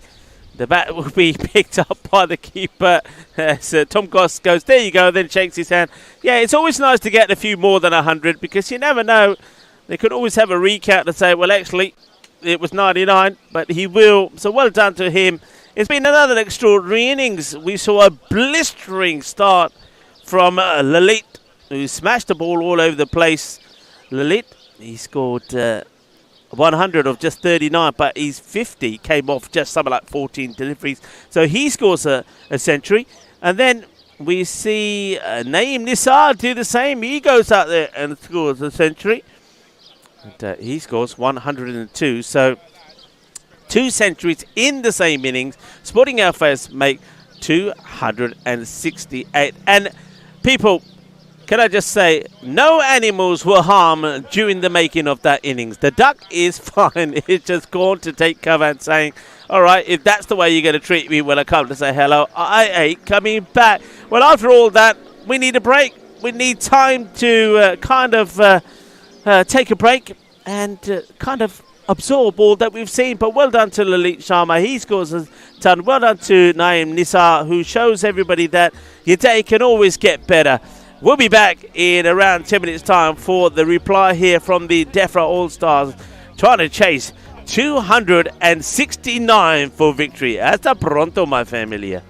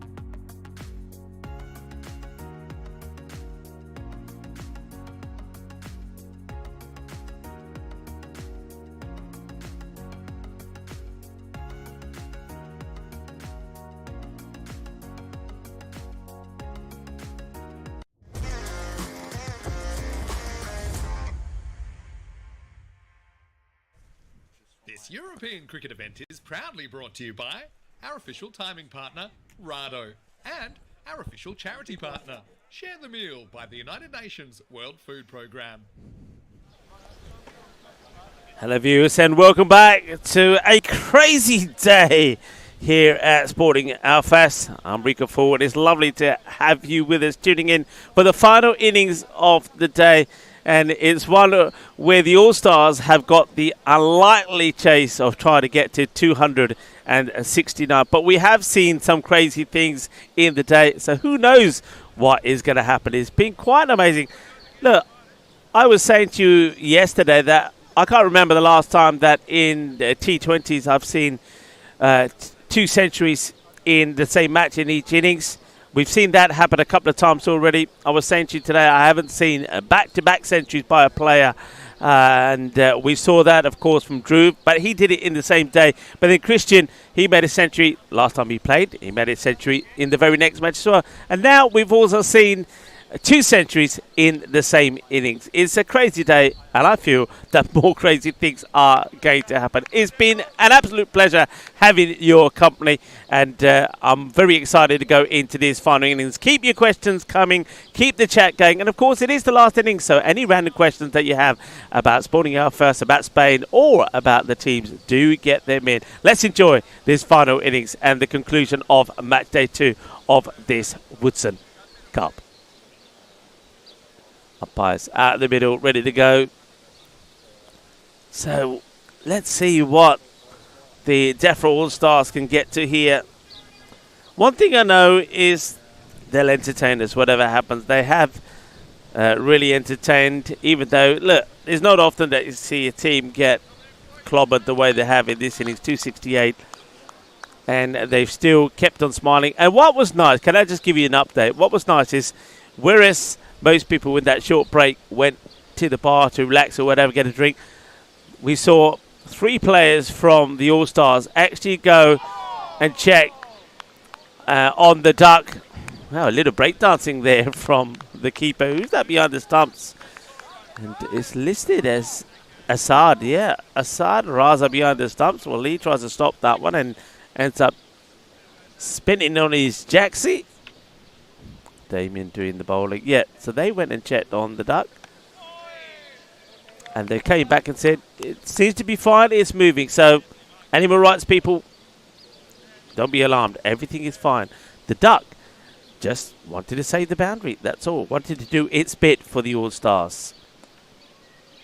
What difference it could make, those 2 runs in this match, we will have to wait and see. Defensively pushed out and will take the single. So let's talk about the 2 batters here at the moment. We know that Damien is doing the bowling.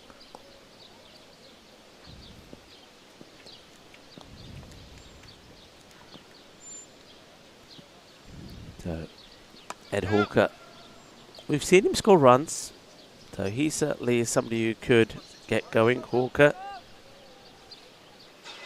and out there with him is Patton. Guy Patton. That's a sweet shot. That's played very nicely.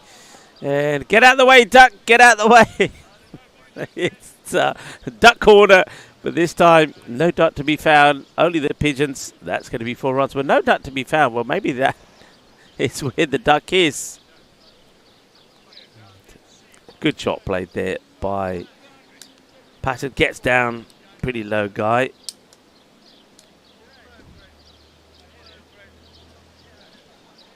Four runs, first boundary of the innings.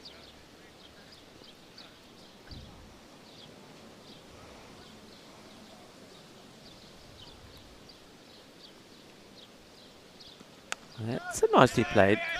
Just be a single. Yes. Well, I say just. They can come back for 2. They're taking it on, and they'll make it. They got past Damien. Damien, by the time he turned around and found the ball, the batters had to come back for a second. They doubled up on that. And a few people say, Rico, what were you going to tell us about the kids? You said you had something to say about the kids here. So that's 9 off the first. Well, what I was going to say, well, remember when we were kids and we lost our milk teeth, we would put it under the pillow so the tooth fairy would exchange it for money? Well, in Spain, the magical mouse is called Ratoncito Perez. He's the one who does this. So it's a mouse. There's no fairy. Fairies don't exist here in Spain. It's Ratoncito Perez. It's a fantasy figure of early childhood in Spanish and Hispanic cultures, where Raton Perez collects milk teeth in exchange for little gifts. So we don't have a tooth fairy. We have a magical mouse called Ratoncito Perez. He collects the teeth and then exchanges it for gifts. That's something maybe you didn't know. Something for the kids, who I think in most parts of Europe it's usually the tooth fairy. Some people are still talking plenty about the duck. You have to see it to believe it. You really do. Ashraf bowling the second over, beg your pardon. The first one was from Damien.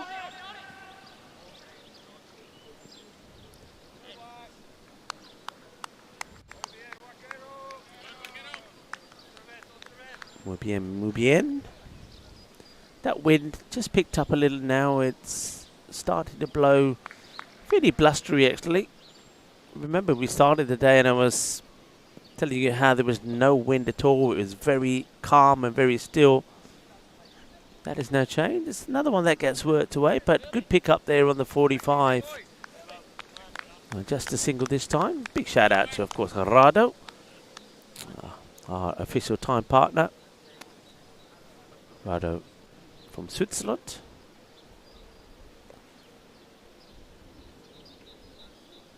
Umpires have got their fleeces on again, which tells you that it is getting a little bit cooler out there. Hit firmly, and both the batters, good understanding between them. They go straight away on the hit. Good early call.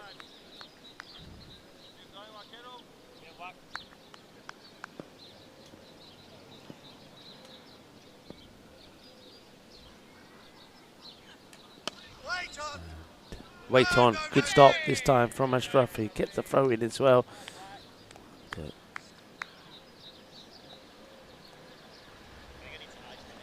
Making sure the batters don't sneak a single there. Of course, we are in the province of Valencia, so maybe today we should find a paella. We are in the land of the paellas. And to Valencianans, paella usually refers to paella valenciana, which consists of round grain rice, rabbit, chicken, and then the lima bean, gafro, and also saffron. Other dishes contain rice, usually called arroz. For example, arroz negro, but paella has that specific round grain rice. I remember the first paella I had in Spain, and you have to go back to around about 22 years ago. A very good friend of ours said, if you want paella, you can't be having any of the stuff that you see in the tourist areas where you can just walk in and get one. It has to be prepared properly. It's got to be authentic. So we went to a place in Elche, not too far from here, and the place was buzzing.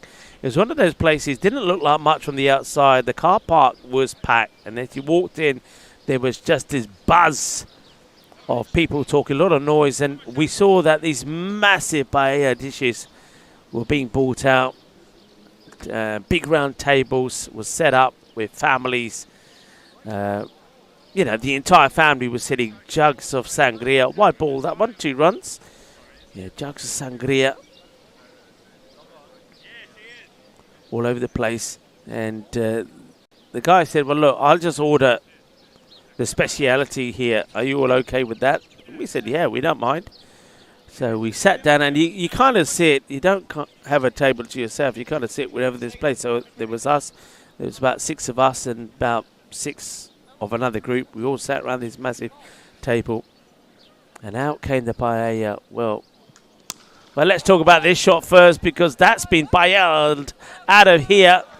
And that's a good shot. Just 4 runs. Bounces just before the boundary. What a lovely shot that is. Gets himself in a really good position. Does Patton. Gets down to one knee and hits that sweet out the middle. Sweeter than a paella, maybe. Not too many paellas are sweet, but I suppose you could sweeten them up. Oh, up in the air. And they will get the single. This is Shaquille, who is bowling over number 3. So an opportunity for some other bowlers. Shaquille Hafiz, I know he can bowl. I've seen him bowl before. So yeah, these paellas came out, and as they get put on the table, I could see the meat. Couldn't quite work out whether it was a rabbit, chicken, or whatever. You can't really, but the seafood was in there. I could see the prawns. And the mussels were there as well. And then I saw things moving and I thought, whoa, what's going on here? And it was snails. Yep.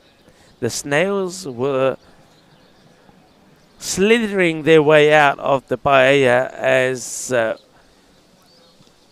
he just punches up in the air. It's going to be perfectly placed. A little lob, that's going to be 2 runs. The perfect lob for a couple. Just looking around the field to see if I can see Christian anyway. He's not in his normal fielding place. And I know he is listed. So whether they've got the 12th on at the moment, Jake, could be. Up in the air, it's a fielder out there, bounces a couple of times and gets fielded nicely by, well, they're going to take 2 by David McClements, always patrolling the boundary. So yeah, there was literally these snails. They were slithering out of the paella, trying to get away, and the Spanish were just picking them up and just chomping on them. Ugh. But I did try it. They said, you've got to give it a go. And it's the only time I have eaten snails. I had the one, and nah, it wasn't for me. I could taste the best way I could describe it, it was like eating the sand. I could taste the sand. So I do like paella, but not with the snails. Thank you very much. And that's why when if you've ever been to Spain, when it does rain, you'll see plenty of the Spanish locals going sort of in between some of the overgrown areas, lifting up stones and things, and they're finding these specific snails. And if you go to a proper Spanish market, I know we have one in Torrevieja on a Friday. If you go to the market, there's literally people walking with suitcases, and you can see the snails crawling out them. They're selling the snails, and those snails are for dishes like paella. Slower delivery, and just be a single as Ashraf continues.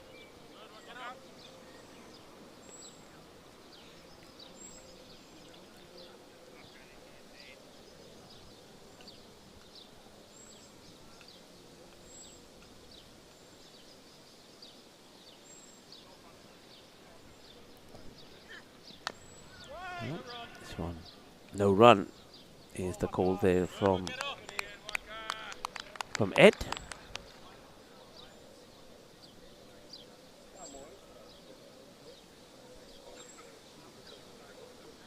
Waka Ashraf walks back to his mark. What's he planning now? Mr. Bombay Mix, probably the slow one. No, he goes for the quicker one. Pace on, bangs it into the deck. It's nicely played and will get fielded. No for the second. Good call. That looked like it was Jake Sunderland. So Jake looks like he's on. And I feel that he's on for Christian because I'm scanning around. I don't see Christian on the field. And makes sense, really. Christian, when I spoke to him after the last match, said he was starting to feel the aches and the pains. And they're liking this one. They're saying, how's that? Behind the stumps is Asad Raza. Asad Raza, who did get the golden duck. He wants to get something in his bright gloves and tries to claim the catch. Not out, says the umpires. I'm intrigued now about the the button with the golden duck. Oh, Chris is next to me now. Chris will know. Slower ball. It wasn't quite disguised. So that's just going to be a single. So, Chris, do we actually have a golden duck? Oh, we do. Chris is saying yes, we do. So he's saying that is the golden duck. Okay. Now we did have a golden duck. Well, what I'm gonna see. I know Chris has got the headset on, so I'm gonna ask if Chris can, because I've never pressed the golden duck because I didn't know that button exists. So I'm gonna ask if Chris can get Alistair to get a good shot off the wicket keeper, because he did get a golden duck, and if we get him in the picture at some point, then I'm gonna press the button. I've got to do it. I haven't pressed it so far. It will be now. There he is. I'm gonna press it now. No. That's like Robo Duck has overheated and he's on fire. That's not a golden duck. No, that's not right, is it? Hang on a minute. Well, he takes the ball. There he is. He did get the golden duck. I suppose. Well, it's like he's on fire. But hey, I never knew that was there. But all right, so we do have a golden wicket. That's played nicely down the ground. That's just going to be a single. That wind is now picking up. I keep hearing all sorts of forecasts for tomorrow. I know that we are expecting a fair bit of rain. The forecast probably has changed from when I last had a chance to look at my phone and the weather app. It's up in the air, should be out. Here he is! Yay! The man who did get the golden wiki, the golden robo, takes the catch. And well done to him. So there is, look, the same way that Naeem Nisar showed us, things cannot be going well, but your fortunes can change. And they also changed there for Asad Raza, but not so much for Ed Hawker. He's going to go for just a 7. And Shakil Hafiz picks up a wicket. The new bat looks like that's Rajan. Rajan is now going out. Now I'm gonna put out a shout, because I was told by Robert, the captain of Dafra All Stars, that Rajan Tucker, who's gone out now to bat, that he's come on this tour, if you like, this tournament, and by being here, he's missing his first wedding anniversary.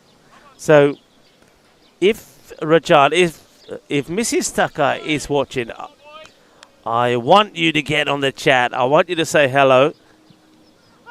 And he misses out this one. Good delivery there from Shakil. He's getting that ball to dart around a bit, isn't he?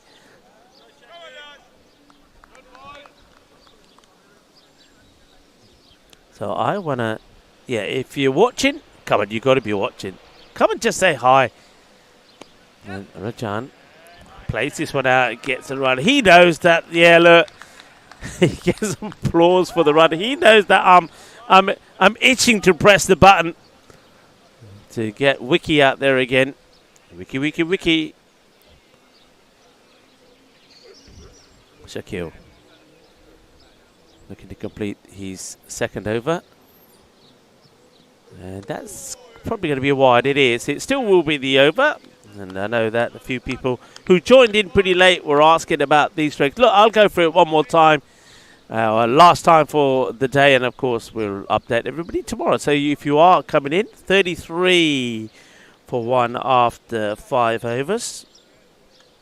That's another good one there for Shakil. So if you are just joining us, it's the Woodson Cup you're watching, T20 tournament. It's a tournament which Madrid CC along with Sporting Alfast, our home club, are hosting. It's the 8th Woodson Cup, and it has some local tournament rules, and those rules are in place for a very good reason, and that is that if there's a wide or a no ball, which is not a foot fault, and it happens during over number 1 and 19, it's only 2 runs, no extra ball, and there's no free hit.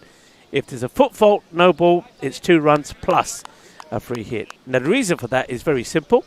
The same reason why all of the overs are bowled from one end. That's so we can get 4 T20 matches in the day. As that's well stopped. Lalit Sharma, one of the Centurions. He almost threw this one away. Thankfully, it's backed up by Demo. Yeah, so that's the reason. And I'm sure when you all think about it, you'll agree it makes sense because it means you get 4 matches in. And we know that yesterday, if we calculated all the extra balls that would have had to be bowled because of the wides and no balls, that's going to be 4 runs, by the way. It's a lovely shot. Pigeons, off you go. That one hits the pole. I can't see any signs of the duck. It's in there somewhere. And well, we're looking. There's the pigeons. So I think Ali's looking at the pigeons as well. Look at them go. And no sign of the duck. Is in there somewhere is the duck. Or maybe it's made its way to the duck pond, which is still being cleaned though. I think that will be ready probably in a week's time. So yeah, look, would you rather have 3 T20 matches or 4? I'd rather have 4 if I was watching. So it's for your entertainment as well. Bobbling away.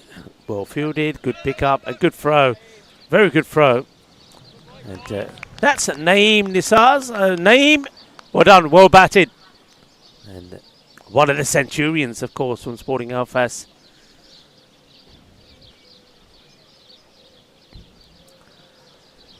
It's going to be played away. Oh, he's got through the fielder. That is going to be a boundary now. That's 4 runs and not very happy with himself is Waka Ashraf. Now, I've got to ask Naeem before the ball comes back. Naeem, have all the aches and pains gone away after scoring that century? Do you feel a lot better? You can say quickly in my mic. Not yet, but I have a little bit pain in my leg, so it's fine. He says not yet. Yeah, I got him back on the field of play. All right. This one, oh, he's all over the place. He's all over the place. He was never going to catch that. The young man was all over the place. That's Fraser. He just couldn't get a steady base, could he? You can see he was going back. And he was, oh, I think that's caught him on the wrist as well when he's trying to take the catch. He just couldn't get a good footing. Of course, most of us know when it comes to cricket, you've got to try and get a good steady base, and he just couldn't. It was all over the place going backwards, and because he couldn't get steady, he doesn't take the catch. And I think that ball's hit him right on the wrist. So I think we might need to get a little of the freeze spray out there. So I don't know if, I know Christian's probably the 12th. So Christian, who's probably sat down with some ice packs on his knees, probably have to get out there. He's up, is Fraser, but that's caught him, yeah, right on the bone. Ouch, that hurts.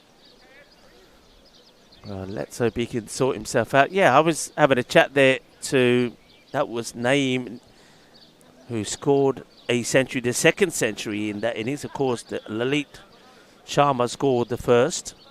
And Naeem Nisar just said that he's still feeling a bit of the pain. Let's have a look at the schedule here. So this is what's happening tomorrow. So first match starting at local time 9:45, slightly later, so 7:45 GMT, and they're in India at 1:15. Then you got match 2. So those 2 are still group matches. Then the final is at 2 o'clock GMT or 4 o'clock here in Spain, or 7:30 in India. That will be the final. So it's basically straightforward. The winner of the group, top of the group, plays second, and that's your final. And do join us tomorrow for those matches. Of course, you can watch them on YouTube. See, Fraser is coming off. He's holding that wrist with a bit of concern. I think he does need, get some cold water and magic spray on it. Now, Christian, who's already changed, he's in his hoodie, he's in his shorts, he's got his flip-flops on, might have to get changed and go out there. And there is Fraser. Now, the young man won't want to be off the field of play. He's bowled so well. I'm sure he would love to be out there and have a bowl. But I think he needs to get some ice on that from the bar and maybe get the old freeze spray on it. So, well, how many they got now? So I think Christian is going to have to get changed. Or why don't you get Kevin out there? Kevin, you're on. Go on, Kev. Kevin won't mind. Anyway, that was the end of the 6th over, 45 for 1.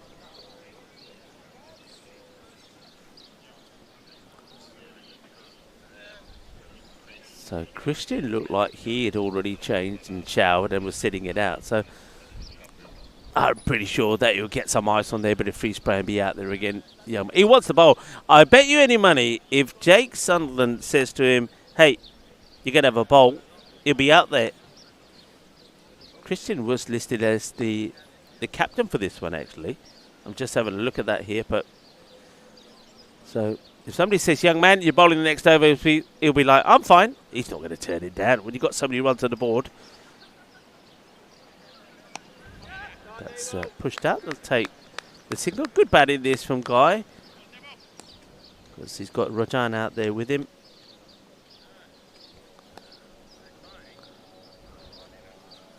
Well, that's the normal wiki on your screens there. And of course, we have got the golden wiki. That's going to be extras. They might even come back for another actually here.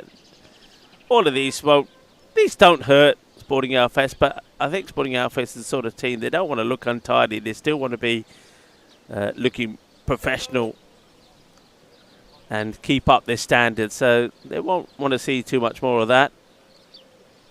And of course, no bowler likes any extra runs going on his bowling figures either. Damien, slightly shorter one, is up in the air. Nisar is not going to get there to be able to take the catch. And just gently rolls it back into Damo.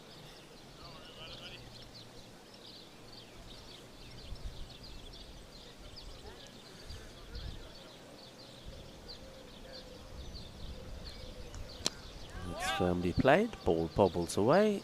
It's going to be just another single. So yeah, we've seen the schedule for tomorrow. So once again, the forecast, we don't know. It can change. We know that, especially where we are with those mountains around us. There could be rain. I know I heard John Howden telling me earlier there could be mountain in, areas around us. Could be rain there in Benidorm. Could be rain in other parts, but it could be fine here. It could be rain in Albert, but not here at Alphas the P. So we just have to see how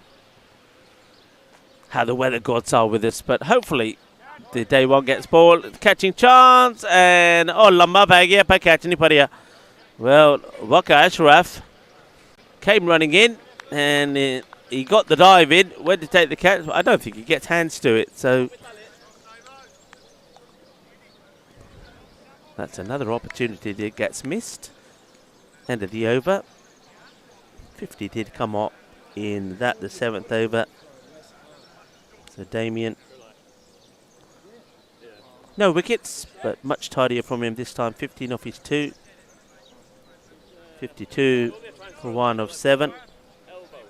And Christian has got changed and is back on the field to play.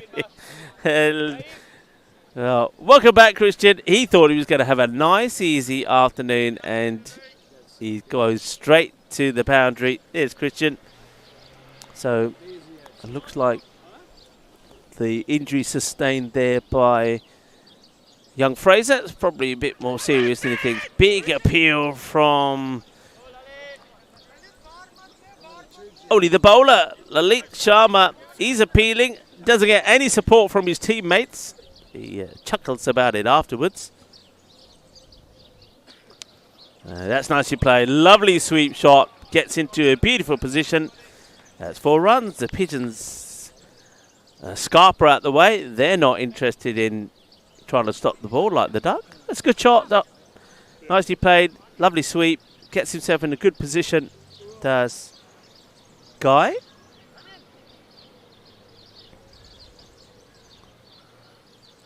It's getting to that time. I just quick check. What are we now? About 7:20. I can hear that the bars have opened. The karaoke has started. Well, yesterday we had a bit of Elvis. Goes for it again, but doesn't get it right this time. Yeah, yesterday was a little bit of Elvis. I wonder who we're going to have today. So maybe what we should have done is put some requests in there. And, goes for the shot. Christian! There he is. He comes onto the field of play. You couldn't write the script sometimes, could you? He was off the field.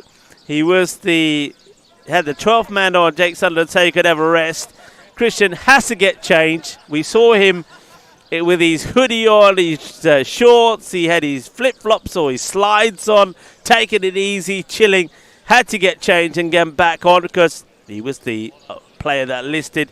Comes on, and the first time he touches the ball, he takes the catch. Christian Munoz-Mills. And that's going to be the end of Patton. Guy Patton.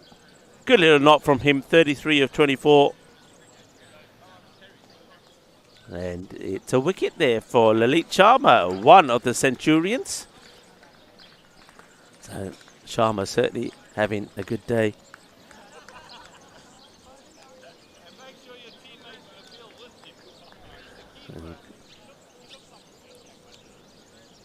Christian might as well have a bowl. Now you're out there, you might as well have a bowl, Christian. I bet he will as well. He is the captain. He probably handed over the reins there to vice captain for this match, Jake Sunderland. And now he's back on. He thinks, okay, maybe I will have a bit of a bowl. Why not?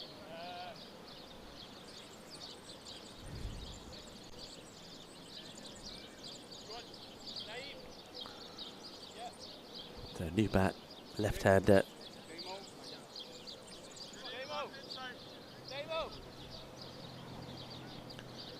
Making some changes in the field. Lalit Sharma just checks his field.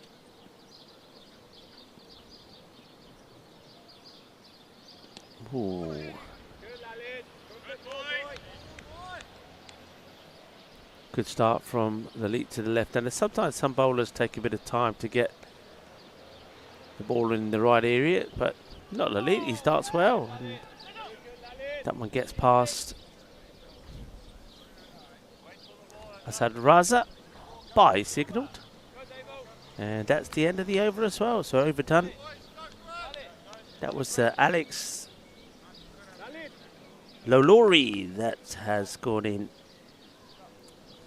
That's the next batter.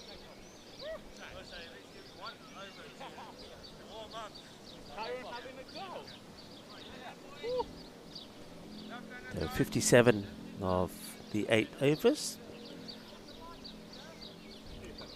Let's have a look at some of the things that have happened back on this day. Well, something that wasn't so pleasant, which kind of shocked the sporting world and especially us cricketers, as this one gets played away for just a single year back on this day in 2000, the beginning of the end of Hansi Cronje, who quit today after he was. It was revealed that he was at the heart of a match-fixing scandal that haunted the game for years afterwards.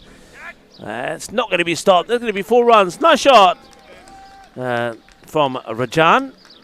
Gets that nicely out in the middle of the bat. Yeah, earlier in April of 2000, reports had emerged from India that he was involved largely as a result of a taped phone conversation. That all happened back in 2000.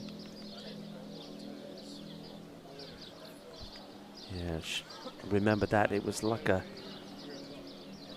bomb had hit the sport. It's nicely played. Cricket delivery this time from Dabian. He'll take the single.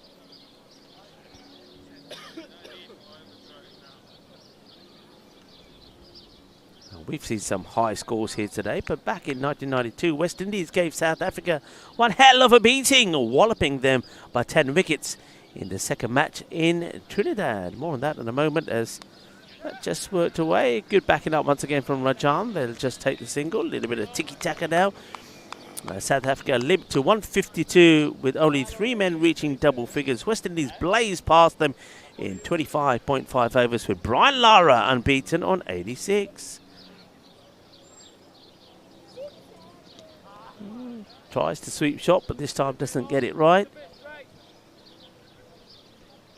Lara was, I remember it at the time, very severe on left-arm spinner Omar Henry, who was caned for 41 of his 4.5 overs. And remember the name because Henry later became the South African chairman of selectors. And back on this day, 1992.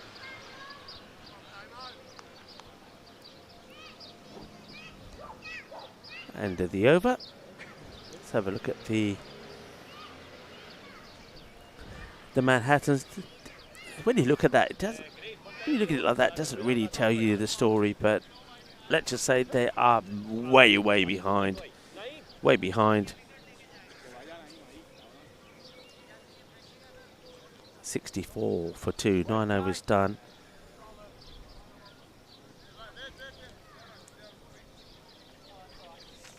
I'll give you the comparison of the scores at the end of the 10th over, shall I?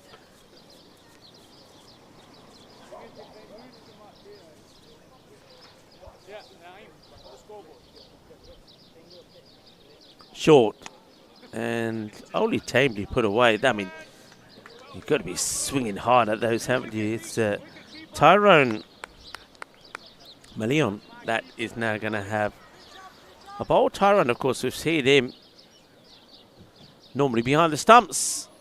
Short again and tries to whack this to the boundary. Trying to hit the leather off it. Misses it completely. Needs to get it just a little bit fuller here, does Tyrone.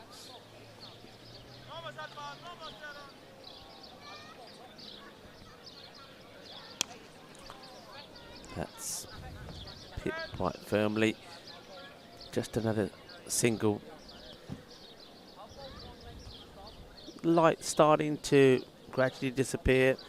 Of course, we've got about an hour before. Oh! Almost takes the jalebi catch, and now it's not the best of throws to Asad Raza. What a catch that would have been. We haven't seen a genuine jalebi catch yet. A jalebi catch nahi hale dekhiya. If we get a jalebi catch, that would be great.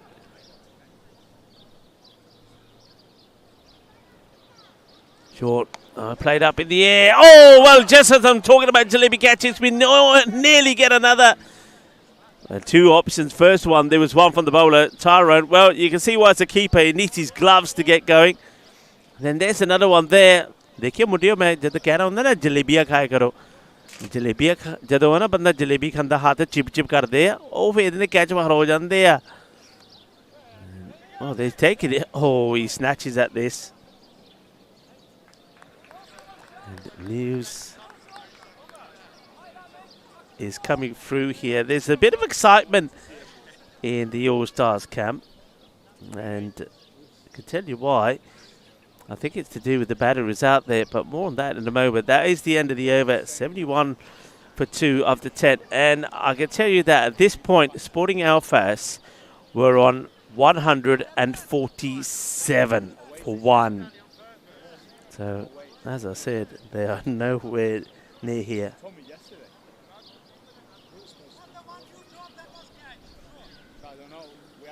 And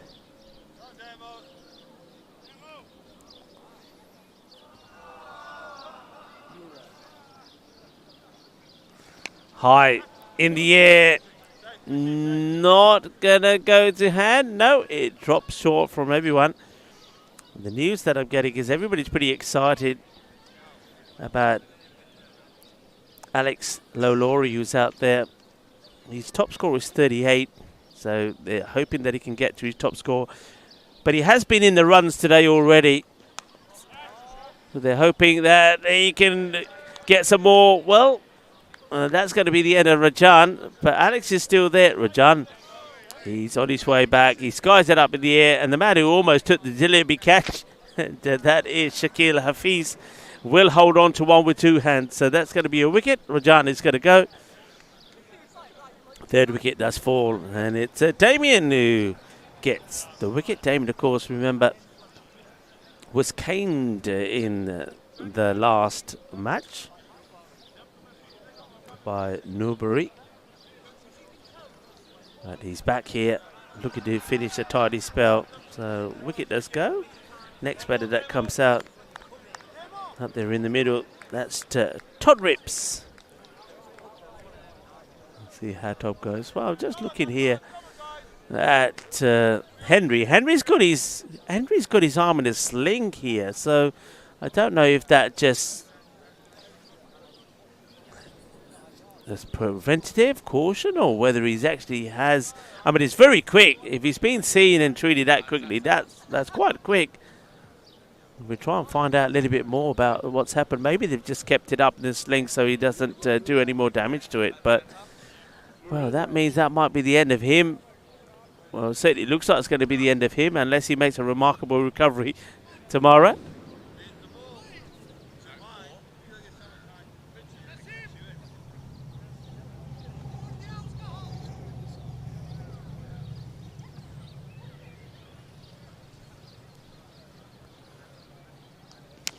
Being played away. Jake Sunderland does the fielding. It'll just be a single.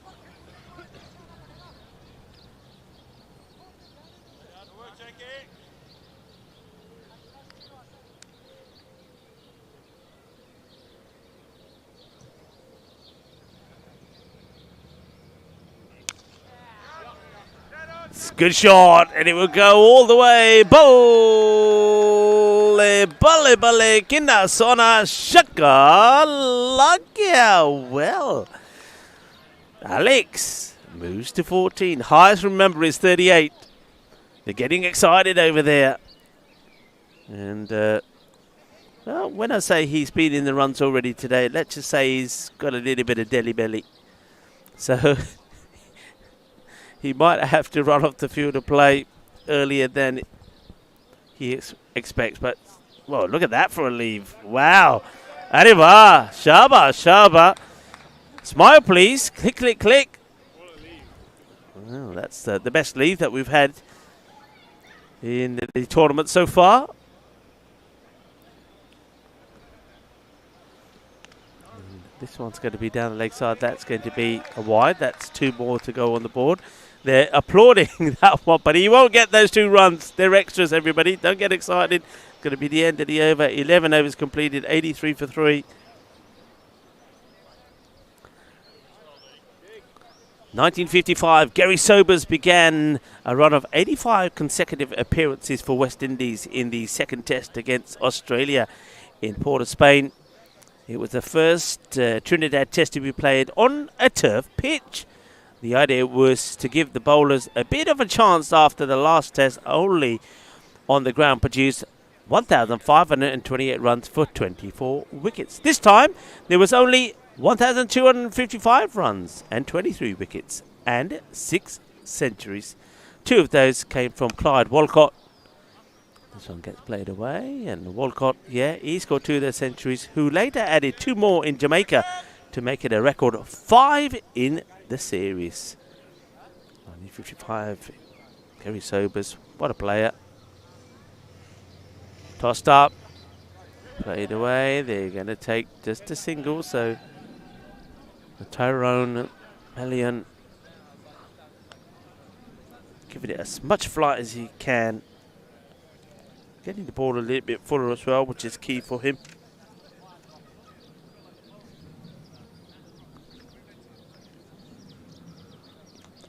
Up, and away. Adios, pelota.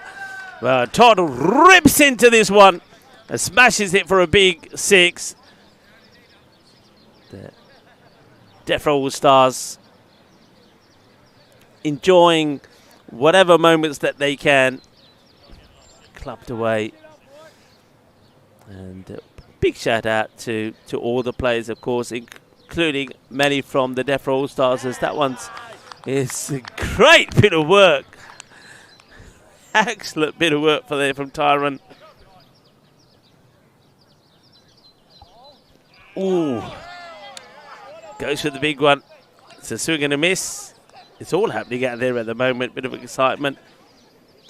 Yeah, remember all the teams were in good spirit last night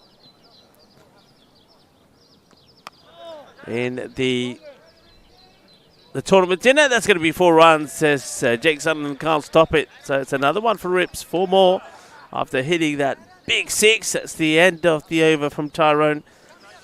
Yeah, we had the dinner where, of course, all of the funds raised, so from the raffle and the auction of that cricket bat, which was signed by England and, of course, India. So some big names on that. All the money raised was split between 2 charities. Al-Sama, support for a refugee camp in Lebanon. giving classes to the kids and also teaching them cricket. And that's one of the reasons why John Woodward and Madrid CC got involved with that charity. And I know that over the years a lot of equipment has been sent to the kids there to learn and play cricket. And the other one is to Alicante, and I had the great pleasure of meeting some of the Alicante staff and students at Alipa. Hits the pads, probably going down leg actually. And they're an amazing group of people, and they all have intellectual difficulties like Down syndrome, for example. And Alicante helps them with various classes to help them function in society, and in addition teach them trade, and one of those trades is carpentry. So as well as half of the money going towards that charity, I know that John Woodward and Madrid CC buy all of their tournament trophies from them as well. And what I can tell you is that last night, I know that money is still being counted as it comes in, but last night over 1,600 euros was raised. So well done to everybody who took part in that. And the bat went for almost 700 euros.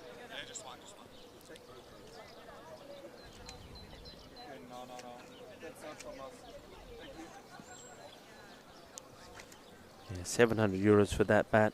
And big thanks to Melissa Finch, who used to work for the ECB before she went to Madrid, and she helped to organise getting that bat, and it's raised some very valuable funds for two very good organisations. And of course, well done to all the players who took part in that, and of course, big shout out to John Woodward for organising everything.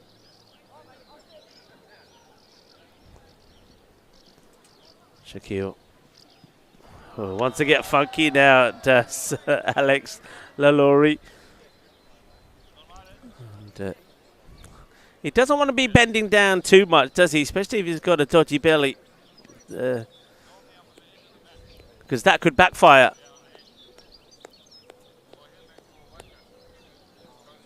One for three. Shaquille. Bat on ball. Takes a single this time.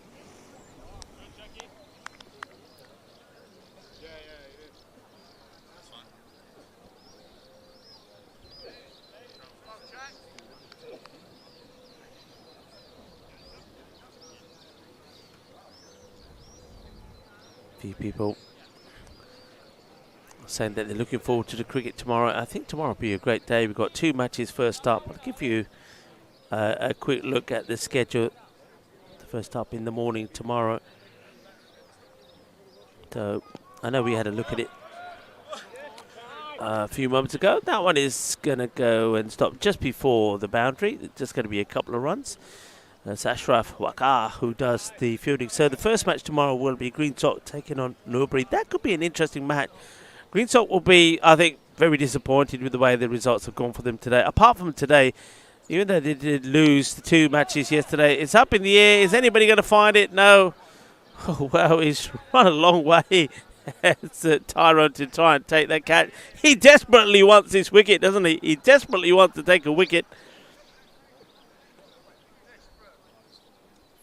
Yeah, they'd be very disappointed, Green Sock, with the tournament so far. But they could really cause a bit of an upset if they can beat Norbury tomorrow. Norbury themselves are looking for the win. They will know if they get that win, then the way things are going here, they're going to guarantee themselves the second spot. And then the match between the Shooters and the DEFRA All-Stars, I suppose a lot of that depends on how the match between Norbury and Green Sox go, because the Shooters, I mean, they're in with a chance, aren't they? They did do well today. They got that win against Green Sox, so that's put them in a good position. So they've lost two yesterday. Christian takes a catch. It's probably the second time he's touched the ball, and on two occasions he's taken the catch. So that's going to be the end of Rips. It will be a wicket finally to Tyrone, and he knows exactly who he has to go to celebrate. So Tyrone takes the catch. Rips is going to go. Not Tyrone, sorry. Christian takes the catch. Tyrone takes the wicket. And so that's the end of Rips. You'll have to go. Starting to get a little dark here now. So yeah, just going back to shooters. Remember, they lost both their matches on the first day. They lost to Sporting Airface. They lost to Norbury. But with that win today, if things, let's say if Norbury lose against Greenstock tomorrow, if the shooters can get the win, and a good win, against the Defra All-Stars, then again, net run rate could decide who plays in the final. Sporting Alphas, though, I think it's very clear they have booked their spot. So there's still plenty to play for there. But yeah, the final, remember, that will be at 4 o'clock local time, where the winners play the runners-up. And depending on how that first match goes between Norbury and Greenstock, we may not know until the second match, which starts at 12:30 tomorrow, is completed. Match time tomorrow, 9:45 local time, first up. And then 12:30 and 4 o'clock. 109 for 4. 14 overs done. We are starting to lose that light pretty quickly. I think yesterday we were fortunate that because it was a bright sunny day at this time, even though the sun was going down and causing issues for some of the fielders, we still had a fair bit of light. But today it's very different, and that light could go pretty quickly, though. Sunset was supposed to be around 8:30, so looks like we're ready to carry on. Alex Lolori, he's 18 runs away from his best score so far, his highest score. And he's got a lot of these loose deliveries on the leg side, which he hasn't been able to put away. So now it's a chance for David McClements, who says, well, if Tyrone, who's the wicketkeeper, can have a bowl, surely I can have a bowl. And that's a decent delivery. Oh, the umpire's taken a long time to call that one. Eventually it's a wide call. 2 more to go onto the score. That's worked away nicely. Just clipped away to the fielder, who struggles, Lalit, to pick the ball up, but will do eventually. The pigeons are getting closer to us this way now, actually.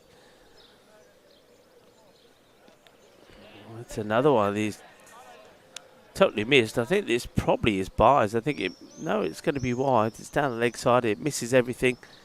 Comes off the keeper, Asad Raza. So 2 more to go on to the score. Pushed into the point area. Single taken.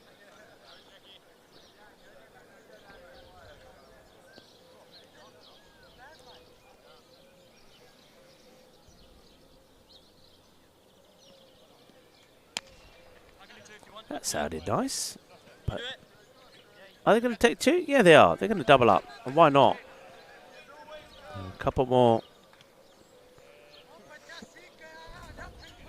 Coming now to the wind down to what has been another very long, but also at times exciting day of cricket. We've kind of had 2 blowouts in the day as well, though, haven't we?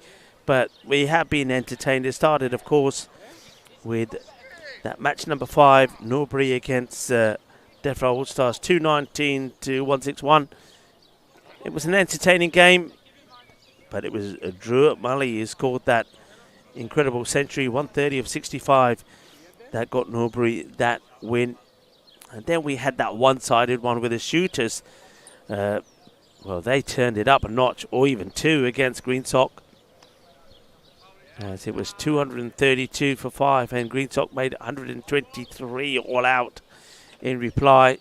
A few extras creeping in here, as Tyrone looks to see if he can get a second wicket. He will have to do the fielding of his own here.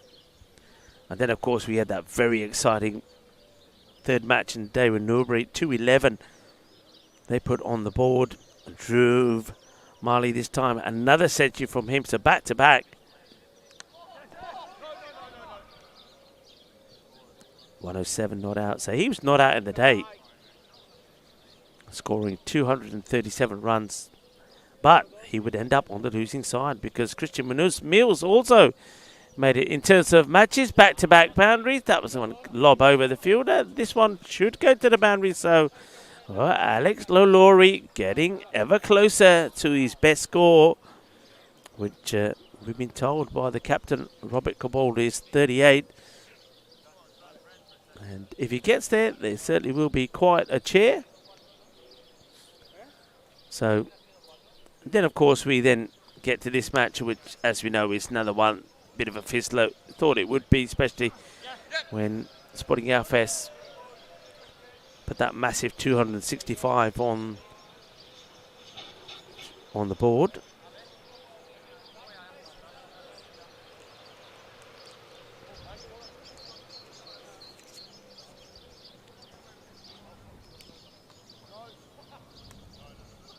No runs there.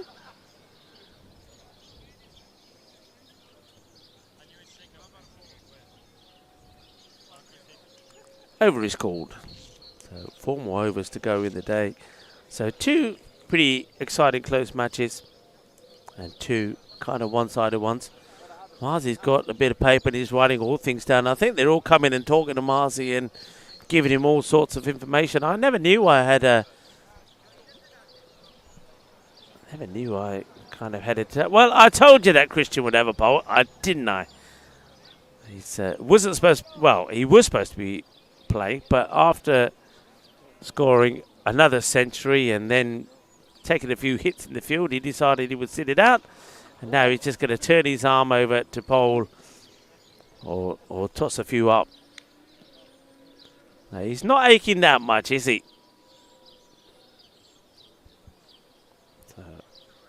Okay, Alex Lalaurie, 29. Oh, he's completely missed that one. Right, what have we got here now? Marzi's.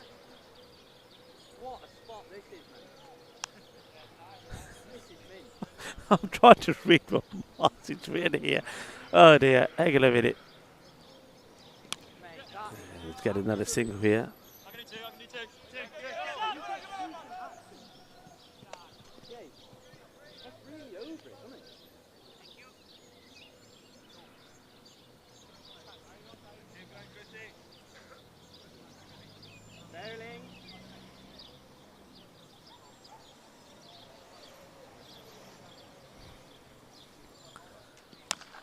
That's hit pretty well. And is he going to get it through the gap? He is not going to. It's a good bit of foot fielding, a little flick there. And that was from Naeem Nisar. It's also scored a century. So we've got Stromer out there at the moment. And there's some news about Joe Stromer. That's up in the air. He's not going to go to hand. So Alex Lalaurie is getting ever closer to his highest score of 38. Yeah, I'm hearing that Joe Stromer is also standing for the Mayor of London. So that's a good looking shot. Well, right on cue. We just talked about him standing for the Mayor of London. Well, he's a pretty decent cricketer as well. He plays a nice shot away there. I wonder if this will look good on his CV. Joe Stromer standing for the Mayor of London and saying, yeah, I've played a bit of cricket. I've been watched around the globe. End of the over, 136 for 4 after 17.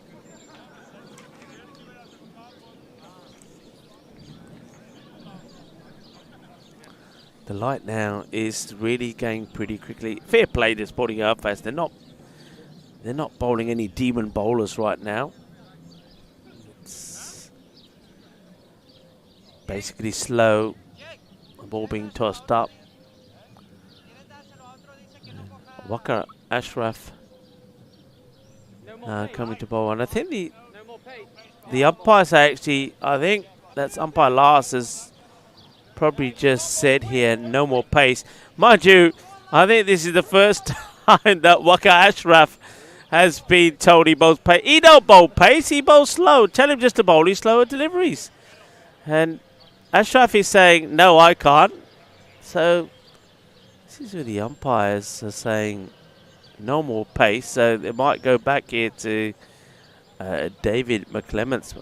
Yeah, I mean, look at Ashraf.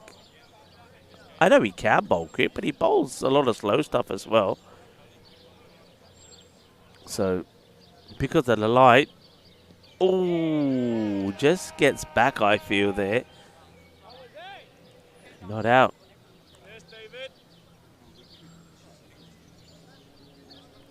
Just another 5 runs and he will get his highest score. So this is David McClements who's going to carry on.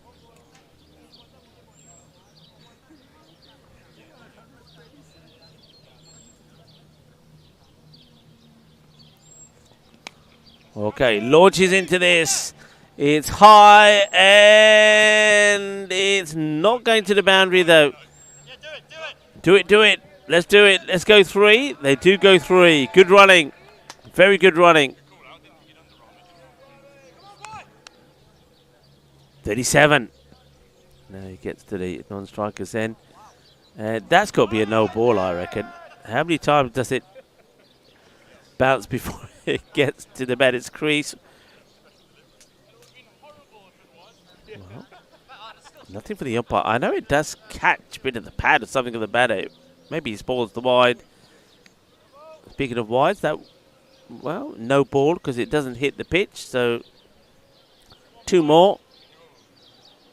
You can see that McClements is trying to bowl as quick as he can. As in, speed-wise, that's a lovely shot. He gets launched here. Slog sweep for 4. Cuatro queridas más. Barasona, short Maria, choca la gaya.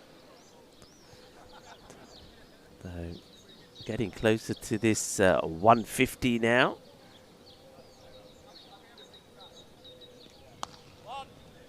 That's played nicely, bobbling away. The fielders probably using the light that's coming from the electronic sight screen to guide them to where the ball is. Looking at it on your screens at home, it probably doesn't look too dark to you, but I can tell you it is pretty dark here. Christian will bowl the next. 18 overs complete, 2 more to go. 147. And don't forget, it's National Pet Day today, and celebrates the joy that pets bring to people's lives and encourages people to help reduce the number of animals in shelters. And bringing humans and animals together helps to make the world a better place. I agree with that. Of course, we observed World Parkinson Day today as well. Grand National started today. I hope we had some winners. I hope some people got lucky. National Cheese Fondue Day. Well, if there was somewhere around here that did a nice cheese fondue, I'd be there. I think after a long day like this, cheese fondue would be a nice way to celebrate a good day of cricket. Some fine cheeses melted together, and it's going to be a boundary. It also is going to be Alex Lowlori's best score. His highest score has been achieved, and mission accomplished for Alex Lowlori. Well done to him. 42 he moves on to. And not only can he tell you about his best score, he can show you. Now, what would be nice if he can go on and perhaps even go on and put a 50 on the board. Christian tossing him up. Alex Lowlori finding the boundary. He has moved to 46. Yeah, fondue. Melt together finer cheeses, butter, wine, and enjoy with a choice of bread, meats, and even veggies on National Cheese Fondue Day.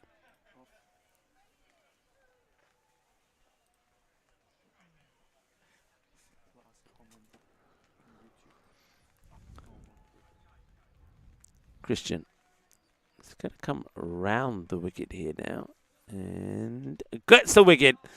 changes the angle, and that's going to be the end of London Mayor candidate. As Joe Stromer is going to have to strump off for 15 as he gets his stumps rattled backwards. So Christian Munoz-Mills picks up a wicket. No real celebrations there at all. That also happens right at the end of the 19th over, so one more over to go. And one more fact to tell you about back in this day, 1995, a bout of chickenpox for Moeen Khan meant that Saeed Anwar led Pakistan for the first time in the Asia Cup match in Sharjah. Responsibility isn't always a good thing, though. Anwar made a distinctly out of character 4 of 23 balls, and Pakistan were beaten by 5 wickets when Sri Lanka reached 180 for 5 with 19 overs to spare. Sanath Jayasuriya showed Anwar how it should be done when he flayed 30 of just 15 deliveries. So, last over. And that's going to be a wide, but will have to be bowled again. So that's 160 now on the board with still 6 balls to go. A big thank you to everybody that's tuned in to another mammoth day of cricket. That one just gets played out. They want him to come back for 2 so he can go back on strike. Will he make it? He will make it. Moves to 49. You would think that if another run is scored here by Alex Lalaurie, it would be the match-winning runs for the Defra All-Stars, but not at all. It would be a 50 to the loudest cheer that we've seen in this tournament so far. Never mind the fact that they need 104 for victory, but it is going to be a half century for Alex Lalaurie. His highest score was 38 before this, and not only has he passed that, he's brought up a 50. Well done, and a magical moment for Alex Lalaurie. And though he won't talk to most people about what they were chasing at the time, he can go back and tell people that he scored a 50, and he can even show them that he scored a 50. Well done to him. And, well, Wiki is waiting for Andrew. If Andrew doesn't score any runs, this is Jack Andrew out there. We won't see golden Wiki again. Thank goodness for that. I think we have to work on golden Wiki. It's played out, and there will be runs there for Andrew as well. So we're not going to see, or we shouldn't see Wiki anymore, unless, of course, on some of those graphics. So Sporting Alphas remain unbeaten, firmly placed on the top of the standings. That's going to be a wide ball. I wonder if Danny Everett gets a warning for bowling too fast when the light is fading. Hey, Umps, he's bouncing me. Oh, defensively played. He's playing for his averages now. Is Alex Lalaurie? He's going to block these out. He said, I want to be 50 not out. So big thanks to everyone that's tuned in today. It's been an absolute pleasure. It's been delightful having your company. There's been a lot of good chat, a lot of good conversation. There's that leaf again. It's going to be a one that has to be bowled again. Oh boy, the chat may continue for a few more balls yet. One more legal delivery to come. And there's that leave again. And no! No! Somebody get some duct tape and stick his arms together. Stop him doing that. Stop him. Lars, keep those arms down, Lars. And, well, this time it will be 4 runs to finish off the proceedings. That will be the end of the innings. It will be the end of the day. 176 they'll finish with. Pretty respectable in the end, but they still go down by a big margin. 268 to 176. Well done to Sporting Alphas. They will get the victory. They remain the unbeaten side after beating Norbury in that very good classic match. And we saw more centuries in this one from Sporting Alphas. Lalit Sharma 102, and Naeem Nisar 102 as well. So 2 in the same innings. So congratulations to those guys. And congratulations once again to everybody here at the ground. I want to say a big thank you to all the spectators that have been here to watch the players shake hands. Spectators have been absolutely marvellous. They've been supporting their local side and also supporting cricket in general, and also the sporting vibe that this tournament has been played in. It's been great. I know that a lot of neutrals that have been tuning in have enjoyed the cricket as well. Enjoy your evenings, whatever you're up to. And I just want to say one more time from me, from the tent. We need some lights, I think. I want to say one more time from me. Thank you very much for all your support. Thank you for watching the European Cricket Network and watching this Woodson Cup. 3 more matches to come tomorrow. Remember, 2 in the group stages. Norbury, they got a fight on their hands. And if they mess up, then somebody like the Shooters could fly in there and book their spot in the final. Sporting Alphas, though, have done so. The home side, they were always going to be the favourites and the ones to beat. And they've shown that here again on day 2. So day 3 coming up tomorrow. I want to thank you all very much for your support and for tuning in. I've certainly had a wonderful time. And give yourselves all a pat on the back for a job well done. And like I always like to say, we'll see you tomorrow. Be good, be kind, be safe, be happy. Shukriya. Thank you for watching. Hasta mañana, mi familia.